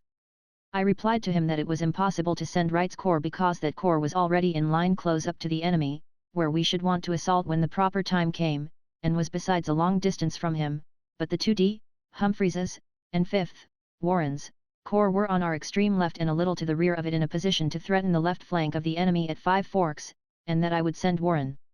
Accordingly orders were sent to Warren to move at once that night, the 31st, to Dinwiddie Courthouse and put himself in communication with Sheridan as soon as possible, and report to him. He was very slow in moving, some of his troops not starting until after 5 o'clock next morning. When he did move it was done very deliberately, and on arriving at Gravelly Run he found the stream swollen from the recent rains so that he regarded it as not fordable.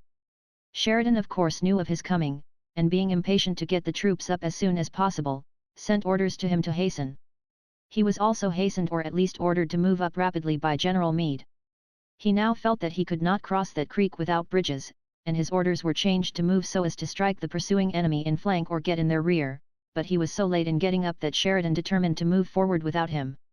However, Ayres's division of Warren's corps reached him in time to be in the fight all day, most of the time separated from the remainder of the 5th Corps and fighting directly under Sheridan. Warren reported to Sheridan about 11 o'clock on the 1st, but the whole of his troops were not up so as to be much engaged until late in the afternoon. Griffin's division in backing to get out of the way of a severe crossfire of the enemy was found marching away from the fighting. This did not continue long, however, the division was brought back and with Ayres's division did most excellent service during the day. Crawford's division of the same corps had backed still farther off, and although orders were sent repeatedly to bring it up, it was late before it finally got to where it could be of material assistance. Once there it did very excellent service. Sheridan succeeded by the middle of the afternoon or a little later, in advancing up to the point from which to make his designed assault upon Five Forks itself. He was very impatient to make the assault and have it all over before night, because the ground he occupied would be untenable for him in bivouac during the night. Unless the assault was made and was successful, he would be obliged to return to Dinwiddie Courthouse, or even further than that for the night. It was at this junction of affairs that Sheridan wanted to get Crawford's division in hand, and he also wanted Warren. He sent staff officer after staff officer in search of Warren, directing that general to report to him, but they were unable to find him. At all events Sheridan was unable to get that officer to him. Finally he went himself. He issued an order relieving Warren and assigning Griffin to the command of the 5th Corps.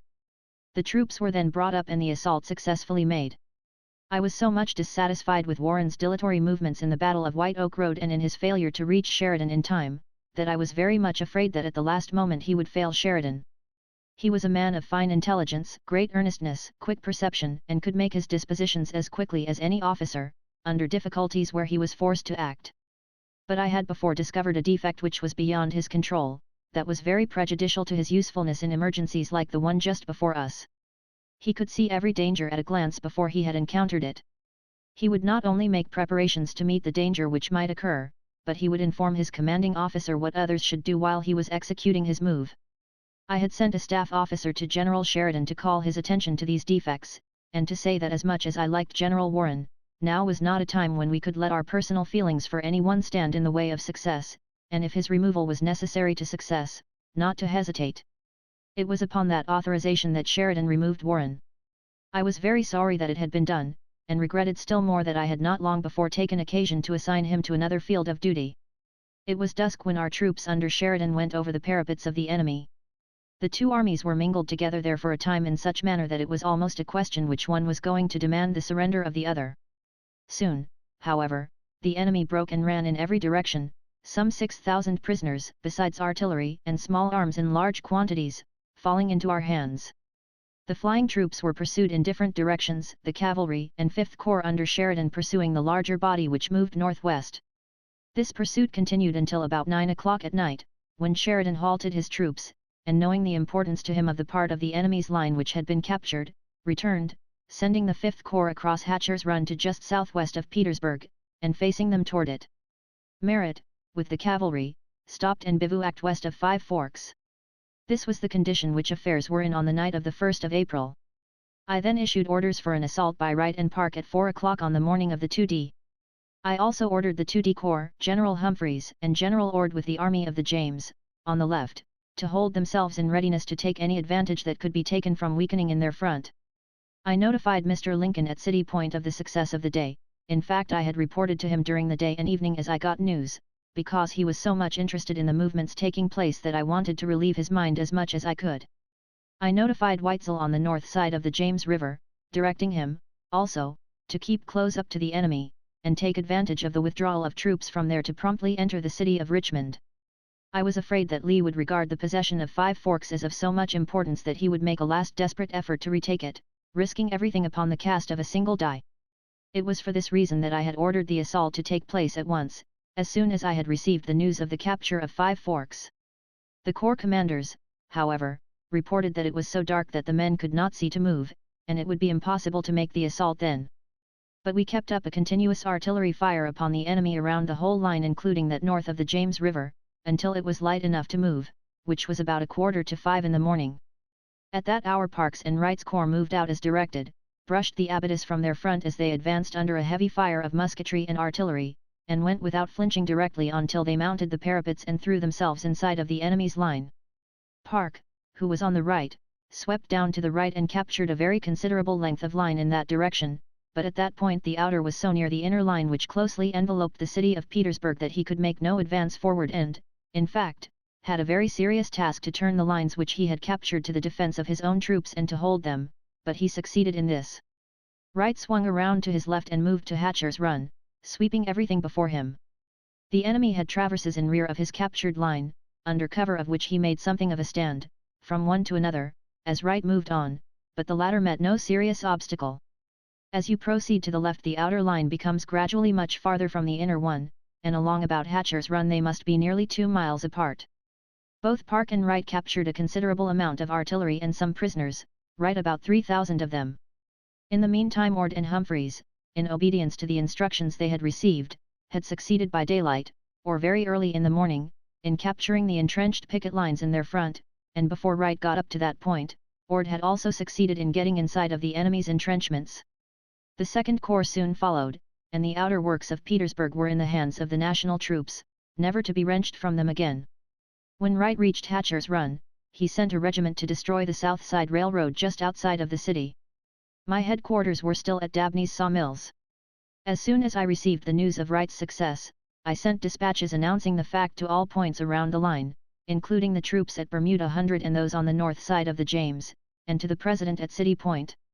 Further dispatches kept coming in, and as they did I sent the additional news to these points. Finding at length that they were all in, I mounted my horse to join the troops who were inside the works. When I arrived there I rode my horse over the parapet just as Wright's 3,000 prisoners were coming out. I was soon joined inside by General Meade and his staff. Lee made frantic efforts to recover at least part of the lost ground. Park on our right was repeatedly assaulted, but repulsed every effort. Before noon Longstreet was ordered up from the north side of the James River, thus bringing the bulk of Lee's army around to the support of his extreme right. As soon as I learned this I notified Weitzel and directed him to keep up close to the enemy and to have Hartsuff, commanding the Bermuda Hundred front, to do the same thing, and if they found any break to go in, Hartsuff especially should do so, for this would separate Richmond and Petersburg. Sheridan, after he had returned to Five Forks, swept down to Petersburg, coming in on our left. This gave us a continuous line from the Appomattox River below the city to the same river above. At 11 o'clock, not having heard from Sheridan, I reinforced Park with 2 brigades from City Point. With this additional force he completed his captured works for better defense, and built back from his right, so as to protect his flank. He also carried in and made an abatis between himself and the enemy. Lee brought additional troops and artillery against Park even after this was done, and made several assaults with very heavy losses. The enemy had, in addition to their entrenched line close up to Petersburg, 2 enclosed works outside of it, Fort Gregg and Fort Whitworth. We thought it had now become necessary to carry them by assault. About 1 o'clock in the day, Fort Gregg was assaulted by Foster's division of the 24th Corps, Gibbons, supported by 2 brigades from Ord's command. The battle was desperate and the national troops were repulsed several times, but it was finally carried, and immediately the troops in Fort Whitworth evacuated the place. The guns of Fort Gregg were turned upon the retreating enemy, and the commanding officer with some 60 of the men of Fort Whitworth surrendered. I had ordered Miles in the morning to report to Sheridan. In moving to execute this order he came upon the enemy at the intersection of the White Oak Road and the Claiborne Road. The enemy fell back to Sutherland Station on the South Side Road and were followed by Miles. This position, naturally a strong and defensible one, was also strongly entrenched.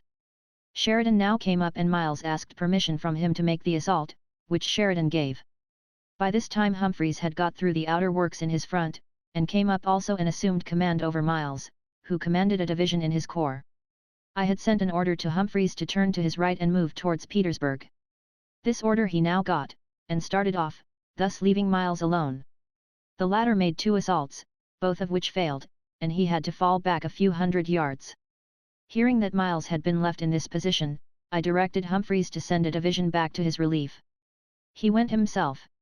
Sheridan, before starting to sweep down to Petersburg, had sent Merritt with his cavalry to the west to attack some Confederate cavalry that had assembled there.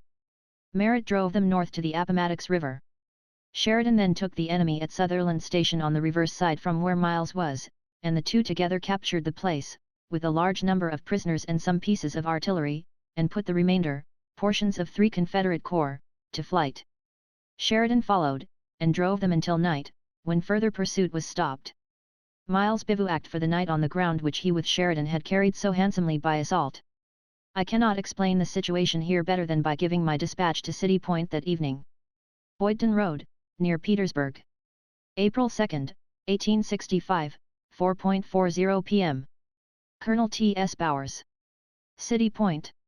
We are now up and have a continuous line of troops, and in a few hours will be entrenched from the Appomattox below Petersburg to the river above. Haight's and Wilcox's divisions, such part of them as were not captured, were cut off from town, either designedly on their part or because they could not help it. Sheridan with the cavalry and 5th Corps is above them.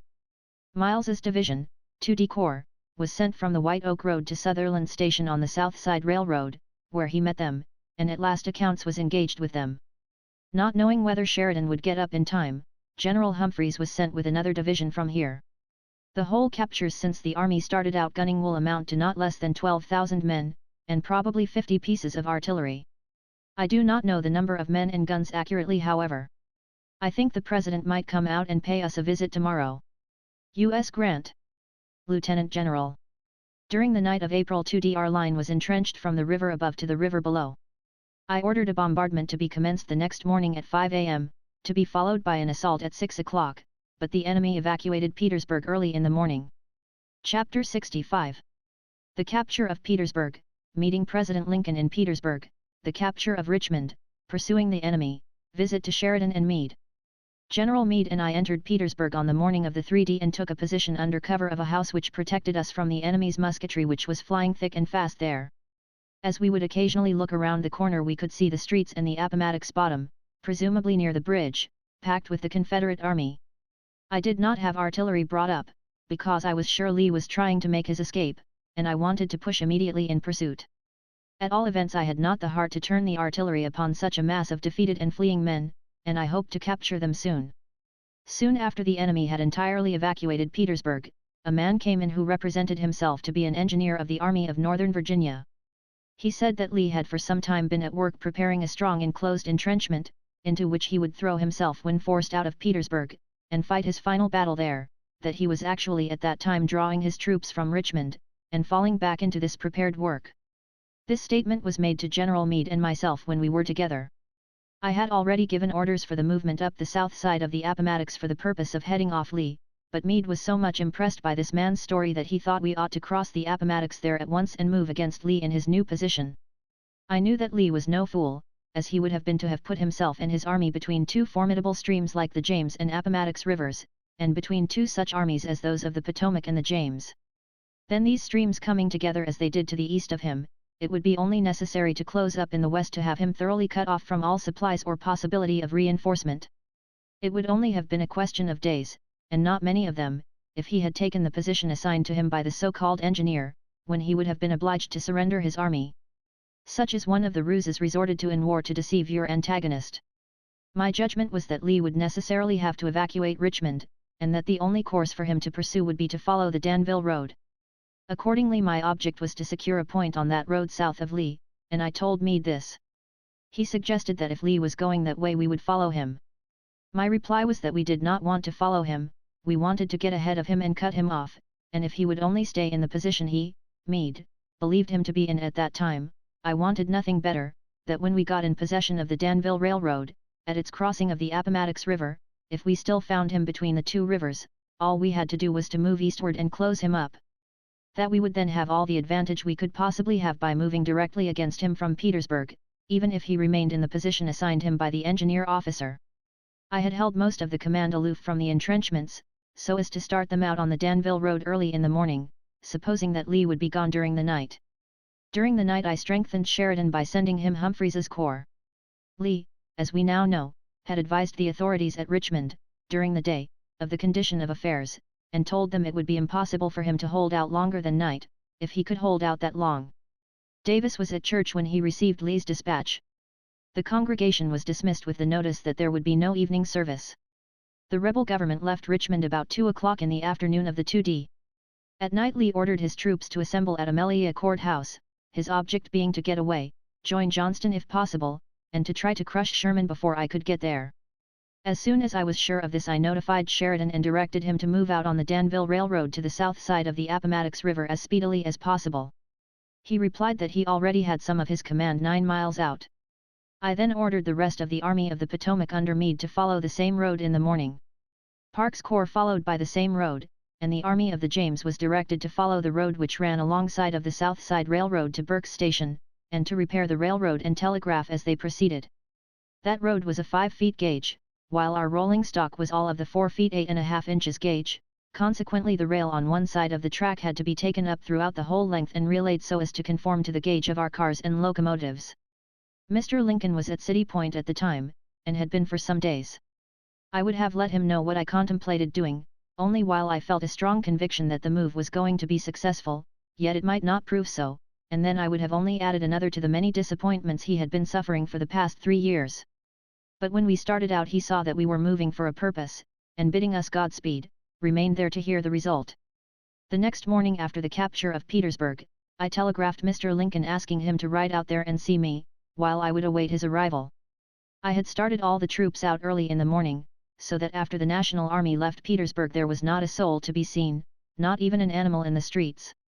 There was absolutely no one there, except my staff officers and, possibly, a small escort of cavalry. We had selected the piazza of a deserted house, and occupied it until the President arrived. About the first thing that Mr. Lincoln said to me, after warm congratulations for the victory, and thanks both to myself and to the army which had accomplished it, was, "Do you know, General, that I have had a sort of a sneaking idea for some days that you intended to do something like this?" Our movements having been successful up to this point, I no longer had any object in concealing from the President all my movements, and the objects I had in view. He remained for some days near City Point, and I communicated with him frequently and fully by telegraph. Mr. Lincoln knew that it had been arranged for Sherman to join me at a fixed time, to co-operate in the destruction of Lee's army. I told him that I had been very anxious to have the Eastern armies vanquish their old enemy who had so long resisted all their repeated and gallant attempts to subdue them or drive them from their capital. The Western armies had been in the main successful until they had conquered all the territory from the Mississippi River to the state of North Carolina, and were now almost ready to knock at the back door of Richmond, asking admittance. I said to him that if the Western armies should be even upon the field, operating against Richmond and Lee, the credit would be given to them for the capture by politicians and non-combatants from the section of country which those troops hailed from. It might lead to disagreeable bickerings between members of Congress of the East and those of the West in some of their debates. Western members might be throwing it up to the members of the East that in the suppression of the rebellion they were not able to capture an army, or to accomplish much in the way of contributing toward that end, but had to wait until the Western armies had conquered all the territory south and west of them, and then come on to help them capture the only army they had been engaged with. Mr. Lincoln said he saw that now, but had never thought of it before, because his anxiety was so great that he did not care where the aid came from, so the work was done. The Army of the Potomac has every reason to be proud of its 4 years' record in the suppression of the rebellion. The army it had to fight was the protection to the capital of a people which was attempting to found a nation upon the territory of the United States. Its loss would be the loss of the cause. Every energy, therefore, was put forth by the Confederacy to protect and maintain their capital. Everything else would go if it went. Lee's army had to be strengthened to enable it to maintain its position, no matter what territory was wrested from the South in another quarter. I never expected any such bickering as I have indicated, between the soldiers of the two sections, and, fortunately, there has been none between the politicians. Possibly I am the only one who thought of the liability of such a state of things in advance. When our conversation was at an end, Mr. Lincoln mounted his horse and started on his return to City Point, while I and my staff started to join the army, now a good many miles in advance. Up to this time I had not received the report of the capture of Richmond. Soon after I left President Lincoln I received a dispatch from General Weitzel which notified me that he had taken possession of Richmond at about 8:15 o'clock in the morning of that day, the 3D, and that he had found the city on fire in 2 places. The city was in the most utter confusion. The authorities had taken the precaution to empty all the liquor into the gutter, and to throw out the provisions which the Confederate government had left, for the people to gather up. The city had been deserted by the authorities, civil and military, without any notice whatever that they were about to leave. In fact, up to the very hour of the evacuation the people had been led to believe that Lee had gained an important victory somewhere around Petersburg. Weitzel's command found evidence of great demoralization in Lee's army, there being still a great many men and even officers in the town. The city was on fire. Our troops were directed to extinguish the flames, which they finally succeeded in doing. The fire had been started by someone connected with the retreating army. All authorities deny that it was authorized, and I presume it was the work of excited men who were leaving what they regarded as their capital and may have felt that it was better to destroy it than have it fall into the hands of their enemy. Be that as it may, the national troops found the city in flames, and used every effort to extinguish them. The troops that had formed Lee's right, a great many of them, were cut off from getting back into Petersburg, and were pursued by our cavalry so hotly and closely that they threw away caissons, ammunition, clothing, and almost everything to lighten their loads, and pushed along up the Appomattox River until finally they took water and crossed over. I left Mr. Lincoln and started, as I have already said, to join the command, which halted at Sutherland Station, about 9 miles out. We had still time to march as much farther, and time was an object, but the roads were bad and the trains belonging to the advance corps had blocked up the road so that it was impossible to get on. Then, again, our cavalry had struck some of the enemy and were pursuing them, and the orders were that the roads should be given up to the cavalry whenever they appeared. This caused further delay. General Wright, who was in command of one of the corps which were left back, thought to gain time by letting his men go into bivouac and trying to get up some rations for them, and clearing out the road, so that when they did start they would be uninterrupted. Humphreys, who was far ahead, was also out of rations. They did not succeed in getting them up through the night, but the Army of the Potomac, officers and men, were so elated by the reflection that at last they were following up a victory to its end, that they preferred marching without rations to running a possible risk of letting the enemy elude them. So the march was resumed at 3 o'clock in the morning. Merritt's cavalry had struck the enemy at Deep Creek, and driven them north to the Appomattox, where, I presume, most of them were forced to cross.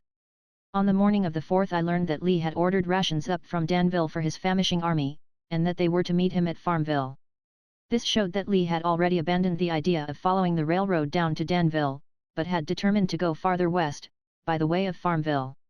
I notified Sheridan of this and directed him to get possession of the road before the supplies could reach Lee. He responded that he had already sent Crook's division to get upon the road between Booksville and Jetersville, then to face north and march along the road upon the latter place, and he thought Crook must be there now. The bulk of the army moved directly for Jetersville by 2 roads. After I had received the dispatch from Sheridan saying that Crook was on the Danville road, I immediately ordered Meade to make a forced march with the Army of the Potomac, and to send Parke's corps across from the road they were on to the South Side Railroad, to fall in the rear of the Army of the James and to protect the railroad which that army was repairing as it went along. Our troops took possession of Jetersville, and in the telegraph office, they found a dispatch from Lee, ordering 200,000 rations from Danville. The dispatch had not been sent, but Sheridan sent a special messenger with it to Booksville and had it forwarded from there.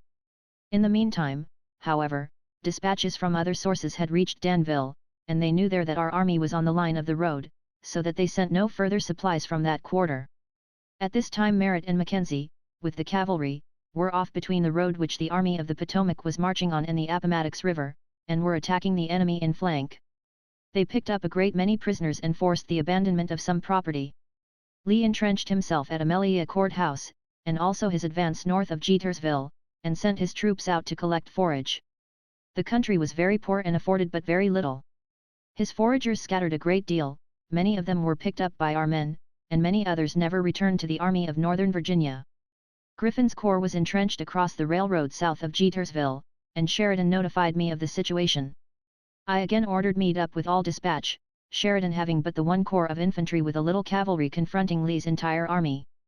Meade, always prompt in obeying orders, now pushed forward with great energy, although he was himself sick and hardly able to be out of bed. Humphreys moved at 2, and Wright at 3 o'clock in the morning, without rations, as I have said, the wagons being far in the rear. I stayed that night at Wilson's Station on the South Side Railroad. On the morning of the 5th I sent word to Sheridan of the progress Meade was making, and suggested that he might now attack Lee.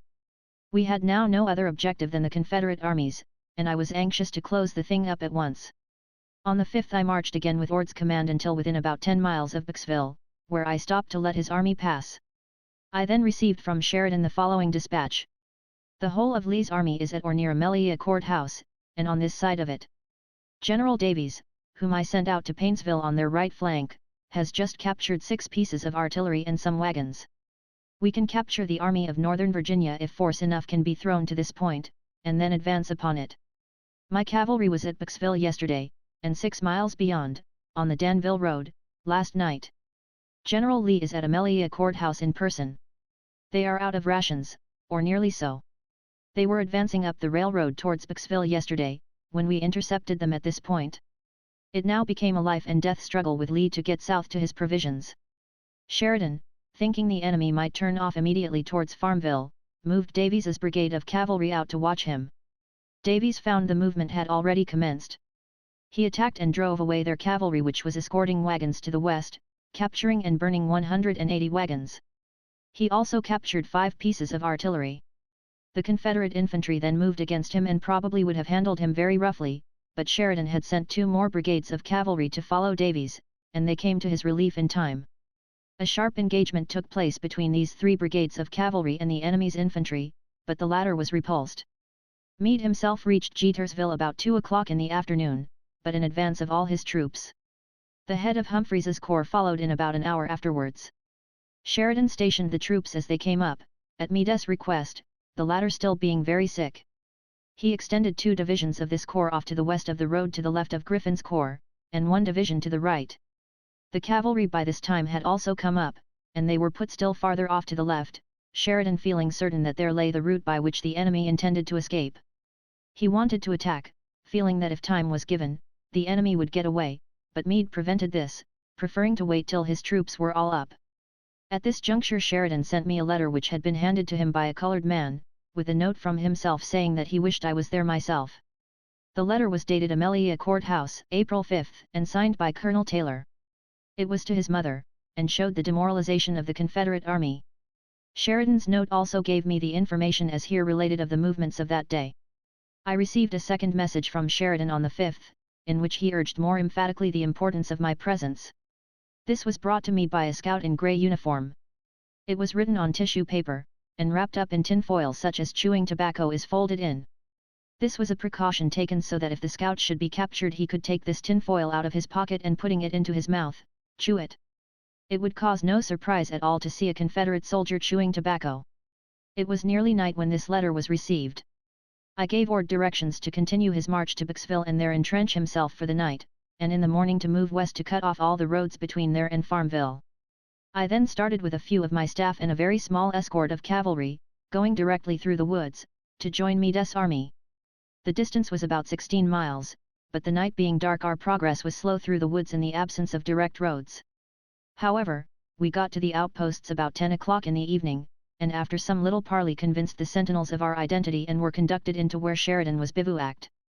We talked over the situation for some little time, Sheridan explaining to me what he thought Lee was trying to do, and that Meade's orders, if carried out, moving to the right flank, would give him the coveted opportunity of escaping us and putting us in rear of him. We then together visited Meade, reaching his headquarters about midnight. I explained to Meade that we did not want to follow the enemy, we wanted to get ahead of him, and that his orders would allow the enemy to escape, and besides that, I had no doubt that Lee was moving right then. Meade changed his orders at once. They were now given for an advance on Amelia Courthouse, at an early hour in the morning, as the army then lay, that is, the infantry being across the railroad, most of it to the west of the road, with the cavalry swung out still farther to the left. Chapter 66 Battle of Sailor's Creek, Engagement at Farmville, Correspondence with General Lee, Sheridan intercepts the enemy. The Appomattox, going westward, takes a long sweep to the southwest from the neighborhood of the Richmond and Danville Railroad Bridge, and then trends northwesterly. Sailor's Creek, an insignificant stream, running northward, empties into the Appomattox between the High Bridge and Jetersville. Near the High Bridge the stage road from Petersburg to Lynchburg crosses the Appomattox River, also on a bridge. The railroad runs on the north side of the river to Farmville, a few miles west, and from there, recrossing, continues on the south side of it. The roads coming up from the southeast to Farmville cross the Appomattox River there on a bridge and run on the north side, leaving the Lynchburg and Petersburg Railroad well to the left. Lee, in pushing out from Amelia Courthouse, availed himself of all the roads between the Danville Road and Appomattox River to move upon, and never permitted the head of his columns to stop because of any fighting that might be going on in his rear. In this way he came very near succeeding in getting to his provision trains and eluding us with at least part of his army. As expected, Lee's troops had moved during the night before, and our army in moving upon Amelia Courthouse soon encountered them. There was a good deal of fighting before Sailor's Creek was reached. Our cavalry charged in upon a body of theirs which was escorting a wagon train in order to get it past our left. A severe engagement ensued, in which we captured many prisoners, and many men also were killed and wounded. There was as much gallantry displayed by some of the Confederates in these little engagements as was displayed at any time during the war, notwithstanding the sad defeats of the past week. The armies finally met on Sailor's Creek, when a heavy engagement took place, in which infantry, artillery, and cavalry were all brought into action. Our men on the right, as they were brought in against the enemy, came in on higher ground, and upon his flank, giving us every advantage to be derived from the lay of the country. Our firing was also very much more rapid, because the enemy commenced his retreat westward and in firing as he retreated had to turn around every time he fired.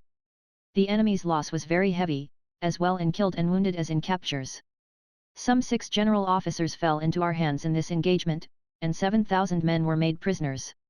This engagement was commenced in the middle of the afternoon of the 6th, and the retreat and pursuit were continued until nightfall, when the armies bivouacked upon the ground where the night had overtaken them.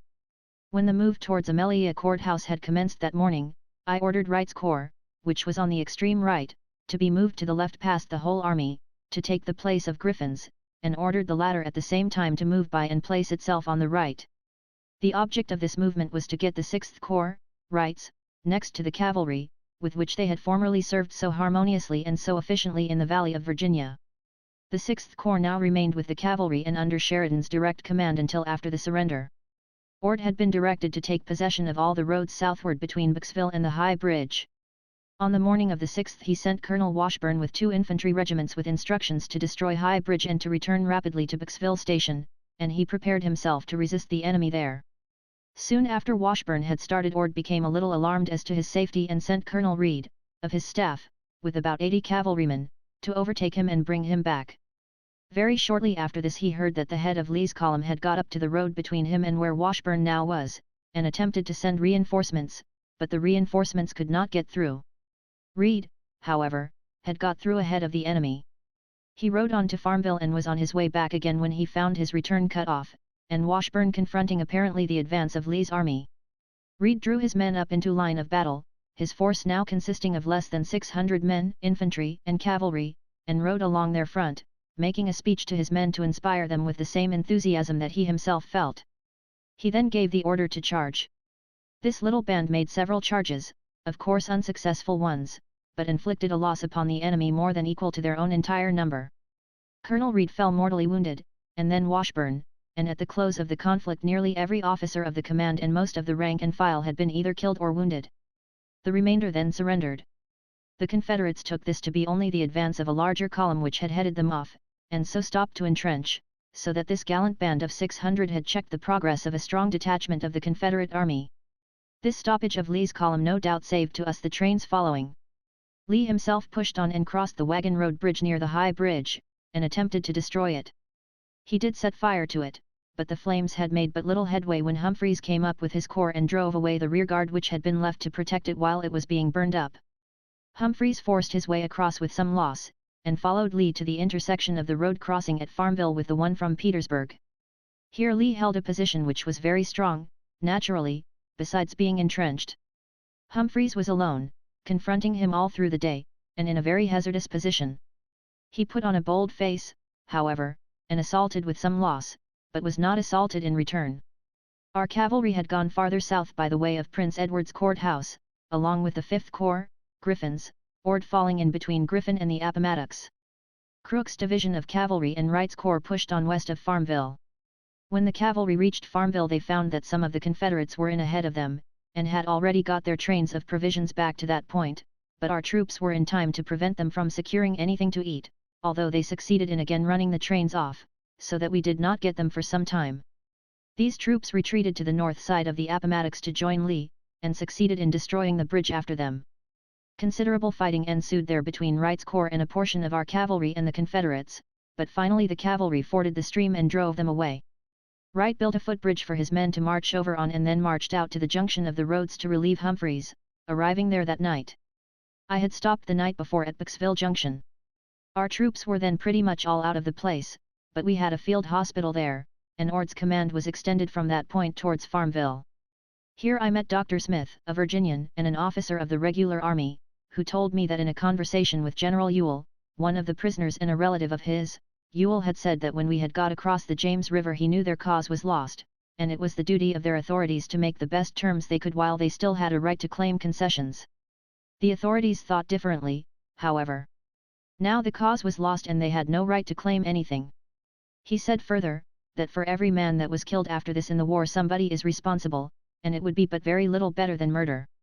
He was not sure that Lee would consent to surrender his army without being able to consult with the President, but he hoped he would. I rode into Farmville on the 7th, arriving there early in the day. Sheridan and Ord were pushing through, away to the south. Meade was back towards the High Bridge, and Humphreys confronting Lee as before stated.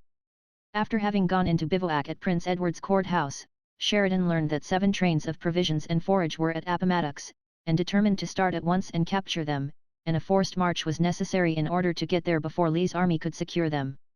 He wrote me a note telling me this. This fact, together with the incident related the night before by Dr. Smith, gave me the idea of opening correspondence with General Lee on the subject of the surrender of his army. I therefore wrote to him on this day, as follows. Headquarters Armies of the U.S. 5 p.m., April 7, 1865. General R. E. Lee. Commanding CSA. The result of the last week must convince you of the hopelessness of further resistance on the part of the Army of Northern Virginia in this struggle. I feel that it is so, and regard it as my duty to shift from myself the responsibility of any further effusion of blood, by asking of you the surrender of that portion of the Confederate States Army known as the Army of Northern Virginia. U.S. Grant. Lieutenant General. Lee replied on the evening of the same day as follows. April 7, 1865. General, I have received your note of this day.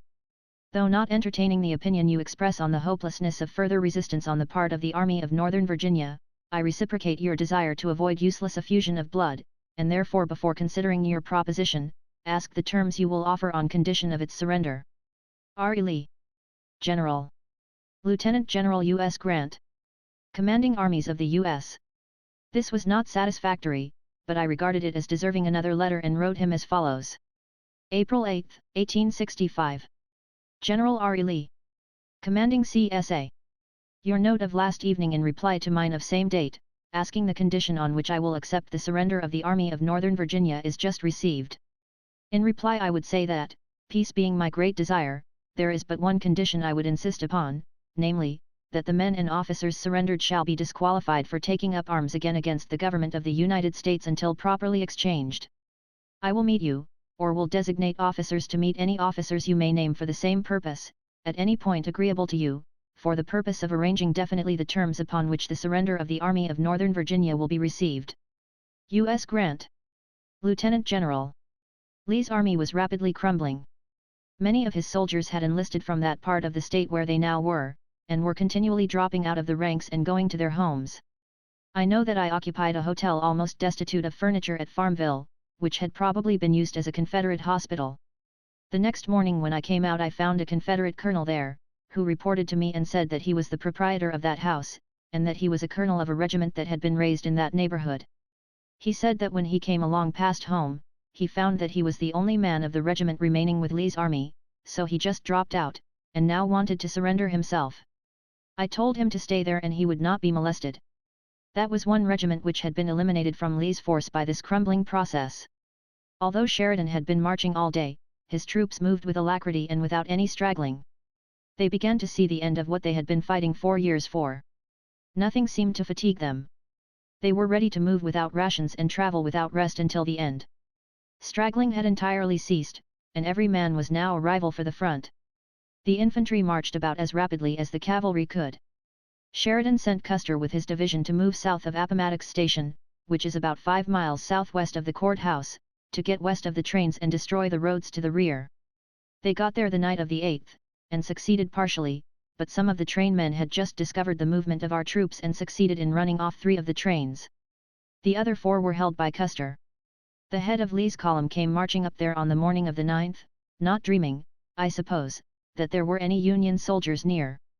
The Confederates were surprised to find our cavalry had possession of the trains. However, they were desperate and at once assaulted, hoping to recover them.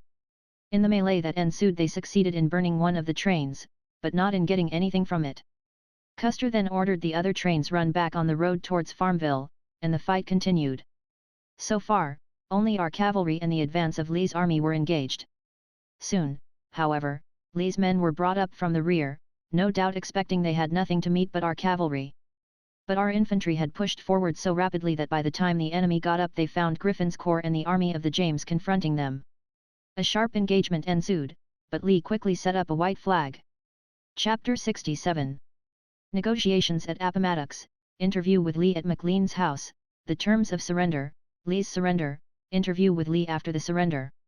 On the 8th I had followed the Army of the Potomac in rear of Lee. I was suffering very severely with a sick headache, the old name for what we now call a migraine headache. DW and stopped at a farmhouse on the road some distance in rear of the main body of the army. I spent the night in bathing my feet in hot water and mustard, and putting mustard plasters on my wrists and the back part of my neck, hoping to be cured by morning. During the night I received Lee's answer to my letter of the 8th, inviting an interview between the lines on the following morning. See Appendix.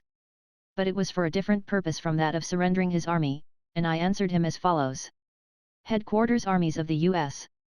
April 9, 1865. General R. E. Lee. Commanding CSA. Your note of yesterday is received. As I have no authority to treat on the subject of peace, the meeting proposed for 10 a.m. today could lead to no good. I will state, however, General, that I am equally anxious for peace with yourself, and the whole North entertains the same feeling. The terms upon which peace can be had are well understood. By the South laying down their arms they will hasten that most desirable event, save thousands of human lives and hundreds of millions of property not yet destroyed. Sincerely hoping that all our difficulties may be settled without the loss of another life, I subscribe myself, etc. U.S. Grant. Lieutenant General. I proceeded at an early hour in the morning, still suffering with the headache, to get to the head of the column. I was not more than 2 or 3 miles from Appomattox Courthouse at the time, but to go direct I would have to pass through Lee's army, or a portion of it. I had therefore to move south in order to get upon a road coming up from another direction. When the white flag was put out by Lee, as already described, I was in this way moving towards Appomattox Courthouse, and consequently could not be communicated with immediately, and be informed of what Lee had done.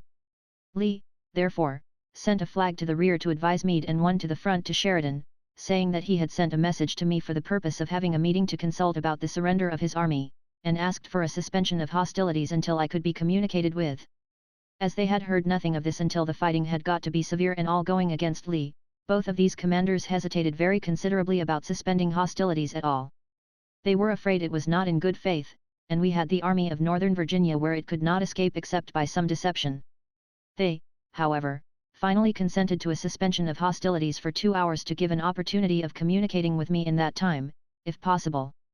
It was found that, from the route I had taken, they would probably not be able to communicate with me and get an answer back within the time fixed unless the messenger should pass through the rebel lines. Lee, therefore, sent an escort with the officer bearing this message through his lines to me. April 9, 1865. General, I received your note of this morning on the picket line whither I had come to meet you and ascertain definitely what terms were embraced in your proposal of yesterday with reference to the surrender of this army. I now request an interview in accordance with the offer contained in your letter of yesterday for that purpose. R. E. Lee, General. Lieutenant General U.S. Grant. Commanding U.S. Armies. When the officer reached me I was still suffering with the sick headache, but the instant I saw the contents of the note I was cured. I wrote the following note in reply and hastened on. April 9, 1865. General R. E. Lee. Commanding C.S. Armies.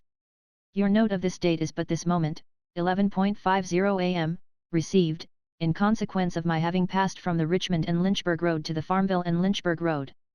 I am at this writing about 4 miles west of Walker's Church and will push forward to the front for the purpose of meeting you. Notice sent to me on this road where you wish the interview to take place will meet me. U.S. Grant. Lieutenant General. I was conducted at once to where Sheridan was located with his troops drawn up in line of battle facing the Confederate army nearby. They were very much excited, and expressed their view that this was all a ruse employed to enable the Confederates to get away. They said they believed that Johnston was marching up from North Carolina now, and Lee was moving to join him, and they would whip the rebels where they now were in 5 minutes if I would only let them go in. But I had no doubt about the good faith of Lee, and pretty soon was conducted to where he was. I found him at the house of a Mr. McLean, at Appomattox Courthouse, with Colonel Marshall, one of his staff officers, awaiting my arrival. The head of his column was occupying a hill, on a portion of which was an apple orchard, beyond a little valley which separated it from that on the crest of which Sheridan's forces were drawn up in line of battle to the south. Before stating what took place between General Lee and myself, I will give all there is of the story of the famous apple tree. Wars produce many stories of fiction, some of which are told until they are believed to be true. The War of the Rebellion was no exception to this rule, and the story of the apple tree is one of those fictions based on a slight foundation of fact. As I have said, there was an apple orchard on the side of the hill occupied by the Confederate forces. Running diagonally up the hill was a wagon road, which, at one point, ran very near one of the trees, so that the wheels of vehicles had, on that side, cut off the roots of this tree, leaving a little embankment. General Babcock, of my staff, reported to me that when he first met General Lee he was sitting upon this embankment with his feet in the road below and his back resting against the tree. The story had no other foundation than that. Like many other stories, it would be very good if it was only true. I had known General Lee in the old army, and had served with him in the Mexican War, but did not suppose, owing to the difference in our age and rank, that he would remember me, while I would more naturally remember him distinctly, because he was the Chief of Staff of General Scott in the Mexican War. When I had left camp that morning I had not expected so soon the result that was then taking place, and consequently was in rough garb. I was without a sword, as I usually was when on horseback on the field, and wore a soldier's blouse for a coat, with the shoulder straps of my rank to indicate to the army who I was. When I went into the house I found General Lee. We greeted each other, and after shaking hands took our seats. I had my staff with me, a good portion of whom were in the room during the whole of the interview. What General Lee's feelings were I do not know. As he was a man of much dignity, with an impassible face, it was impossible to say whether he felt inwardly glad that the end had finally come, or felt sad over the result, and was too manly to show it. Whatever his feelings, they were entirely concealed from my observation, but my own feelings, which had been quite jubilant on the receipt of his letter, were sad and depressed. I felt like anything rather than rejoicing at the downfall of a foe who had fought so long and valiantly, and had suffered so much for a cause, though that cause was, I believe, one of the worst for which a people ever fought, and one for which there was the least excuse. I do not question, however, the sincerity of the great mass of those who were opposed to us. General Lee was dressed in a full uniform which was entirely new, and was wearing a sword of considerable value, very likely the sword which had been presented by the state of Virginia. At all events, it was an entirely different sword from the one that would ordinarily be worn in the field. In my rough travelling suit, the uniform of a private with the straps of a lieutenant general, I must have contrasted very strangely with a man so handsomely dressed, 6 feet high and of faultless form. But this was not a matter that I thought of until afterwards. We soon fell into a conversation about old army times. He remarked that he remembered me very well in the old army, and I told him that as a matter of course I remembered him perfectly, but from the difference in our rank and years, there being about 16 years difference in our ages, I had thought it very likely that I had not attracted his attention sufficiently to be remembered by him after such a long interval. Our conversation grew so pleasant that I almost forgot the object of our meeting. After the conversation had run on in this style for some time, General Lee called my attention to the object of our meeting, and said that he had asked for this interview for the purpose of getting from me the terms I proposed to give his army. I said that I meant merely that his army should lay down their arms, not to take them up again during the continuance of the war unless duly and properly exchanged. He said that he had so understood my letter. Then we gradually fell off again into conversation about matters foreign to the subject which had brought us together. This continued for some little time, when General Lee again interrupted the course of the conversation by suggesting that the terms I proposed to give his army ought to be written out. I called to General Parker, secretary on my staff, for writing materials, and commenced writing out the following terms. Appomattox Ch. Va. AP 19th, 1865. Gen. R. E. Lee. Comd. GCSA. Gen. In accordance with the substance of my letter to you of the 8th Inst., I propose to receive the surrender of the Army of N. Virginia on the following terms, to wit, rolls of all the officers and men to be made in duplicate.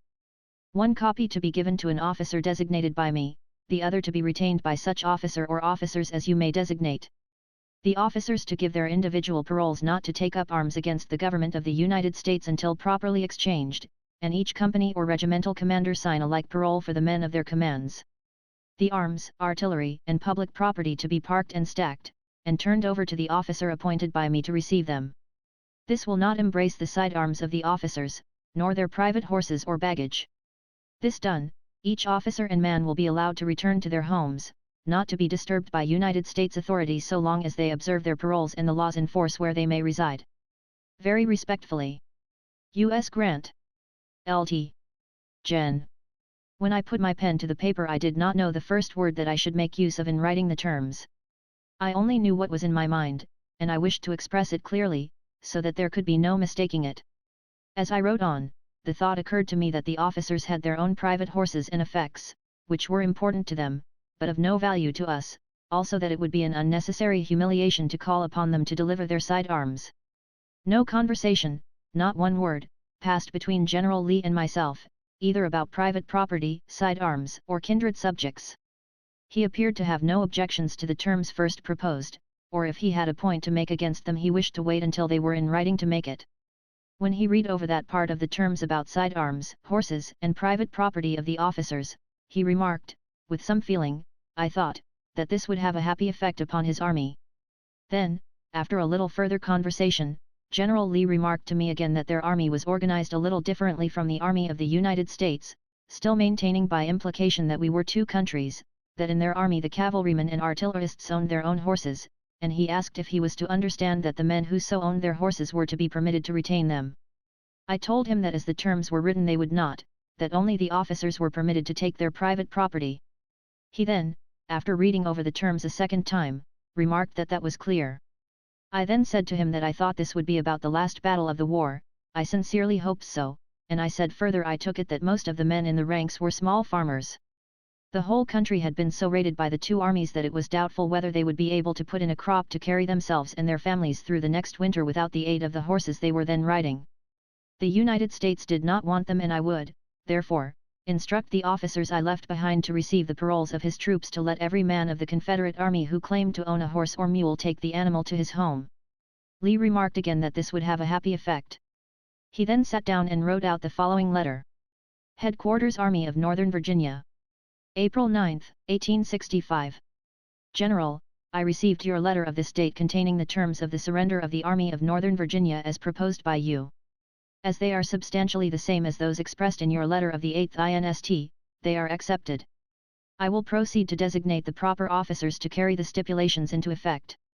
R. E. Lee, General. Lieutenant General U.S. Grant. While duplicates of the two letters were being made, the Union generals present were severally presented to General Lee. Note, the facsimile of the terms of Lee's surrender inserted at this place, was copied from the original document furnished the publishers through the courtesy of General Ely S. Parker, military secretary on General Grant's staff at the time of the surrender.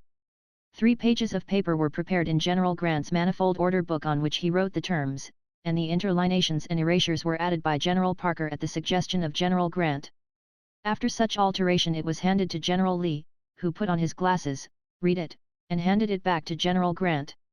The original was then transcribed by General Parker upon official-headed paper and a copy furnished General Lee. The facsimile herewith shows the color of the paper of the original document and all interlineations and erasures. There is a popular error to the effect that Generals Grant and Lee each signed the Articles of Surrender. The document in the form of a letter was signed only by General Grant, in the parlor of McLean's house while General Lee was sitting in the room, and General Lee immediately wrote a letter accepting the terms and handed it to General Grant. The much talked of surrendering of Lee's sword and my handing it back, this and much more that has been said about it is the purest romance. The word sword or sidearms was not mentioned by either of us until I wrote it in the terms. There was no premeditation, and it did not occur to me until the moment I wrote it down. If I had happened to omit it, and General Lee had called my attention to it, I should have put it in the terms precisely as I acceded to the provision about the soldiers retaining their horses. General Lee, after all was completed and before taking his leave, remarked that his army was in a very bad condition for want of food, and that they were without forage, that his men had been living for some days on parched corn exclusively, and that he would have to ask me for rations and forage. I told him certainly, and asked for how many men he wanted rations. His answer was about 25,000, and I authorized him to send his own commissary and quartermaster to Appomattox Station, 2 or 3 miles away, where he could have, out of the trains we had stopped, all the provisions wanted. As for forage, we had ourselves depended almost entirely upon the country for that. Generals Gibbon, Griffin, and Merritt were designated by me to carry into effect the paroling of Lee's troops before they should start for their homes, General Lee leaving Generals Longstreet, Gordon, and Pendleton for them to confer with in order to facilitate this work. Lee and I then separated as cordially as we had met, he returning to his own lines, and all went into bivouac for the night at Appomattox. Soon after Lee's departure I telegraphed to Washington as follows. Headquarters Appomattox CH, VA. April 9, 1865, 4:30 p.m. Hon. E. M. Stanton, Secretary of War. Washington.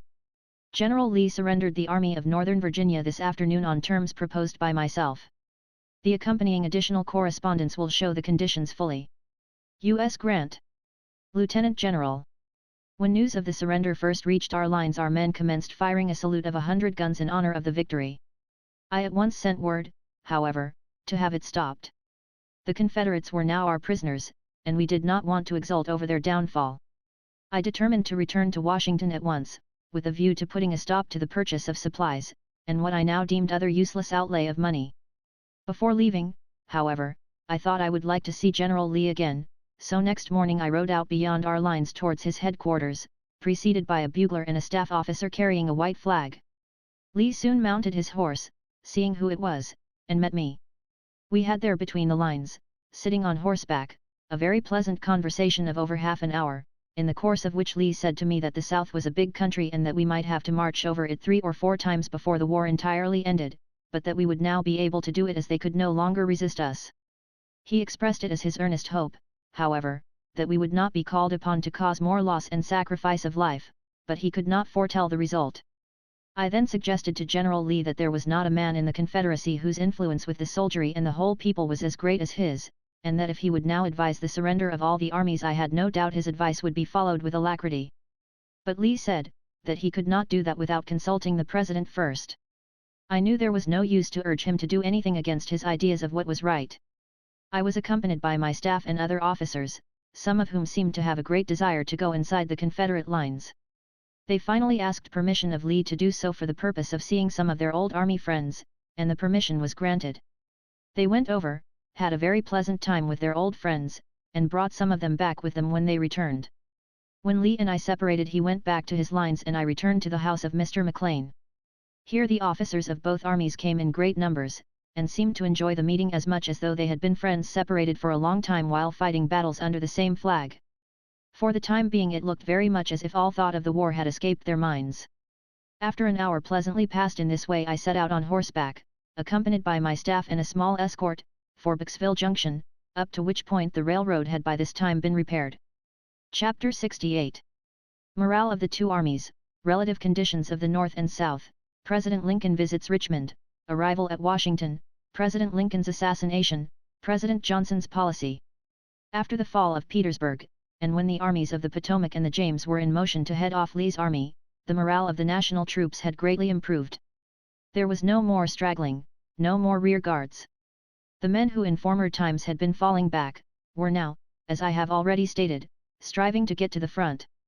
For the first time in 4 weary years they felt that they were now nearing the time when they could return to their homes with their country saved. On the other hand, the Confederates were more than correspondingly depressed. Their despondency increased with each returning day, and especially after the Battle of Sailor's Creek. They threw away their arms in constantly increasing numbers, dropping out of the ranks and betaking themselves to the woods in the hope of reaching their homes. I have already instanced the case of the entire disintegration of a regiment whose colonel I met at Farmville. As a result of these and other influences, when Lee finally surrendered at Appomattox, there were only 28,356 officers and men left to be paroled, and many of these were without arms. It was probably this latter fact which gave rise to the statement sometimes made, North and South, that Lee surrendered a smaller number of men than what the official figures show. As a matter of official record, and in addition to the number paroled as given above, we captured between March 29 and the date of surrender 19,132 Confederates, to say nothing of Lee's other losses, killed, wounded and missing, during the series of desperate conflicts which marked his headlong and determined flight. The same record shows the number of cannon, including those at Appomattox, to have been 689 between the dates named. There has always been a great conflict of opinion as to the number of troops engaged in every battle, or all important battles, fought between the sections, the South magnifying the number of Union troops engaged and belittling their own.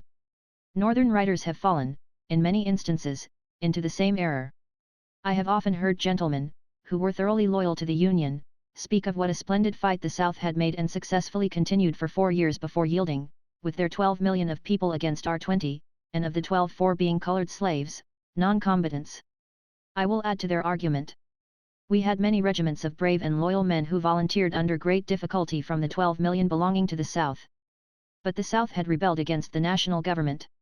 It was not bound by any constitutional restrictions.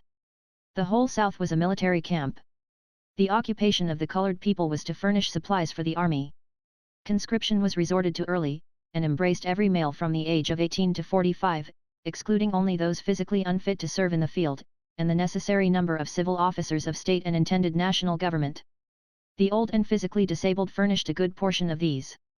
The slaves, the non-combatants, 1/3 of the whole, were required to work in the field without regard to sex, and almost without regard to age. Children from the age of 8 years could and did handle the hoe, they were not much older when they began to hold the plough. The 4 million of colored non-combatants were equal to more than 3 times their number in the North, age for age and sex for sex, in supplying food from the soil to support armies. Women did not work in the fields in the North, and children attended school. The arts of peace were carried on in the North. Towns and cities grew during the war. Inventions were made in all kinds of machinery to increase the products of a day's labor in the shop, and in the field. In the South no opposition was allowed to the government which had been set up and which would have become real and respected if the rebellion had been successful. No rear had to be protected. All the troops in service could be brought to the front to contest every inch of ground threatened with invasion. The press of the South, like the people who remained at home, were loyal to the Southern cause. In the North, the country, the towns, and the cities presented about the same appearance they do in time of peace. The furnace was in blast, the shops were filled with workmen, the fields were cultivated, not only to supply the population of the North and the troops invading the South, but to ship abroad to pay a part of the expense of the war. In the North the press was free up to the point of open treason. The citizen could entertain his views and express them. Troops were necessary in the northern states to prevent prisoners from the Southern army being released by outside force, armed and set at large to destroy by fire our northern cities. Plans were formed by northern and southern citizens to burn our cities, to poison the water supplying them, to spread infection by importing clothing from infected regions, to blow up our river and lake steamers, regardless of the destruction of innocent lives. The copperhead disreputable portion of the press magnified rebel successes, and belittled those of the Union Army. It was, with a large following, an auxiliary to the Confederate Army. The North would have been much stronger with 100,000 of these men in the Confederate ranks and the rest of their kind thoroughly subdued, as the Union sentiment was in the South, than we were as the battle was fought. As I have said, the whole South was a military camp. The colored people, 4 million in number, were submissive, and worked in the field and took care of the families while the able-bodied white men were at the front fighting for a cause destined to defeat. The cause was popular, and was enthusiastically supported by the young men. The conscription took all of them. Before the war was over, further conscriptions took those between 14 and 18 years of age as junior reserves, and those between 45 and 60 as senior reserves. It would have been an offense, directly after the war, and perhaps it would be now, to ask any able-bodied man in the South, who was between the ages of 14 and 60 at any time during the war, whether he had been in the Confederate Army. He would assert that he had, or account for his absence from the ranks. Under such circumstances it is hard to conceive how the North showed such a superiority of force in every battle fought. I know they did not. During 1862 and 3, John H. Morgan, a partisan officer, of no military education, but possessed of courage and endurance, operated in the rear of the Army of the Ohio in Kentucky and Tennessee. He had no base of supplies to protect, but was at home wherever he went. The army operating against the South, on the contrary, had to protect its lines of communication with the North, from which all supplies had to come to the front. Every foot of road had to be guarded by troops stationed at convenient distances apart. These guards could not render assistance beyond the points where stationed. Morgan was footloose and could operate where, his information, always correct, led him to believe he could do the greatest damage. During the time he was operating in this way he killed, wounded, and captured several times the number he ever had under his command at any one time. He destroyed many millions of property in addition. Places he did not attack had to be guarded as if threatened by him. Forrest, an abler soldier, operated farther west, and held from the National front quite as many men as could be spared for offensive operations. It is safe to say that more than half the National Army was engaged in guarding lines of supplies, or were on leave, sick in hospital or on detail which prevented their bearing arms. Then, again, large forces were employed where no Confederate army confronted them. I deem it safe to say that there were no large engagements where the national numbers compensated for the advantage of position and entrenchment occupied by the enemy. While I was in pursuit of General Lee, the President went to Richmond in company with Admiral Porter, and on board his flagship. He found the people of that city in great consternation. The leading citizens among the people who had remained at home surrounded him, anxious that something should be done to relieve them from suspense. General Weitzel was not then in the city, having taken offices in one of the neighboring villages after his troops had succeeded in subduing the conflagration which they had found in progress on entering the Confederate capital. The President sent for him, and, on his arrival, a short interview was had on board the vessel, Admiral Porter and a leading citizen of Virginia being also present.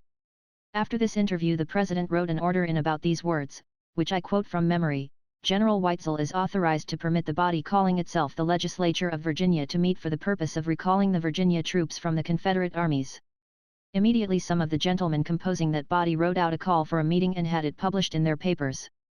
This call, however, went very much further than Mr. Lincoln had contemplated, as he did not say the Legislature of Virginia but the body which called itself the Legislature of Virginia. Mr. Stanton saw the call as published in the Northern papers the very next issue and took the liberty of countermanding the order authorizing any meeting of the legislature, or any other body, and this notwithstanding the fact that the President was nearer the spot than he was. This was characteristic of Mr. Stanton. He was a man who never questioned his own authority, and who always did in wartime what he wanted to do.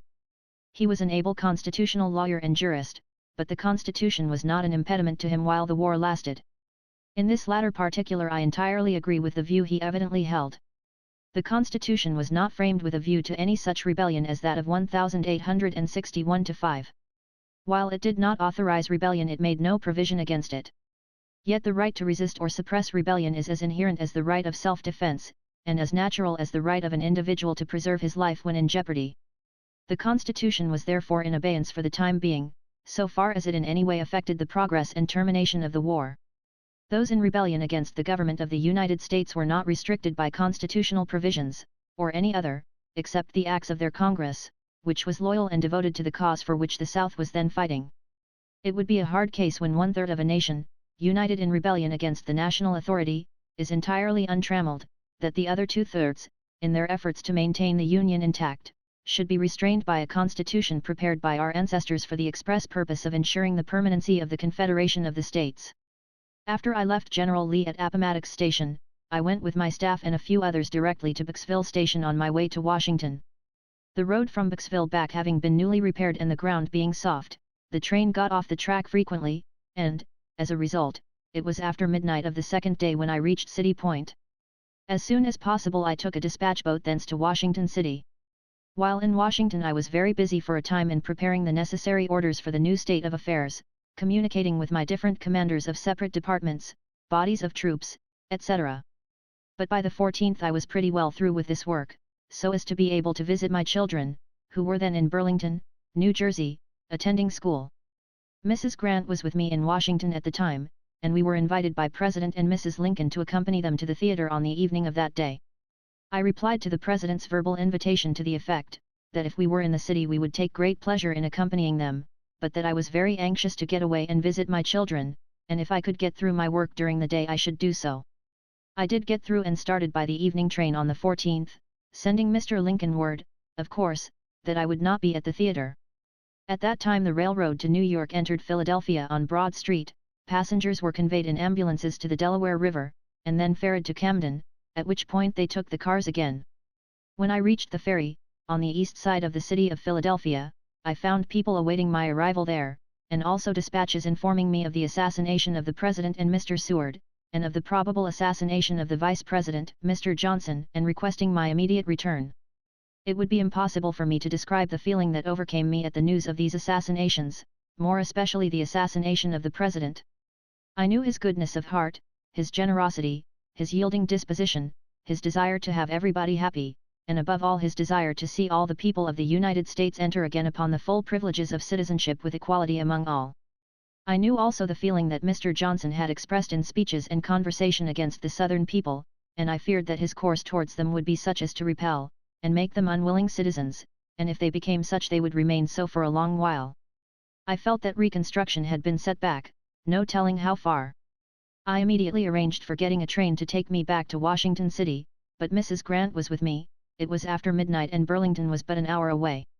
Finding that I could accompany her to our house and return about as soon as they would be ready to take me from the Philadelphia station, I went up with her and returned immediately by the same special train. The joy that I had witnessed among the people in the street and in public places in Washington when I left there, had been turned to grief, the city was in reality a city of mourning. I have stated what I believed then the effect of this would be, and my judgment now is that I was right. I believe the South would have been saved from very much of the hardness of feeling that was engendered by Mr. Johnson's course towards them during the first few months of his administration. Be this as it may, Mr. Lincoln's assassination was particularly unfortunate for the entire nation. Mr. Johnson's course towards the South did engender bitterness of feeling. His denunciations of treason and his ever-ready remark, "Treason is a crime and must be made odious," was repeated to all those men of the South who came to him to get some assurances of safety so that they might go to work at something with the feeling that what they obtained would be secure to them. He uttered his denunciations with great vehemence, and as they were accompanied with no assurances of safety, many Southerners were driven to a point almost beyond endurance.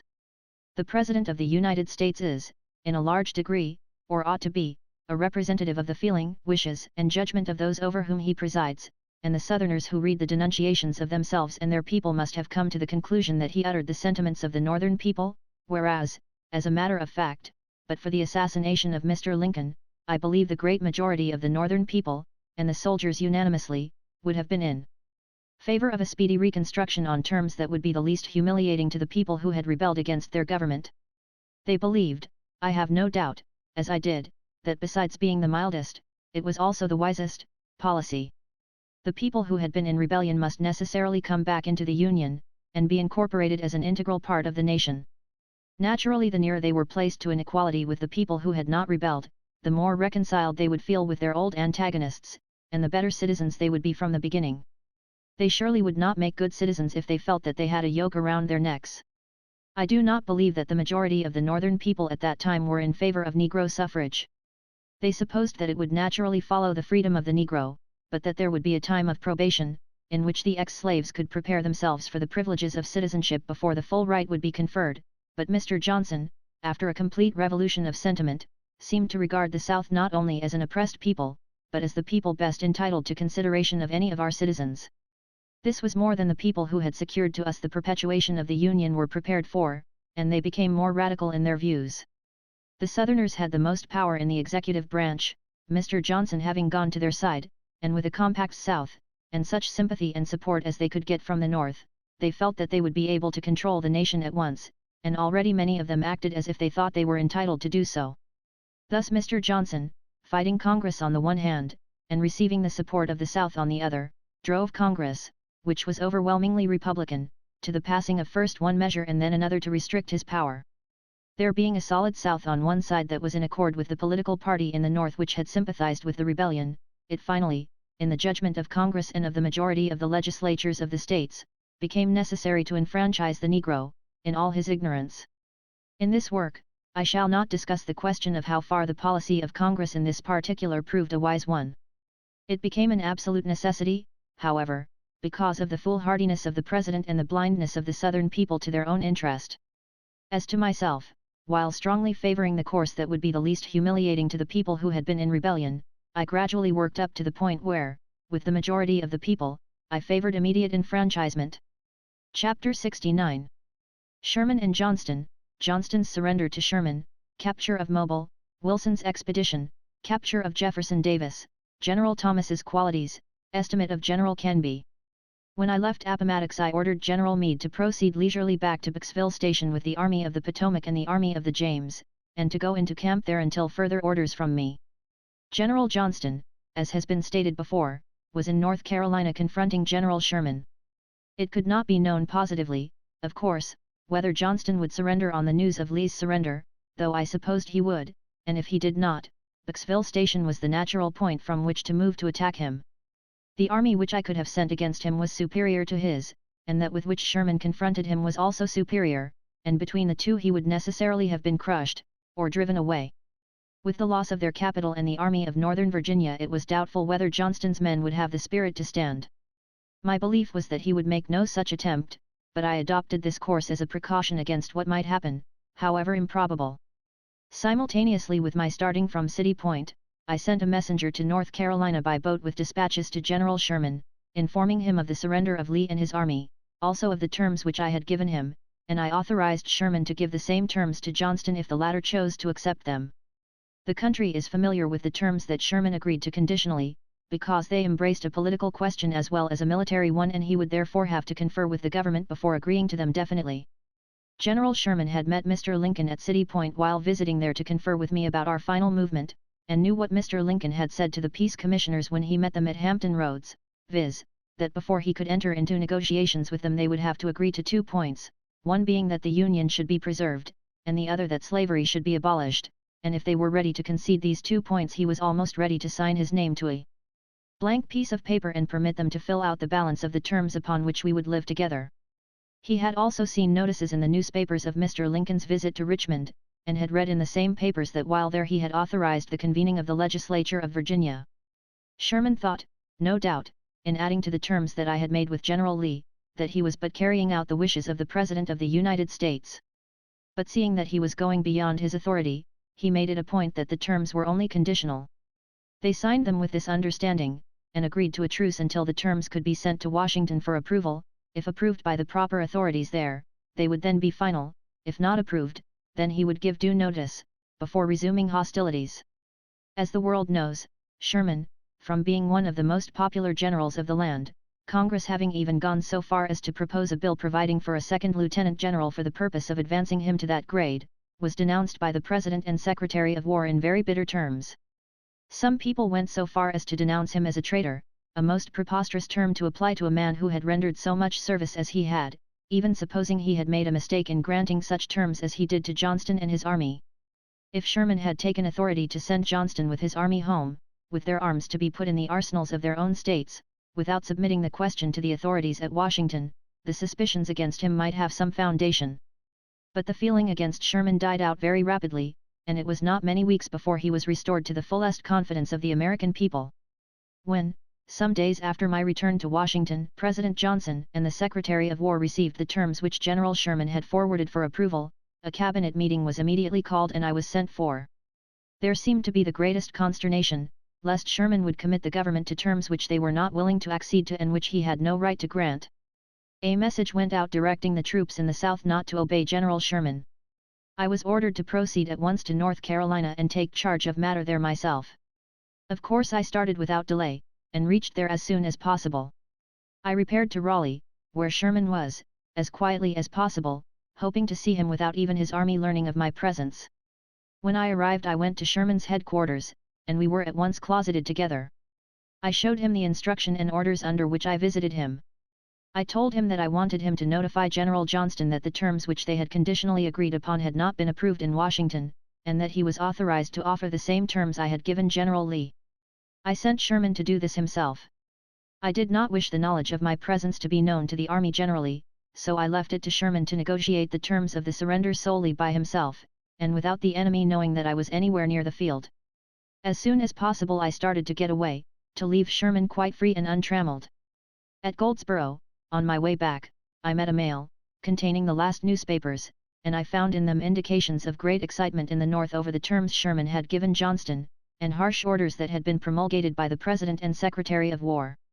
I knew that Sherman must see these papers, and I fully realized what great indignation they would cause him, though I do not think his feelings could have been more excited than were my own. But like the true and loyal soldier that he was, he carried out the instructions I had given him, obtained the surrender of Johnston's army, and settled down in his camp about Raleigh, to await final orders.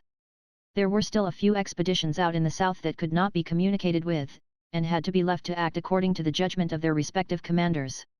With these it was impossible to tell how the news of the surrender of Lee and Johnston, of which they must have heard, might affect their judgment as to what was best to do. The 3 expeditions which I had tried so hard to get off from the commands of Thomas and Kenby did finally get off, one under Kenby himself, against Mobile, late in March, that under Stoneman from East Tennessee on the 20th, and the one under Wilson, starting from Eastport, Mississippi, on the 2-2d of March. They were all eminently successful, but without any good result. Indeed, much valuable property was destroyed and many lives lost at a time when we would have liked to spare them. The war was practically over before their victories were gained. They were so late in commencing operations, that they did not hold any troops away that otherwise would have been operating against the armies which were gradually forcing the Confederate armies to a surrender. The only possible good that we may have experienced from these raids was by Stoneman's getting near Lynchburg about the time the armies of the Potomac and the James were closing in on Lee at Appomattox. Stoneman entered North Carolina and then pushed north to strike the Virginia and Tennessee Railroad. He got upon that road, destroyed its bridges at different places and rendered the road useless to the enemy up to within a few miles of Lynchburg. His approach caused the evacuation of that city about the time we were at Appomattox, and was the cause of a commotion we heard of there. He then pushed south, and was operating in the rear of Johnston's army about the time the negotiations were going on between Sherman and Johnston for the latter's surrender. In this raid Stoneman captured and destroyed a large amount of stores, while 14 guns and nearly 2,000 prisoners were the trophies of his success. Canby appeared before Mobile on the 27th of March. The city of Mobile was protected by 2 forts, besides other entrenchments, Spanish Fort, on the east side of the bay, and Fort Blakely, north of the city. These forts were invested. On the night of the 8th of April, the national troops having carried the enemy's works at one point, Spanish Fort was evacuated, and on the 9th, the very day of Lee's surrender, Blakely was carried by assault, with a considerable loss to us. On the 11th the city was evacuated. I had tried for more than 2 years to have an expedition sent against Mobile when its possession by us would have been of great advantage. It finally cost lives to take it when its possession was of no importance, and when, if left alone, it would within a few days have fallen into our hands without any bloodshed whatever. Wilson moved out with full 12,000 men, well equipped and well armed. He was an energetic officer and accomplished his work rapidly.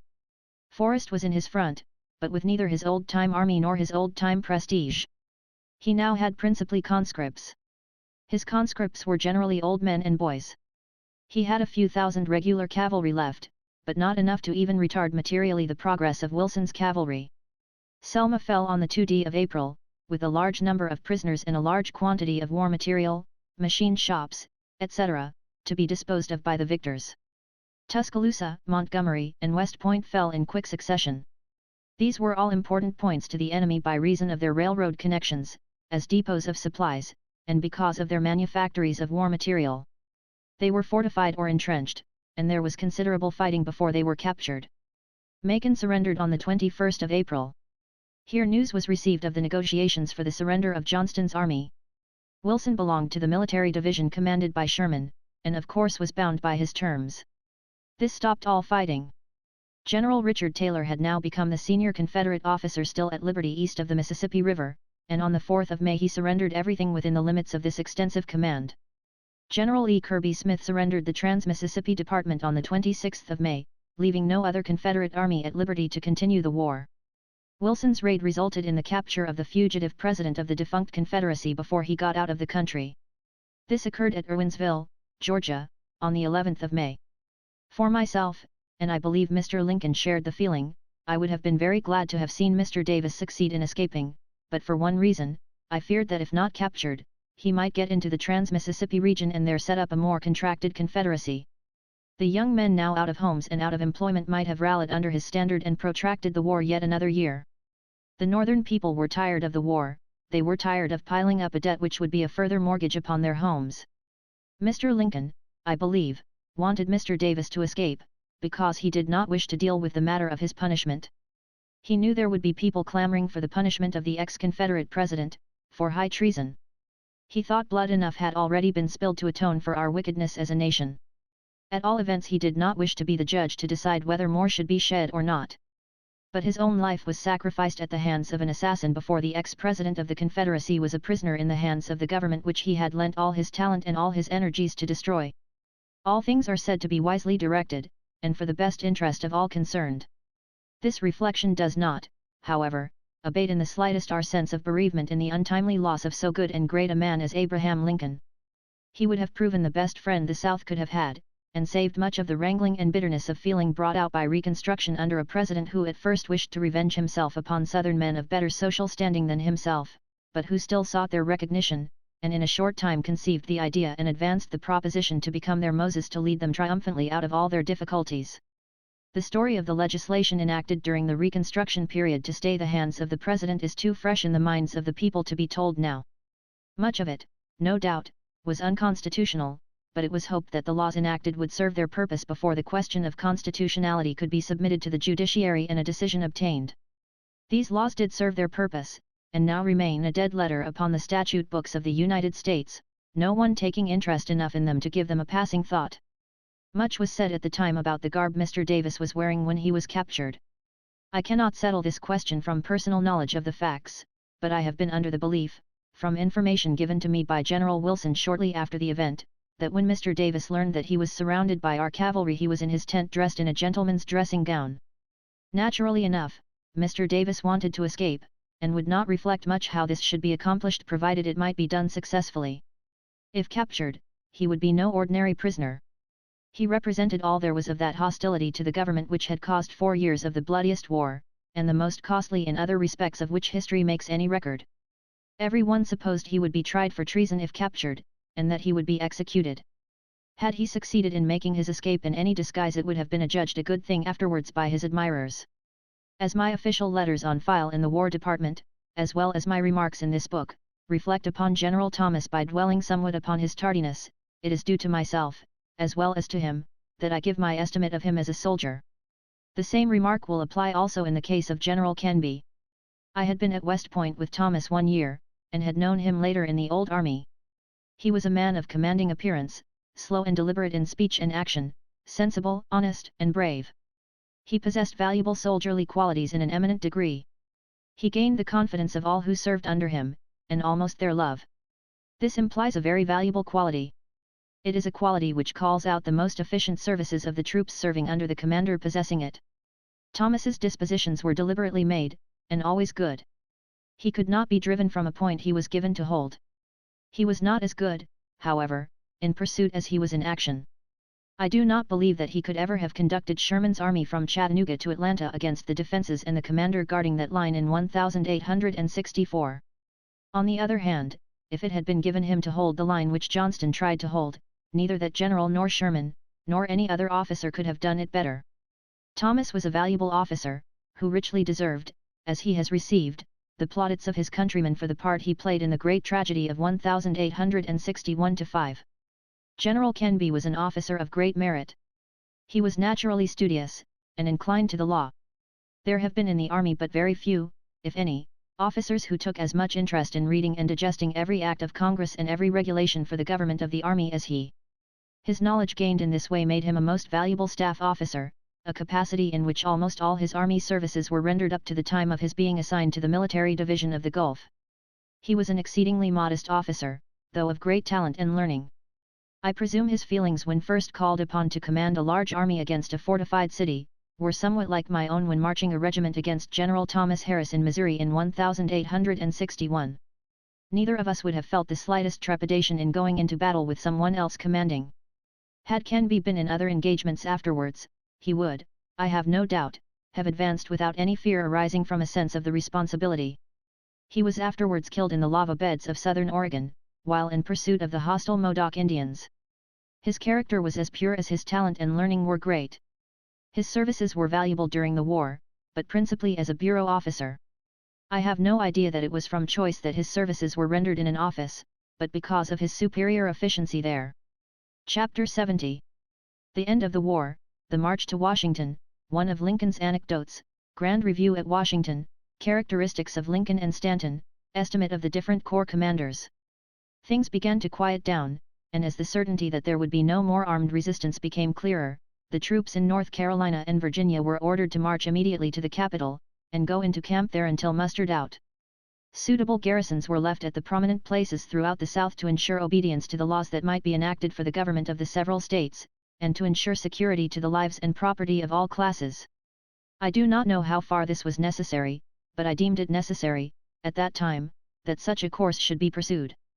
I think now that these garrisons were continued after they ceased to be absolutely required, but it is not to be expected that such a rebellion as was fought between the sections from 1861 to 1865 could terminate without leaving many serious apprehensions in the mind of the people as to what should be done. Sherman marched his troops from Goldsboro, up to Manchester, on the south side of the James River opposite Richmond, and there put them in camp, while he went back to Savannah to see what the situation was there. It was during this trip that the last outrage was committed upon him. Halleck had been sent to Richmond to command Virginia, and had issued orders prohibiting even Sherman's own troops from obeying his, Sherman's, orders. Sherman met the papers on his return, containing this order of Halleck, and very justly felt indignant at the outrage. On his arrival at Fortress Monroe returning from Savannah, Sherman received an invitation from Halleck to come to Richmond and be his guest. This he indignantly refused, and informed Halleck, furthermore, that he had seen his order. He also stated that he was coming up to take command of his troops, and as he marched through it would probably be as well for Halleck not to show himself, because he, Sherman, would not be responsible for what some rash person might do through indignation for the treatment he had received. Very soon after that, Sherman received orders from me to proceed to Washington City, and to go into camp on the south side of the city pending the mustering out of the troops. There was no incident worth noting in the march northward from Goldsboro to Richmond or in that from Richmond to Washington City. The army, however, commanded by Sherman, which had been engaged in all the battles of the West and had marched from the Mississippi through the southern states to the sea, from there to Goldsboro, and thence to Washington City, had passed over many of the battlefields of the Army of the Potomac, thus having seen, to a greater extent than any other body of troops, the entire theater of the 4 years' war for the preservation of the Union. The march of Sherman's army from Atlanta to the sea and north to Goldsboro, while it was not accompanied with the danger that was anticipated, yet was magnificent in its results, and equally magnificent in the way it was conducted. It had an important bearing, in various ways, upon the great object we had in view, that of closing the war. All the states east of the Mississippi River up to the state of Georgia, had felt the hardships of the war. Georgia, and South Carolina, and almost all of North Carolina, up to this time, had been exempt from invasion by the northern armies, except upon their immediate sea coasts. Their newspapers had given such an account of Confederate success, that the people who remained at home had been convinced that the Yankees had been whipped from first to last, and driven from pillar to post, and that now they could hardly be holding out for any other purpose than to find a way out of the war with honor to themselves. Even during this march of Sherman's the newspapers in his front were proclaiming daily that his army was nothing better than a mob of men who were frightened out of their wits and hastening, panic-stricken, to try to get under the cover of our navy for protection against the southern people. As the army was seen marching on triumphantly, however, the minds of the people became disabused and they saw the true state of affairs. In turn they became disheartened, and would have been glad to submit without compromise. Another great advantage resulting from this march, and which was calculated to hasten the end, was the fact that the great storehouse of Georgia was entirely cut off from the Confederate armies. As the troops advanced north from Savannah, the destruction of the railroads in South Carolina and the southern part of North Carolina, further cut off their resources and left the armies still in Virginia and North Carolina dependent for supplies upon a very small area of country, already very much exhausted of food and forage. In due time the two armies, one from Bixville Junction and the other from the neighborhood of Raleigh, North Carolina, arrived and went into camp near the capital, as directed. The troops were hardy, being inured to fatigue, and they appeared in their respective camps as ready and fit for duty as they had ever been in their lives. I doubt whether an equal body of men of any nation, take them man for man, officer for officer, was ever gotten together that would have proved their equal in a great battle. The armies of Europe are machines, the men are brave and the officers capable, but the majority of the soldiers in most of the nations of Europe are taken from a class of people who are not very intelligent and who have very little interest in the contest in which they are called upon to take part. Our armies were composed of men who were able to read, men who knew what they were fighting for, and could not be induced to serve as soldiers, except in an emergency when the safety of the nation was involved, and so necessarily must have been more than equal to men who fought merely because they were brave and because they were thoroughly drilled and inured to hardships. There was nothing of particular importance occurred during the time these troops were in camp before starting north. I remember one little incident which I will relate as an anecdote characteristic of Mr. Lincoln. It occurred a day after I reached Washington, and about the time General Meade reached Bixville with the army. Governor Smith of Virginia had left Richmond with the Confederate States government, and had gone to Danville. Supposing I was necessarily with the army at Bixville, he addressed a letter to me there informing me that, as governor of the Commonwealth of the state of Virginia, he had temporarily removed the state capital from Richmond to Danville, and asking if he would be permitted to perform the functions of his office there without molestation by the federal authorities. I give this letter only in substance. He also inquired of me whether in case he was not allowed to perform the duties of his office, he with a few others might not be permitted to leave the country and go abroad without interference. General Meade being informed that a flag of truce was outside his pickets with a letter to me, at once sent out and had the letter brought in without informing the officer who brought it that I was not present. He read the letter and telegraphed me its contents. Meeting Mr. Lincoln shortly after receiving this dispatch, I repeated its contents to him. Mr. Lincoln, supposing I was asking for instructions, said, in reply to that part of Governor Smith's letter which inquired whether he with a few friends would be permitted to leave the country unmolested, that his position was like that of a certain Irishman, giving the name, he knew in Springfield who was very popular with the people, a man of considerable promise, and very much liked. Unfortunately he had acquired the habit of drinking, and his friends could see that the habit was growing on him. These friends determined to make an effort to save him, and to do this they drew up a pledge to abstain from all alcoholic drinks. They asked Pat to join them in signing the pledge, and he consented. He had been so long out of the habit of using plain water as a beverage that he resorted to soda water as a substitute. After a few days this began to grow distasteful to him. So holding the glass behind him, he said, "Doctor, couldn't you drop a bit of brandy in that unbeknownst to myself? I do not remember what the instructions were the President gave me, but I know that Governor Smith was not permitted to perform the duties of his office.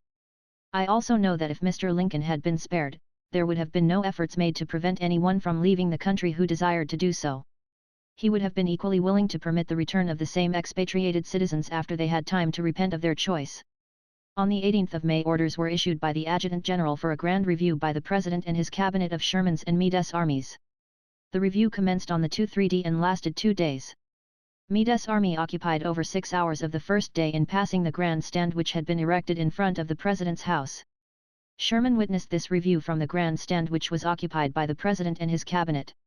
Here he showed his resentment for the cruel and harsh treatment that had unnecessarily been inflicted upon him by the Secretary of War, by refusing to take his extended hand. Sherman's troops had been in camp on the south side of the Potomac. During the night of the 2-3d he crossed over and bivouacked not far from the capital. Promptly at 10 o'clock on the morning of the 24th, his troops commenced to pass in review. Sherman's army made a different appearance from that of the Army of the Potomac. The latter had been operating where they received directly from the North full supplies of food and clothing regularly. The review of this army therefore was the review of a body of 65,000 well-drilled, well-disciplined and orderly soldiers inured to hardship and fit for any duty, but without the experience of gathering their own food and supplies in an enemy's country, and of being ever on the watch. Sherman's army was not so well dressed as the Army of the Potomac, but their marching could not be excelled. They gave the appearance of men who had been thoroughly drilled to endure hardships, either by long and continuous marches or through exposure to any climate, without the ordinary shelter of a camp. They exhibited also some of the order of march through Georgia where the sweet potatoes sprung up from the ground as Sherman's army went marching through. In the rear of a company there would be a captured horse or mule loaded with small cooking utensils, captured chickens and other food picked up for the use of the men. Negro families who had followed the army would sometimes come along in the rear of a company, with 3 or 4 children packed upon a single mule, and the mother leading it. The sight was varied and grand. Nearly all day for 2 successive days, from the Capitol to the Treasury building, could be seen a mass of orderly soldiers marching in columns of companies. The national flag was flying from almost every house and store, the windows were filled with spectators, the doorsteps and sidewalks were crowded with colored people and poor whites who did not succeed in securing better quarters from which to get a view of the grand armies. The city was about as full of strangers who had come to see the sights as it usually is on Inauguration Day when a new president takes his seat.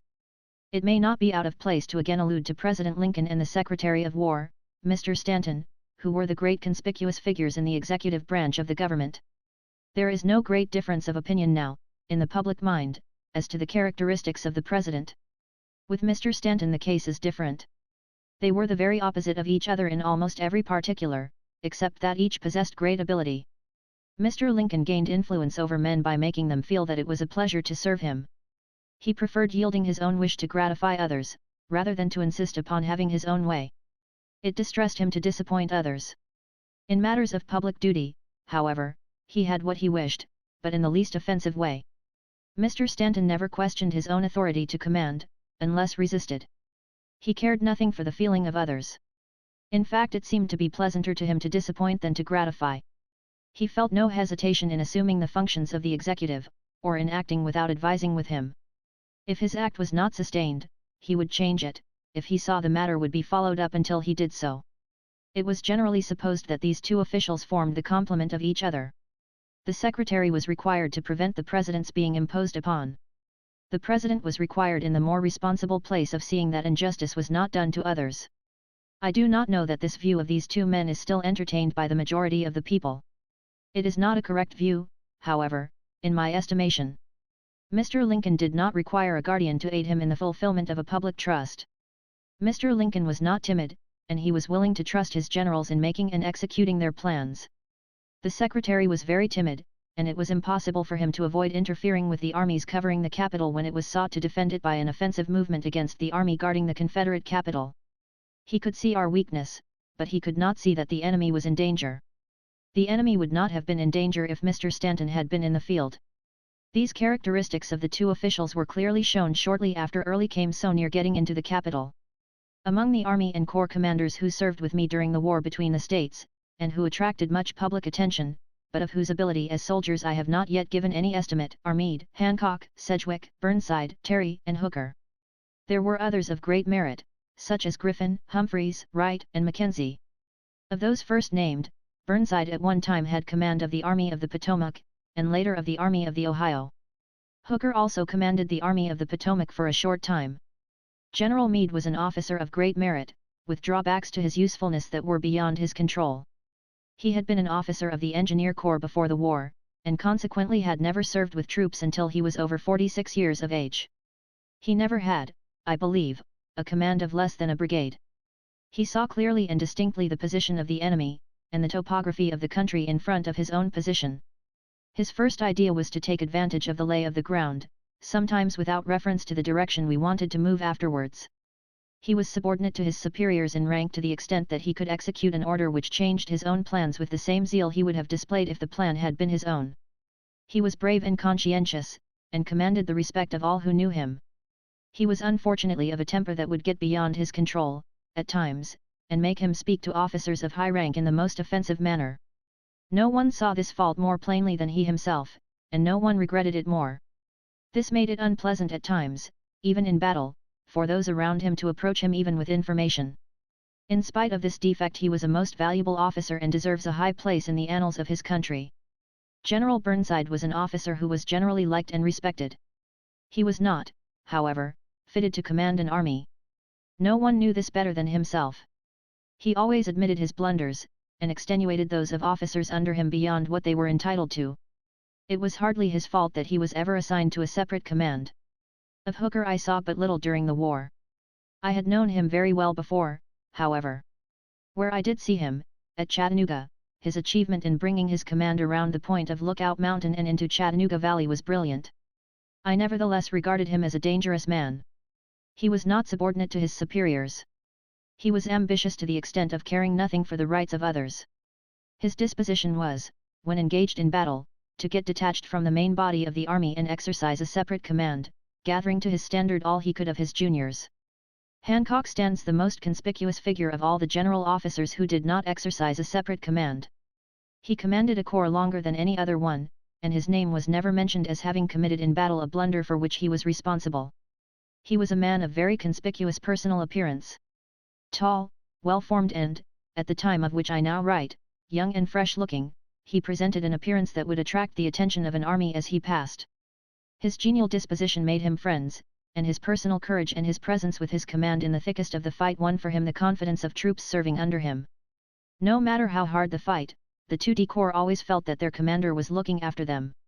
Sedgwick was killed at Spotsylvania before I had an opportunity of forming an estimate of his qualifications as a soldier from personal observation. I had known him in Mexico when both of us were lieutenants, and when our service gave no indication that either of us would ever be equal to the command of a brigade. He stood very high in the army, however, as an officer and a man. He was brave and conscientious. His ambition was not great, and he seemed to dread responsibility.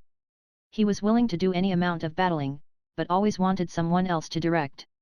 He declined the command of the Army of the Potomac once, if not oftener. General Alfred H. Terry came into the army as a volunteer without a military education. His way was one without political influence up to an important separate command, the expedition against Fort Fisher, in January, 1865. His success there was most brilliant, and won for him the rank of Brigadier General in the regular army and of Major General of Volunteers. He is a man who makes friends of those under him by his consideration of their wants and their dues. As a commander, he won their confidence by his coolness in action and by his clearness of perception in taking in the situation under which he was placed at any given time. Griffin, Humphreys, and Mackenzie were good corps commanders, but came into that position so near to the close of the war as not to attract public attention. All three served as such, in the last campaign of the armies of the Potomac and the James, which culminated at Appomattox Courthouse, on the 9th of April, 1865. The sudden collapse of the rebellion monopolized attention to the exclusion of almost everything else. I regarded Mackenzie as the most promising young officer in the army.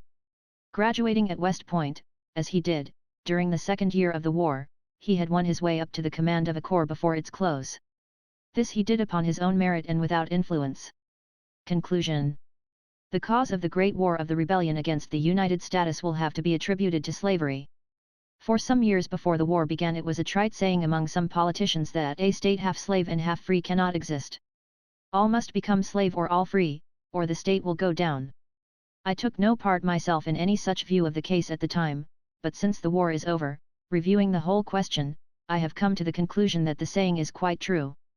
Slavery was an institution that required unusual guarantees for its security wherever it existed, and in a country like ours where the larger portion of it was free territory inhabited by an intelligent and well-to-do population, the people would naturally have but little sympathy with demands upon them for its protection.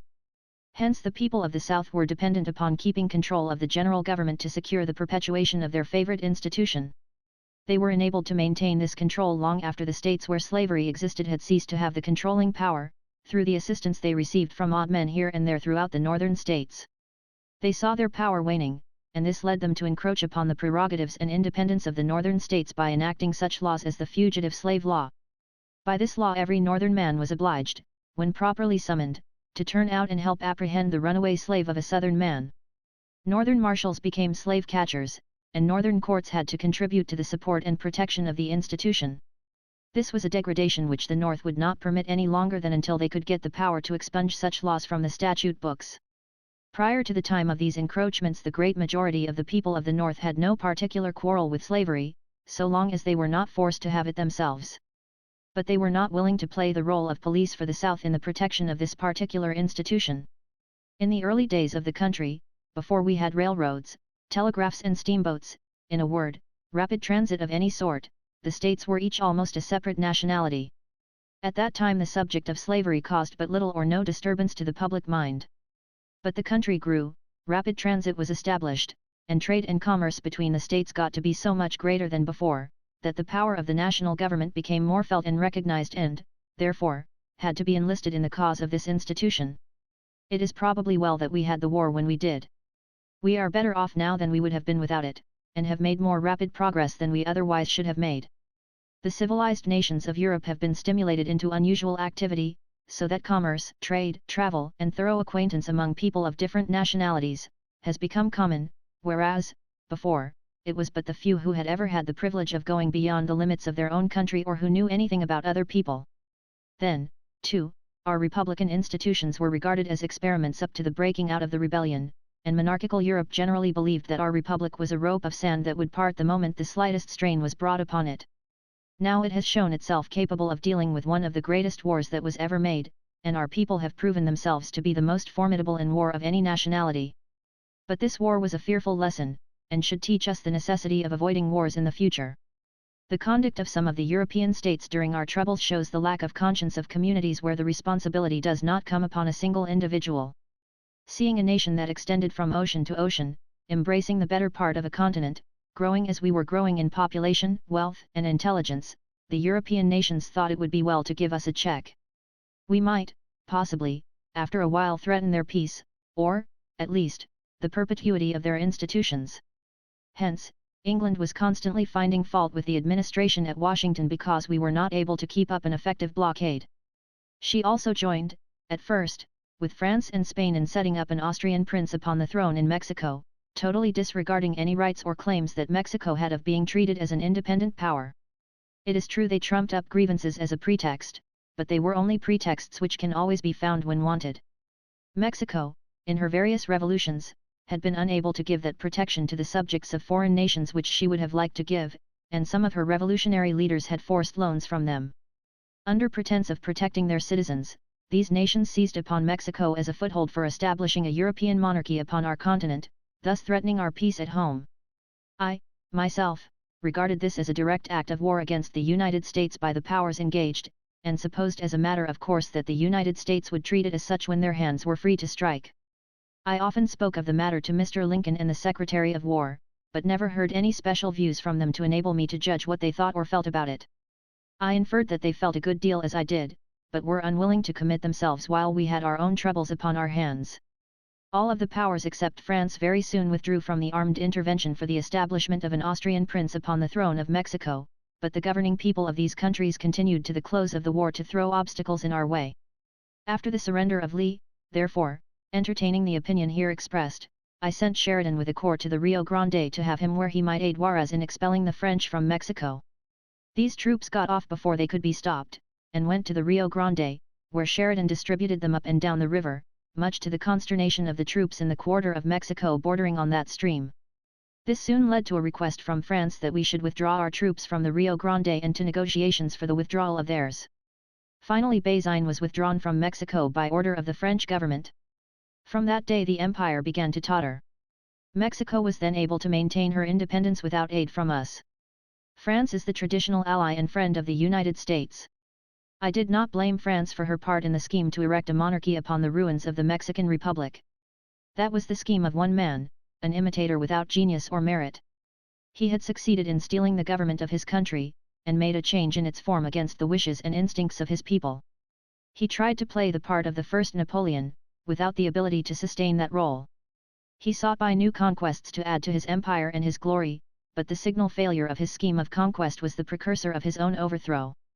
Like our own war between the states, the Franco-Prussian War was an expensive one, but it was worth to France all it cost her people. It was the completion of the downfall of Napoleon III. The beginning was when he landed troops on this continent. Failing here, the prestige of his name, all the prestige he ever had, was gone. He must achieve a success or fall. He tried to strike down his neighbor, Prussia, and fell. I never admired the character of the first Napoleon, but I recognize his great genius. His work, too, has left its impress for good on the face of Europe. The third Napoleon could have no claim to having done a good or just act. To maintain peace in the future it is necessary to be prepared for war.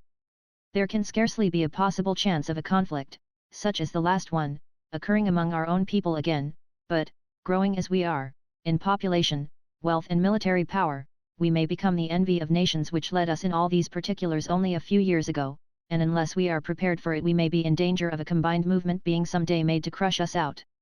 Now, scarcely 20 years after the war, we seem to have forgotten the lessons it taught, and are going on as if in the greatest security, without the power to resist an invasion by the fleets of fourth-rate European powers for a time until we could prepare for them. We should have a good navy, and our sea-coast defences should be put in the finest possible condition. Neither of these cost much when it is considered where the money goes, and what we get in return. Money expended in a fine navy, not only adds to our security and tends to prevent war in the future, but is very material aid to our commerce with foreign nations in the meantime. Money spent upon sea-coast defences is spent among our own people, and all goes back again among the people. The work accomplished, too, like that of the navy, gives us a feeling of security. England's course towards the United States during the rebellion exasperated the people of this country very much against the mother country. I regretted it. England and the United States are natural allies, and should be the best of friends. They speak one language, and are related by blood and other ties. We together, or even either separately, are better qualified than any other people to establish commerce between all the nationalities of the world. England governs her own colonies, and particularly those embracing the people of different races from her own, better than any other nation. She is just to the conquered, but rigid. She makes them self-supporting, but gives the benefit of labor to the laborer. She does not seem to look upon the colonies as outside possessions which she is at liberty to work for the support and aggrandizement of the home government. The hostility of England to the United States during our rebellion was not so much real as it was apparent. It was the hostility of the leaders of one political party. I am told that there was no time during the Civil War when they were able to get up in England a demonstration in favor of secession, while these were constantly being gotten up in favor of the Union, or, as they called it, in favor of the North.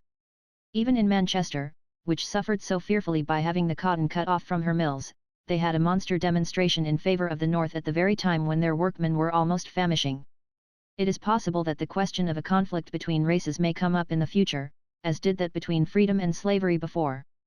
The condition of the colored man within our borders may become a source of anxiety, to say the least. But he was brought to our shores by compulsion, and he now should be considered as having as good a right to remain here as any other class of our citizens. It was looking to a settlement of this question that led me to urge the annexation of Santo Domingo during the time I was President of the United States. Santo Domingo was freely offered to us, not only by the administration, but by all the people, almost without price. The island is upon our shores, is very fertile, and is capable of supporting 15 millions of people.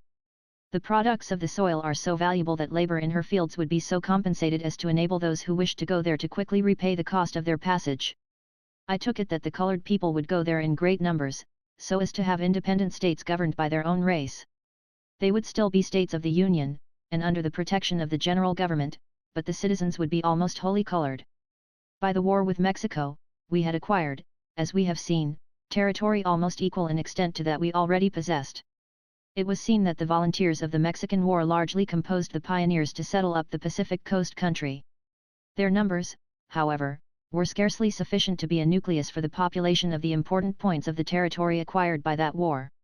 After our rebellion, when so many young men were at liberty to return to their homes, they found they were not satisfied with the farm, the store, or the workshop of the villages, but wanted larger fields.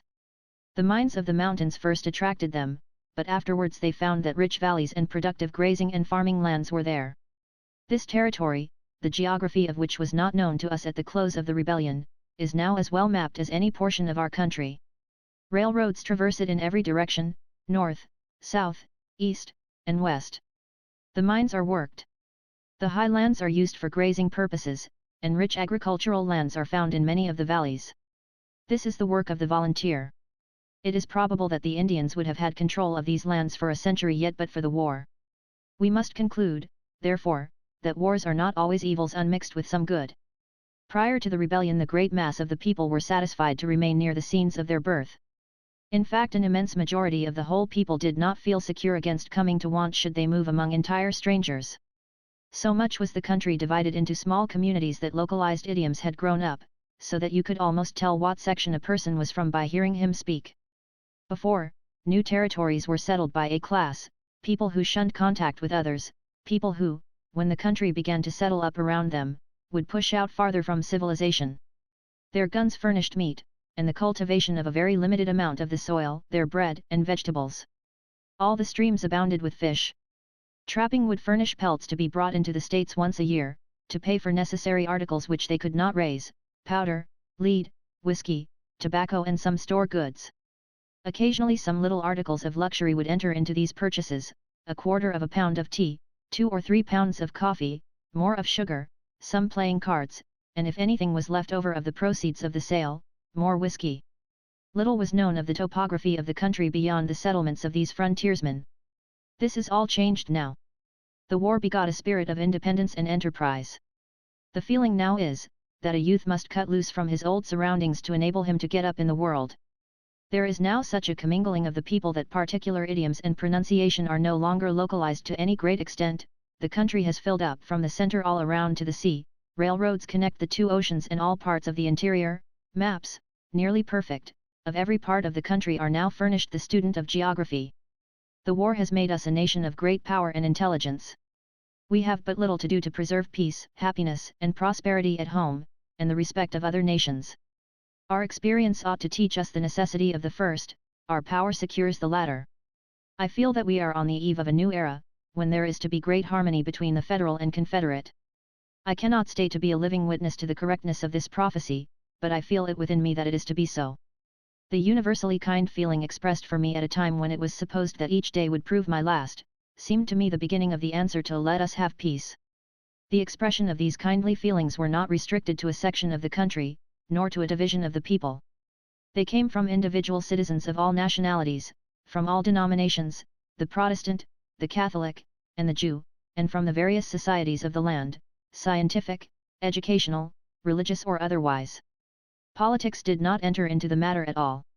I am not egotist enough to suppose all this significance should be given because I was the object of it. But the war between the states was a very bloody and a very costly war. One side or the other had to yield principles they deemed dearer than life before it could be brought to an end. I commanded the whole of the mighty host engaged on the victorious side. I was, no matter whether deservedly so or not, a representative of that side of the controversy. It is a significant and gratifying fact that Confederates should have joined heartily in this spontaneous move. I hope the good feeling inaugurated may continue to the end. Appendix. Report of Lieutenant General U.S. Grant, of the United States Armies 1864-65. Headquarters Armies of the United States, Washington, D.C. July 22, 1865. Hon. E. M. Stanton, Secretary of War. Sir, I have the honor to submit the following report of the operations of the armies of the United States from the date of my appointment to command the same. From an early period in the rebellion I had been impressed with the idea that active and continuous operations of all the troops that could be brought into the field, regardless of season and weather, were necessary to a speedy termination of the war. The resources of the enemy and his numerical strength were far inferior to ours, but as an offset to this, we had a vast territory, with a population hostile to the government to garrison and long lines of river and railroad communications to protect, to enable us to supply the operating armies.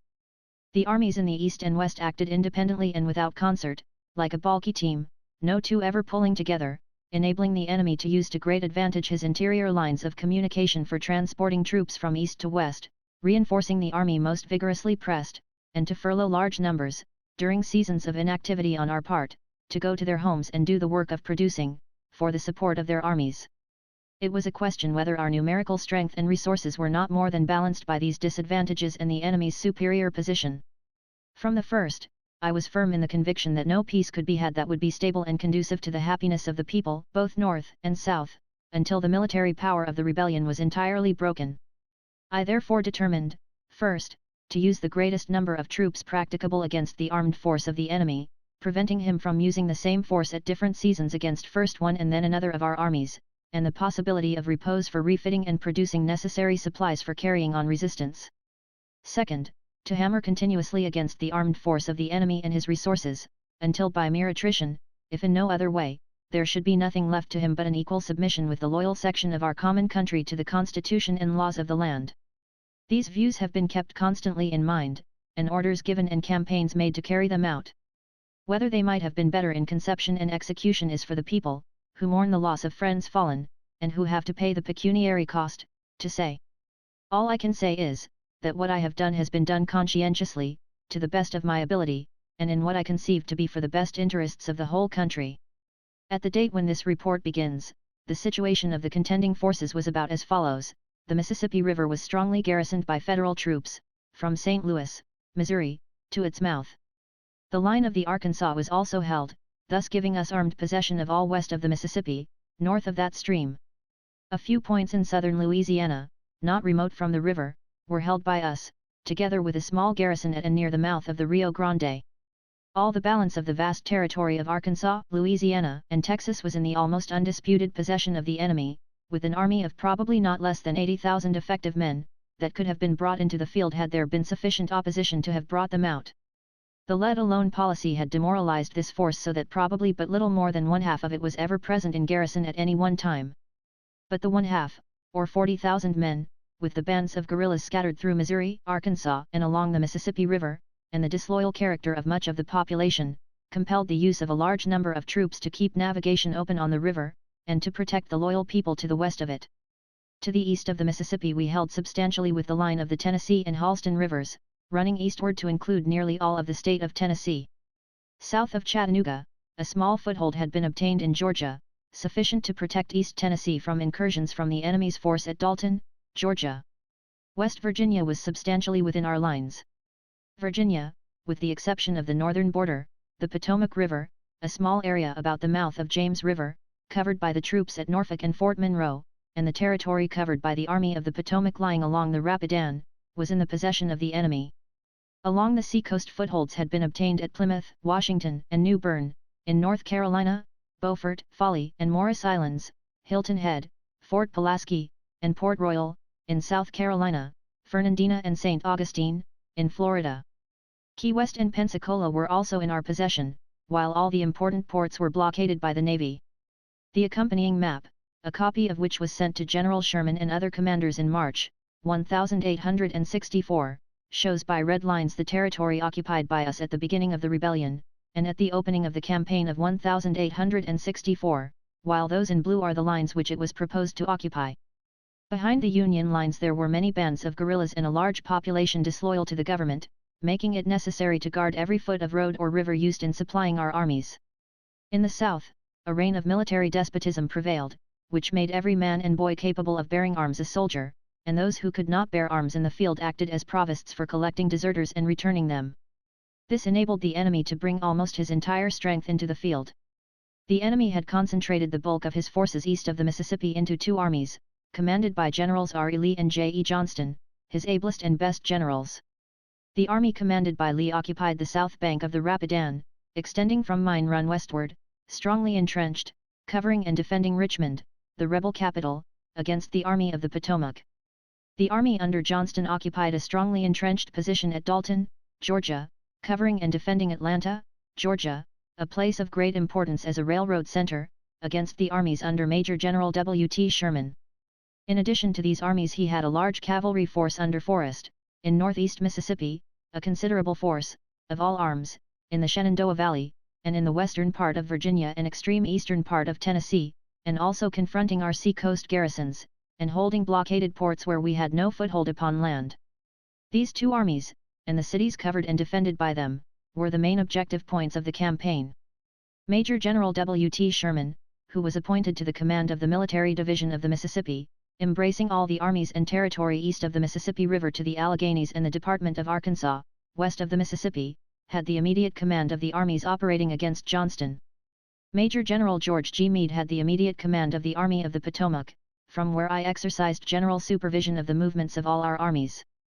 General Sherman was instructed to move against Johnston's army, to break it up, and to go into the interior of the enemy's country as far as he could, inflicting all the damage he could upon their war resources. If the enemy in his front showed signs of joining Lee, to follow him up to the full extent of his ability, while I would prevent the concentration of Lee upon him, if it was in the power of the Army of the Potomac to do so. More specific written instructions were not given, for the reason that I had talked over with him the plans of the campaign, and was satisfied that he understood them and would execute them to the fullest extent possible.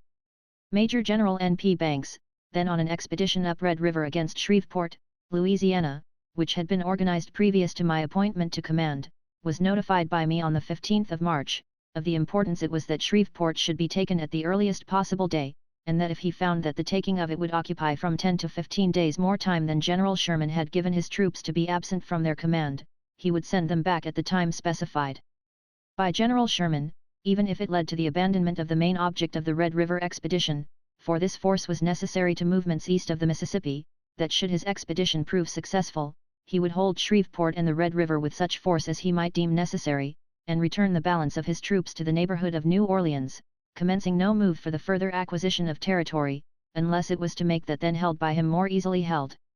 That it might be a part of the spring campaign to move against Mobile, that it certainly would be, if troops enough could be obtained to make it without embarrassing other movements, that New Orleans would be the point of departure for such an expedition, also, that I had directed General Steele to make a real move from Arkansas, as suggested by him, General Banks, instead of a demonstration, as Steele thought advisable. On the 31st of March, in addition to the foregoing notification and directions, he was instructed as follows. First, if successful in your expedition against Shreveport, that you turn over the defense of the Red River to General Steele and the Navy. 2d. That you abandon Texas entirely, with the exception of your hold upon the Rio Grande. This can be held with 4,000 men, if they will turn their attention immediately to fortifying their positions.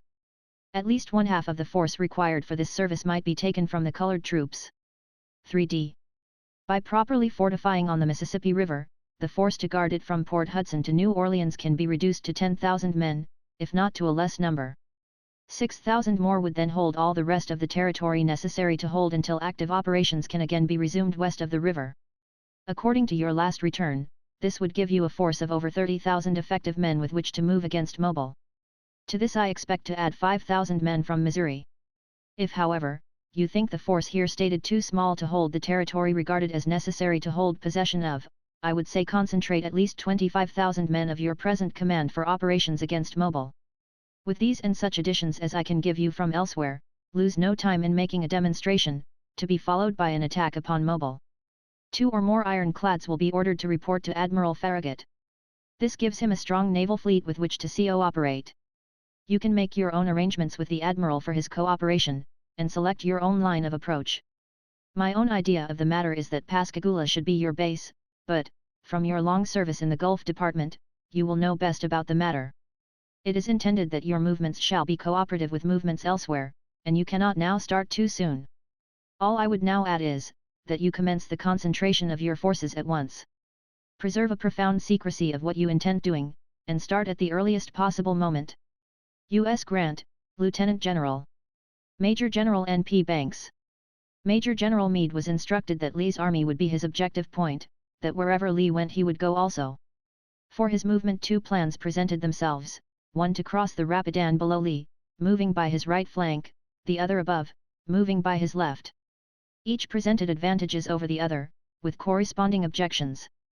By crossing above, Lee would be cut off from all chance of ignoring Richmond or going north on a raid.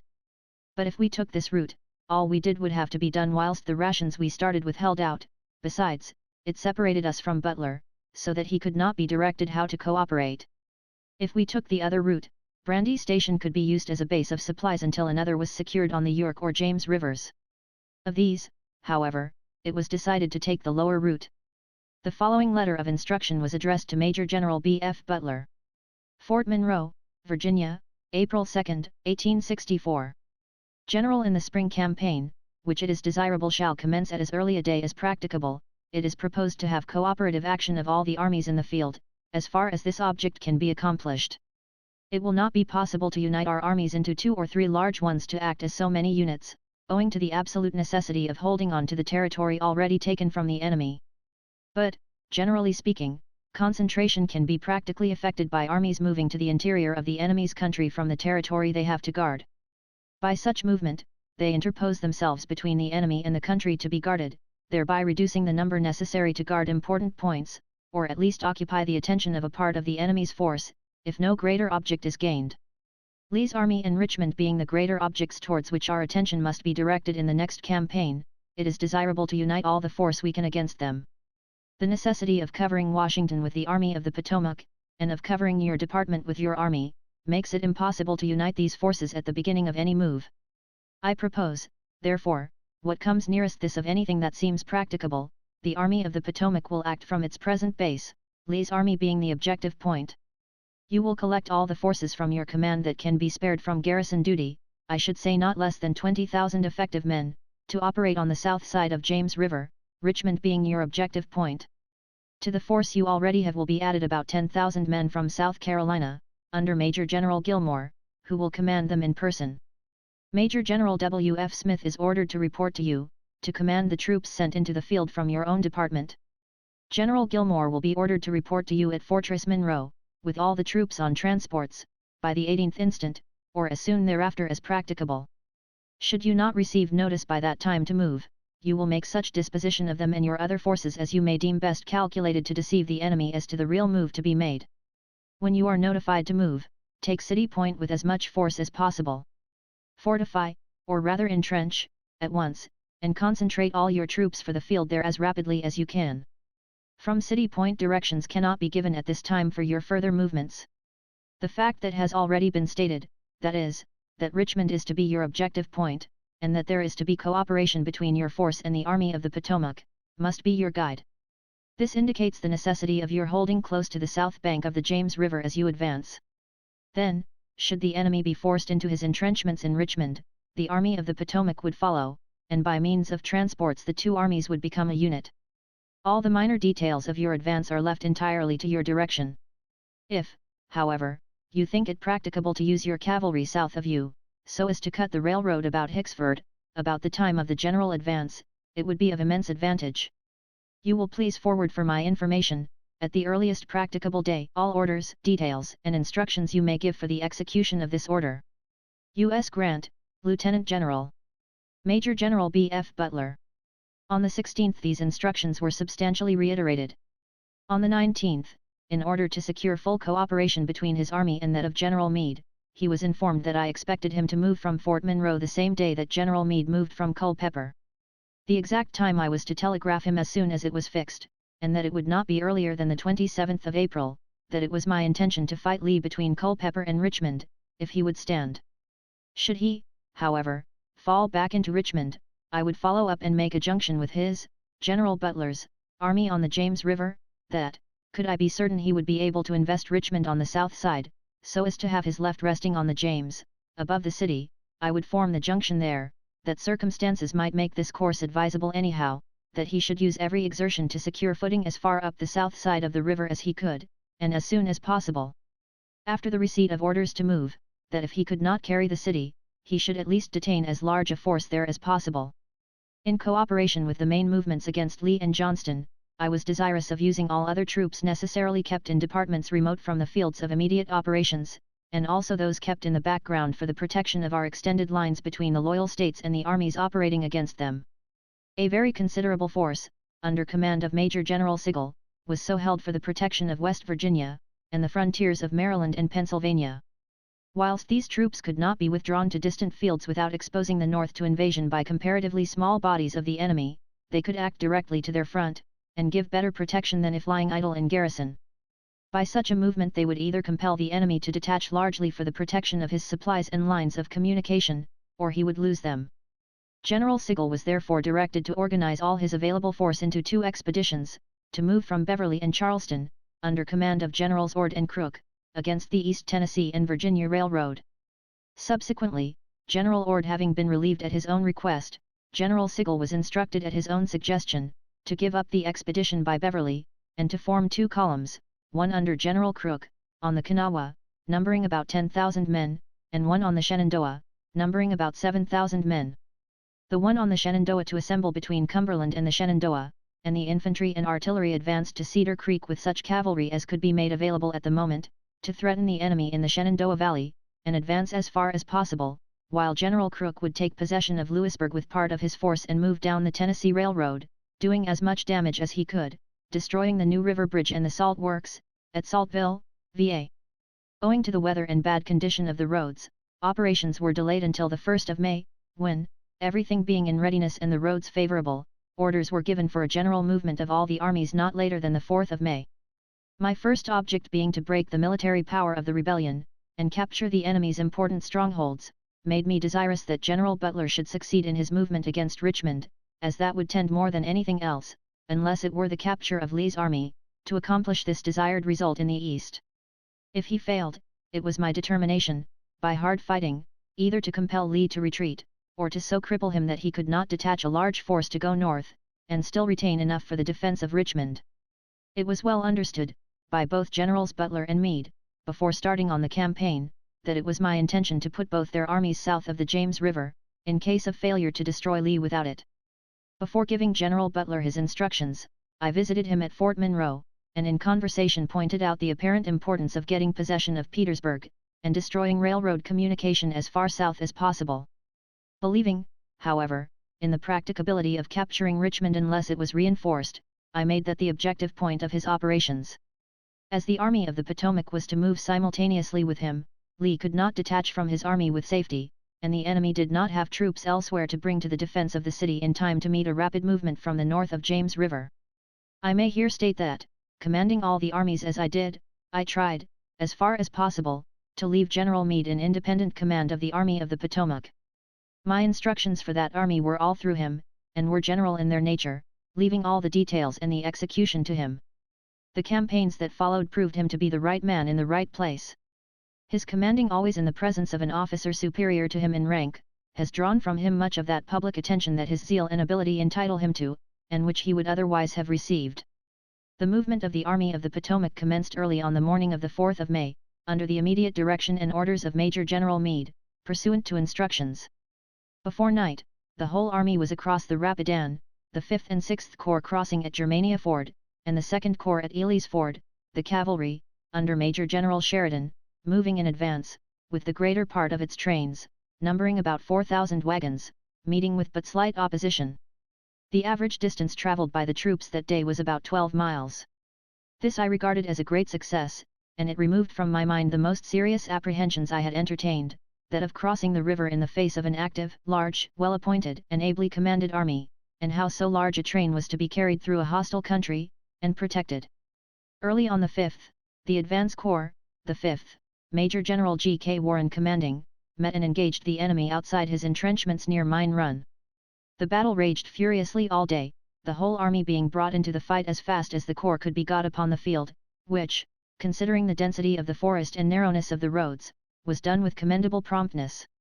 General Burnside, with the 9th Corps, was, at the time the Army of the Potomac moved, left with the bulk of his corps at the crossing of the Rappahannock River and Alexandria Railroad, holding the road back to Bull Run, with instructions not to move until he received notice that a crossing of the Rapidan was secured, but to move promptly as soon as such notice was received. This crossing he was apprised of on the afternoon of the 4th. By 6 o'clock of the morning of the 6th he was leading his corps into action near the Wilderness Tavern, some of his troops having marched a distance of over 30 miles, crossing both the Rappahannock and Rapidan rivers. Considering that a large proportion, probably 2/3 of his command, was composed of new troops, unaccustomed to marches, and carrying the accoutrements of a soldier, this was a remarkable march. The Battle of the Wilderness was renewed by us at 5 o'clock on the morning of the 6th, and continued with unabated fury until darkness set in, each army holding substantially the same position that they had on the evening of the 5th.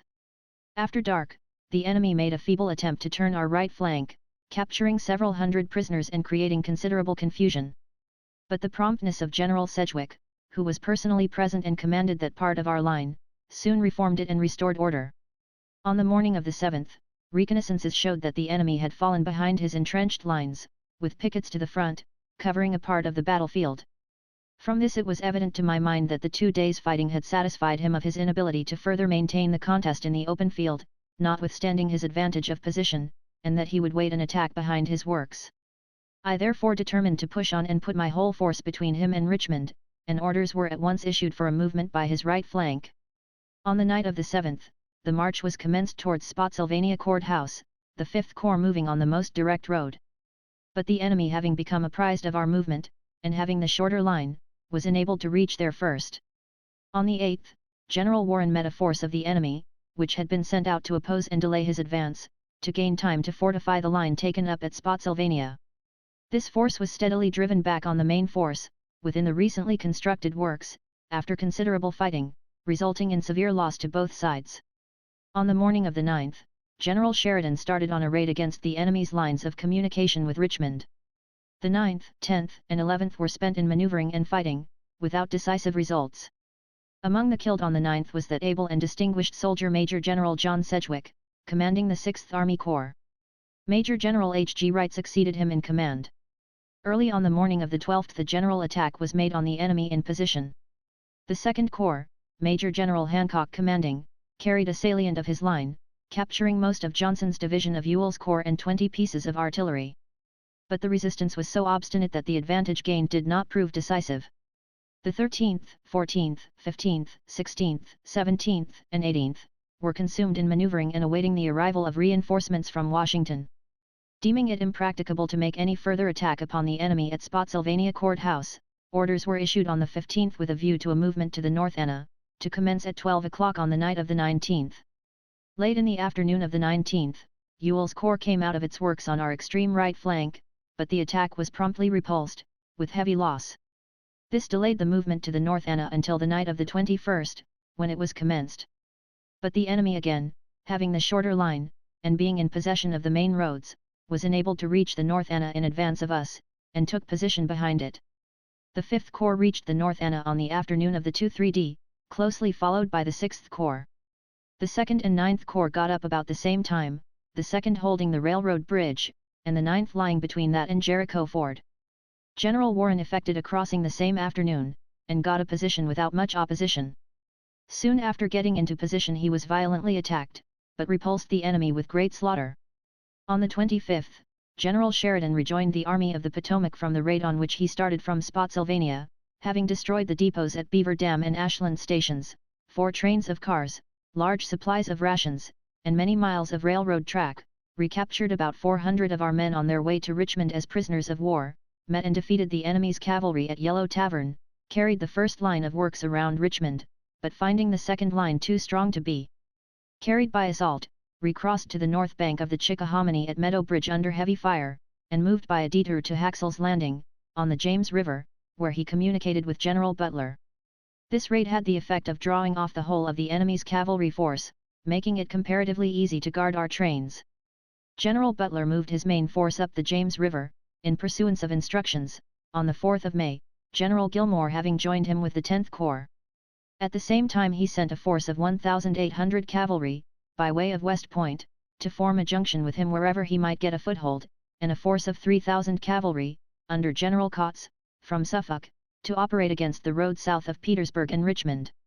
On the 5th, he occupied, without opposition, both City Point and Bermuda Hundred, his movement being a complete surprise. On the 6th, he was in position with his main army, and commenced entrenching. On the 7th he made a reconnaissance against the Petersburg and Richmond Railroad, destroying a portion of it after some fighting. On the 9th he telegraphed as follows. Headquarters, near Bermuda Landing. May 9, 1864. Hon. M. Stanton, Secretary of War. Our operations may be summed up in a few words. With 1,700 cavalry we have advanced up the peninsula, forced the Chickahominy, and have safely brought them to their present position. These were colored cavalry, and are now holding our advance pickets towards Richmond.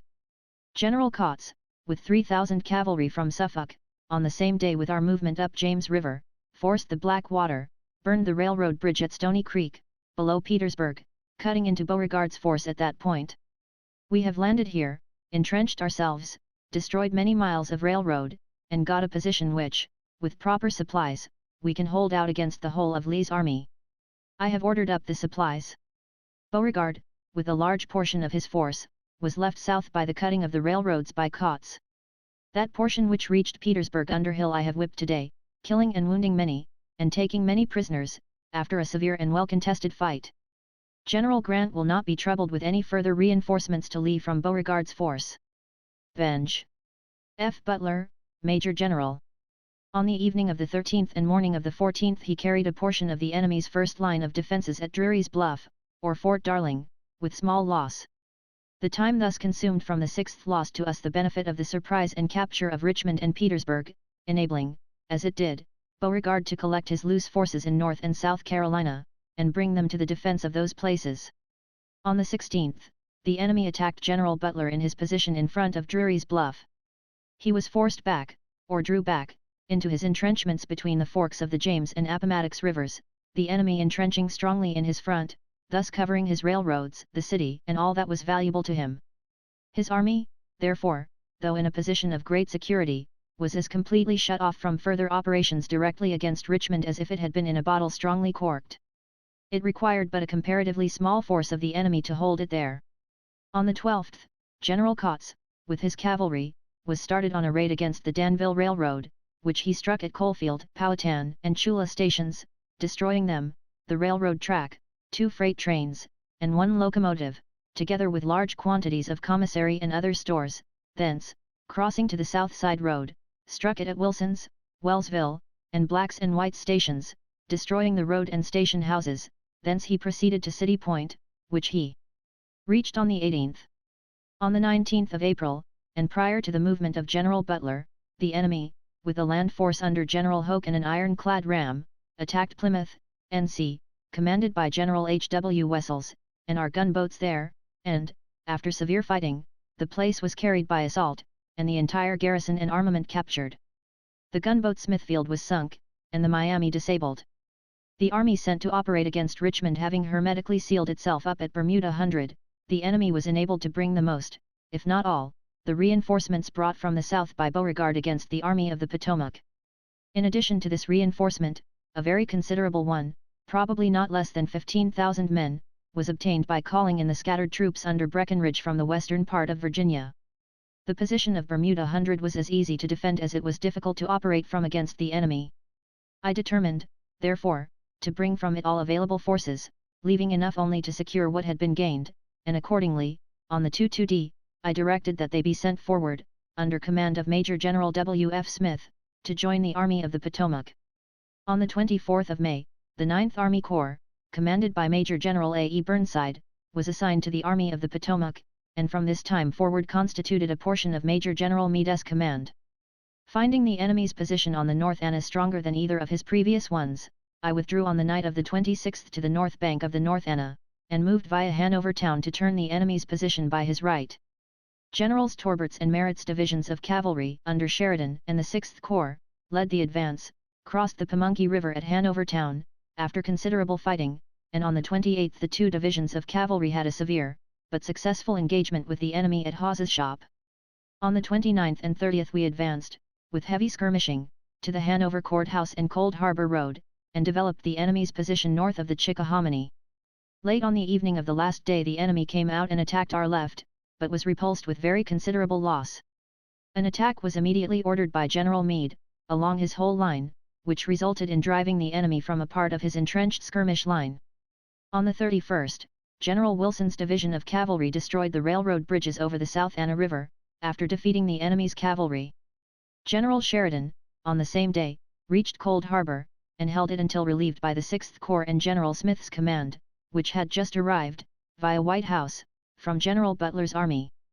On the first day of June an attack was made at 5 p.m. by the 6th Corps and the troops under General Smith, the other corps being held in readiness to advance on the receipt of orders. This resulted in our carrying and holding the enemy's first line of works in front of the right of the 6th Corps, and in front of General Smith. During the attack the enemy made repeated assaults on each of the corps not engaged in the main attack, but was repulsed with heavy loss in every instance. That night he made several assaults to regain what he had lost in the day, but failed. The 2D was spent in getting troops into position for an attack on the 3D. On the 3D of June we again assaulted the enemy's works, in the hope of driving him from his position. In this attempt our loss was heavy, while that of the enemy, I have reason to believe, was comparatively light. It was the only general attack made from the Rapidan to the James which did not inflict upon the enemy losses to compensate for our own losses.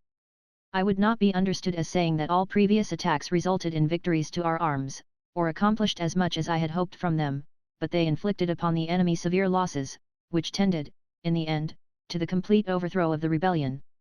From the proximity of the enemy to his defences around Richmond, it was impossible, by any flank movement, to interpose between him and the city. I was still in a condition to either move by his left flank, and invest Richmond from the north side, or continue my move by his right flank to the south side of the James. While the former might have been better as a covering for Washington, yet a full survey of all the ground satisfied me that it would be impracticable to hold a line north and east of Richmond that would protect the Fredericksburg Railroad, a long, vulnerable line, which would exhaust much of our strength to guard, and that would have to be protected to supply the army, and would leave open to the enemy all his lines of communication on the south side of the James.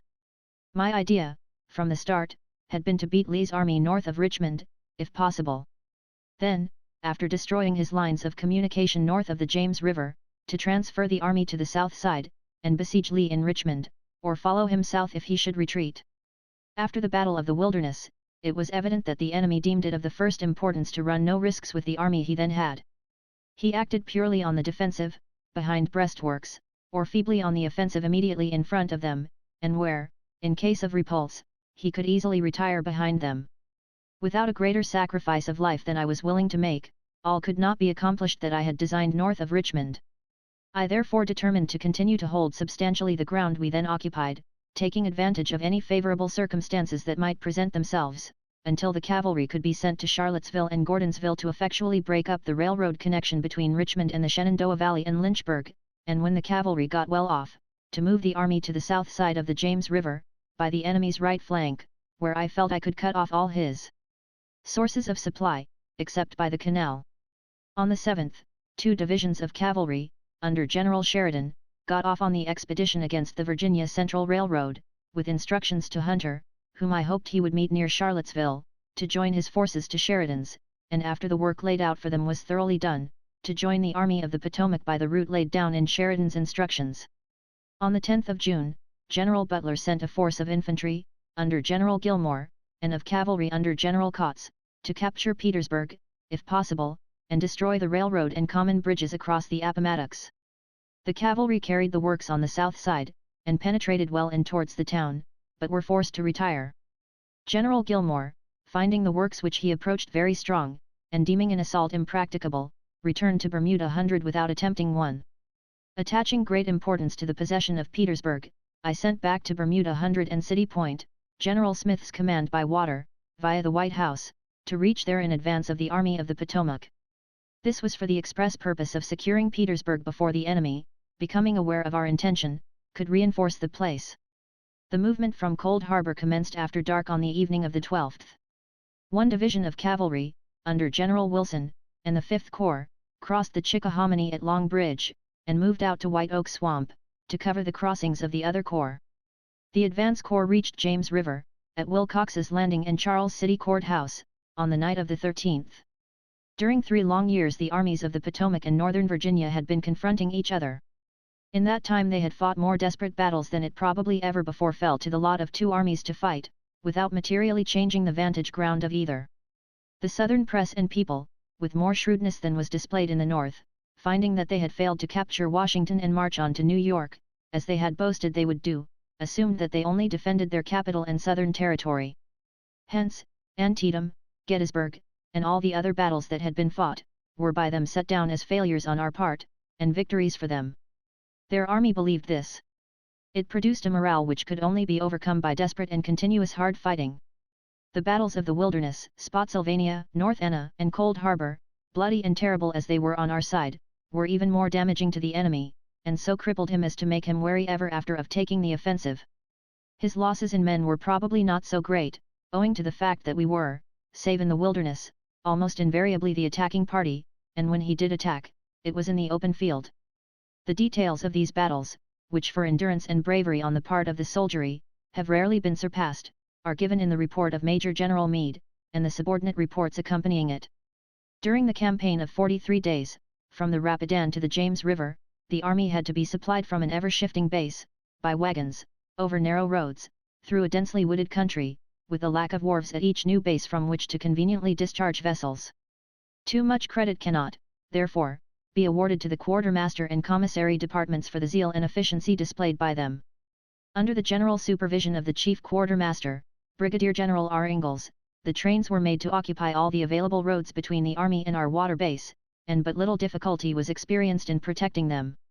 The movement in the Kanawha and Shenandoah valleys, under General Sigel, commenced on the 1st of May. General Crook, who had the immediate command of the Kanawha expedition, divided his forces into 2 columns, giving one, composed of cavalry, to General Averill. They crossed the mountains by separate routes.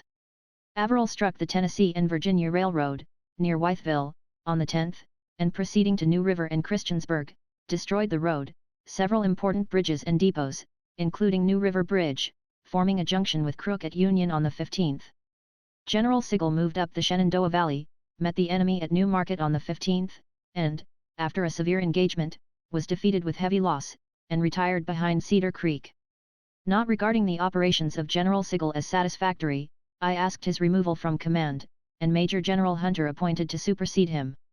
His instructions were embraced in the following dispatches to Major General H. W. Halleck, Chief of Staff of the Army. Near Spotsylvania Courthouse, VA. May 20, 1864. The enemy are evidently relying for supplies greatly on such as are brought over the branch road running through Stanton. On the whole, therefore, I think it would be better for General Hunter to move in that direction, reach Stanton and Gordonsville or Charlottesville, if he does not meet too much opposition. If he can hold at bay a force equal to his own, he will be doing good service. U.S. Grant, Lieutenant General. Major General H. W. Halleck. Jericho Ford, VA, May 25, 1864. If Hunter can possibly get to Charlottesville and Lynchburg, he should do so, living on the country. The railroads and canal should be destroyed beyond possibility of repairs for weeks. Completing this, he could find his way back to his original base, or from about Gordonsville join this army. U.S. Grant, Lieutenant General. Major General H. W. Halleck. General Hunter immediately took up the offensive, and, moving up the Shenandoah Valley, met the enemy on the 5th of June at Piedmont, and, after a battle of 10 hours, routed and defeated him, capturing on the field of battle 1,500 men, 3 pieces of artillery, and 300 stand of small arms. On the 8th of the same month he formed a junction with Crook and Averill at Stanton, from which place he moved direct on Lynchburg, via Lexington, which place he reached and invested on the 16th day of June. Up to this time he was very successful, and but for the difficulty of taking with him sufficient ordnance stores over so long a march, through a hostile country, he would, no doubt, have captured that, to the enemy important, point. The destruction of the enemy's supplies and manufactories was very great. To meet this movement under General Hunter, General Lee sent a force, perhaps equal to a corps, a part of which reached Lynchburg a short time before Hunter. After some skirmishing on the 17th and 18th, General Hunter, owing to a want of ammunition to give battle, retired from before the place. Unfortunately, this want of ammunition left him no choice of route for his return but by way of Kanawha. This lost to us the use of his troops for several weeks from the defense of the north. Had General Hunter moved by way of Charlottesville, instead of Lexington, as his instructions contemplated, he would have been in a position to have covered the Shenandoah Valley against the enemy, should the force he met have seemed to endanger it. If it did not, he would have been within easy distance of the James River Canal, on the main line of communication between Lynchburg and the force sent for its defense. I have never taken exception to the operations of General Hunter, and am not now disposed to find fault with him, for I have no doubt he acted within what he conceived to be the spirit of his instructions and the interests of the service. The promptitude of his movements and his gallantry should entitle him to the commendation of his country. To return to the Army of the Potomac, the 2D Corps commenced crossing the James River on the morning of the 14th by ferry boats at Wilcox's Landing. The laying of the pontoon bridge was completed about midnight of the 14th, and the crossing of the balance of the army was rapidly pushed forward by both bridge and ferry. After the crossing had commenced, I proceeded by steamer to Bermuda Hundred to give the necessary orders for the immediate capture of Petersburg. The instructions to General Butler were verbal, and were for him to send General Smith immediately, that night, with all the troops he could give him without sacrificing the position he then held. I told him that I would return at once to the Army of the Potomac, hasten its crossing and throw it forward to Petersburg by divisions as rapidly as it could be done, that we could reinforce our armies more rapidly there than the enemy could bring troops against us. General Smith got off as directed, and confronted the enemy's pickets near Petersburg before daylight next morning, but for some reason that I have never been able to satisfactorily understand, did not get ready to assault his main lines until near sundown.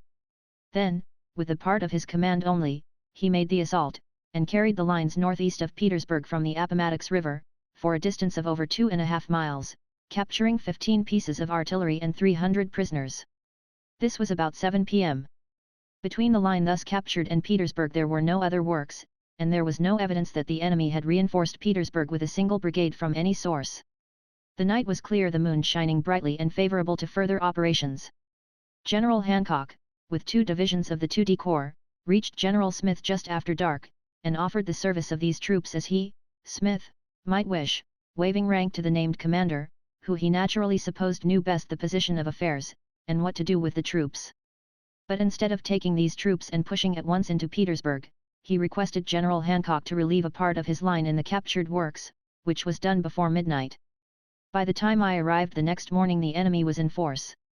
An attack was ordered to be made at 6 o'clock that evening by the troops under Smith and the 2D and 9th Corps. It required until that time for the 9th Corps to get up and into position. The attack was made as ordered, and the fighting continued with but little intermission until 6 o'clock the next morning, and resulted in our carrying the advance and some of the main works of the enemy to the right, our left, of those previously captured by General Smith, several pieces of artillery, and over 400 prisoners. The 5th Corps having got up, the attacks were renewed and persisted in with great vigor on the 17th and 18th, but only resulted in forcing the enemy into an interior line, from which he could not be dislodged. The advantages of position gained by us were very great. The army then proceeded to envelop Petersburg towards the South Side Railroad as far as possible without attacking fortifications. On the 16th the enemy, to reinforce Petersburg, withdrew from a part of his entrenchment in front of Bermuda Hundred, expecting, no doubt, to get troops from north of the James to take the place of those withdrawn before we could discover it. General Butler, taking advantage of this, at once moved a force on the railroad between Petersburg and Richmond. As soon as I was apprised of the advantage thus gained, to retain it I ordered 2 divisions of the 6th Corps, General Wright commanding, that were embarking at Wilcox's Landing, under orders for City Point, to report to General Butler at Bermuda Hundred, of which General Butler was notified, and the importance of holding a position in advance of his present line urged upon him. About 2 o'clock in the afternoon General Butler was forced back to the line the enemy had withdrawn from in the morning. General Wright, with his 2 divisions, joined General Butler on the forenoon of the 17th, the latter still holding with a strong picket line the enemy's works. But instead of putting these divisions into the enemy's works to hold them, he permitted them to halt and rest some distance in the rear of his own line. Between 4 and 5 o'clock in the afternoon the enemy attacked and drove in his pickets and reoccupied his old line. On the night of the 20th and morning of the 21st a lodgment was effected by General Butler, with 1 brigade of infantry, on the north bank of the James, at Deep Bottom, and connected by pontoon bridge with Bermuda Hundred. On the 19th, General Sheridan, on his return from his expedition against the Virginia Central Railroad, arrived at the White House just as the enemy's cavalry was about to attack it, and compelled it to retire. The result of this expedition was, that General Sheridan met the enemy's cavalry near Trevilian Station, on the morning of the 11th of June, whom he attacked, and after an obstinate contest drove from the field in complete rout. He left his dead and nearly all his wounded in our hands, and about 400 prisoners and several hundred horses. On the 12th he destroyed the railroad from Trevilian Station to Louisa Court House. This occupied until 3 o'clock p.m., when he advanced in the direction of Gordonsville. He found the enemy reinforced by infantry, behind well-constructed rifle pits, about 5 miles from the latter place and too strong to successfully assault. On the extreme right, however, his reserve brigade carried the enemy's works twice, and was twice driven therefrom by infantry. Night closed the contest. Not having sufficient ammunition to continue the engagement, and his animals being without forage, the country furnishing but inferior grazing, and hearing nothing from General Hunter, he withdrew his command to the north side of the North Anna, and commenced his return march, reaching White House at the time before stated. After breaking up the depot at that place, he moved to the James River, which he reached safely after heavy fighting. He commenced crossing on the 25th, near Fort Powhatan, without further molestation, and rejoined the Army of the Potomac. On the 22d, General Wilson, with his own division of cavalry of the Army of the Potomac, and General Kautz's division of cavalry of the Army of the James moved against the enemy's railroads south of Richmond. Striking the Weldon Railroad at Reams's Station, destroying the depot and several miles of the road, and the South Side Road about 15 miles from Petersburg, to near Nottoway Station, where he met and defeated a force of the enemy's cavalry. He reached Booksville Station on the afternoon of the 23d, and from there destroyed the Danville Railroad to Roanoke Bridge, a distance of 25 miles, where he found the enemy in force, and in a position from which he could not dislodge him. He then commenced his return march, and on the 28th met the enemy's cavalry in force at the Weldon Railroad crossing of Stony Creek, where he had a severe but not decisive engagement. Thence he made a detour from his left with a view of reaching Reams's Station, supposing it to be in our possession.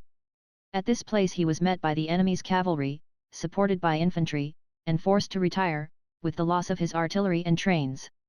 In this last encounter, General Kautz, with a part of his command, became separated, and made his way into our lines. General Wilson, with the remainder of his force, succeeded in crossing the Nottoway River and coming in safely on our left and rear. The damage to the enemy in this expedition more than compensated for the losses we sustained. It severed all connection by railroad with Richmond for several weeks.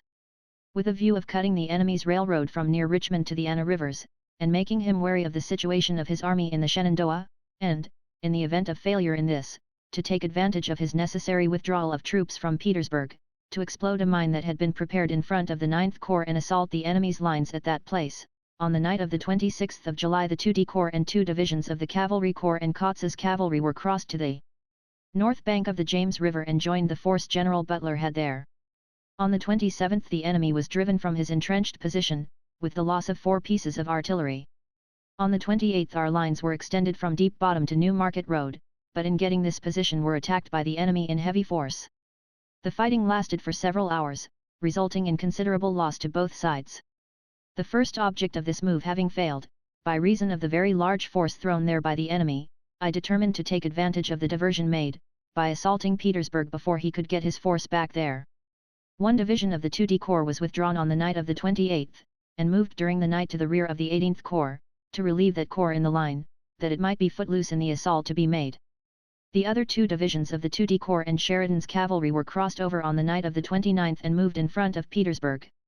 On the morning of the 30th, between 4 and 5 o'clock, the mine was sprung, blowing up a battery and most of a regiment, and the advance of the assaulting column, formed of the 9th Corps, immediately took possession of the crater made by the explosion, and the line for some distance to the right and left of it, and a detached line in front of it, but for some cause failed to advance promptly to the ridge beyond.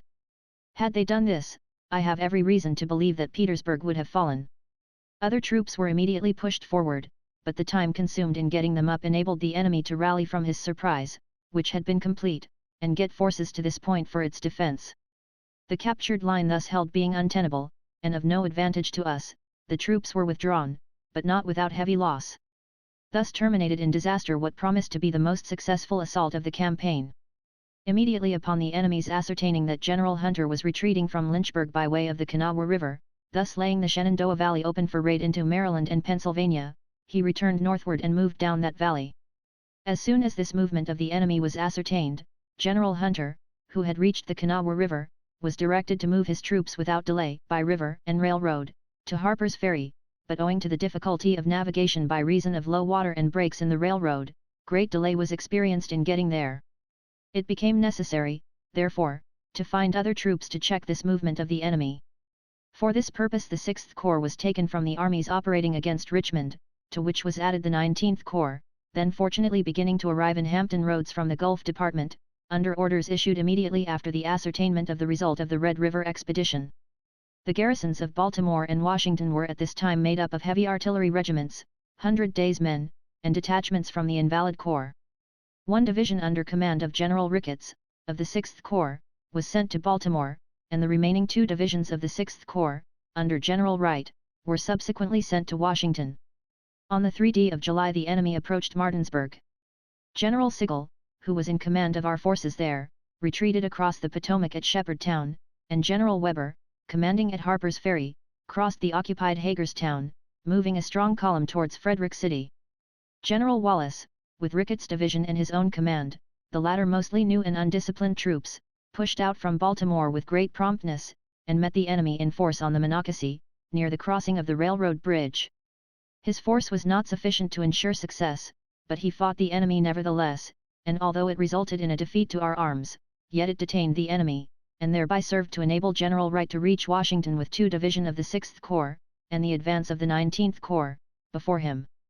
From Monocacy the enemy moved on Washington, his cavalry advance reaching Rockville on the evening of the 10th. On the 12th the reconnaissance was thrown out in front of Fort Stevens, to ascertain the enemy's position and force. A severe skirmish ensued, in which we lost about 280 in killed and wounded. The enemy's loss was probably greater. He commenced retreating during the night. Learning the exact condition of affairs at Washington, I requested by telegraph, at 45 minutes past 11 p.m., on the 12th, the assignment of Major General H.G. Wright to the command of all the troops that could be made available to operate in the field against the enemy, and directed that he should get outside of the trenches with all the force he could, and push early to the last moment. General Wright commenced the pursuit on the 13th, on the 18th the enemy was overtaken at Snicker's Ferry, on the Shenandoah, when a sharp skirmish occurred, and on the 20th, General Averill encountered and defeated a portion of the rebel army at Winchester, capturing 4 pieces of artillery and several hundred prisoners. Learning that Early was retreating south towards Lynchburg or Richmond, I directed that the 6th and 19th Corps be got back to the armies operating against Richmond, so that they might be used in a movement against Lee before the return of the troops sent by him into the valley, and that Hunter should remain in the Shenandoah Valley, keeping between any force of the enemy and Washington, acting on the defensive as much as possible. I felt that if the enemy had any notion of returning, the fact would be developed before the 6th and 19th Corps could leave Washington. Subsequently, the 19th Corps was accepted from the order to return to the James. About the 25th it became evident that the enemy was again advancing upon Maryland and Pennsylvania, and the 6th Corps, then at Washington, was ordered back to the vicinity of Harper's Ferry. The rebel force moved down the valley, and sent a raiding party into Pennsylvania which on the 30th burned Chambersburg, and then retreated, pursued by our cavalry, towards Cumberland. They were met and defeated by General Kelly, and with diminished numbers escaped into the mountains of West Virginia. From the time of the first raid the telegraph wires were frequently down between Washington and City Point, making it necessary to transmit messages a part of the way by boat. It took from 24 to 36 hours to get dispatches through, and return answers would be received showing a different state of facts from those on which they were based, causing confusion and apparent contradiction of orders that must have considerably embarrassed those who had to execute them, and rendered operations against the enemy less effective than they otherwise would have been. To remedy this evil, it was evident to my mind that some person should have the supreme command of all the forces in the Department of West Virginia, Washington, Susquehanna, and the Middle Department, and I so recommended. On the 2d of August, I ordered General Sheridan to report in person to Major General Halleck, Chief of Staff, at Washington, with a view to his assignment to the command of all the forces against Early. At this time the enemy was concentrated in the neighborhood of Winchester, while our forces, under General Hunter, were concentrated on the Monocacy, at the crossing of the Baltimore and Ohio Railroad, leaving open to the enemy western Maryland and southern Pennsylvania. From where I was, I hesitated to give positive orders for the movement of our forces at Monocacy, lest by so doing I should expose Washington. Therefore, on the 4th, I left City Point to visit Hunter's command, and determine for myself what was best to be done. On arrival there, and after consultation with General Hunter, I issued to him the following instructions. Monocacy Bridge, Maryland. August 5, 1864, 8 p.m. General, concentrate all your available force without delay in the vicinity of Harper's Ferry, leaving only such railroad guards and garrisons for public property as may be necessary. Use, in this concentrating, the railroad, if by so doing time can be saved. From Harper's Ferry, if it is found that the enemy has moved north of the Potomac in large force, push north, following him and attacking him wherever found, follow him, if driven south of the Potomac, as long as it is safe to do so. If it is ascertained that the enemy has but a small force north of the Potomac, then push south with the main force, detaching under a competent commander, a sufficient force to look after the raiders, and drive them to their homes. In detaching such a force, the brigade of the cavalry now en route from Washington via Rockville may be taken into account. There are now on their way to join you 3 other brigades of the best cavalry, numbering at least 5,000 men and horses. These will be instructed, in the absence of further orders, to join you by the south side of the Potomac. 1 brigade will probably start tomorrow. In pushing up the Shenandoah Valley, where it is expected you will have to go first or last, it is desirable that nothing should be left to invite the enemy to return. Take all provisions, forage, and stock wanted for the use of your command, such as cannot be consumed, destroy. It is not desirable that the buildings should be destroyed, they should rather be protected, but the people should be informed that, so long as an army can subsist among them, recurrence of theses raids must be expected, and we are determined to stop them at all hazards. Bear in mind, the object is to drive the enemy south, and to do this you want to keep him always in sight. Be guided in your course by the course he takes. Make your own arrangements for supplies of all kinds, giving regular vouchers for such as may be taken from loyal citizens in the country through which you march. U.S. Grant, Lieutenant General. Major General D. Hunter.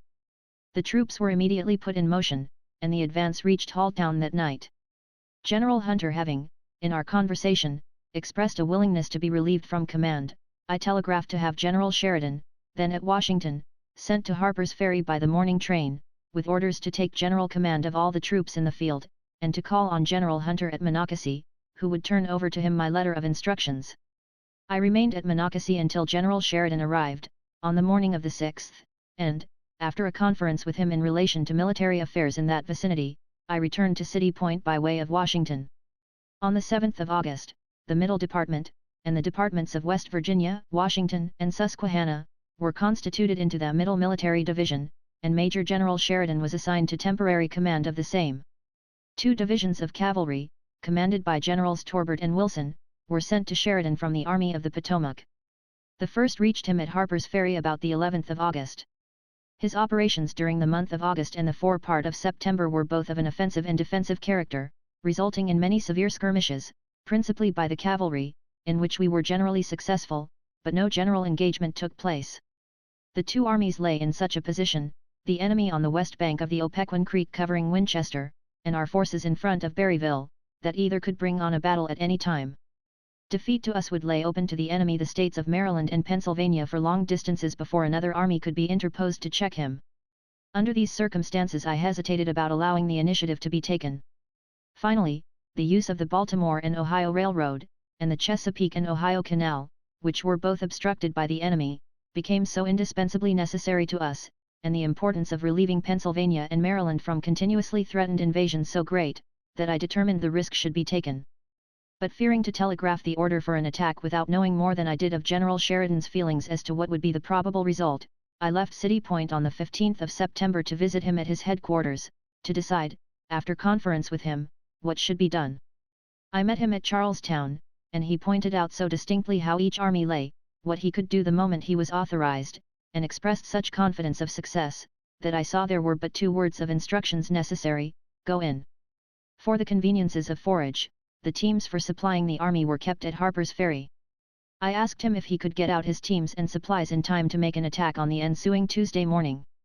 His reply was, that he could before daylight on Monday. He was off promptly to time, and I may here add, that the result was such that I have never since deemed it necessary to visit General Sheridan before giving him orders. Early on the morning of the 19th, General Sheridan attacked General Early at the crossing on the Opequon Creek, and after a most sanguinary and bloody battle, lasting until 5 o'clock in the evening, defeated him with heavy loss, carrying his entire position from Opequon Creek to Winchester, capturing several thousand prisoners and 5 pieces of artillery. The enemy rallied, and made a stand in a strong position at Fisher's Hill, where he was attacked, and again defeated with heavy loss on the 20th 2-2d. Sheridan pursued him with great energy through Harrisonburg, Stanton, and the gaps of the Blue Ridge. After stripping the upper valley of most of the supplies and provisions for the rebel army, he returned to Strasburg, and took position on the north side of Cedar Creek. Having received considerable reinforcements, General Early again returned to the valley, and, on the 9th of October, his cavalry encountered ours near Strasburg, where the rebels were defeated, with the loss of 11 pieces of artillery and 350 prisoners. On the night of the 18th, the enemy crossed the mountains which separate the branches of the Shenandoah, forded the North Fork, and early on the morning of the 19th, under cover of the darkness and the fog, surprised and turned our left flank, and captured the batteries which enfiladed our whole line. Our troops fell back with heavy loss and in much confusion, but were finally rallied between Middletown and Newtown. At this juncture, General Sheridan, who was at Winchester when the battle commenced, arrived on the field, arranged his lines just in time to repulse a heavy attack of the enemy, and immediately assuming the offensive, he attacked in turn with great vigor. The enemy was defeated with great slaughter, and the loss of most of his artillery and trains, and the trophies he had captured in the morning. The wreck of his army escaped during the night, and fled in the direction of Stanton and Lynchburg. Pursuit was made to Mount Jackson. Thus ended this, the enemy's last attempt to invade the north via the Shenandoah Valley. I was now enabled to return the 6th Corps to the Army of the Potomac, and to send one division from Sheridan's army to the Army of the James, and another to Savannah, Georgia, to hold Sherman's new acquisitions on the sea-coast, and thus enable him to move without detaching from his force for that purpose. Reports from various sources led me to believe that the enemy had detached 3 divisions from Petersburg to reinforce Early in the Shenandoah Valley. I therefore sent the 2D Corps and Gregg's division of cavalry, of the Army of the Potomac, and a force of General Butler's army, on the night of the 13th of August, to threaten Richmond from the north side of the James, to prevent him from sending troops away, and, if possible, to draw back those sent. In this move we captured 6 pieces of artillery and several hundred prisoners, detained troops that were under marching orders, and ascertained that but one division, Kershaw's, of the 3 reputed detached, had gone. The enemy having withdrawn heavily from Petersburg to resist this movement, the 5th Corps, General Warren commanding, was moved out on the 18th, and took possession of the Weldon Railroad. During the day he had considerable fighting. To regain possession of the road, the enemy made repeated and desperate assaults, but was each time repulsed with great loss. On the night of the 20th, the troops on the north side of the James were withdrawn, and Hancock and Gregg returned to the front at Petersburg. On the 25th, the 2D Corps and Gregg's division of cavalry, while at Reams's station destroying the railroad, were attacked, and after desperate fighting, a part of our line gave way, and 5 pieces of artillery fell into the hands of the enemy. By the 12th of September, a branch railroad was completed from the City Point and Petersburg Railroad to the Weldon Railroad, enabling us to supply, without difficulty, in all weather, the army in front of Petersburg.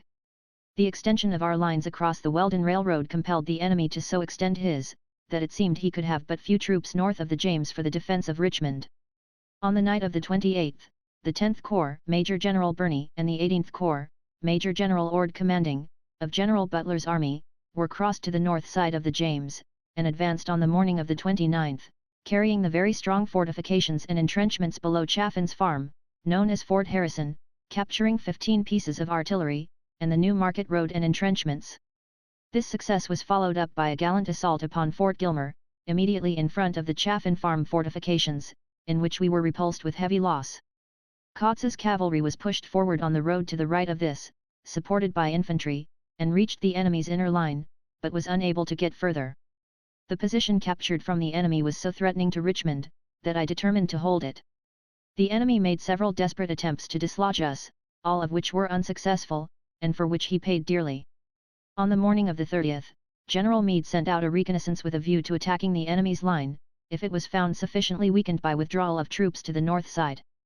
In this reconnaissance we captured and held the enemy's works near Poplar Spring Church.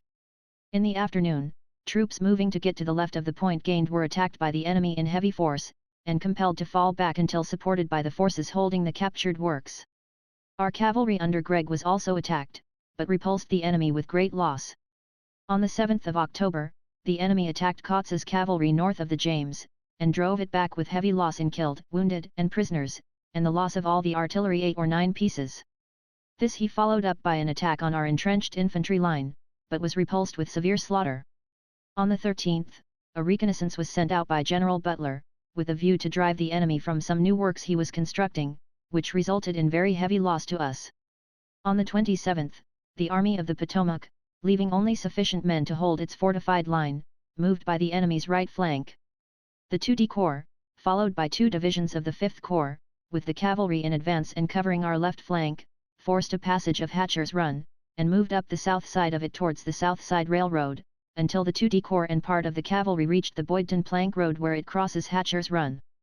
At this point we were 6 miles distant from the South Side Railroad, which I had hoped by this movement to reach and hold. But finding that we had not reached the end of the enemy's fortifications, and no place presenting itself for a successful assault by which he might be doubled up and shortened, I determined to withdraw to within our fortified line. Orders were given accordingly. Immediately upon receiving a report that General Warren had connected with General Hancock, I returned to my headquarters. Soon after I left, the enemy moved out across Hatcher's Run, in the gap between Generals Hancock and Warren, which was not closed as reported, and made a desperate attack on General Hancock's right and rear. General Hancock immediately faced his corps to meet it, and after a bloody combat drove the enemy within his works, and withdrew that night to his old position. In support of this movement, General Butler made a demonstration on the north side of the James, and attacked the enemy on the Williamsburg Road, and also on the York River Railroad. In the former he was unsuccessful, in the latter he succeeded in carrying a work which was afterwards abandoned, and his forces withdrawn to their former positions. From this time forward the operations in front of Petersburg and Richmond, until the spring campaign of 1865, were confined to the defense and extension of our lines, and to offensive movements for crippling the enemy's lines of communication, and to prevent his detaching any considerable force to send south. By the 7th of February, our lines were extended to Hatcher's Run, and the Weldon Railroad had been destroyed to Hicksford.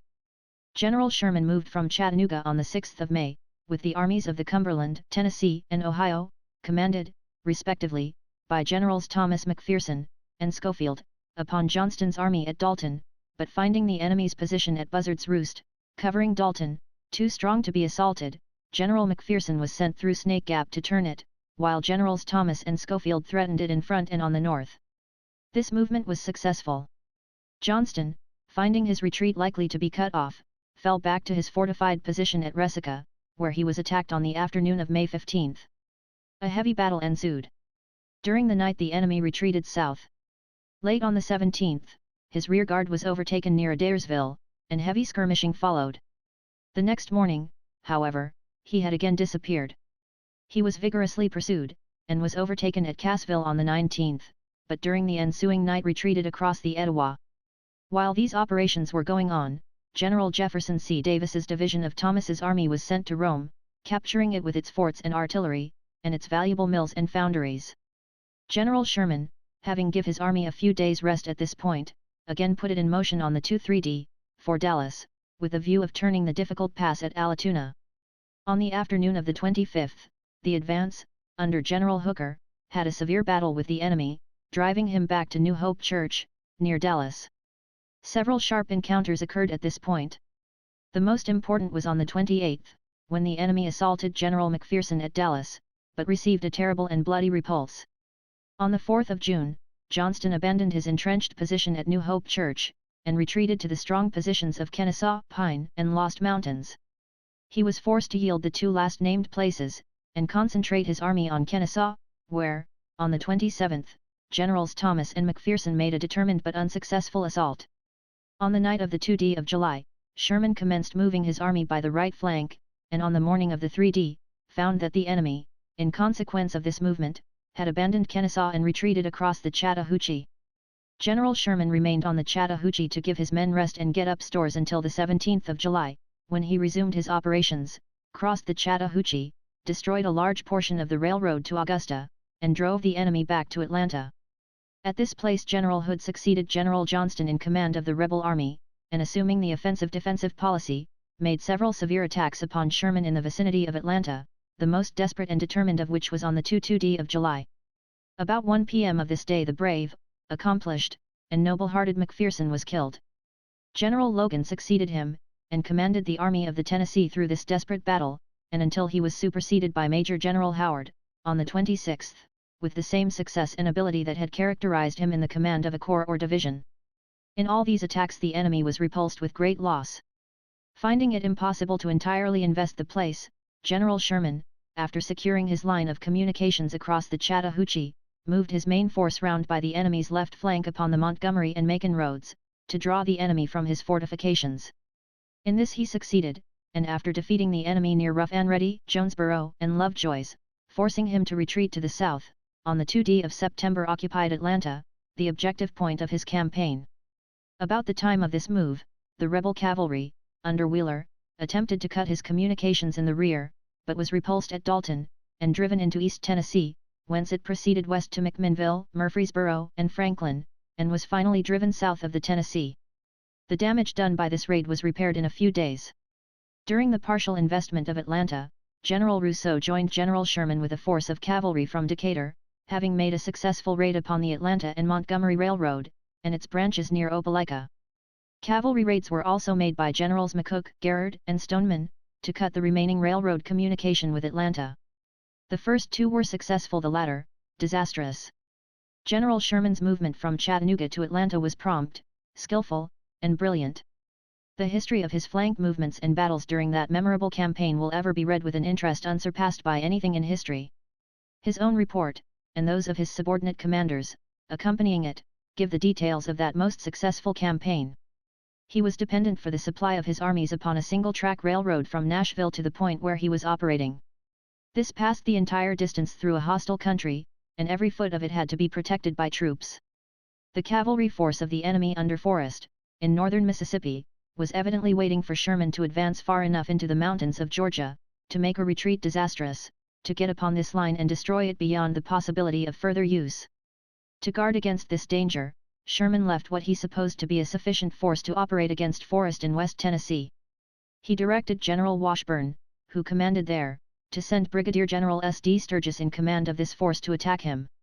On the morning of the 10th of June, General Sturgis met the enemy near Guntown, Mississippi, was badly beaten, and driven back in utter rout and confusion to Memphis, a distance of about 100 miles, hotly pursued by the enemy.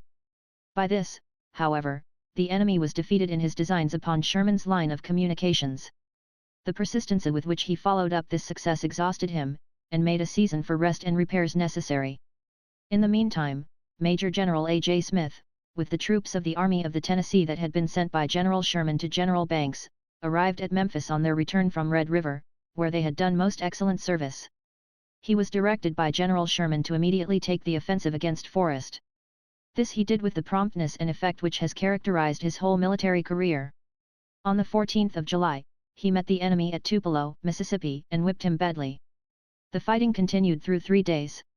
Our loss was small compared with that of the enemy. Having accomplished the object of his expedition, General Smith returned to Memphis. During the months of March and April this same force under Forrest annoyed us considerably. On the 24th of March it captured Union City, Kentucky, and its garrison, and on the 24th attacked Paducah, commanded by Colonel S. G. Hicks, 40th Illinois Volunteers. Colonel H., having but a small force, withdrew to the forts near the river, from where he repulsed the enemy and drove him from the place. On the 13th of April, part of this force, under the rebel General Buford, summoned the garrison of Columbus, Kentucky, to surrender, but received for reply from Colonel Lawrence, 34th New Jersey Volunteers, that being placed there by his government with adequate force to hold his post and repel all enemies from it, surrender was out of the question. On the morning of the same day Forrest attacked Fort Pillow, Tennessee, garrisoned by a detachment of Tennessee cavalry and the 1st Regiment Alabama Colored Troops, commanded by Major Booth. The garrison fought bravely until about 3 o'clock in the afternoon, when the enemy carried the works by assault, and, after our men threw down their arms, proceeded to an inhuman and merciless massacre of the garrison. On the 14th, General Buford, having failed at Columbus, appeared before Paducah, but was again driven off. Guerrillas and raiders, seemingly emboldened by Forrest's operations, were also very active in Kentucky. The most noted of these was Morgan. With a force of from 2,000 to 3,000 cavalry, he entered the state through Pound Gap in the latter part of May. On the 11th of June they attacked and captured Cynthiana, with its entire garrison. On the 12th he was overtaken by General Burbridge, and completely routed with heavy loss, and was finally driven out of the state. This notorious guerrilla was afterwards surprised and killed near Greenville, Tennessee, and his command captured and dispersed by General Gillem. In the absence of official reports of the commencement of the Red River expedition, except so far as relates to the movements of the troops sent by General Sherman under General A.J. Smith, I am unable to give the date of its starting. The troops under General Smith, comprising 2 divisions of the 16th and a detachment of the 17th Army Corps, left Vicksburg on the 10th of March, and reached the designated point on Red River 1 day earlier than that appointed by General Banks. The rebel forces at Fort de Russy, thinking to defeat him, left the fort on the 14th to give him battle in the open field, but, while occupying the enemy with skirmishing and demonstrations, Smith pushed forward to Fort de Russy, which had been left with a weak garrison, and captured it with its garrison about 350 men, 11 pieces of artillery, and many small arms. Our loss was but slight. On the 15th he pushed forward to Alexandria, which place he reached on the 18th. On the 21st he had an engagement with the enemy at Henderson's Hill, in which he defeated him, capturing 210 prisoners and 4 pieces of artillery. On the 28th, he again attacked and defeated the enemy under the rebel General Taylor, at Cane River. By the 26th, General Banks had assembled his whole army at Alexandria, and pushed forward to Grand Ecore. On the morning of April 6 he moved from Grand Ecore. On the afternoon of the 7th, he advanced and met the enemy near Pleasant Hill, and drove him from the field. On the same afternoon the enemy made a stand 8 miles beyond Pleasant Hill, but was again compelled to retreat. On the 8th, at Sabine Crossroads and Peach Hill, the enemy attacked and defeated his advance, capturing 19 pieces of artillery and an immense amount of transportation and stores. During the night, General Banks fell back to Pleasant Hill, where another battle was fought on the 9th, and the enemy repulsed with great loss. During the night, General Banks continued his retrograde movement to Grand Ecore, and thence to Alexandria, which he reached on the 27th of April. Here a serious difficulty arose in getting Admiral Porter's fleet which accompanied the expedition, over the rapids, the water having fallen so much since they passed up as to prevent their return. At the suggestion of Colonel, now Brigadier General, Bailey, and under his superintendence, wing dams were constructed, by which the channel was contracted so that the fleet passed down the rapids in safety. The army evacuated Alexandria on the 14th of May, after considerable skirmishing with the enemy's advance, and reached Morganzia and Point Capee near the end of the month. The disastrous termination of this expedition, and the lateness of the season, rendered impracticable the carrying out of my plans of a movement in force sufficient to ensure the capture of Mobile. On the 2-3d of March, Major General Steele left Little Rock with the 7th Army Corps, to cooperate with General Banks's expedition on the Red River, and reached Arkadelphia on the 28th. On the 16th of April, after driving the enemy before him, he was joined, near Ilkins Ferry, in Washita County, by General Thayer, who had marched from Fort Smith. After several severe skirmishes, in which the enemy was defeated, General Steele reached Camden, which he occupied about the middle of April. On learning the defeat and consequent retreat of General Banks on Red River, and the loss of one of his own trains at Marks Mill, in Dallas County, General Steele determined to fall back to the Arkansas River. He left Camden on the 26th of April, and reached Little Rock on the 2d of May.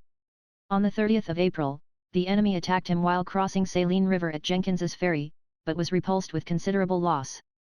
Our loss was about 600 in killed, wounded, and prisoners. Major General Canby, who had been assigned to the command of the Military Division of the West Mississippi, was therefore directed to send the 19th Army Corps to join the armies operating against Richmond, and to limit the remainder of his command to such operations as might be necessary to hold the positions and lines of communications he then occupied. Before starting General A.J. Smith's troops back to Sherman, General Canby sent a part of it to disperse a force of the enemy that was collecting near the Mississippi River. General Smith met and defeated this force near Lake Chickett on the 5th of June. Our loss was about 40 killed and 70 wounded. In the latter part of July, General Canby sent Major General Gordon Granger, with such forces as he could collect, to cooperate with Admiral Farragut against the defenses of Mobile Bay. On the 8th of August, Fort Gaines surrendered to the combined naval and land forces. Fort Powell was blown up and abandoned. On the 9th, Fort Morgan was invested, and, after a severe bombardment, surrendered on the 2-3d. The total captures amounted to 1,464 prisoners, and 104 pieces of artillery.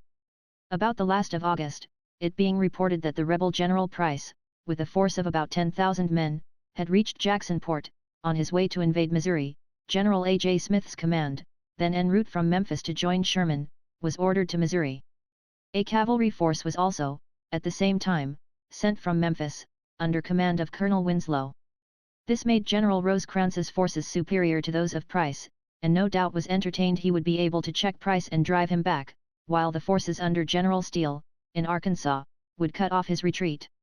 On the 26th day of September, Price attacked Pilot Knob and forced the garrison to retreat, and thence moved north to the Missouri River, and continued up that river towards Kansas. General Curtis, commanding Department of Kansas, immediately collected such forces as he could to repel the invasion of Kansas, while General Rosecrans's cavalry was operating in his rear. The enemy was brought to battle on the Big Blue and defeated, with the loss of nearly all his artillery and trains and a large number of prisoners. He made a precipitate retreat to northern Arkansas. The impunity with which Price was enabled to roam over the state of Missouri for a long time, and the incalculable mischief done by him, show to how little purpose a superior force may be used. There is no reason why General Rosecrans should not have concentrated his forces, and beaten and driven Price before the latter reached Pilot Knob.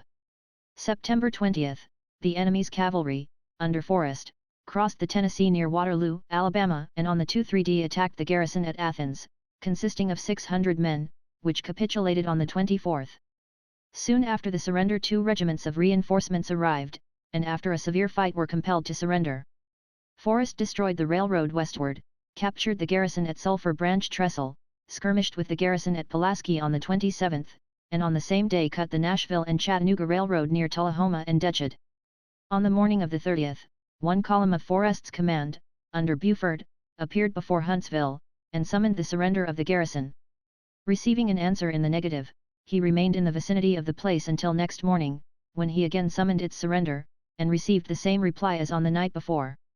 He withdrew in the direction of Athens, which place had been regarrisoned, and attacked it on the afternoon of the 1st of October, but without success. On the morning of the 2d he renewed his attack, but was handsomely repulsed.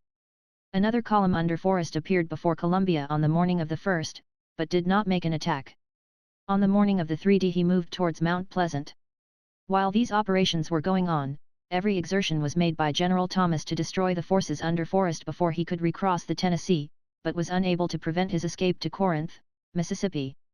In September, an expedition under General Burbridge was sent to destroy the salt works at Saltville, Virginia.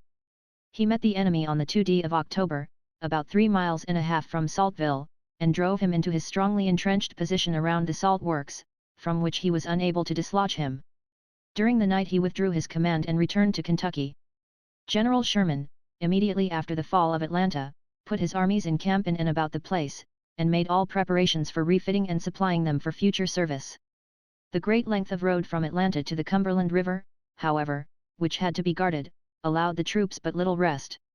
During this time Jefferson Davis made a speech in Macon, Georgia, which was reported in the papers of the South, and soon became known to the whole country, disclosing the plans of the enemy, thus enabling General Sherman to fully meet them. He exhibited the weakness of supposing that an army that had been beaten and fearfully decimated in a vain attempt at the defensive, could successfully undertake the offensive against the army that had so often defeated it. In execution of this plan, Hood, with this army, was soon reported to the southwest of Atlanta. Moving far to Sherman's right, he succeeded in reaching the railroad about Big Shanty, and moved north on it.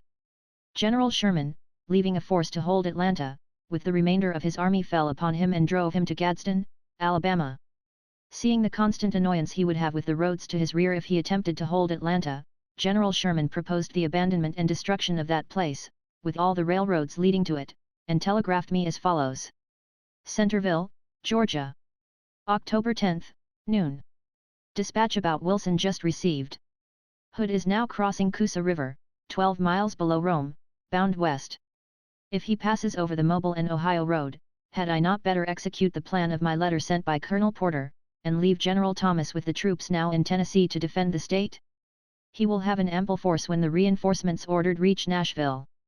W. T. Sherman, Major General. Lieutenant General Grant.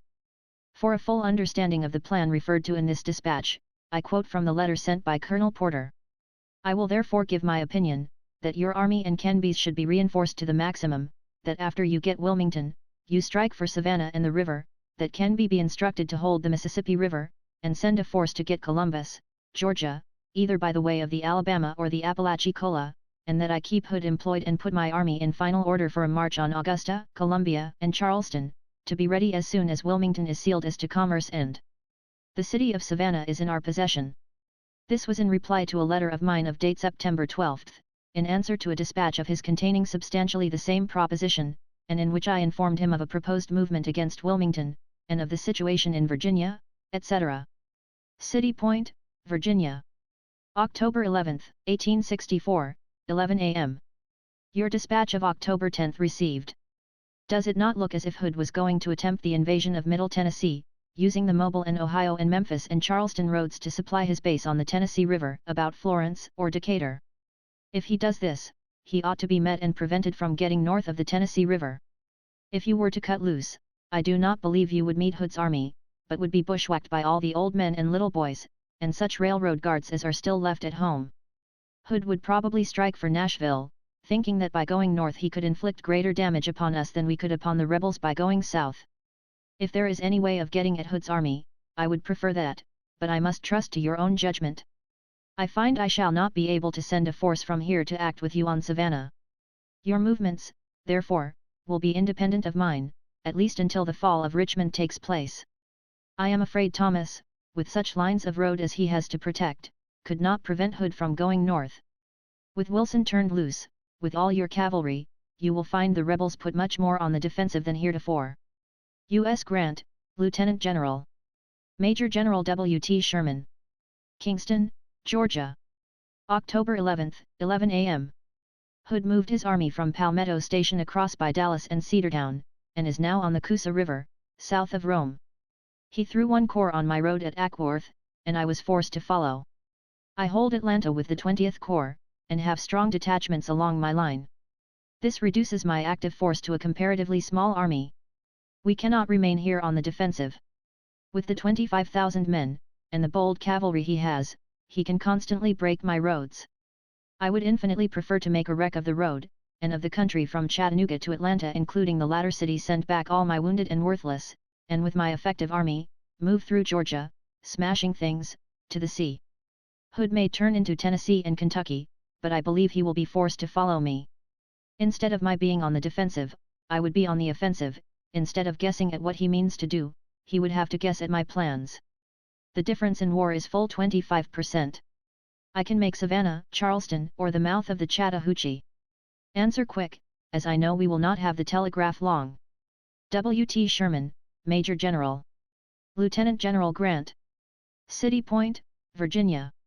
October 11, 1864, 11:30 p.m. Your dispatch of today received. If you are satisfied the trip to the seacoast can be made, holding the line of the Tennessee River firmly, you may make it, destroying all the railroads south of Dalton or Chattanooga, as you think best. U.S. Grant, Lieutenant General. Major General W. T. Sherman. It was the original design to hold Atlanta, and by getting through to the coast, with the garrison left on the southern railroads leading east and west, through Georgia, to effectually sever the east from the west. In other words, cut the would-be Confederacy in two again, as it had been cut once by our gaining possession of the Mississippi River. General Sherman's plan virtually effected this object. General Sherman commenced at once his preparations for his proposed movement, keeping his army in position in the meantime to watch Hood. Becoming satisfied that Hood had moved westward from Gadsden across Sand Mountain, General Sherman sent the 4th Corps, Major General Stanley commanding, and the 2-3d Corps, Major General Schofield commanding, back to Chattanooga to report to Major General Thomas, at Nashville, whom he had placed in command of all the troops of his military division, save the 4 Army Corps and Cavalry Division he designed to move with through Georgia. With the troops thus left at his disposal, there was little doubt that General Thomas could hold the line of the Tennessee, or, in the event Hood should force it, would be able to concentrate and beat him in battle. It was therefore readily consented to that Sherman should start for the seacoast. Having concentrated his troops at Atlanta by the 14th of November, he commenced his march, threatening both Augusta and Macon. His coming out point could not be definitely fixed. Having to gather his subsistence as he marched through the country, it was not impossible that a force inferior to his own might compel him to head for such point as he could reach, instead of such as he might prefer. The blindness of the enemy, however, in ignoring his movement, and sending Hood's army, the only considerable force he had west of Richmond and east of the Mississippi River, northward on an offensive campaign, left the whole country open, and Sherman's route to his own choice. How that campaign was conducted, how little opposition was met with, the condition of the country through which the armies passed, the capture of Fort McAllister, on the Savannah River, and the occupation of Savannah on the 21st of December, are all clearly set forth in General Sherman's admirable report. Soon after General Sherman commenced his march from Atlanta, 2 expeditions, one from Baton Rouge, Louisiana, and one from Vicksburg, Mississippi, were started by General Canby to cut the enemy's lines of communication with Mobile and detain troops in that field. General Foster, commanding Department of the South, also sent an expedition, via Broad River, to destroy the railroad between Charleston and Savannah. The expedition from Vicksburg, under command of Brevet Brigadier General E.D. Osband, Colonel 3D United States Colored Cavalry, captured, on the 27th of November, and destroyed the Mississippi Central Railroad bridge and trestle work over Big Black River, near Canton, 30 miles of the road, and 2 locomotives, besides large amounts of stores. The expedition from Baton Rouge was without favorable results. The expedition from the Department of the South, under the immediate command of Brigadier General John P. Hatch, consisting of about 5,000 men of all arms, including a brigade from the Navy, proceeded up Broad River and debarked at Boyd's Neck on the 29th of November, from where it moved to strike the railroad at Grahamsville. At Honey Hill, about 3 miles from Grahamsville, the enemy was found and attacked in a strongly fortified position, which resulted, after severe fighting, in our repulse with a loss of 746 in killed, wounded, and missing. During the night General Hatch withdrew. On the 6th of December General Foster obtained a position covering the Charleston and Savannah Railroad, between the Coosawhatchee and Tulifinny rivers. Hood, instead of following Sherman, continued his move northward, which seemed to me to be leading to his certain doom. At all events, had I had the power to command both armies, I should not have changed the orders under which he seemed to be acting. On the 26th of October, the advance of Hood's army attacked the garrison at Decatur, Alabama, but failing to carry the place, withdrew towards Cortland, and succeeded, in the face of our cavalry, in effecting a lodgment on the north side of the Tennessee River, near Florence. On the 28th, Forrest reached the Tennessee, at Fort Hyman, and captured a gunboat and 3 transports. On the 2d of November he planted batteries above and below Johnsonville, on the opposite side of the river, isolating 3 gunboats and 8 transports. On the 4th the enemy opened his batteries upon the place, and was replied to from the gunboats and the garrison. The gunboats becoming disabled were set on fire, as also were the transports, to prevent their falling into the hands of the enemy. About $1.5 million worth of store and property on the levee and in storehouses was consumed by fire. On the 5th the enemy disappeared and crossed to the north side of the Tennessee River, above Johnsonville, moving towards Clifton, and subsequently joined Hood.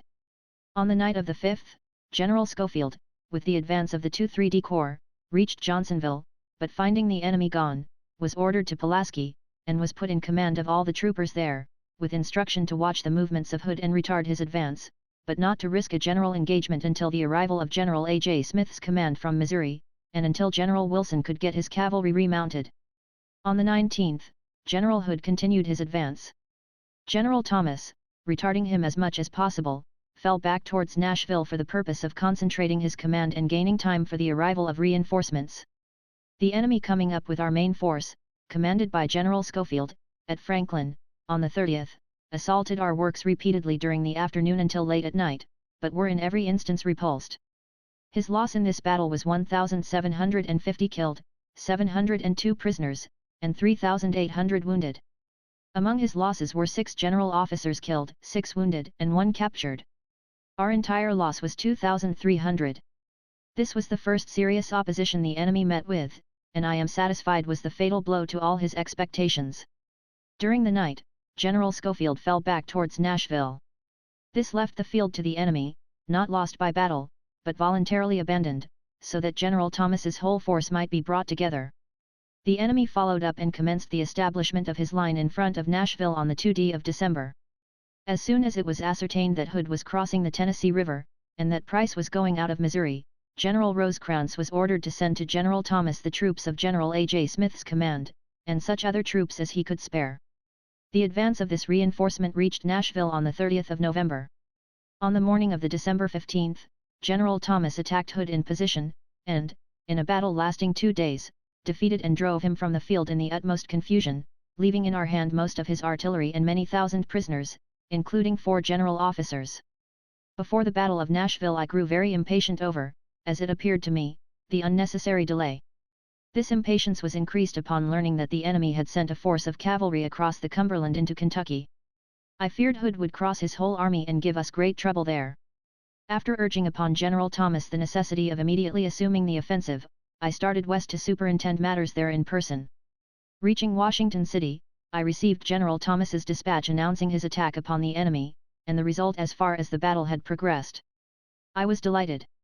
All fears and apprehensions were dispelled. I am not yet satisfied but that General Thomas, immediately upon the appearance of Hood before Nashville, and before he had time to fortify, should have moved out with his whole force and given him battle, instead of waiting to remount his cavalry, which delayed him until the inclemency of the weather made it impracticable to attack earlier than he did. But his final defeat of Hood was so complete, that it will be accepted as a vindication of that distinguished officer's judgment. After Hood's defeat at Nashville he retreated, closely pursued by cavalry and infantry, to the Tennessee River, being forced to abandon many pieces of artillery and most of his transportation. On the 28th of December our advanced forces ascertained that he had made good his escape to the south side of the river. About this time, the rains having set in heavily in Tennessee and North Alabama, making it difficult to move army transportation and artillery, General Thomas stopped the pursuit by his main force at the Tennessee River. A small force of cavalry, under Colonel W. J. Palmer, 15th Pennsylvania Volunteers, continued to follow Hood for some distance, capturing considerable transportation and all the enemy's pontoon bridge. The details of these operations will be found clearly set forth in General Thomas's report. A cavalry expedition, under Brevet Major General Grierson, started from Memphis on the 21st of December. On the 25th he surprised and captured Forrest's dismounted camp at Verona, Mississippi, on the Mobile and Ohio Railroad, destroyed the railroad, 16 cars loaded with wagons and pontoons for Hood's army, 4,000 new English carbines, and large amounts of public stores. On the morning of the 28th he attacked and captured a force of the enemy at Egypt, and destroyed a train of 14 cars, thence turning to the southwest, he struck the Mississippi Central Railroad at Winona, destroyed the factories and large amounts of stores at Bankston, and the machine shops and public property at Grenada, arriving at Vicksburg January 5. During the operations in Middle Tennessee, the enemy, with a force under General Breckinridge, entered East Tennessee. On the 13th of November he attacked General Gillem, near Morristown, capturing his artillery and several hundred prisoners. Gillem, with what was left of his command, retreated to Knoxville. Following up his success, Breckinridge moved to near Knoxville, but withdrew on the 18th, followed by General Ammon. Under the directions of General Thomas, General Stoneman concentrated the commands of Generals Burbridge and Gillem near Bean's Station to operate against Breckinridge, and destroy or drive him into Virginia, destroy the salt works at Saltville, and the railroad into Virginia as far as he could go without endangering his command. On the 12th of December he commenced his movement, capturing and dispersing the enemy's forces wherever he met them. On the 16th he struck the enemy, under Vaughan, at Marion, completely routing and pursuing him to Wytheville, capturing all his artillery, trains, and 198 prisoners, and destroyed Wytheville, with its stores and supplies, and the extensive lead works near there. Returning to Marion, he met a force under Breckinridge, consisting, among other troops, of the garrison of Saltville, that had started in pursuit. He at once made arrangements to attack it the next morning, but morning found Breckinridge gone. He then moved directly to Saltville, and destroyed the extensive salt works at that place, a large amount of stores, and captured 8 pieces of artillery. Having thus successfully executed his instructions, he returned General Burbridge to Lexington and General Gillem to Knoxville. Wilmington, North Carolina, was the most important seacoast port left to the enemy through which to get supplies from abroad, and send cotton and other products out by blockade runners, besides being a place of great strategic value. The Navy had been making strenuous exertions to seal the harbor of Wilmington, but with only partial effect. The nature of the outlet of Cape Fear River was such, that it required watching for so great a distance that, without possession of the land north of New Inlet, or Fort Fisher, it was impossible for the Navy to entirely close the harbor against the entrance of blockade runners.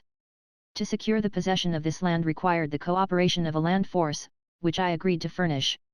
Immediately commenced the assemblage in Hampton Roads, under Admiral D. Porter, of the most formidable armada ever collected for concentration upon one given point. This necessarily attracted the attention of the enemy, as well as that of the loyal North, and through the imprudence of the public press, and very likely of officers of both branches of service, the exact object of the expedition became a subject of common discussion in the newspapers both North and South. The enemy, thus warned, prepared to meet it. This caused a postponement of the expedition until the later part of November, when, being again called upon by Honorable G. V. Fox, Assistant Secretary of the Navy, I agreed to furnish the men required at once, and went myself, in company with Major General Butler, to Hampton Roads, where we had a conference with Admiral Porter as to the force required and the time of starting. A force of 6,500 men was regarded as sufficient. The time of starting was not definitely arranged, but it was thought all would be ready by the 6th of December, if not before. Learning, on the 30th of November, that Bragg had gone to Georgia, taking with him most of the forces about Wilmington, I deemed it of the utmost importance that the expedition should reach its destination before the return of Bragg, and directed General Butler to make all arrangements for the departure of Major General Weitzel, who had been designated to command the land forces, so that the Navy might not be detained one moment. On the 6th of December, the following instructions were given. City Point, Virginia, December 6, 1864. General, the first object of the expedition under General Weitzel is to close to the enemy the port of Wilmington. If successful in this, the second will be to capture Wilmington itself. There are reasonable grounds to hope for success, if advantage can be taken of the absence of the greater part of the enemy's forces now looking after Sherman in Georgia. The directions you have given for the numbers and equipment of the expedition are all right, except in the unimportant matter of where they embark and the amount of entrenching tools to be taken. The object of the expedition will be gained by effecting a landing on the mainland between Cape Fear River and the Atlantic, north of the north entrance to the river. Should such landing be effected while the enemy still holds Fort Fisher and the batteries guarding the entrance to the river, then the troops should entrench themselves, and, by co-operating with the Navy, effect the reduction and capture of those places. These in our hands, the Navy could enter the harbor, and the port of Wilmington would be sealed. Should Fort Fisher and the point of land on which it is built fall into the hands of our troops immediately on landing, then it will be worth the attempt to capture Wilmington by a forced march and surprise. If time is consumed in gaining the first object of the expedition, the second will become a matter of after consideration. The details for execution are entrusted to you and the officer immediately in command of the troops. Should the troops under General Weitzel fail to effect a landing at or near Fort Fisher, they will be returned to the armies operating against Richmond without delay. U.S. Grant, Lieutenant General. Major General B.F. Butler. General Butler commanding the army from which the troops were taken for this enterprise, and the territory within which they were to operate, military courtesy required that all orders and instructions should go through him. They were so sent, but General Weitzel has since officially informed me that he never received the foregoing instructions, nor was he aware of their existence, until he read General Butler's published official report of the Fort Fisher failure, with my endorsement and papers accompanying it.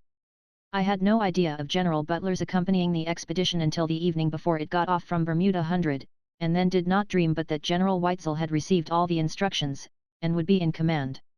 I rather formed the idea that General Butler was actuated by a desire to witness the effect of the explosion of the powder boat. The expedition was detained several days at Hampton Roads, awaiting the loading of the powder boat. The importance of getting the Wilmington expedition off without any delay, with or without the powder boat, had been urged upon General Butler, and he advised to so notify Admiral Porter. The expedition finally got off on the 13th of December, and arrived at the place of rendezvous, off New Inlet, near Fort Fisher, on the evening of the 15th. Admiral Porter arrived on the evening of the 18th, having put in at Beaufort to get ammunition for the monitors. The sea becoming rough, making it difficult to land troops, and the supply of water and coal being about exhausted, the transport fleet put back to Beaufort to replenish. This, with the state of the weather, delayed the return to the place of rendezvous until the 24th. The powder boat was exploded on the morning of the 24th, before the return of General Butler from Beaufort, but it would seem, from the notice taken of it in the southern newspapers, that the enemy were never enlightened as to the object of the explosion until they were informed by the northern press. On the 25th the landing was effected without opposition, and a reconnaissance, under Brevet Brigadier General Curtis, pushed up towards the fort. But before receiving a full report of the result of this reconnaissance, General Butler, in direct violation of the instructions given, ordered the re-embarkation of the troops and the return of the expedition. The re-embarkation was accomplished by the morning of the 27th. On the return of the expedition, officers and men, among them Brevet Major General, then Brevet Brigadier General, N.M. Curtis, 1st Lieutenant G.W. Ross, 117th Regiment New York Volunteers, 1st Lieutenant William H. Walling, and 2nd Lieutenant George Simpson, 142d New York Volunteers, voluntarily reported to me that when recalled they were nearly into the fort, and, in their opinion, it could have been taken without much loss. Soon after the return of the expedition, I received a dispatch from the Secretary of the Navy, and a letter from Admiral Porter, informing me that the fleet was still off Fort Fisher, and expressing the conviction that, under a proper leader, the place could be taken. The natural supposition with me was, that when the troops abandoned the expedition, the Navy would do so also.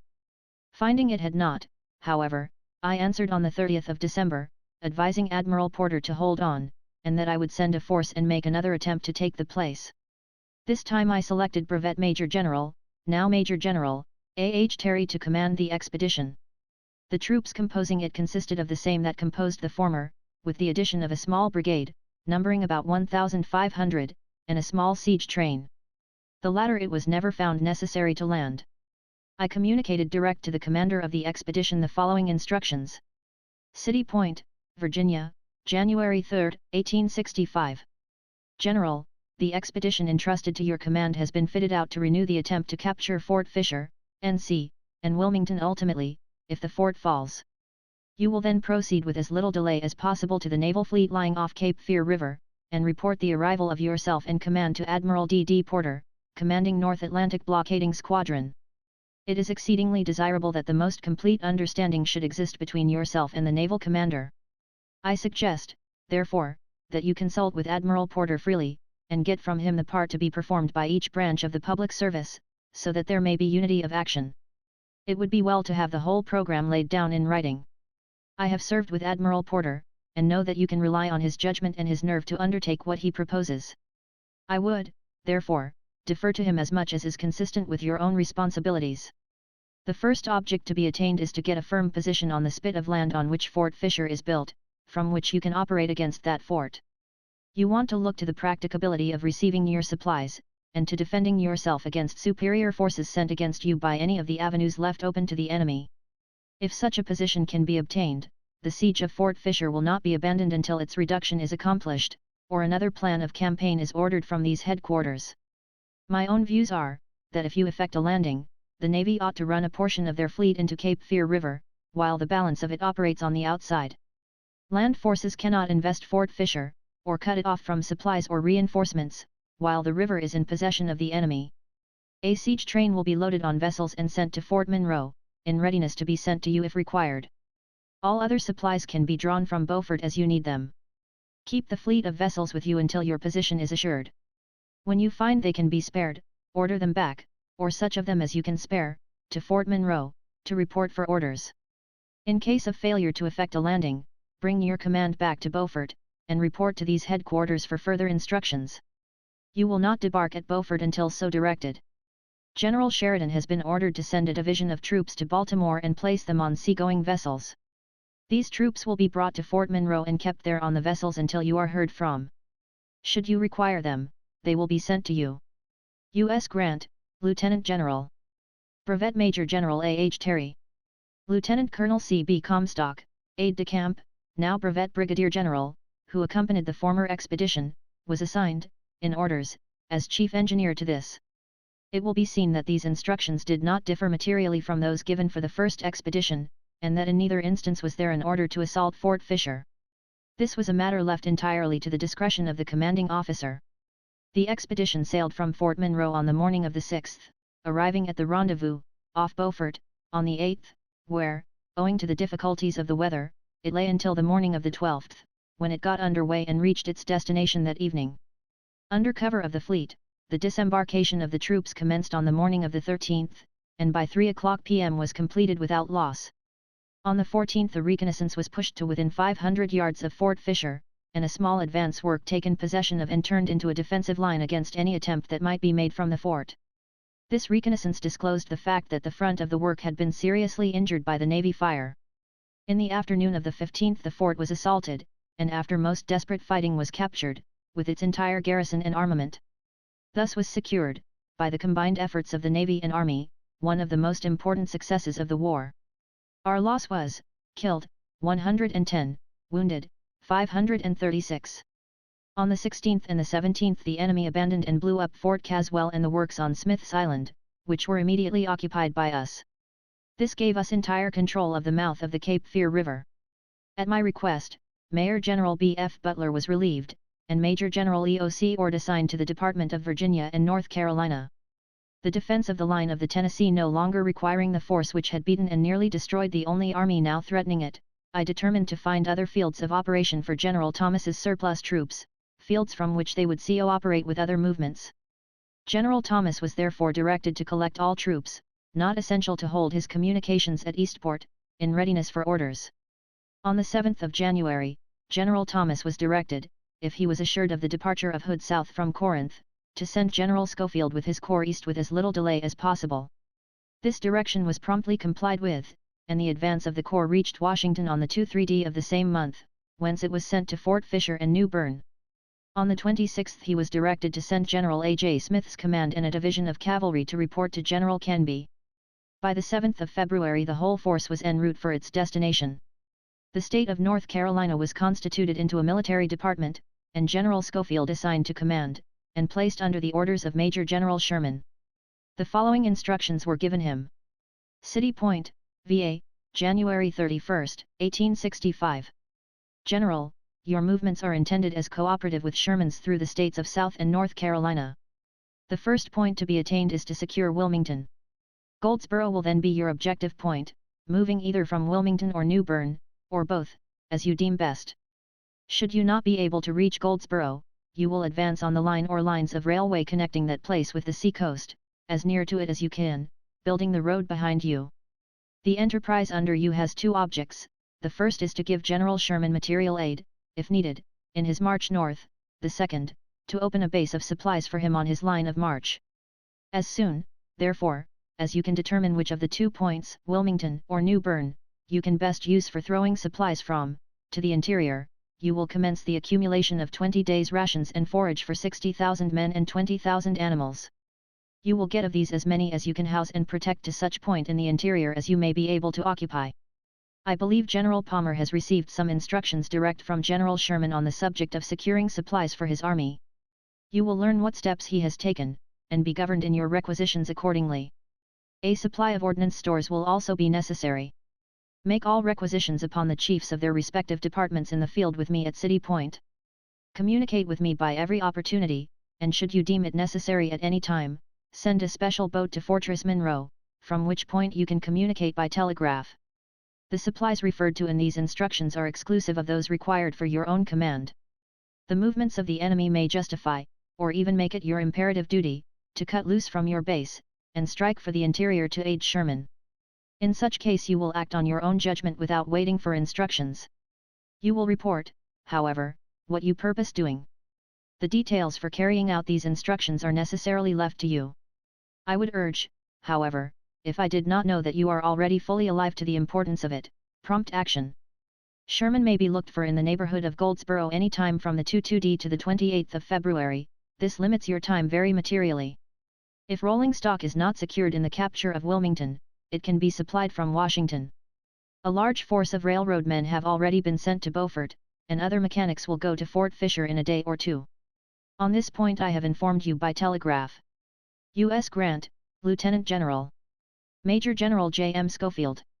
Previous to giving these instructions I had visited Fort Fisher, accompanied by General Schofield, for the purpose of seeing for myself the condition of things, and personally conferring with General Terry and Admiral Porter as to what was best to be done. Anticipating the arrival of General Sherman at Savannah, his army entirely footloose, Hood being then before Nashville, Tennessee, the southern railroads destroyed, so that it would take several months to re-establish a through line from west to east, and regarding the capture of Lee's army as the most important operation towards closing the rebellion, I sent orders to General Sherman on the 6th of December, that after establishing a base on the seacoast, with necessary garrison, to include all his artillery and cavalry, to come by water to City Point with the balance of his command. On the 18th of December, having received information of the defeat and utter rout of Hood's army by General Thomas, and that, owing to the great difficulty of procuring ocean transportation, it would take over 2 months to transport Sherman's army, and doubting whether he might not contribute as much towards the desired result by operating from where he was, I wrote to him to that effect, and asked him for his views as to what would be best to do. A few days after this I received a communication from General Sherman, of date December 16, acknowledging the receipt of my order of the 6th, and informing me of his preparations to carry it into effect as soon as he could get transportation.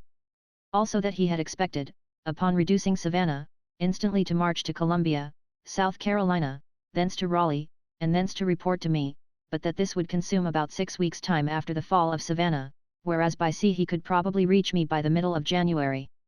The confidence he manifested in this letter of being able to march up and join me pleased me, and, without waiting for a reply to my letter of the 18th, I directed him, on the 28th of December, to make preparations to start as he proposed, without delay, to break up the railroads in North and South Carolina, and join the armies operating against Richmond as soon as he could.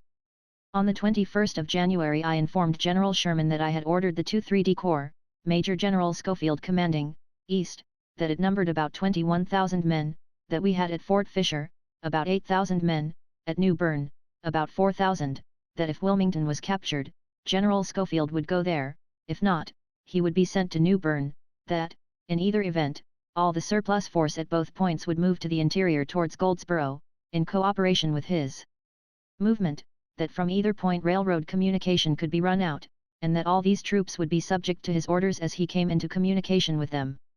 In obedience to his instructions, General Schofield proceeded to reduce Wilmington, North Carolina, in cooperation with the Navy under Admiral Porter, moving his forces up both sides of the Cape Fear River. Fort Anderson, the enemy's main defense on the west bank of the river, was occupied on the morning of the 19th, the enemy having evacuated it after our appearance before it. After fighting on 20th and 21st, our troops entered Wilmington on the morning of the 2-2d, the enemy having retreated towards Goldsboro during the night.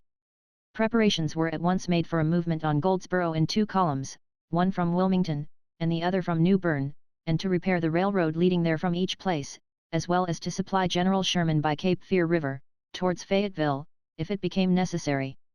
The column from New Bern was attacked on the 8th of March, at Wise's Forks, and driven back with the loss of several hundred prisoners. On the 11th the enemy renewed his attack upon our entrenched position, but was repulsed with severe loss, and fell back during the night. On the 14th the Neuse River was crossed and Kinston occupied, and on the 21st Goldsboro was entered. The column from Wilmington reached Cox's Bridge, on the Neuse River, 10 miles above Goldsboro, on the 2-2d. By the 1st of February, General Sherman's whole army was in motion from Savannah.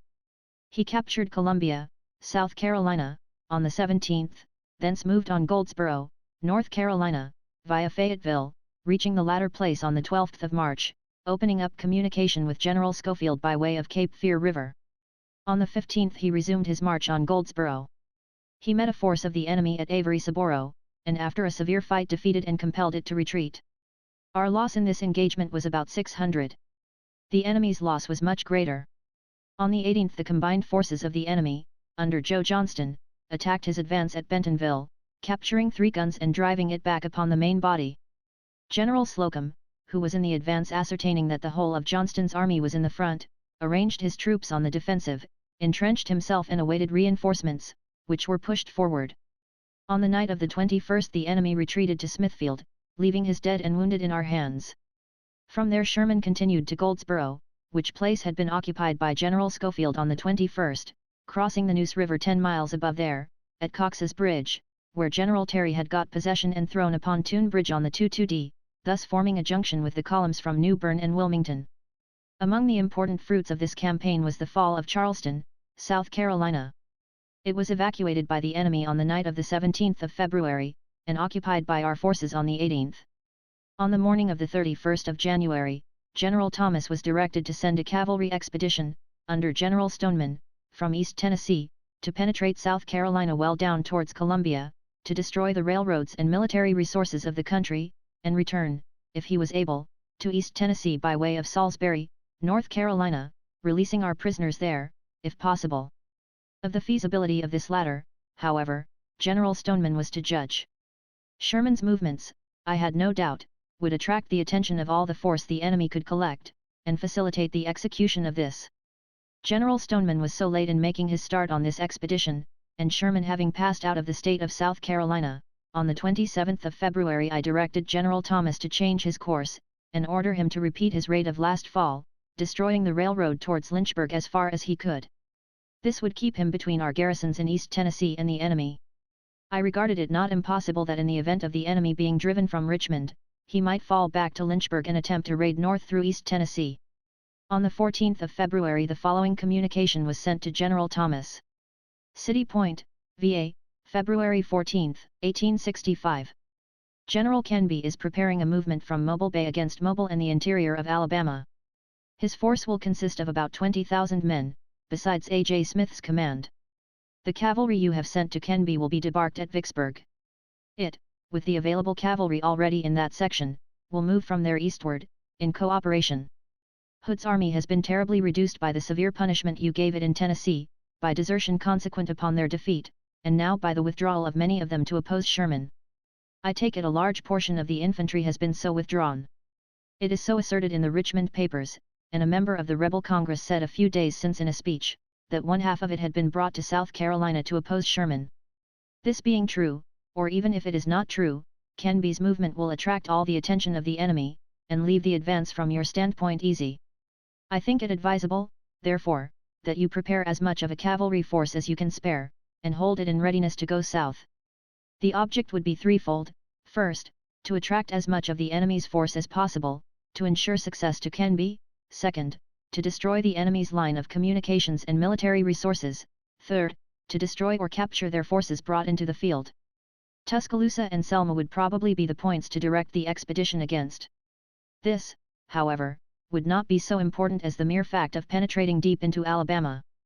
Discretion should be left to the officer commanding the expedition to go where, according to the information he may receive, he will best secure the objects named above. Now that your force has been so much depleted, I do not know what number of men you can put into the field. If not more than 5,000 men, however, all cavalry, I think it will be sufficient. It is not desirable that you should start this expedition until the one leaving Vicksburg has been 3 or 4 days out, or even a week. I do not know when it will start, but will inform you by telegraph as soon as I learn.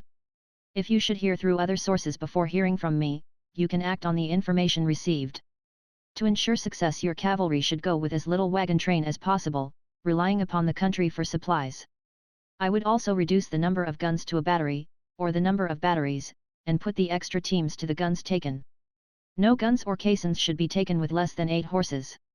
Please inform me by telegraph, on receipt of this, what force you think you will be able to send under these directions. U.S. Grant, Lieutenant General. Major General G. H. Thomas. On the 15th, he was directed to start the expedition as soon after the 20th as he could get it off.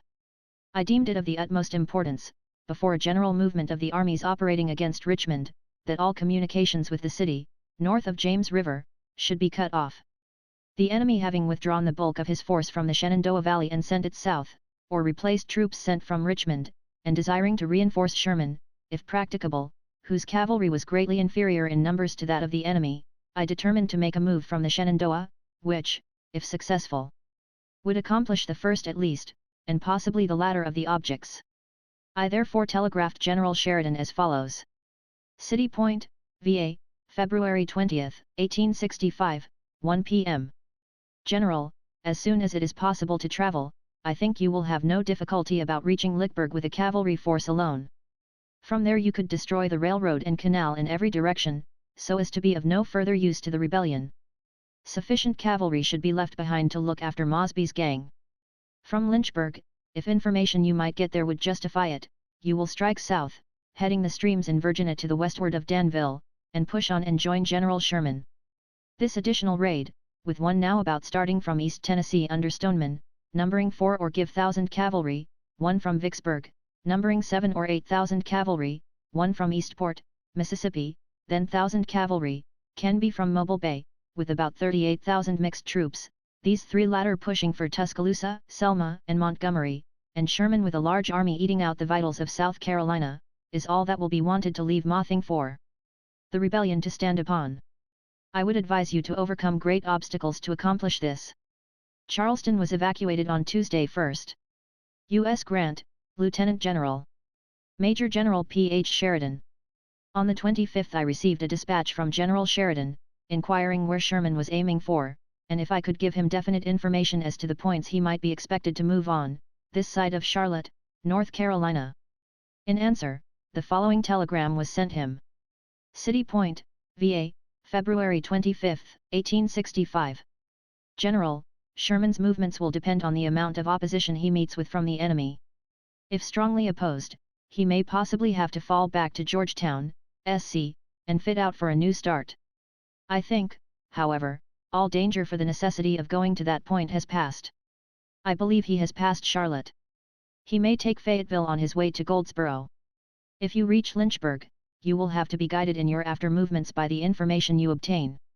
Before you could possibly reach Sherman, I think you would find him moving from Goldsboro towards Raleigh, or engaging the enemy strongly posted at one or the other of these places, with railroad communications opened from his army to Wilmington or New Bern. U.S. Grant, Lieutenant General. Major General P.H. Sheridan. General Sheridan moved from Winchester on the 27th of February, with 2 divisions of cavalry, numbering about 5,000 each. On the 1st of March he secured the bridge, which the enemy attempted to destroy, across the middle fork of the Shenandoah, at Mount Crawford, and entered Stanton on the 2d, the enemy having retreated to Waynesboro. Thence he pushed on to Waynesboro, where he found the enemy in force in an entrenched position, under General Early. Without stopping to make a reconnaissance, an immediate attack was made, the position was carried, and 1,600 prisoners, 11 pieces of artillery with horses and caissons complete, 200 wagons and teams loaded with subsistence, and 17 battle flags, were captured. The prisoners, under an escort of 1,500 men, were sent back to Winchester. Thence he marched on Charlottesville, destroying effectually the railroad and bridges as he went, which place he reached on the 3d. Here he remained 2 days, destroying the railroad towards Richmond and Lynchburg, including the large iron bridges over the north and south forks of the Rivanna River, and awaited the arrival of his trains. This necessary delay caused him to abandon the idea of capturing Lynchburg. On the morning of the 6th, dividing his force into 2 columns, he sent one to Scottsville, whence it marched up the James River Canal to New Market, destroying every lock, and in many places the bank of the canal. From here a force was pushed out from this column to Duigedsville, to obtain possession of the bridge across the James River at that place, but failed. The enemy burned it on our approach. The enemy also burned the bridge across the river at Hardwicksville. The other column moved down the railroad towards Lynchburg, destroying it as far as Amherst Courthouse, 16 miles from Lynchburg, thence across the country, uniting with the column at New Market. The river being very high, his pontoons would not reach across it, and the enemy having destroyed the bridges by which he had hoped to cross the river and get on the South Side Railroad about Farmville, and destroy it to Appomattox Courthouse, the only thing left for him was to return to Winchester or strike a base at the White House. Fortunately, he chose the latter. From New Market he took up his line of march, following the canal towards Richmond, destroying every lock upon it and cutting the banks wherever practicable, to a point 8 miles east of Goochland, concentrating the whole force at Columbia on the 10th. Here he rested 1 day, and sent through by scouts information of his whereabouts and purposes, and a request for supplies to meet him at White House, which reached me on the night of the 12th. An infantry force was immediately sent to get possession of White House, and supplies were forwarded. Moving from Columbia in a direction to threaten Richmond, to near Ashland Station, he crossed the Annas, and after having destroyed all the bridges and many miles of the railroad, proceeded down the north bank of the Pamunkey to White House, which place he reached on the 19th. Previous to this the following communication was sent to General Thomas. City Point, Virginia. March 7, 1865, 9:30 a.m. General, I think it will be advisable now for you to repair the railroad in East Tennessee, and throw a good force up to Bull's Gap and fortify there. Supplies at Knoxville could always be got forward as required. With Bull's Gap fortified, you can occupy as outposts about all of East Tennessee, and be prepared, if it should be required of you in the spring, to make a campaign towards Lynchburg, or into North Carolina. I do not think Stoneman should break the road until he gets into Virginia, unless it should be to cut off rolling stock that may be caught west of that. U.S. Grant, Lieutenant General. Major General G. H. Thomas. Thus it will be seen that in March, 1865, General Kenby was moving an adequate force against Mobile and the army defending it under General Dick Taylor. Thomas was pushing out 2 large and well-appointed cavalry expeditions, one from Middle Tennessee under Brevet Major General Wilson against the enemy's vital points in Alabama, the other from East Tennessee, under Major General Stoneman, towards Lynchburg, and assembling the remainder of his available forces, preparatory to commence offensive operations from East Tennessee. General Sheridan's cavalry was at White House, the armies of the Potomac and James were confronting the enemy, under Lee, in his defenses of Richmond and Petersburg. General Sherman with his armies, reinforced by that of General Schofield, was at Goldsboro. General Pope was making preparations for a spring campaign against the enemy under Kirby Smith and Price, west of the Mississippi, and General Hancock was concentrating a force in the vicinity of Winchester, Virginia, to guard against invasion or to operate offensively, as might prove necessary. After the long march by General Sheridan's cavalry over winter roads, it was necessary to rest and refit at White House. At this time the greatest source of uneasiness to me was the fear that the enemy would leave his strong lines about Petersburg and Richmond for the purpose of uniting with Johnston, and before he was driven from them by battle, or I was prepared to make an effectual pursuit. On the 24th of March, General Sheridan moved from White House, crossed the James River at Jones's Landing, and formed a junction with the Army of the Potomac in front of Petersburg on the 27th. During this move, General Ord sent forces to cover the crossings of the Chickahominy. On the 24th of March the following instructions for a general movement of the armies operating against Richmond were issued. City Point, Virginia. March 24, 1865. General, on the 29th instant the armies operating against Richmond will be moved by our left, for the double purpose of turning the enemy out of his present position around Petersburg, and to ensure the success of the cavalry under General Sheridan, which will start at the same time, in its efforts to reach and destroy the South Side and Danville railroads. 2 corps of the Army of the Potomac will be moved at first in 2 columns, taking the 2 roads crossing Hatcher's Run, nearest where the present line held by us strikes that stream, both moving towards Dinwiddie Courthouse. The cavalry under General Sheridan, joined by the division now under General Davies, will move at the same time by the Weldon Road and the Jerusalem Plank Road, turning west from the latter before crossing the Nottoway, and west with the whole column before reaching Stony Creek. General Sheridan will then move independently, under other instructions which will be given him. All dismounted cavalry belonging to the Army of the Potomac, and the dismounted cavalry from the Middle Military Division not required for guarding property belonging to their arm of service, will report to Brigadier General Benham, to be added to the defenses of City Point. Major General Parke will be left in command of all the army left for holding the lines about Petersburg and City Point, subject of course to orders from the commander of the Army of the Potomac.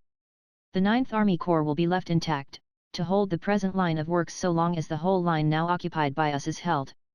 If, however, the troops to the left of the 9th Corps are withdrawn, then the left of the corps may be thrown back so as to occupy the position held by the army prior to the capture of the Weldon Road. All troops to the left of the 9th Corps will be held in readiness to move at the shortest notice by such route as may be designated when the order is given. General Ord will detach 3 divisions, 2 white and 1 colored, or so much of them as he can, and hold his present lines, and march for the present left of the Army of the Potomac. In the absence of further orders, or until further orders are given, the white divisions will follow the left column of the Army of the Potomac, and the colored division the right column. During the movement Major General Weitzel will be left in command of all the forces remaining behind from the Army of the James. The movement of troops from the Army of the James will commence on the night of the 27th instant. General Ord will leave behind the minimum number of cavalry necessary for picket duty, in the absence of the main army. A cavalry expedition, from General Ord's command, will also be started from Suffolk, to leave there on Saturday, the 1st of April, under Colonel Sumner, for the purpose of cutting the railroad about Hicksford. This, if accomplished, will have to be a surprise, and therefore from 300 to 500 men will be sufficient. They should, however, be supported by all the infantry that can be spared from Norfolk and Portsmouth, as far out as to where the cavalry crosses the Blackwater. The crossing should probably be at Uniten. Should Colonel Sumner succeed in reaching the Weldon Road, he will be instructed to do all the damage possible to the triangle of roads between Hicksford, Weldon, and Gaston. The railroad bridge at Weldon being fitted up for the passage of carriages, it might be practicable to destroy any accumulation of supplies the enemy may have collected south of the Roanoke. All the troops will move with 4 days' rations in haversacks and 8 days in wagons. To avoid as much hauling as possible, and to give the Army of the James the same number of days' supplies with the Army of the Potomac, General Ord will direct his commissary and quartermaster to have sufficient supplies delivered at the terminus of the road to fill up in passing. 60 rounds of ammunition per man will be taken in wagons, and as much grain as the transportation on hand will carry, after taking the specified amount of other supplies. The densely wooded country in which the army has to operate, making the use of much artillery impracticable, the amount taken with the army will be reduced to 6 or 8 guns to each division, at the option of the army commanders. All necessary preparations for carrying these directions into operation may be commenced at once.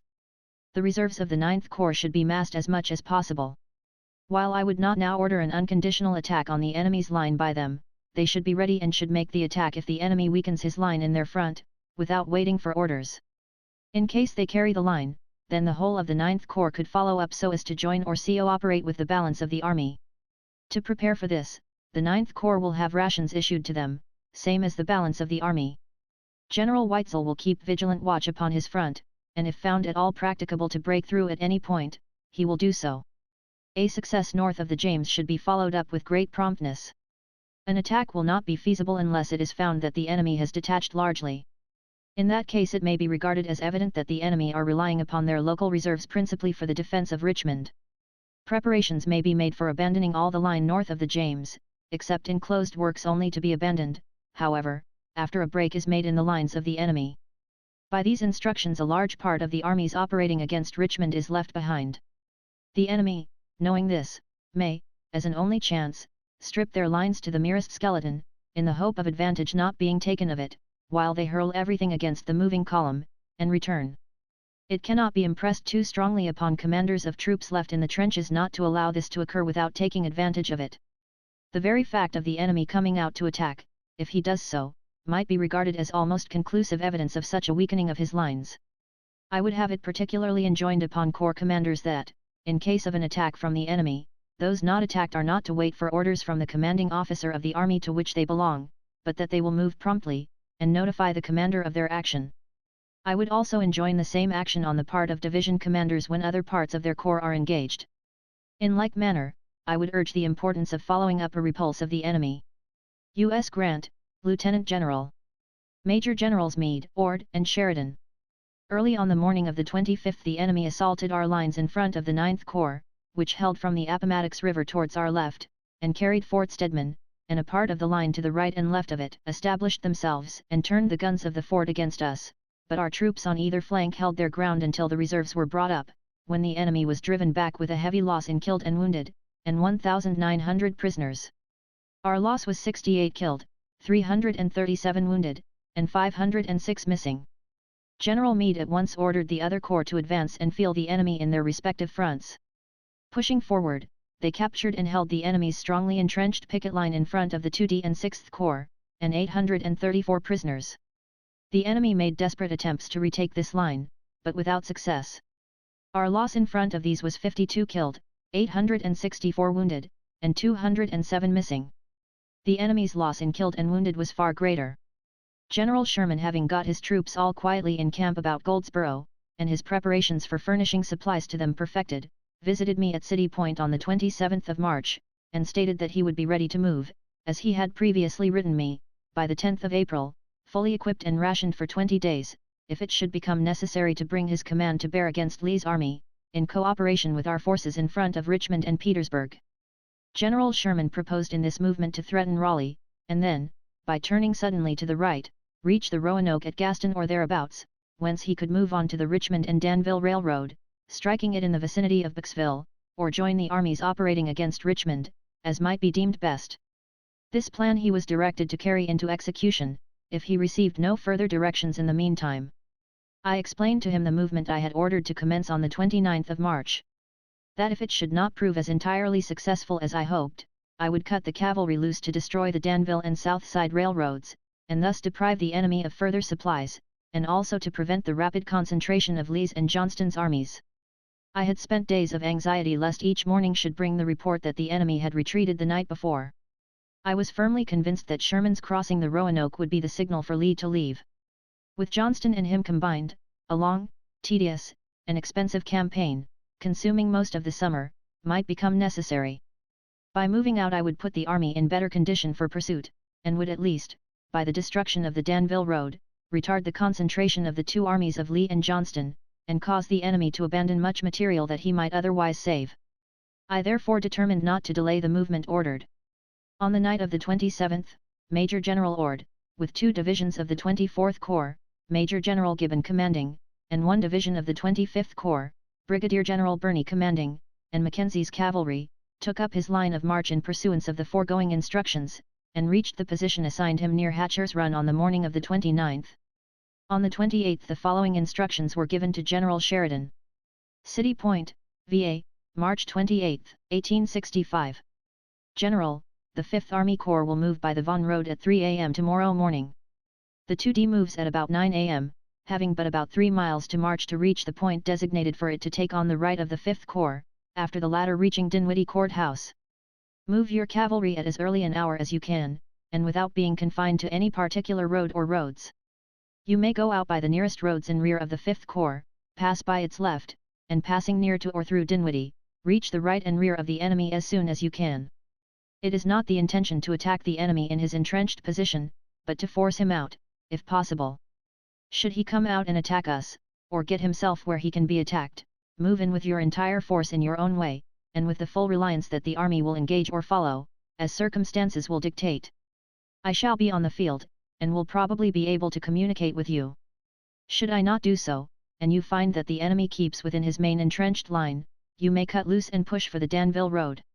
If you find it practicable, I would like you to cross the South Side Road between Petersburg and Booksville, and destroy it to some extent. I would not advise much detention, however, until you reach the Danville Road, which I would like you to strike as near to the Appomattox as possible. Make your destruction on that road as complete as possible. You can then pass on to the South Side Road, west of Booksville, and destroy that in like manner.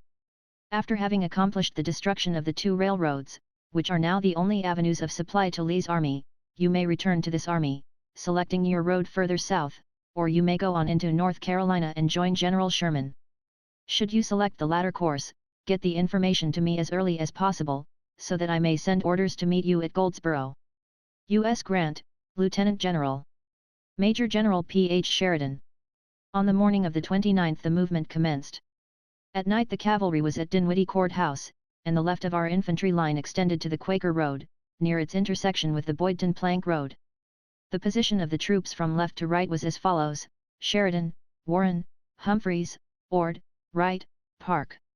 Everything looked favorable to the defeat of the enemy and the capture of Petersburg and Richmond, if the proper effort was made. I therefore addressed the following communication to General Sheridan, having previously informed him verbally not to cut loose for the raid contemplated in his orders until he received notice from me to do so.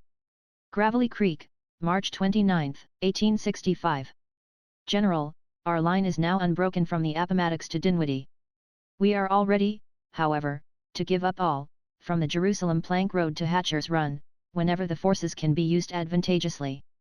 After getting into line south of Hatcher's, we pushed forward to find the enemy's position. General Griffin was attacked near where the Quaker Road intersects the Boydton Road, but repulsed it easily, capturing about 100 men. Humphreys reached Dabney's Mill, and was pushing on when last heard from. I now feel like ending the matter, if it is possible to do so, before going back. I do not want you, therefore, to cut loose and go after the enemy's roads at present. In the morning push around the enemy, if you can, and get on to his right rear. The movements of the enemy's cavalry may, of course, modify your action. We will act all together as one army here, until it is seen what can be done with the enemy. The signal officer at Cobb's Hill reported, at 11:30 a.m., that a cavalry column had passed that point from Richmond towards Petersburg, taking 40 minutes to pass. U.S. Grant, Lieutenant General. Major General P.H. Sheridan.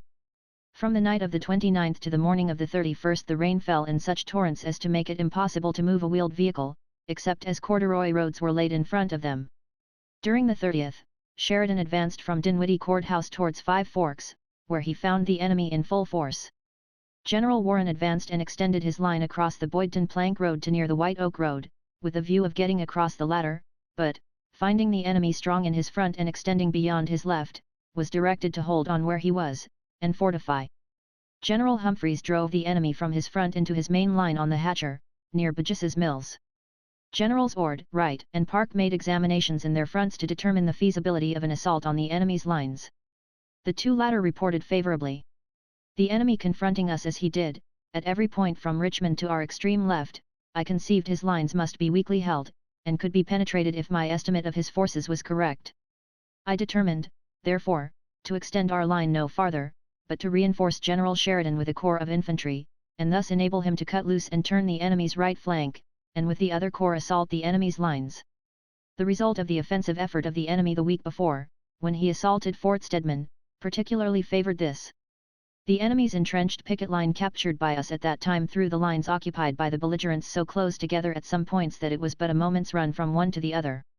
Preparations were at once made to relieve General Humphreys's corps, to report to General Sheridan, but the condition of the roads prevented immediate movement. On the morning of the 31st, General Warren reported favorably to getting possession of the White Oak Road, and was directed to do so. To accomplish this, he moved with one division, instead of his whole corps, which was attacked by the enemy in superior force and driven back on the 2D Division before it had time to form, and it, in turn, forced back upon the 3D Division, when the enemy was checked. A division of the 2D Corps was immediately sent to his support, the enemy driven back with heavy loss, and possession of the White Oak Road gained. Sheridan advanced, and with a portion of his cavalry got possession of the Five Forks, but the enemy, after the affair with the 5th Corps, reinforced the rebel cavalry, defending that point with infantry, and forced him back towards Dinwiddie Courthouse. Here General Sheridan displayed great generalship. Instead of retreating with his whole command on the main army, to tell the story of superior forces encountered, he deployed his cavalry on foot, leaving only mounted men enough to take charge of the horses. This compelled the enemy to deploy over a vast extent of wooded and broken country, and made his progress slow. At this juncture he dispatched to me what had taken place, and that he was dropping back slowly on Dinwiddie Courthouse. General Mackenzie's cavalry and one division of the 5th Corps were immediately ordered to his assistance. Soon after receiving a report from General Meade that Humphreys could hold our position on the Boydton Road, and that the other two divisions of the 5th Corps could go to Sheridan, they were so ordered at once. Thus the operations of the day necessitated the sending of Warren, because of his accessibility, instead of Humphreys, as was intended, and precipitated intended movements. On the morning of the 1st of April, General Sheridan, reinforced by General Warren, drove the enemy back on Five Forks, where, late in the evening, he assaulted and carried his strongly fortified position, capturing all his artillery and between 5,000 and 6,000 prisoners. About the close of this battle, Brevet Major General Charles Griffin relieved Major General Warren in command of the 5th Corps. The report of this reached me after nightfall. Some apprehensions filled my mind lest the enemy might desert his lines during the night, and by falling upon General Sheridan before assistance could reach him, drive him from his position and open the way for retreat. To guard against this, General Miles's division of Humphreys's corps was sent to reinforce him, and a bombardment was commenced and kept up until 4 o'clock in the morning, April 2, when an assault was ordered on the enemy's lines. General Wright penetrated the lines with his whole corps, sweeping everything before him, and to his left towards Hatcher's Run, capturing many guns and several thousand prisoners. He was closely followed by two divisions of General Ord's command, until he met the other division of General Ord's that had succeeded in forcing the enemy's lines near Hatcher's Run. Generals Wright and Ord immediately swung to the right, and closed all of the enemy on that side of them in Petersburg, while General Humphreys pushed forward with two divisions and joined General Wright on the left. General Parke succeeded in carrying the enemy's main line, capturing guns and prisoners, but was unable to carry his inner line. General Sheridan, being advised of the condition of affairs, returned General Miles to his proper command. On reaching the enemy's lines immediately surrounding Petersburg, a portion of General Gibbon's corps, by a most gallant charge, captured two strong enclosed works, the most salient and commanding south of Petersburg, thus materially shortening the line of investment necessary for taking in the city. The enemy south of Hatcher's Run retreated westward to Sutherland's Station, where they were overtaken by Miles's division. A severe engagement ensued, and lasted until both his right and left flanks were threatened by the approach of General Sheridan, who was moving from Ford's Station towards Petersburg, and a division sent by General Meade from the front of Petersburg, when he broke in the utmost confusion, leaving in our hands his guns and many prisoners. This force retreated by the main road along the Appomattox River. During the night of the 2D the enemy evacuated Petersburg and Richmond, and retreated towards Danville. On the morning of the 3D pursuit was commenced. General Sheridan pushed for the Danville Road, keeping near the Appomattox, followed by General Meade with the 2D and 6th Corps, while General Ord moved for Booksville, along the South Side Road, the 9th Corps stretched along that road behind him. On the 4th, General Sheridan struck the Danville Road near Jetersville, where he learned that Lee was at Amelia Courthouse. He immediately entrenched himself and awaited the arrival of General Meade, who reached there the next day. General Ord reached Booksville on the evening of the 5th. On the morning of the 5th, I addressed Major General Sherman the following communication. Wilson Station, April 5, 1865. General, all indications now are that Lee will attempt to reach Danville with the remnant of his force. Sheridan, who was up with him last night, reports all that is left, horse, foot, and dragoons, at 20,000, much demoralized. We hope to reduce this number one half. I shall push on to Booksville, and if a stand is made at Danville, will in a very few days go there. If you can possibly do so, push on from where you are, and let us see if we cannot finish the job with Lee's and Johnston's armies. Whether it will be better for you to strike for Greensboro, or nearer to Danville, you will be better able to judge when you receive this. Rebel armies now are the only strategic points to strike at. U.S. Grant, Lieutenant General. Major General W.T. Sherman. On the morning of the 6th, it was found that General Lee was moving west of Jetersville, towards Danville.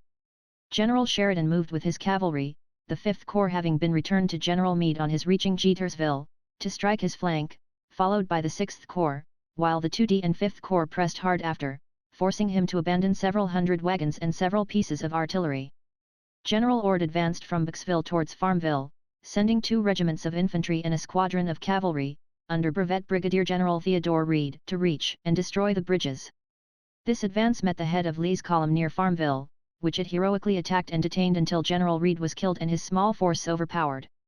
This caused a delay in the enemy's movements, and enabled General Ord to get well up with the remainder of his force, on meeting which, the enemy immediately entrenched himself. In the afternoon, General Sheridan struck the enemy south of Sailor's Creek, captured 16 pieces of artillery and about 400 wagons, and detained him until the 6th Corps got up, when a general attack of infantry and cavalry was made, which resulted in the capture of 6,000 or 7,000 prisoners, among whom were many general officers. The movements of the 2D Corps and General Ord's command contributed greatly to the day's success. On the morning of the 7th the pursuit was renewed, the cavalry, except one division, and the 5th Corps moving by Prince Edward's Courthouse, the 6th Corps, General Ord's command, and one division of cavalry on Farmville and the 2D Corps by the High Bridge Road. It was soon found that the enemy had crossed to the north side of the Appomattox, but so close was the pursuit, that the 2D Corps got possession of the common bridge at High Bridge before the enemy could destroy it, and immediately crossed over. The 6th Corps and a division of cavalry crossed at Farmville to its support. Feeling now that General Lee's chance of escape was utterly hopeless, I addressed him the following communication from Farmville. April 7, 1865. General, the result of the last week must convince you of the hopelessness of further resistance on the part of the Army of Northern Virginia in this struggle. I feel that it is so, and regard it as my duty to shift from myself the responsibility of any further effusion of blood, by asking of you the surrender of that portion of the Confederate States Army known as the Army of Northern Virginia. U.S. Grant, Lieutenant General. General R. E. Lee. Early on the morning of the 8th, before leaving, I received at Farmville the following. April 7, 1865. General, I have received your note of this date. Though not entertaining the opinion you express on the hopelessness of further resistance on the part of the Army of Northern Virginia, I reciprocate your desire to avoid useless effusion of blood, and therefore, before considering your proposition, ask the terms you will offer on condition of its surrender. R. E. Lee, General. Lieutenant General U.S. Grant. To this I immediately replied. April 8, 1865. General, your note of last evening, in reply to mine of same date, asking the condition on which I will accept the surrender of the Army of Northern Virginia, is just received. In reply, I would say, that peace being my great desire, there is but one condition I would insist upon, namely, that the men and officers surrendered shall be disqualified for taking up arms again against the government of the United States until properly exchanged. I will meet you, or will designate officers to meet any officers you may name for the same purpose, at any point agreeable to you, for the purpose of arranging definitely the terms upon which the surrender of the Army of the Northern Virginia will be received. U.S. Grant, Lieutenant General. General R. E. Lee. Early on the morning of the 8th the pursuit was resumed. General Meade followed north of the Appomattox, and General Sheridan, with all the cavalry, pushed straight ahead for Appomattox Station, followed by General Ord's command and the 5th Corps. During the day General Meade's advance had considerable fighting with the enemy's rearguard, but was unable to bring on a general engagement. Late in the evening General Sheridan struck the railroad at Appomattox Station, drove the enemy from there, and captured 25 pieces of artillery, a hospital train, and 4 trains of cars loaded with supplies for Lee's army. During this day I accompanied General Meade's column, and about midnight received the following communication from General Lee. April 8, 1865. General, I received, at a late hour, your note of today. In mine of yesterday I did not intend to propose the surrender of the Army of Northern Virginia, but to ask the terms of your proposition. To be frank, I do not think the emergency has arisen to call for the surrender of this army, but as the restoration of peace should be the sole object of all, I desired to know whether your proposals would lead to that end. I cannot, therefore, meet you with a view to the surrender of the Army of Northern Virginia, but as far as your proposal may affect the Confederate States forces under my command, and tend to the restoration of peace, I should be pleased to meet you at 10 a.m. tomorrow on the Old Stage Road to Richmond, between the picket lines of the 2 armies. R. E. Lee, General.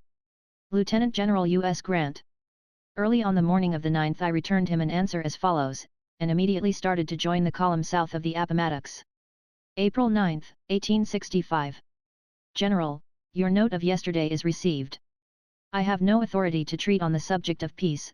The meeting proposed for 10 a.m. today could lead to no good.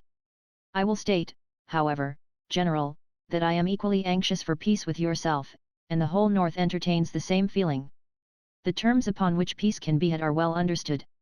By the South laying down their arms they will hasten that most desirable event, save thousands of human lives, and hundreds of millions of property not yet destroyed.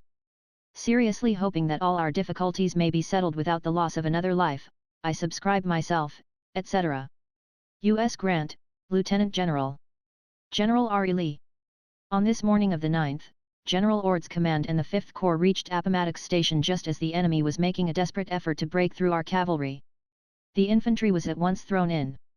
Soon after a white flag was received, requesting a suspension of hostilities pending negotiations for a surrender. Before reaching General Sheridan's headquarters, I received the following from General Lee. April 9, 1865. General, I received your note of this morning on the picket line, whither I had come to meet you, and ascertain definitely what terms were embraced in your proposal of yesterday with reference to the surrender of this army. I now ask an interview, in accordance with the offer contained in your letter of yesterday, for that purpose. R. E. Lee, General. Lieutenant General U.S. Grant. The interview was held at Appomattox Courthouse, the result of which is set forth in the following correspondence. Appomattox Courthouse, Virginia, April 9, 1865. General, in accordance with the substance of my letter to you of the 8th instant, I propose to receive the surrender of the Army of Northern Virginia on the following terms, to wit, rolls of all the officers and men to be made in duplicate, one copy to be given to an officer to be designated by me, the other to be retained by such officer or officers as you may designate. The officers to give their individual paroles not to take up arms against the government of the United States until properly exchanged, and each company or regimental commander sign a like parole for the men of their commands. The arms, artillery, and public property to be parked and stacked, and turned over to the officers appointed by me to receive them. This will not embrace the sidearms of the officers, nor their private horses or baggage. This done, each officer and man will be allowed to return to his home, not to be disturbed by United States authorities so long as they observe their paroles and the laws in force where they may reside. U.S. Grant, Lieutenant General. General R. E. Lee. Headquarters Army of Northern Virginia, April 9, 1865. General, I have received your letter of this date containing the terms of surrender of the Army of Northern Virginia as proposed by you. As they are substantially the same as those expressed in your letter of the 8th instant, they are accepted. I will proceed to designate the proper officers to carry the stipulations into effect. R. E. Lee, General. Lieutenant General U.S. Grant. The command of Major General Gibbon, the 5th Army Corps under Griffin, and Mackenzie's cavalry, were designated to remain at Appomattox Courthouse until the paroling of the surrendered army was completed, and to take charge of the public property. The remainder of the army immediately returned to the vicinity of Booksville. General Lee's great influence throughout the whole South caused his example to be followed, and today the result is that the armies lately under his leadership are at their homes, desiring peace and quiet, and their arms are in the hands of our ordnance officers. On the receipt of my letter of the 5th, General Sherman moved directly against Joe Johnston, who retreated rapidly on and through Raleigh, which place General Sherman occupied on the morning of the 13th. The day preceding, news of the surrender of General Lee reached him at Smithfield. On the 14th a correspondence was opened between General Sherman and General Johnston, which resulted on the 18th in an agreement for a suspension of hostilities, and a memorandum or basis for peace, subject to the approval of the President. This agreement was disapproved by the President on the 21st, which disapproval, together with your instructions, was communicated to General Sherman by me in person on the morning of the 24th, at Raleigh, North Carolina, in obedience to your orders. Notice was at once given by him to General Johnston for the termination of the truce that had been entered into. On the 25th another meeting between them was agreed upon, to take place on the 26th, which terminated in the surrender and disbandment of Johnston's army upon substantially the same terms as were given to General Lee. The expedition under General Stoneman from East Tennessee got off on the 20th of March, moving by way of Boone, North Carolina, and struck the railroad at Wytheville, Chambersburg, and Big Lick. The force striking it at Big Lick pushed on to within a few miles of Lynchburg, destroying the important bridges, while with the main force he effectually destroyed it between New River and Big Lick, and then turned for Greensboro, on the North Carolina Railroad, struck that road and destroyed the bridges between Danville and Greensboro, and between Greensboro and the Yadkin, together with the depots of supplies along it, and captured 400 prisoners. At Salisbury he attacked and defeated a force of the enemy under General Gardner, capturing 14 pieces of artillery and 1,364 prisoners, and destroyed large amounts of army stores. At this place he destroyed 15 miles of railroad and the bridges towards Charlotte. Thence he moved to Slatersville. General Canby, who had been directed in January to make preparations for a movement from Mobile Bay against Mobile and the interior of Alabama, commenced his movement on the 20th of March. The 16th Corps, Major General A. J. Smith commanding, moved from Fort Gaines by water to Fish River. The 13th Corps, under Major General Gordon Granger, moved from Fort Morgan and joined the 16th Corps on Fish River, both moving thence on Spanish Fort and investing it on the 27th, while Major General Steele's command moved from Pensacola, cut the railroad leading from Tensaw to Montgomery, effected a junction with them, and partially invested Fort Blakely. After a severe bombardment of Spanish Fort, a part of its line was carried on the 8th of April. During the night the enemy evacuated the fort. Fort Blakely was carried by assault on the 9th, and many prisoners captured. Our loss was considerable. These successes practically opened to us the Alabama River, and enabled us to approach Mobile from the north. On the night of the 11th the city was evacuated, and was taken possession of by our forces on the morning of the 12th. The expedition under command of Brevet Major General Wilson, consisting of 12,500 mounted men, was delayed by rains until March 2-2d, when it moved from Chickasaw, Alabama. On the 1st of April, General Wilson encountered the enemy in force under Forest near Ebenezer Church, drove him in confusion, captured 300 prisoners and 3 guns, and destroyed the central bridge over the Cahaba River. On the 2d he attacked and captured the fortified city of Selma, defended by Forest, with 7,000 men and 32 guns, destroyed the arsenal, armory, naval foundry, machine shops, vast quantities of stores, and captured 3,000 prisoners. On the 4th he captured and destroyed Tuscaloosa. On the 10th he crossed the Alabama River, and after sending information of his operations to General Canby, marched on Montgomery, which place he occupied on the 14th, the enemy having abandoned it. At this place many stores and 5 steamboats fell into our hands. Thence a force marched direct on Columbus, and another on West Point, both of which places were assaulted and captured on the 16th. At the former place we got 1,500 prisoners and 52 field guns, destroyed 2 gunboats, the navy yard, foundries, arsenal, many factories, and much other public property. At the latter place we got 300 prisoners, 4 guns, and destroyed 19 locomotives and 300 cars. On the 20th he took possession of Macon, Georgia, with 60 field guns, 1,200 militia, and 5 generals, surrendered by General Howell Cobb. General Wilson, hearing that Jeff Davis was trying to make his escape, sent forces in pursuit and succeeded in capturing him on the morning of May 11th.